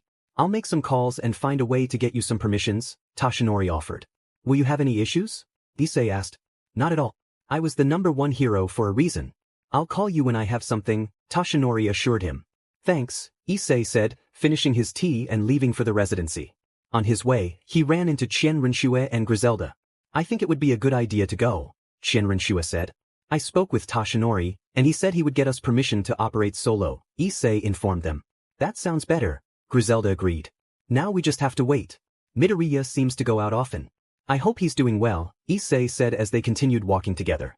A week later, Tashinori called Issei and handed him 3 permits, which Issei accepted gratefully. Upon arriving at the residency, he gave the permits to the girls, and they immediately left the academy to confront some villains. As the days passed, they drew attention for easily defeating villains without much difficulty. One day, as Issei and his companions were leaving their dormitory, they ran into their classmates and headed to the train station. After a long journey, they realized they were headed to the same location as the 3 top students from the academy. Hey guys. Issei, you too. Nijire greeted. Hello again. How's it going? Issei replied. Good. That means we'll be working together. Isn't that great? Nijire said, her enthusiasm infectious. Maybe. Let's head inside. The meeting is about to start, Issei suggested. Once inside the building, they went to an office to discuss the new group of villains. Why are you here? This is serious business, not a place for kids, one of the attendees sneered. You're being superficial. Don't judge by appearances, Issei retorted. Shut up, the person shot back. Enough. Let's continue, Night Eyes interjected, bringing the conversation back on track. After a few minutes, the meeting concluded. Issei turned to Midoriya. I know what you're thinking and don't do anything reckless. But she's just a child. She's being hurt. I can't let that happen, Midoriya protested. If you act like that, you won't get far, Midoriya. Calm down and think it through. Tell your friend the same, Issei advised. But you don't understand, Midoriya insisted. Midoriya, calm down. Issei may look relaxed but he's also upset. So please, let it go, Griselda added, trying to mediate. The others watched in silence, unsure of what to say. I promise to help, Issei said firmly before continuing on his way. Girls, we need to put an end to this. What will we do? Qianrenshue asked. There are many places to search. Then we'll have to check all those places and create a bit of chaos, Issei declared, revealing his spiritual wings. To avoid drawing too much attention, we should fly, he suggested. The girls nodded, unfurling their wings as the 3 of them took to the skies. Upon reaching their first destination, they entered with a bang, searching everywhere. Issei grabbed one of the villains by the collar. Where is the girl? He demanded. I don't know what you're talking about, the villain replied nervously.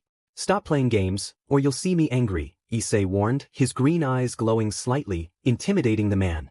I really don't know. Please, forgive me, the villain pleaded. Issei released him, but the man thought he was free. Instead, Issei delivered a swift kick to his face, sending him crashing to the ground. You've caused a lot of damage, Issei stated as the girls joined him. Did you find anything? He asked. Unfortunately, no, Griselda replied. They just opened this place, so they didn't have much information, Qianrenshue added. Then we'll have to move on to another location, Issei decided. And what do we do with this place? Griselda asked, looking around. Issei, we need to destroy it without leaving any evidence. Griselda, I'll take care of it. The 3 of them left the location, and Griselda cast a spell, completely destroying it while raising a barrier to avoid drawing attention. Once finished, they resumed their journey toward their next target. Meanwhile, at the agency, all the students were gathered until Aizawa arrived. Aizawa, don't cause any trouble. Midoriya, I thought you would refuse to let us participate. Aizawa, sooner or later, you would have to face the situation. But where are the other 3? Achiko, they left right after the meeting. Aizawa, I see. Kirishima, why can they go off like that without any professionals? Aizawa, despite their youth, they possess very high levels of power. Issei's strength is monstrous. Nijire, they have many secrets. Besides, he seemed calm despite the situation we're in. Aizawa, and he did the right thing. He kept his cool, unlike you all who got agitated. Midoriya, but she's just a girl. Aizawa, that's how this job is. With that he resumed his path, leaving the students behind. Days passed as they awaited the call. During that time, they trained to improve until night fell, and the 4 were gathered again. Midoriya, where are Issei and the girls? Achiko, we haven't seen them all day. Maybe they're out searching. Kirishima, then let's go too. The others nodded and headed to the mission location. While they gathered, Issei and his group found the place. Issei, after all those twists and turns, we finally made it. What's the situation, Griselda? Griselda, there are many presences inside. Most of them are in the basement. Issei, I see. To be safe, you can use your true abilities. Qianrenshue, let's finish this quickly. I have a feeling they'll arrive soon too. Griselda, they might have found the place as well. Issei, then let's go. They entered a house and headed straight for the enemy. Midoriya, I haven't seen Issei, I thought he would be here. Nijire, it's strange, we haven't seen him since that day. Mirio, maybe he's already at the location. Midoriya, but how would he have found it? Nijire, he's someone unusual but reliable at the same time. He might be searching. The others nodded and made their way to the location. As Issei entered, he spotted a large figure in the distance. You came faster than I expected. Issei, surrender, or we'll do this the hard way. Then you're just going to die. As the figure charged at Issei, he stopped the punch with his hand, crushing it completely. The man screamed in pain at the sight of his destroyed hand. He was about to say something, but Issei delivered a fatal blow to his face. Issei, let's keep going. No one leaves here alive. Qianren, alright. Griselda, I don't like people like this. Drawing a sword from a pocket dimension, they continued on their path until they felt the ground shift beneath them. Qianren, what's happening? Issei, someone is doing this. Suddenly, Issei saw a shadow and moved quickly to strike, but the shadow dodged just in time. Griselda also spotted it and threw a lance of light, injuring its leg. Issei seized the opportunity and struck its stomach, creating a hole and killing it. Moments later, the body fell against the wall. Without paying it much mind, they continued on their way. Issei and his companions pressed on until Issei blocked another attack with his hands. You're tough for a kid.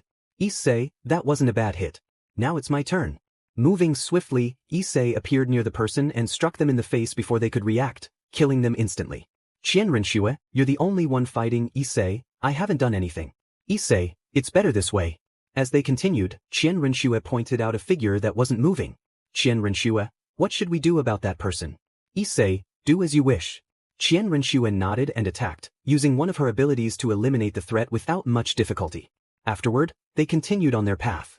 Minutes passed, leaving a trail of bodies behind them, but they pressed on, focused on their mission. Issei suddenly stopped. Issei, what a coincidence. Now you'll tell me your name.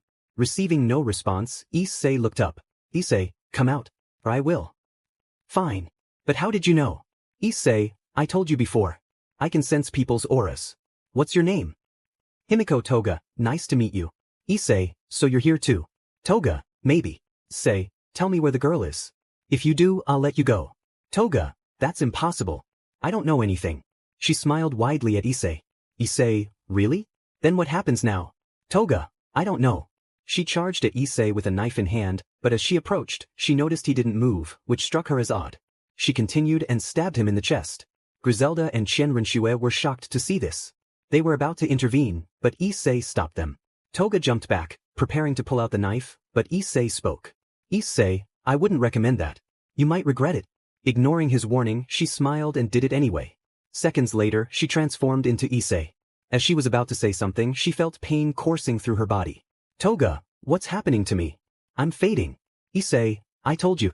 Griselda, Issei, what's wrong with her? Issei, it's because of my blood. Griselda, your blood? Issei, I once fought a creature and gained one of its abilities, which included a potent poison. I realized this when something bit me, and seconds later, it died. Both women were surprised to hear this. Issei, I can help you, but you have to tell me. Toga, alright, I'll tell you. But first, Issei nodded and approached her, scratching her arm and extracting the poison. Gradually, she began to feel better. Toga, go straight and then take a right. There's a tunnel that will lead you to another place. Issei, you should have said that from the start, you know. He gently patted her head, leaving her speechless. With that, Issei continued on his way. Toga, you won't kill me, right? Issei, not for now. But if you hurt someone, who knows? Leaving the area, they continued until they found 3 people and the girl. Issei, finally we made it. I didn't think you'd arrive so quickly, being only 3 of you. You two handle it, I'm leaving. As they resumed their path, one of the masked figures spoke. Who are you? Receiving no answer, the figure pressed on. Why won't you respond? That's my gift, to hear the truth. Issei, I see. But it doesn't matter. You're not normal people. Qianren, we hear that often, especially now. Issei stepped forward. Issei, I'll take care of this. With a flick of his wrist, thousands of golden feathers formed behind him, launching toward the masked figures. They were unable to react in time and were hit head-on. And with that, they continued on their mission. Issei approached the group, determination in his eyes. Well, it seems they are still alive, he said, frustration evident in his tone. I shouldn't have trusted those who are incapable. Please, leave so you won't get hurt, a girl pleaded. Don't worry, everything will be fine, Issei reassured her. I don't want you to die because of me, she said, her voice trembling. Be quiet, you little brat. No one will care about you since you're cursed. You'll only bring misfortune to anyone who gets close to you. The girl's eyes filled with tears at those harsh words. Issei, noticing her distress, let out a deep sigh and adopted a serious expression. That's no way to talk to a child, especially your own, Issei said firmly.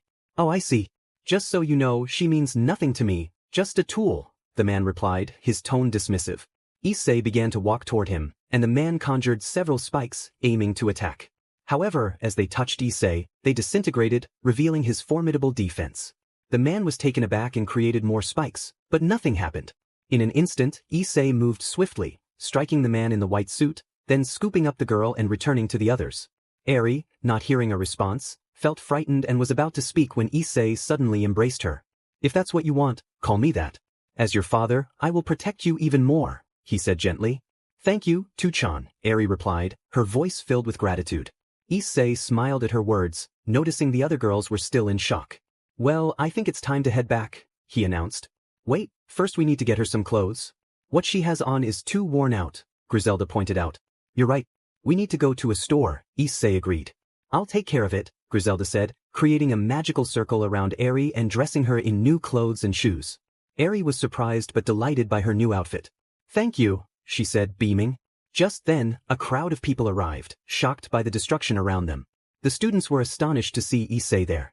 Eri, seeing so many people, especially the police, felt scared and hid behind Issei. "What happened here, Issei?" Midoriya asked.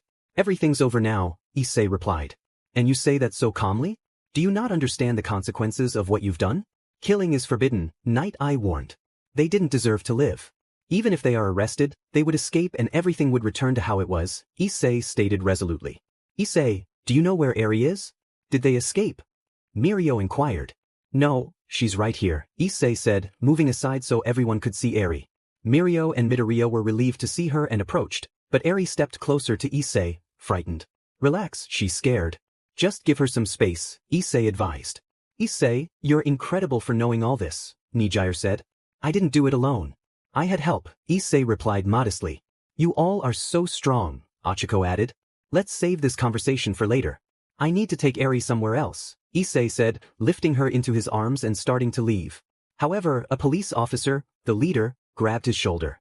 "You need to come with us, and that girl must come too," he said, but Issei turned to him, his expression empty and intimidating, causing the officer to stumble back in fear. "Don't you dare touch my daughter, or you'll face the consequences. I can be kind, but if you threaten my loved ones, I can become your worst enemy," Issei warned, his gaze returning to normal as he walked away. Those who witnessed his look trembled in fear. As Issei and the others left the house, he turned to Eri. "Are you hungry?" "Just a little," she replied. "What do you want to eat?" Issei asked. With a hint of shyness, Eri said, "I've never tried those things called hamburgers." "Then let's go," Issei exclaimed, placing her on his shoulder as they set off in search of food. Hours later, the group was returning to the academy. "So, what did you think?" Issei asked. "It was fun. Thank you for everything, Tuchun," Eri said, her eyes sparkling. "Whenever you want, we can go again," Issei promised. "Tuchun, I have a question," Eri said. "Yes, what is it?" Issei replied. "Those two, are they yours?" she asked, pointing to Griselda and Qianrenshue. "You mean Griselda and Qianrenshue? They are very important to me, just like you. I will always protect them," Issei explained. "I understand," Eri said, nodding. "Whenever you need something, don't hesitate to come to us. We'll help you with anything," Griselda offered. "Thank you so much," Eri replied gratefully. After walking a bit more, they reached their destination. It was late and everyone was asleep, so they headed to their rooms. "Eri, you will sleep in my bed tonight," Issei said. "And you?" she asked. "I'm not tired and I have something to do, but don't worry, I'll be here all night," Issei assured her. "Okay," Eri said, snuggling into the bed and quickly falling asleep. "From now on, no one will hurt you, you and the girls. I will fight for your happiness," Issei vowed, taking a seat in the only chair he had and reading a book. The next morning, most of the group was having breakfast when Issei came downstairs with Eri, surprising everyone. "Who is that girl?" Momo asked. "But she's so cute," Tsuyu added. "This is Eri. She's under my care now and will be living here, so please take care of her," Issei instructed. "But that's against the rules," Ida protested. "I spoke with the principal yesterday afternoon, and he gave me permission," Issei explained. "Do they give you everything?" Kirishima joked. "Of course not," Issei replied, heading to the table to bring food for both of them. "How did you sleep?" Qianrenshue asked Eri. "Well, thank you. But Tuchan didn't sleep because when I woke up, he was reading a book," Eri said. "He hardly sleeps, so don't worry. If you want, you can come to my room to sleep too," Griselda offered. "Or mine," Qianrenshue added. "Thank you, but I want to stay with Tuchan," Eri said firmly. "You like Issei, don't you?" Griselda teased. "He is very kind and accepted me just as I am." Plus, he always smiles, Eri replied, her admiration evident. He will always have that smile, Griselda said, just as Issei returned with their food. Eri, why don't you have a hero suit like everyone else? She asked. To be a hero, you don't need to wear one. But I do have armor, Issei explained. Really? Can I see it? Eri asked excitedly. Of course, Issei said, standing up and activating his 100. Eri gasped in amazement at the sight. The other students were fascinated as they watched closely. After a moment, Issei deactivated it. That's amazing! Eri exclaimed. Thank you. Griselda and Qianrenxue have their outfits too, but they don't wear them, Issei said. Eri's eyes sparkled with excitement as she looked at the girls, who nodded in agreement. Griselda showed her armor, and Qianrenxue displayed her spiritual office outfit. The boys were awestruck, some even blushing at the sight. I want an outfit like that in the future, Eri declared. Of course. When the time comes, you'll have one, Issei promised, making Eri beam with joy. After finishing their meal, they headed out for a walk, with Issei showing Eri around the academy. She was thrilled to see everything around her and was chatting happily with Griselda. Issei was with Toshinori, discussing Qianrenxue. Toshinori remarked, she hasn't lost control. You know how it is. Issei replied, what she wants is the love of a family. Imagine if she had gone to the police. They would have pressured her, and that can be overwhelming. Toshinori nodded, you're right. That's why you didn't let them take her. Exactly. She deserves to be happy, she's suffered too much, Issei said. But you need to understand that sooner or later, some villains will come for her because of her abilities, Toshinori warned. If they come, they better be ready for the consequences. I won't forgive anyone who hurts my loved ones, Issei declared firmly. Toshinori observed, you seem accustomed to fighting. Issei shook his head, you never really get used to it. But eventually, you have no choice. It's better to do it yourself than let someone else handle it and end up traumatized. Sooner or later, these kids will witness the death of a close friend or have to take a life. That's the life of a hero, Toshinori replied. You all need to prepare them for that moment because it's tough, Issei said as they began walking toward the girls. A day had passed, and Aizawa informed everyone about the cultural festival, sparking excitement among the students. Issei said, it's my first time attending one. Griselda added, it's true, with all the missions you had, you never had time to go to the Academy's festival. Yes, but this time I will enjoy it with you all and Eri, Issei replied. You care for her a lot, Griselda noted. Of course, but I care for all of you. I won't let anyone hurt you, Issei assured her. Since she's been with you, she always smiles, Griselda observed. There was a time I promised myself that when I had a family, I would protect them and always make them happy, so they wouldn't have a childhood like mine, Issei reflected. And you're doing that, Griselda encouraged. How about we help out as well? It's time to have some fun, Issei suggested. Griselda nodded, and they went to find Eri and Qianrenxue. What's going on here? Issei asked. Eri replied, Tuchan, they are trying to decide who will play in the band, but no one can agree. A band sounds great, Issei said. Issei, do you play any instruments? Jiro asked. Not at all, I never had time for music, Issei admitted. Neither do I, Qianrenxue added. Lita chimed in, we need to decide so we can start rehearsing. Eri looked at Issei with hopeful eyes. Tuchan, I want to see you sing. I'll give it a try, Issei said, moving closer to Griselda and Qianrenxue. Can you help me? He asked. I just told you I don't know anything about that, Qianrenxue replied. I'll use some magic to help, Griselda offered. Great. I want Qianrenxue on the electric piano, Griselda on drums, and I'll play the guitar and sing, Issei instructed. I hope you do well, Qianrenxue said. I hope I don't disappoint you, Issei replied. Griselda cast a small spell, allowing both girls to play. They headed to the instruments, and Qianrenxue began playing, surprising most of the audience. Griselda followed with the drums, and Issei started with the flute. Everyone was amazed by the song. They didn't know what to say. That was awesome. Eri exclaimed. Thanks, but it's the only song I know, Issei replied modestly. Where did you get that idea? Jiro asked.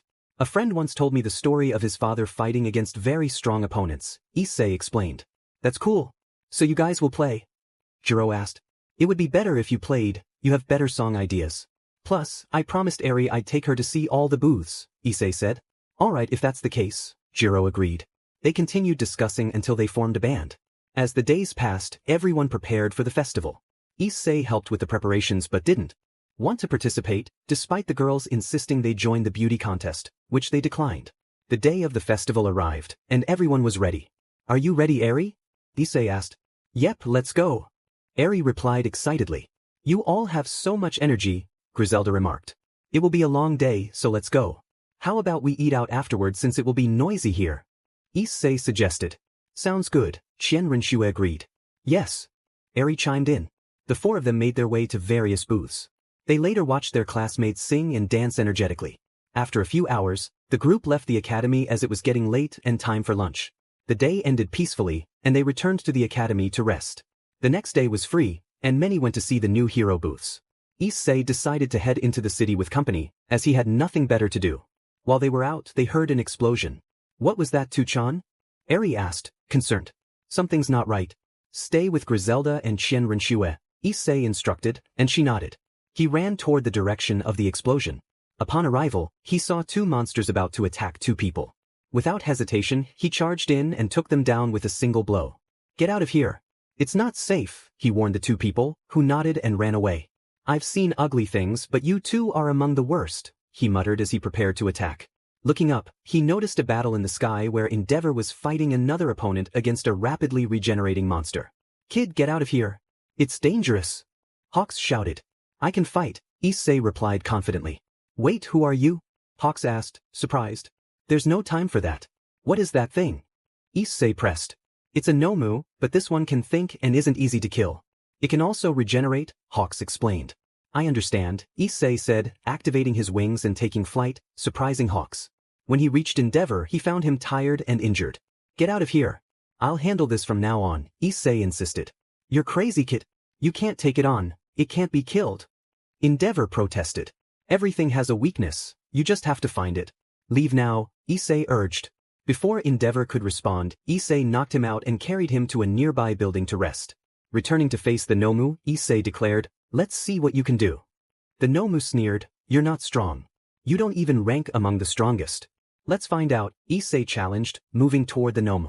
The creature lunged at him, but Issei countered with a powerful punch, destroying part of its face. Not bad.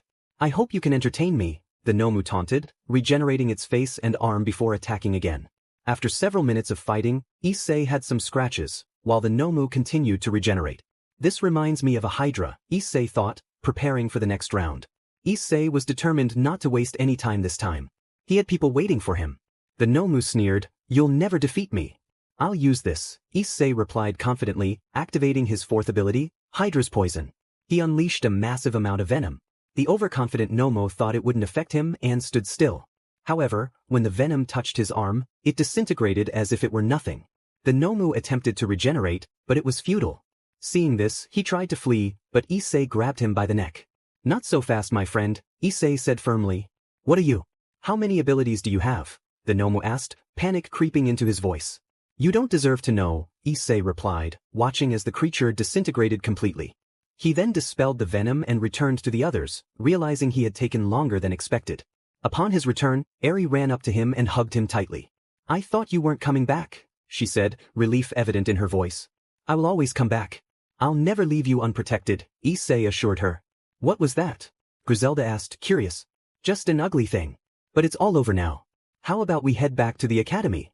Issei suggested, lifting Eri into his arms as they began to walk away, unaware that their battle had been recorded. All the students at the academy and the public had witnessed it and were astonished by his abilities. Do you think more of those things will appear? Qianrenshu wondered. If that's the case, they need to be ready for their fate, Issei replied. When they arrived at the academy, everyone stared at them. Is something wrong? Issei asked. Issei, how many powers do you have? Midoriya inquired. What do you mean? Issei responded. We saw your fight against the Nomu, and we watched you fly and unleash that mist, Ida explained. I see. Well, I have those abilities, but I don't usually use them, Issei admitted. Still, that's amazing. You'll be the #1 hero in the future, Kirishima encouraged. I don't plan on being a hero. Sooner or later, I'll leave this place, Issei stated. But you have such abilities, Momo insisted. You all are strong too. You'll go even further, Issei replied, starting to walk toward his room. The next day, Class 1A faced off against some villains from the 3rd year. You don't have to be a villain, Nijire, Issei remarked. She quickly turned around, surprised. How did you find me? There aren't many places to hide. If you're a villain, your partner must be too, Issei pointed out. That's right. I saw your fight yesterday. It was amazing. You have 3 powers, that's unique, Nijire said. Don't think too much of it. But what should I do with you now that you're the villain? Issei asked. Only one thing left to do, fight. Until you can stop me, but that's impossible, Nijire challenged. Issei approached her and took hold of her arms. She struggled to break free but couldn't. What were you saying? Issei teased. This isn't easy, she admitted. I give up. Maybe, but I want you to go with the other students. I want to see how strong they are, he said, releasing her hands. You'll see, she replied, leaving the area. Seconds later, explosions could be heard. This will be fun to watch, Issei said, heading to the tallest building to see the battle. You can do it, guys. Then he thought of something. Maybe I should help Nijire and that other guy. What was his name? He hardly spoke. Oh well. He jumped down, landing among his classmates. Issei, it's great you're here. Midoriya exclaimed. Sorry, Midoriya, but I'm a villain too, Issei announced, surprising everyone, including the third years. That's impossible. It's enough with those two, and now you. We're doomed. Achiko exclaimed.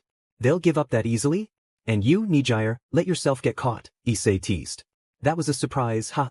Nijire laughed. If you don't escape, you'll know the consequences, Issei warned. Hearing that, she quickly escaped from the trap. With no other options, the students charged at Issei. However, nothing worked. He evaded every attack and knocked them out with ease. In the end, the heroes lost. Guys, if you do these things in a real fight, you'll end up dead, Issei cautioned. You're really strong, Midoriya said, impressed. It doesn't always have to be about strength. You can also use strategy, like when you caught Nijire. Good luck in your next battle, Issei advised. That was awesome.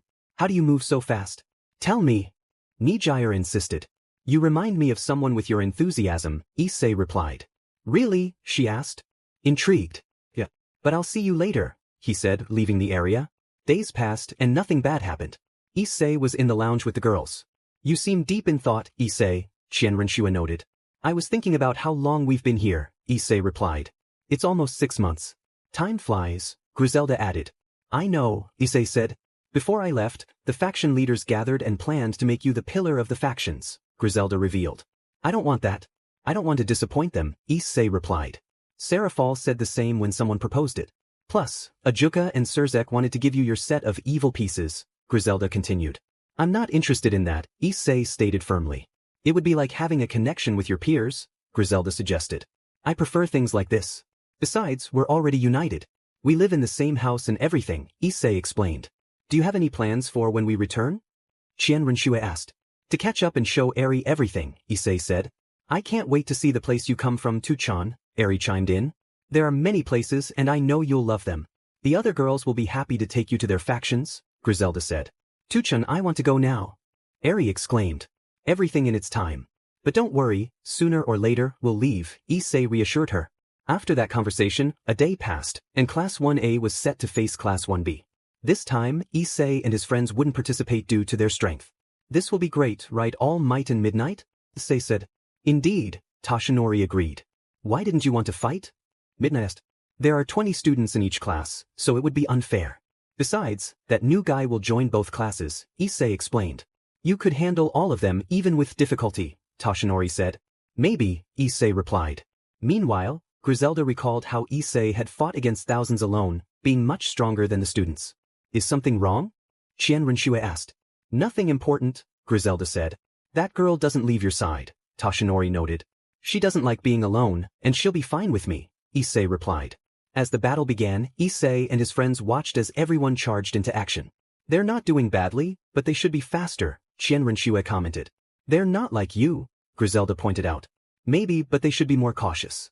Look, Kirishima just got caught, and so did Koda, Qianrenshua said. They're just starting, we need to wait, Issei said, observing the fight. Seconds later, the 3 top students of the academy arrived. They shouldn't be out of class, Issei remarked. We have time, and we came to watch the match, Nijire said. It's interesting to see so many fights, Mirio added. Eri, how are you? I'm fine, thank you, Eri replied. I'm glad to hear that. And you, Issei, why aren't you participating? Mirio asked. It's not necessary, Issei answered. It was great to see you fight that time, defeating most of them even though the villains won, Mirio recalled. We could have won earlier since I had caught Nijire, Issei said. Really? Amajiki asked, intrigued. Nijire smiled. You're impressive. Issei was caught off guard, but eventually let go. However, he was caught again. Amajiki observed, I see. Well, let's drop that topic. It's in the past, Issei replied. Nijire chimed in, after this, do you all want to grab a drink? Sounds good. What about you girls? Issei asked. Yep, Eri responded. Of course, Griselda added. I hope you finish soon, Qianren said. They continued watching the fights, and the first match was won by Class 1A. They did well, Issei commented. That's a good quirk. Brainwashing is interesting, Nijire noted as the next match began. Suddenly, something appeared behind them that surprised everyone except for a small group. That was faster than I thought, Issei remarked. Indeed, Toshinori agreed. This is goodbye. I wish I could say farewell to everyone, but it won't be possible. Please create something in my honor, Issei said. That will be done. Thank you for all the help you've given us, Toshinori replied. What are you talking about? What is that? Nijire asked. It's something that will take me home. At least I hope so.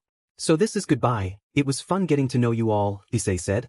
Let's hurry, it might leave, Griselda urged. Goodbye, Mirio.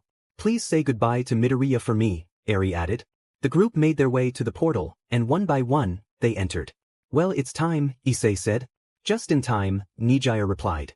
What are you doing here, Nijire? Issei asked. I want to see more interesting things, she answered. But you're a hero. What will happen? Issei questioned. That doesn't matter now, Nijire replied. Well, I hope you enjoy this new journey, Issei said. I will, she said with a big smile. Seconds later, they arrived at their destination, and Issei quickly opened his eyes, feeling happy with what he saw. I'm back, Issei exclaimed, looking around. Why do you think that? Qianren asked. I know this place very well. I used to train here since I was little. I will never forget those days, Issei reminisced. What a lovely place, Nijire said. Before we leave the forest, we need to talk more, Nijire, Issei said. She nodded, and everyone began to explain about their world. I understand. So I shouldn't use my powers because humans here don't have any, Nijire concluded. That's right, Issei confirmed. But there are angels and demons instead, Nijire added. Exactly, Griselda agreed. This is amazing. I can't wait to see them, Nijire exclaimed. Griselda, could you please hide Eri's horn? Issei requested. Griselda nodded and used magic to conceal Eri's horn. Nijire was surprised and began to ask questions. Well, let's go. I want to go home. It's been many years since I last returned, Issei said. All right, Griselda replied. Let's walk so you too can see the city, Issei suggested as they made their way out of the forest. Once they emerged, they walked a bit further until they reached the town, where some girls were surprised by the sights. The men stood still, captivated by the beauty of the girls. After a few minutes of walking, they arrived at the house. Issei was astonished by its size. It has changed a lot, he remarked. I know, Griselda replied. As they walked inside, Griselda took out a key, wanting to surprise everyone. Upon entering, some girls were in the living room. What a big change, Issei said. The girls turned around quickly, surprised to see him there. Before he could speak, they rushed to him, giving him a big hug. Where have you been? Irina asked. I have no idea, I just kept appearing in different places, Issei replied. You took a long time to come back, Serafal noted. But I'm glad you're back, Kunu added. As they stood up, Penemu said, Griselda, you disappeared. It's a long story that I'll tell you later, Griselda promised. You didn't return that time, Clare remarked. Hello, Issei, Prince greeted. It's been a while, Belfast added. It's good to see you all again. But first, I want to introduce someone, Issei said, calling Eri over. This is my daughter, Eri, he announced. The girls were surprised and looked at Eri, then back at Issei, and finally at the two unfamiliar girls. Before anyone speaks, I'll clarify. She's not my biological daughter, but I love her as if she were, so please treat her well, Issei explained. Everyone sighed in relief. And these are Nijire Heido and Qianren, Issei introduced. Hello, everyone. I hope to learn a lot about you and your abilities, Nijire said. It's a pleasure to meet you, Qianren added. And where are the others? Issei inquired. Some are on missions, and the others are shopping or dealing with something in their faction, Serafal replied. I see, Issei said as everyone moved to the living room to talk more comfortably. Eri was close to Issei as was Liza. So, Brunold, what do you think of the gods here? Issei asked. They're much more cheerful, to be honest. But I didn't expect Odin to be so mischievous. I thought that was more Zeus's style, Brunold responded. But he is a bit mischievous, especially when he's with Odin, Athena added. I see. And you, Clare and Liza, how are things going? Issei asked. Not bad really. It's peaceful from time to time, Clare said. It's fun being with so many people, Oniichan, Liza replied. I'm glad to hear that. And you, Belfast and Prince? Issei continued. I'm not complaining, I like it, Belfast said. Not bad. Although we did go to a place once, and it wasn't too bad, Prince shared. I see. Griselda told me about what Hero tried to do, Issei said. Yeah, despite being rejected he keeps bothering us, Penemu added. More so with us, Leifi said. Well, he hasn't done anything to me, Ophis stated. Maybe because he's afraid of you, Kuroka teased. I hope he stops bothering us, Issei said. You know how he is, I don't think he'll give up easily, Laviana replied. I haven't killed him only because the elders of that Underworld Council might declare war for treason, Alicia mentioned. Wow, he really is persistent. How much time has passed since I left? Issei asked. About 5 months, Amaterasu answered. Issei, what happened to your eyes? They're green now, and you also recovered the one you lost, Tsukuyami noted. Well, after the fight against the gods I thought I would end up here, and I did, in a forest. I faced several creatures and met many people, Issei explained. Like Qianrenshue, Penemu added. I met her 5 years later. But I got along well with them and trained a bit. Then I separated for a few months to train and fought some very strong creatures. I managed to acquire their abilities, and one of them had incredible regeneration, Issei continued. Wait, how strong were you considered in that world? Astrid asked. Issei was considered a god king, one of the strongest there, and that was without using his abilities, just his strength, Griselda revealed. The girls were astonished to hear that. When they found out about his level, everyone was surprised and scared, just like Qianrenshue, Griselda added. Who wouldn't be scared of such power? Qianrenshue said. Oni-chan, you're amazing. Liza exclaimed. Thank you, Issei replied. After that, he went to a world of heroes and villains, where he entered an academy and met Nijire, who asked him many questions. I love learning about new abilities, Nijire said. As time passed, Issei continued to share his experiences. Eri and Yukine were discussing various things when Benzaiten remarked on how Issei looked unchanged after all these years. The group paused, realizing they hadn't noticed it before. Issei chuckled, suggesting it might be due to a skill from the creatures he had defeated, hinting at his immortality. Eri commented on how Issei always surprised them, and he simply laughed in response. As hours passed, they continued their conversation until a magical circle appeared, bringing forth Gabriel, Graphia, Enterprise, and Ingvild. The sight of Issei surprised them, but they quickly expressed their joy and rushed to greet him. After a few minutes, the rest of the group arrived, and Issei announced, Finally, we are all together. Seraphal suggested they throw a party to celebrate Issei's return and the arrival of their new companions. The excitement was palpable, and the celebration lasted nearly all night. Eri and Liza decided to retire early, unable to keep up with the festivities. Enterprise turned to Issei and asked what he planned to do now that he was back. Issei replied, I will do what I always do. I will fight to ensure no one gets hurt.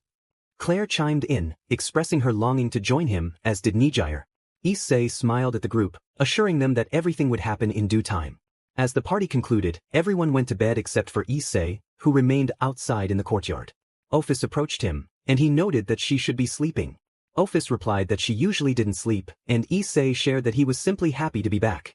He felt a strong responsibility to protect them all, especially after past events.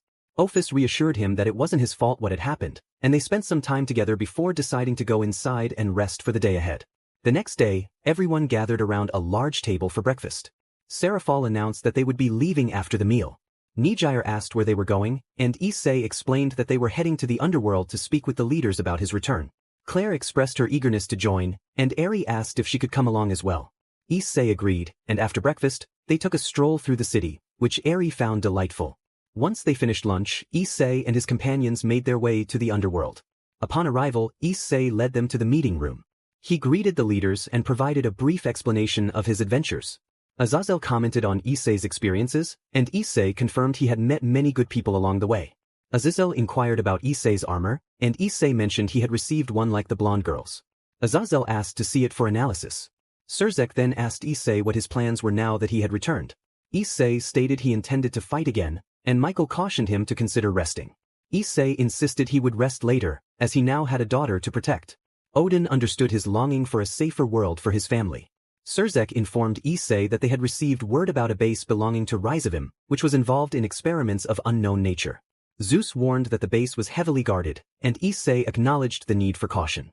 He requested to take Kunu along, knowing she could assist him, and Yasaka agreed that Kunu would be happy to join. As they discussed their plans, Nijire and Eri were in the garden, enjoying the scenery. Nijire asked Eri about her mother, to which Eri replied that she didn't have one. Nijire offered to be her mother, and Eri, surprised but delighted, embraced her. Just then, a group of people passed by, and one boy, Hiro, approached Nijire, surprised by her beauty. Nijire, recognizing him from warnings she had received, remained serious, while Eri hid behind her. Nijire stated they were waiting for someone and suggested he move along. However, another member of the group insisted Hiro should not be spoken to that way. Hiro, trying to be amiable, suggested that they could all have fun together, but Nijire firmly stated she was fine waiting. The group continued to pressure them, and when one of them attempted to cast a spell on Eri, Nijire defended her daughter fiercely. As tensions escalated, Issei appeared just in time, furious at the sight of his daughter in distress. With a fierce look, he confronted those who dared to harm his family, ready to protect them at all costs. Issei was furious. He had just returned to find his daughter, Eri, frightened and hurt. He quickly confronted the group responsible, delivering a swift blow to one of the girls, knocking her out instantly. He then turned to his brother, Hiro, and kicked him in the stomach, sending him flying. Without losing momentum, he incapacitated the rest of the group. Rushing to Eri, he knelt beside her. "I'm sorry I took so long to come back," he said, concern etched on his face. Eri looked up at him, tears in her eyes. "Tuchan, I was scared. I don't like those people. They hurt Nijire Kuchan too." Issei's heart sank. "I'm sorry. I promised I would protect you both and I failed." Nijire, who had just regained her composure, reassured him, "It's okay. The important thing is that you made it back in time." He wrapped his arms around both girls, grateful they were safe. Moments later, the leaders arrived, drawn by the commotion. They were met with a shocking scene. One girl lay dead, two were unconscious, and Hiro was slumped against a wall. Serafal shook her head. "What did that fool do to provoke Issei?" Issei approached the leaders, his expression serious. "They touched my daughter and tried to harm Nijire." Azazel frowned. "This could lead to serious trouble, Issei. You just killed someone." "I don't care," Issei replied fiercely. "I would do it again if it meant protecting my loved ones." Ajuka interjected, "Hiro has made many connections with other clans and factions. He has support." Izanagi added, "Many people resent you for what you did to that man before." Zeus chimed in, "And in Olympus, because of Ares." Yasaka reassured them, "In my faction, there are few, but I've kept them under control." Odin stated, "In my faction, no one is against you.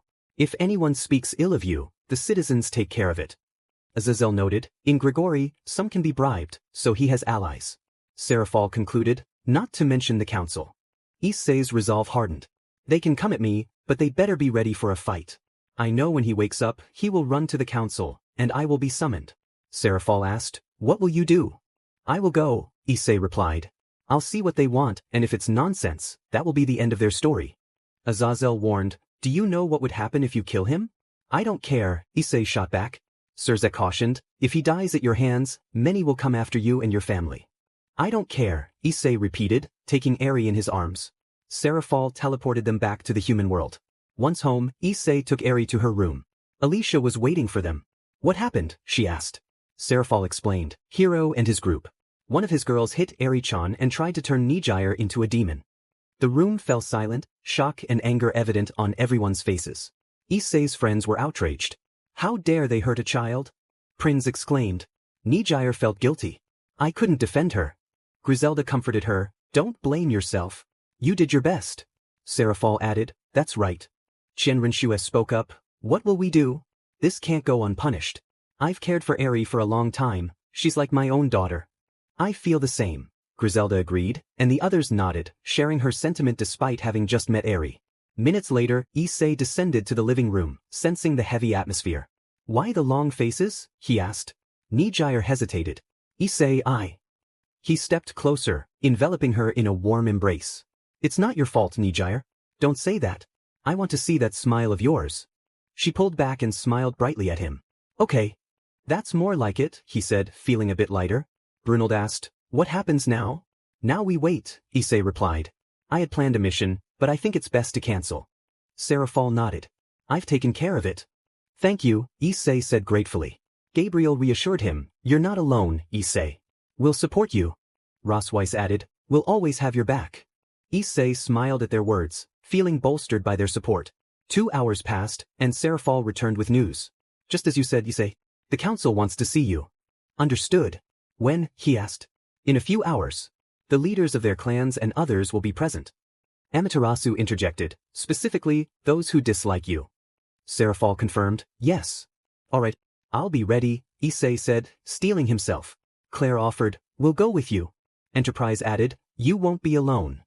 Thanks, but I need some of you to stay and protect Eri and Liza, just in case, Issei said. I'll stay, Ophis volunteered. I will too, Athena chimed in. Alicia said, I'd like to go, but I'll stay and watch over them. You go and we'll keep them safe. Thank you, Issei replied, appreciating their willingness to help. As the hours passed, Issei checked on Eri and Liza, both still asleep. He then gathered the girls who would accompany him, and they left the house. Upon arriving in the underworld, the guards led them to the assembly. As they entered, all eyes turned toward them. Seraphal took her seat as a Mao, while Issei stepped forward, the girls finding their places. Murmurs filled the room, mostly about the girls' beauty, which they ignored. One council member spoke, you know why you're here, Issei. Of course, Issei replied calmly. And I don't regret what I did. You killed someone from a very important entourage, and that's unforgivable. You don't belong to any faction, another council member stated. That's a death sentence, a third added. Murmurs of agreement rippled through the assembly, but Issei remained composed. So you're saying I should die for protecting my family? What nonsense. Speak to us with more respect, brat, one council member warned. Respect is earned, and you don't deserve it, Issei shot back. Those will be your last words before you die, inferior human, another threatened. And that girl will be punished too. The woman and others with you will become part of Hiro-sama's entourage, a council member sneered. Issei clenched his fists at the thought. Touch a hair on any of them and you will regret it. Do you think we fear you? The Maos can't help you. They don't have the power to stop us, one taunted. I don't need their help to deal with you, Issei declared. Hiro, hearing the commotion, turned to Issei. Big words for an inferior being like you. Chien Renshua interjected, inferior? You're blind, Hiro. Hiro, taken aback by her beauty, replied, you'll soon be part of my group.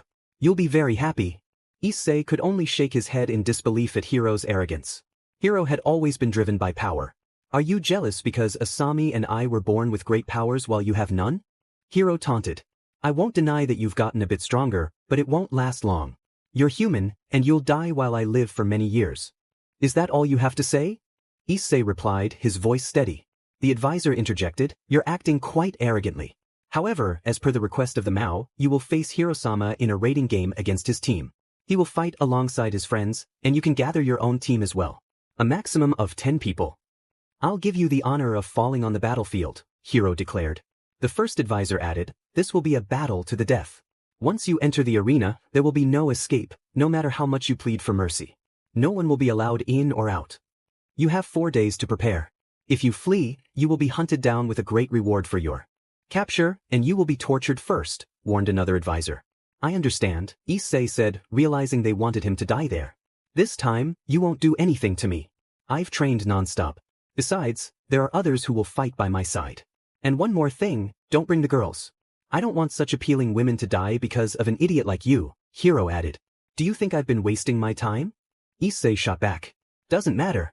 I'll do my best so those girls can have a future, Hiro replied confidently. I see. If that's all, I'll take my leave, Issei said, starting to walk toward the exit. The girls stood up and followed him. But gods shouldn't speak so arrogantly, Brunold remarked. That's how he's always been.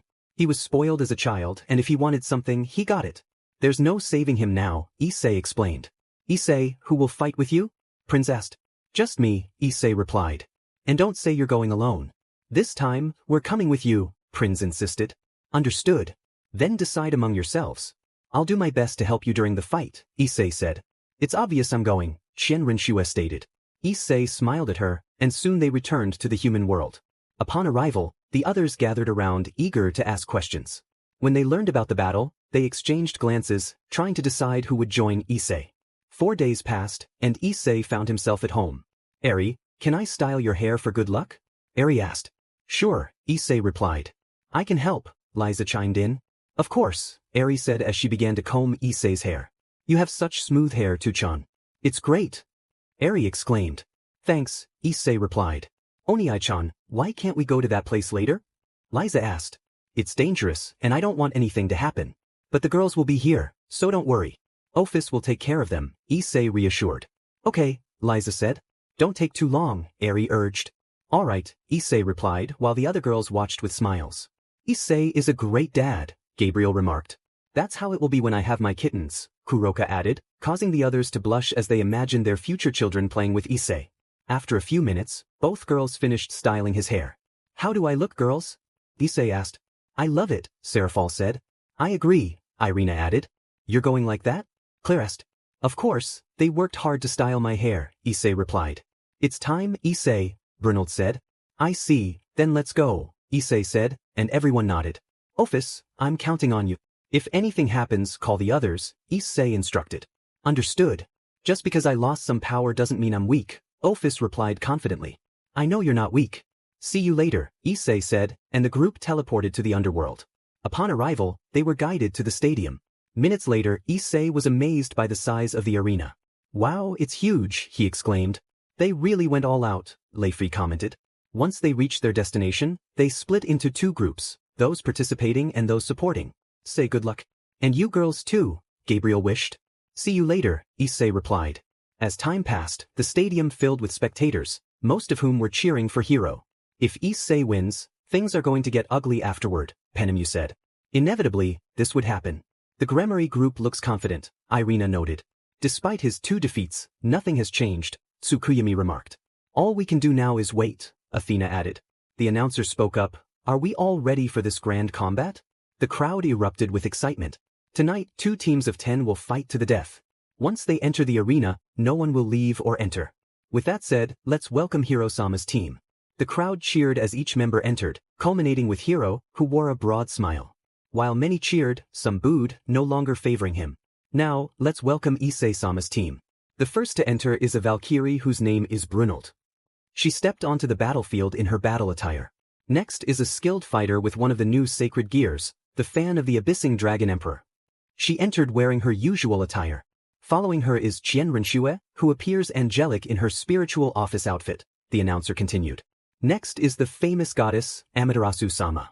The crowd applauded as she entered in her priestess outfit. Now we have Nyx-sama, a goddess feared by many, entering in a grand black dress. Next is Nijire Hado, who may not have much known about her abilities, but she's strong, the announcer said as she entered in her heroine costume. Now, we have Enterprise, known for her serious demeanor and powerful weapon, the announcer continued as she entered ready for battle. Next is Astrid-sama, a significant figure in her faction, Daughter of Gods, the announcer said as she entered in her battle attire. Finally, we welcome Tojo Kuroka, who has been sought after for a long time, entering with a smile in her usual kimono. And last but not least, the leader of the team, the young Issei, the announcer concluded as Issei entered. The crowd laughed at his hairstyle, but he paid no mind. In 5 minutes, the match will begin. Good luck to all. The announcer exited the arena, and the battlefield was sealed. Hey, I told you to leave the beauties out of this. It's a shame they have to die in such a place, Kuroka said defiantly. The only one who will be dead here is you, she added, glaring from the balconies. Azazel looked around, noting the interesting group gathered. I'm surprised Ophis isn't here. She stayed behind to watch the girls, Penemu replied. I thought you all wanted to participate as well, Azazel remarked. I can't do it if the council members are going to be bothering me, Serafal said. But on Issei's side, there are goddesses too. I thought more would come, Surzek pointed out. The truth is, it was all by lottery, Athena explained. Then why aren't you two here? Izanami asked, looking at Tsukuyami and Benzaten. Amaterasu just got lucky, that's all, Tsukuyami replied. What can you tell me about that girl named Qianrenshue? Michael asked. She's very strong, and her enemies should be careful when fighting her, Griselda answered. Have you seen her fight? Michael inquired. A little, Griselda admitted. I don't know why you boast so much, it's obvious who will win, Rias said. You're right, it's obvious it will be Issei, Ingvild agreed. Don't say silly things, Rias retorted. I'm glad I came. I'll get to see my daughter fight, Thor said. It's the first time she'll use the weapon I gave her, Odin added. You're getting ahead of yourself, Thor replied. Hey Odin, what about that Valkyrie? How strong is she? Zeus asked. Honestly, I don't know much about her. She's very reserved, and whenever I joke with her, she gives me a very serious look, Odin explained. Well, she really hates perverts, Rossweiss chimed in. It's rare to see Yukine fighting alongside others. Ever since she met Issei, she's changed completely, Izanagi noted. Issei has that effect. He can change the people around him, Leifi said. He's changed many lives, Irina added. Like Alicia. From what I heard, she was very serious before, Ingvild said. I'd say too serious, huh? Ever since Issei defeated her, she's changed completely, Aphrodite laughed. Meanwhile, in the stadium, Issei called out, Girls, if anything happens, call me and I'll come. Running. We'll be fine, Amaterasu assured him. Qianrenshue, use your abilities, don't hold back, okay? Issei instructed. Alright, I will, Qianrenshue replied. And you, Nijire, be careful, there are dangerous people out there. I really don't want anything to happen to you, Issei added. This all started because of me, so I'm grateful to be here, Nijire said. Sooner or later, this had to happen, so don't blame yourself. But you know, if anything happens, call me. I don't want anyone getting hurt, Issei reminded them. They all nodded and placed their hands in the center for support. With that, the battle began. Issei wasted no time, charging at the first opponent he encountered and landing a punch to their face. However, the rival defended just in time, using their sword as a shield and sending Issei flying. Nijire used her powers to send her opponents flying and took to the air to maintain an advantage. Brunald cast several high-level spells, hitting 2 opponents at once. Their rivals used shields, but it didn't help much. Enterprise sent several of her planes into the fray while firing arrows. The spectators were astonished, as the group led by Hiro was not given a moment to attack. Some began to notice Qianrenshue and wondered what she was doing. Is she scared? Zenobia asked. That must be it. She's not moving, Rias said. Griselda remained silent, knowing how she was. Seconds later, Qianrenshue began to walk, summoning her magical circles. Everyone was surprised to see this. Griselda, what are those things? Azazel asked. Let's just say it's a skill she earned, Griselda explained. They watched as she sprouted golden wings and took flight. Moments later, she activated her spiritual weapon, revealing herself as a seraph. Everyone was astonished, especially the angels, as they felt the sacred energy. That's it, Michael said, recognizing her power. She is protected by a seraph. She is very strong from where she comes, Griselda added. How did she get that? Azazel asked. She knows more about this than I do, Griselda replied. Yukine activated her armor and charged into battle. I didn't expect you to join that side, Tantalo, Alicia remarked. He humiliated Ares-sama. Of course, I want to kill him, Tantalo said. That will be impossible, as you'll have to defeat me first, Alicia countered. Kuroka began launching several attacks at her rival. Astrid faced off against a swordsman, and both were evenly matched. Amaterasu fought against one of her own faction, but she showed no mercy, as they wanted to harm Issei. Hiro grew frustrated, thinking that his team would be enough, but he was mistaken, realizing the strength of the girls. You know, I never liked you, Drake said. Shut up, you DMN lizard. You only serve to give me power, Hiro snapped back. Whatever you say, Drake replied. Annoyed, Hiro activated his armor and charged at Nijire, who was in the air. When this is over, you'll be the first, he threatened. How can I not get excited seeing you in that appealing outfit? Shut up. You'll pay for hurting my daughter, Nijire shot back, launching several attacks. Hiro dodged most but not all, as they pushed him further down until he fell to the ground. Upon landing, he was met with a punch from Yukine that sent him flying. This is a serious fight and you come with that hairstyle? You're a disgrace, one opponent taunted. I don't care about your opinion, the only one that matters is that of my loved ones, Issei replied, landing a punch that sent the opponent flying. As they got back up, they extended their hand to create a shield, but Issei pierced through it with his fingers. The opponent screamed in pain. How is that possible? That shield was perfect, they exclaimed. I'm angry right now, so I won't show mercy to you, Issei declared, delivering a blow that completely destroyed the opponent's face. Some in the audience gasped at the sight. It's clear Issei isn't in the mood to play, Seraphal noted. He wants to end this quickly so he can return to Eri-chan, Griselda added. He cares a lot for that girl, Zeus said. She has suffered a lot since childhood, and Issei promised to protect her and make her happy. But when he sees someone hurt her, it makes him very angry, Griselda explained.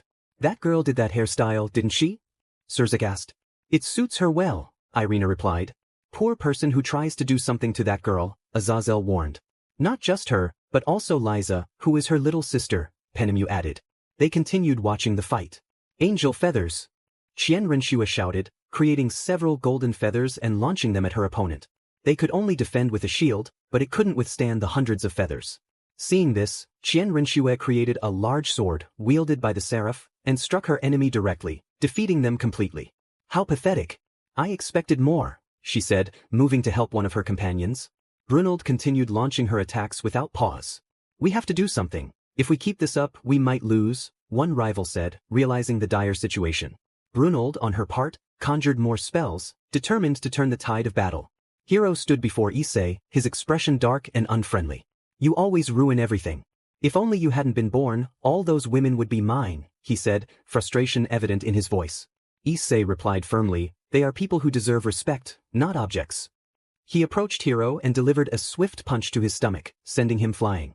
As Hiro soared through the air, he activated his royal promotion and launched a powerful blast, but it was aimed not at Issei but at Enterprise, who was turned away. Noticing the attack, Issei moved with incredible speed, blocking the shot completely. "Are you okay?" he asked Enterprise. "That's what I should be asking you." "How are you?" she responded. "I've faced worse attacks," Issei said, preparing to confront Hiro again. "You're a coward for attacking someone like that." "In war, anything goes," Hiro retorted. "But you can't do anything since you lack magic or anything else, just that strength." "That's enough for me," Issei replied, determination in his voice. "I don't like relying on others, but if you want a battle of skills, so be it." He activated every spiritual bone he possessed, merging them together to summon his armor. Azazel watched in awe. "What is that?" Griselda explained, "It's something Issei earned in another realm. Just so you know, he has rings like Qianrenshue, but he possesses more. In that world, Issei is considered a god." The leaders exchanged surprised glances. Rosweiss commented, "It's different from the one he had before, but it suits him well." As Issei began to walk, each step activated his rings until all 9 were glowing. Qianrenshue admired, "It's appealing to see those colors. No wonder I chose you as my partner. You are a man full of surprises." Fourth ability, Absolute Defense, Issei declared, creating armor shields for the girls. "Now nothing will happen to you." He turned his gaze back to Hiro. Sixth ability, Clones. Suddenly, 11 clones of himself appeared, all donned in armor. Azazel shook his head in disbelief. "I should stop being surprised, but seeing this is unavoidable." "How is he doing that?" Griselda explained, "It's due to a skill he possesses from the Hydra. Remember, when you cut off one head, another grows back, but Issei has him shredded." Odin inquired, "What other abilities does he have?" Griselda replied, "Many." "Actually," Rosweiss added, "Issei earned the title of God's Killer after defeating so many deities. That's what Brynoldsson told me." Griselda nodded. "His spiritual weapon shares the same name." Zeus remarked, "That boy is becoming stronger and more terrifying by the day." Meanwhile, Hiro was struggling in the fight, as several of Issei's clones were overwhelming him. Whenever he managed to cut off one clone's head, it would quickly regenerate. "You're a coward for not fighting yourself," Hiro shouted. "If that's what you want," Issei said, dismissing his clones and charging at Hiro. He delivered a powerful blow to Hiro's stomach, causing him to spit blood as the strike pierced through his armor. "Curse you! I hate you!" Hiro yelled, lunging at Issei and attempting to strike him. But Issei easily deflected the attack and landed a punch to Hiro's ribs, breaking several of them. Hiro was on the ground, struggling to rise with some broken bones. Issei stood over him, unwavering. "This isn't over," Hiro declared defiantly. "You think you're something special just because you have power now." "Of course not," Issei replied calmly. "You don't deserve anything," Hiro shot back. "You only fight to gain something. You don't fight to protect anyone," Issei countered. "What do you know?" Hiro retorted. "Just because you suffered a little as a child doesn't make you special. Stop being foolish. You're selfish." "I apologized even when I wasn't at fault," Issei said, lowering his head. "I did for others what no one would do for me. I hid my pain so no one would worry. Don't call me selfish when I've lost count of how many times I've put others' happiness before my own." As Issei spoke, he removed his helmet, a single tear escaping down his cheek. Everyone could see the sadness on his face through the screen, and the girls felt a pang of sorrow at his words. "Even though we never got along, I always admired you as a child, but everything changes over time," Issei continued. At that moment, Hiro charged at him, but Issei moved faster, piercing his heart. Hiro coughed up blood, his eyes wide with disbelief. "This is goodbye, brother. Maybe in your next life, you'll treat your younger brother better," Issei said softly. "Yeah, right. That will never happen." "I've always hated you," Hiro replied, his voice fading as he took his last breath in Issei's arms. Issei embraced him briefly before laying him gently on the ground. He deactivated his armor, preparing to leave when a green light approached him. "Drake, from now on, you will be my." "I refuse, I'm sorry," Issei interrupted. "But I don't like depending on the strength of others. But I have a favor to ask." "What is it?" Drake inquired. "Could you be the bearer for one of my loved ones? Her name is Clare. She's very strong, but her 100 tends to reach its limit quickly. Please take care of her. If she is with you, there must be a reason." "So yes," Drake agreed, quickly heading to find Clare. He knew who she was, as Hiro often teased her. Upon reaching her, Drake communicated Issei's request. "I understand. From now on, I hope we get along, Drake-san," Clare said. "I feel the same. But you need to train, your body is weak," Drake advised. "I will," Clare promised. Issei rejoined the girls, and at that moment, the barrier vanished. You dare to kill him? You're a monster! Rias exclaimed. That's what he wanted, Issei replied, unfazed. Rias attempted to slap him, but Issei caught her hand. Don't do that. Just leave. This isn't over, she declared, teleporting away. Let's go. I want to go home, Issei said. Of course, Brynhild replied, and they began to walk. After a few moments, they reunited with the others and departed for the human world. Upon returning home, both girls rushed to Issei for a hug, which he welcomed with a big smile. As I promised, I didn't take long, Issei said. I knew you would. You're the best, Tuchan. Eri exclaimed. What did you do while I was gone? Issei asked. We were watching a movie with Office Kuchen, Eri replied. I see. Do you want to go out for ice cream? He suggested. Both girls nodded eagerly. Issei led them to the door. Issei needs time to process what he did today, Rosweiss commented. Even though Hiro hated him, Issei never intended to kill anyone in his family, Alicia added. That's just how life is. Sooner or later, it had to happen, Prince said. Office sensed something familiar in Clare. Clare, I feel a known power within you. That's because Drake-san is with me. Issei asked him to be, Clare explained. I understand. Can you help me train to improve so I won't be a burden in the future? Clare asked. Sure, but tell Drake to make you half-dragon so your level can grow and you can handle the training, Office advised. Okay, Clare agreed. Now that everything is over, what will we do? Nijire asked. All we can do is wait, Penemu replied. She's like Issei, she doesn't like to stay still, Griselda noted. Nijire, don't you want to go see the sky while we wait for Issei? Gabriel asked. Of course. Let's go. Nijire replied. And you, Chien Renshue, do you want to come? Gabriel asked. Yes, Chien Renshue answered. The three girls left, leaving the others behind. Well, it's getting late and we need to start preparing dinner, Yasaka said. I'll help, Grafia offered. Me too, Belfast added, and the three went to the kitchen to begin cooking. Meanwhile, Issei walked with the two girls, one on each hand. Onion, did you like your hairstyle? Liza asked. Of course. I look good, right? Issei replied. You look very cute, Eri chimed in. I say the same about you. By the way, Liza, have you started school yet? Issei asked. Not yet, Liza answered. I see. Eri, do you want to go together? Issei suggested. That would be great. Eri exclaimed. Sure. Liza agreed. Alright, when we get home, I'll ask Serafal to help with that, Issei said as they continued their walk to the ice cream shop. After buying ice cream, they headed to the park and sat on a bench to enjoy it peacefully. However, their moment was interrupted when two people approached Issei. You monster! How could you do that to my son? One man shouted. Sir, please don't speak like that in front of the girls, Issei replied calmly. Don't be ridiculous. You should be the one dead, not him, the man continued. Eri, don't talk to my Tuchan like that. Eri defended. So now you have a daughter? It's clear you both are useless, the man sneered. Issei stood up, his serious expression intimidating the two. Listen, I've had a long day, and I just want to be with my daughter and my little sister. So I kindly ask you to leave, he said firmly.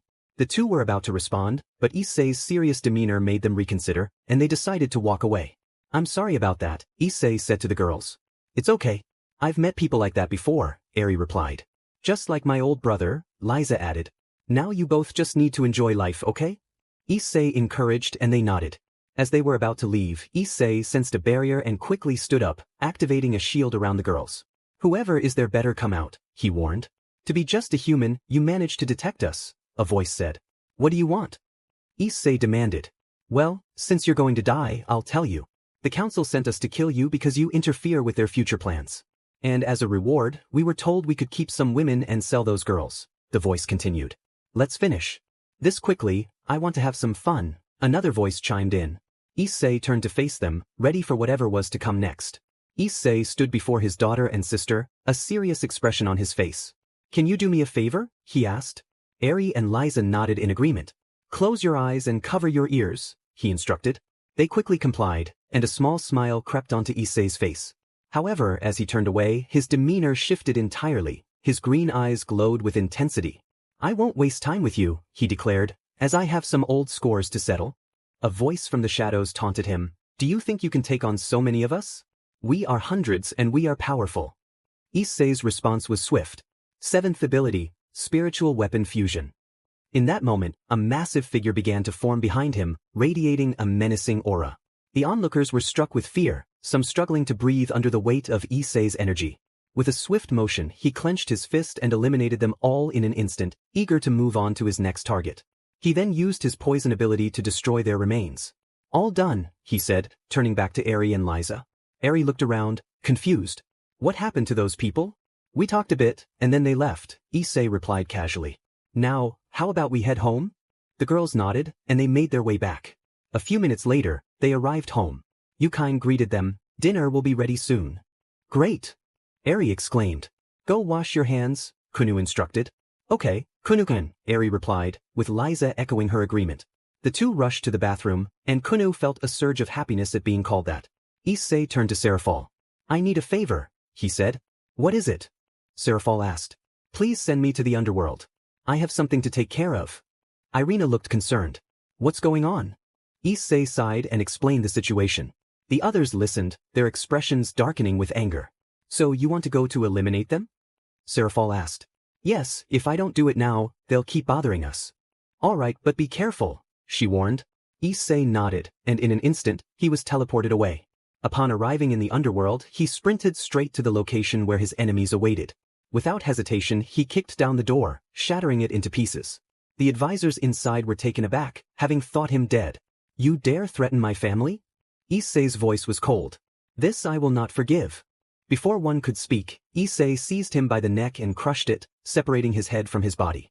Another advisor tried to defend himself, but Issei broke his arms with ease, eliciting a scream of pain. To silence him, Issei delivered a powerful blow, knocking him out.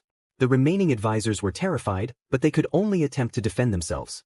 One tried to flee, but Issei caught him by the neck and let a drop of his blood fall onto him. Moments later, the advisor was writhing in agony as his organs began to fail. Issei moved on to the next, striking him in the stomach and causing him to collapse. Grabbing a leg, he slammed the advisor against the ground with such force that parts of his body flew off, leaving only a foot behind. Continuing his path, Issei confronted another advisor. Please don't hurt me. I promise I won't touch your family again. Issei's response was firm. I warned you when you called before, but you chose to ignore me. I do not forgive those who threaten my family. He gripped the advisor's face tighter, ignoring his struggles. With a final surge of strength, Issei ended his life, leaving a gruesome scene behind. Afterward, he made his way to the exit, indifferent to the bodies he left in his wake. As he stepped outside, Serafal was waiting for him. He approached her and embraced her. Let's go home. Without a word, she activated the magic circle, transporting them back. Once home, the family gathered for dinner. After the meal, they settled in the living room. Now that I think about it, Issei began, Serafal, can you help me with something? What do you need? She asked. I need your assistance to enroll both girls in school. Of course, no problem, Serafal replied. Thank you, Issei said relieved. Eri looked up at him, a hint of shyness in her voice. Tuchan, can you tell me a bedtime story? I've never had one before. Issei scratched his head, looking uncertain. A story? I can't think of one.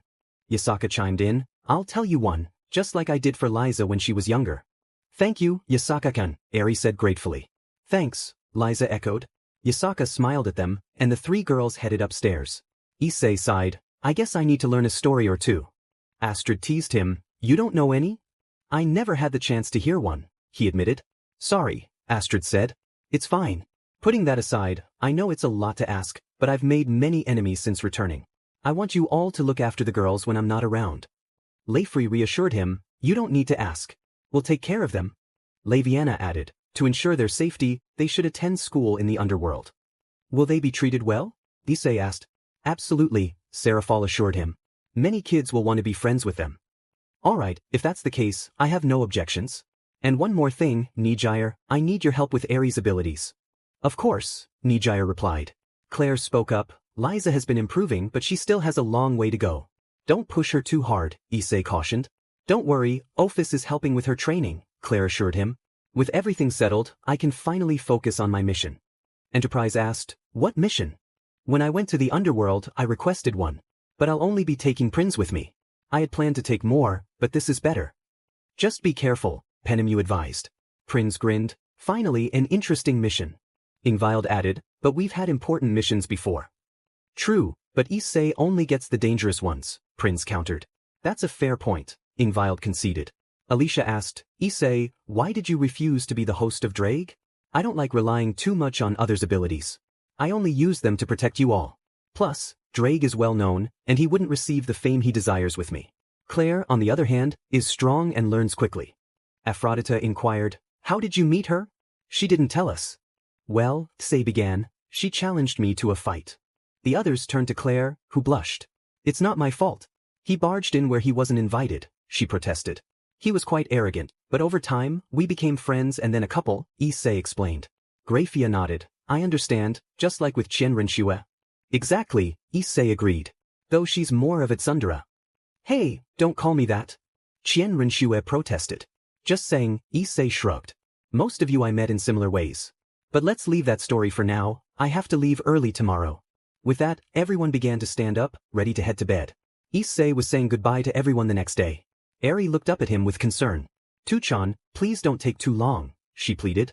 Liza chimed in, yeah, we need to play. Issei smiled and promised, I'll be back as fast as I can. He hugged both girls as well as Prinz, who had grown fond of them. As they made their way to the airport, Prinz turned to Issei. You know, you never mentioned where we were headed, she said.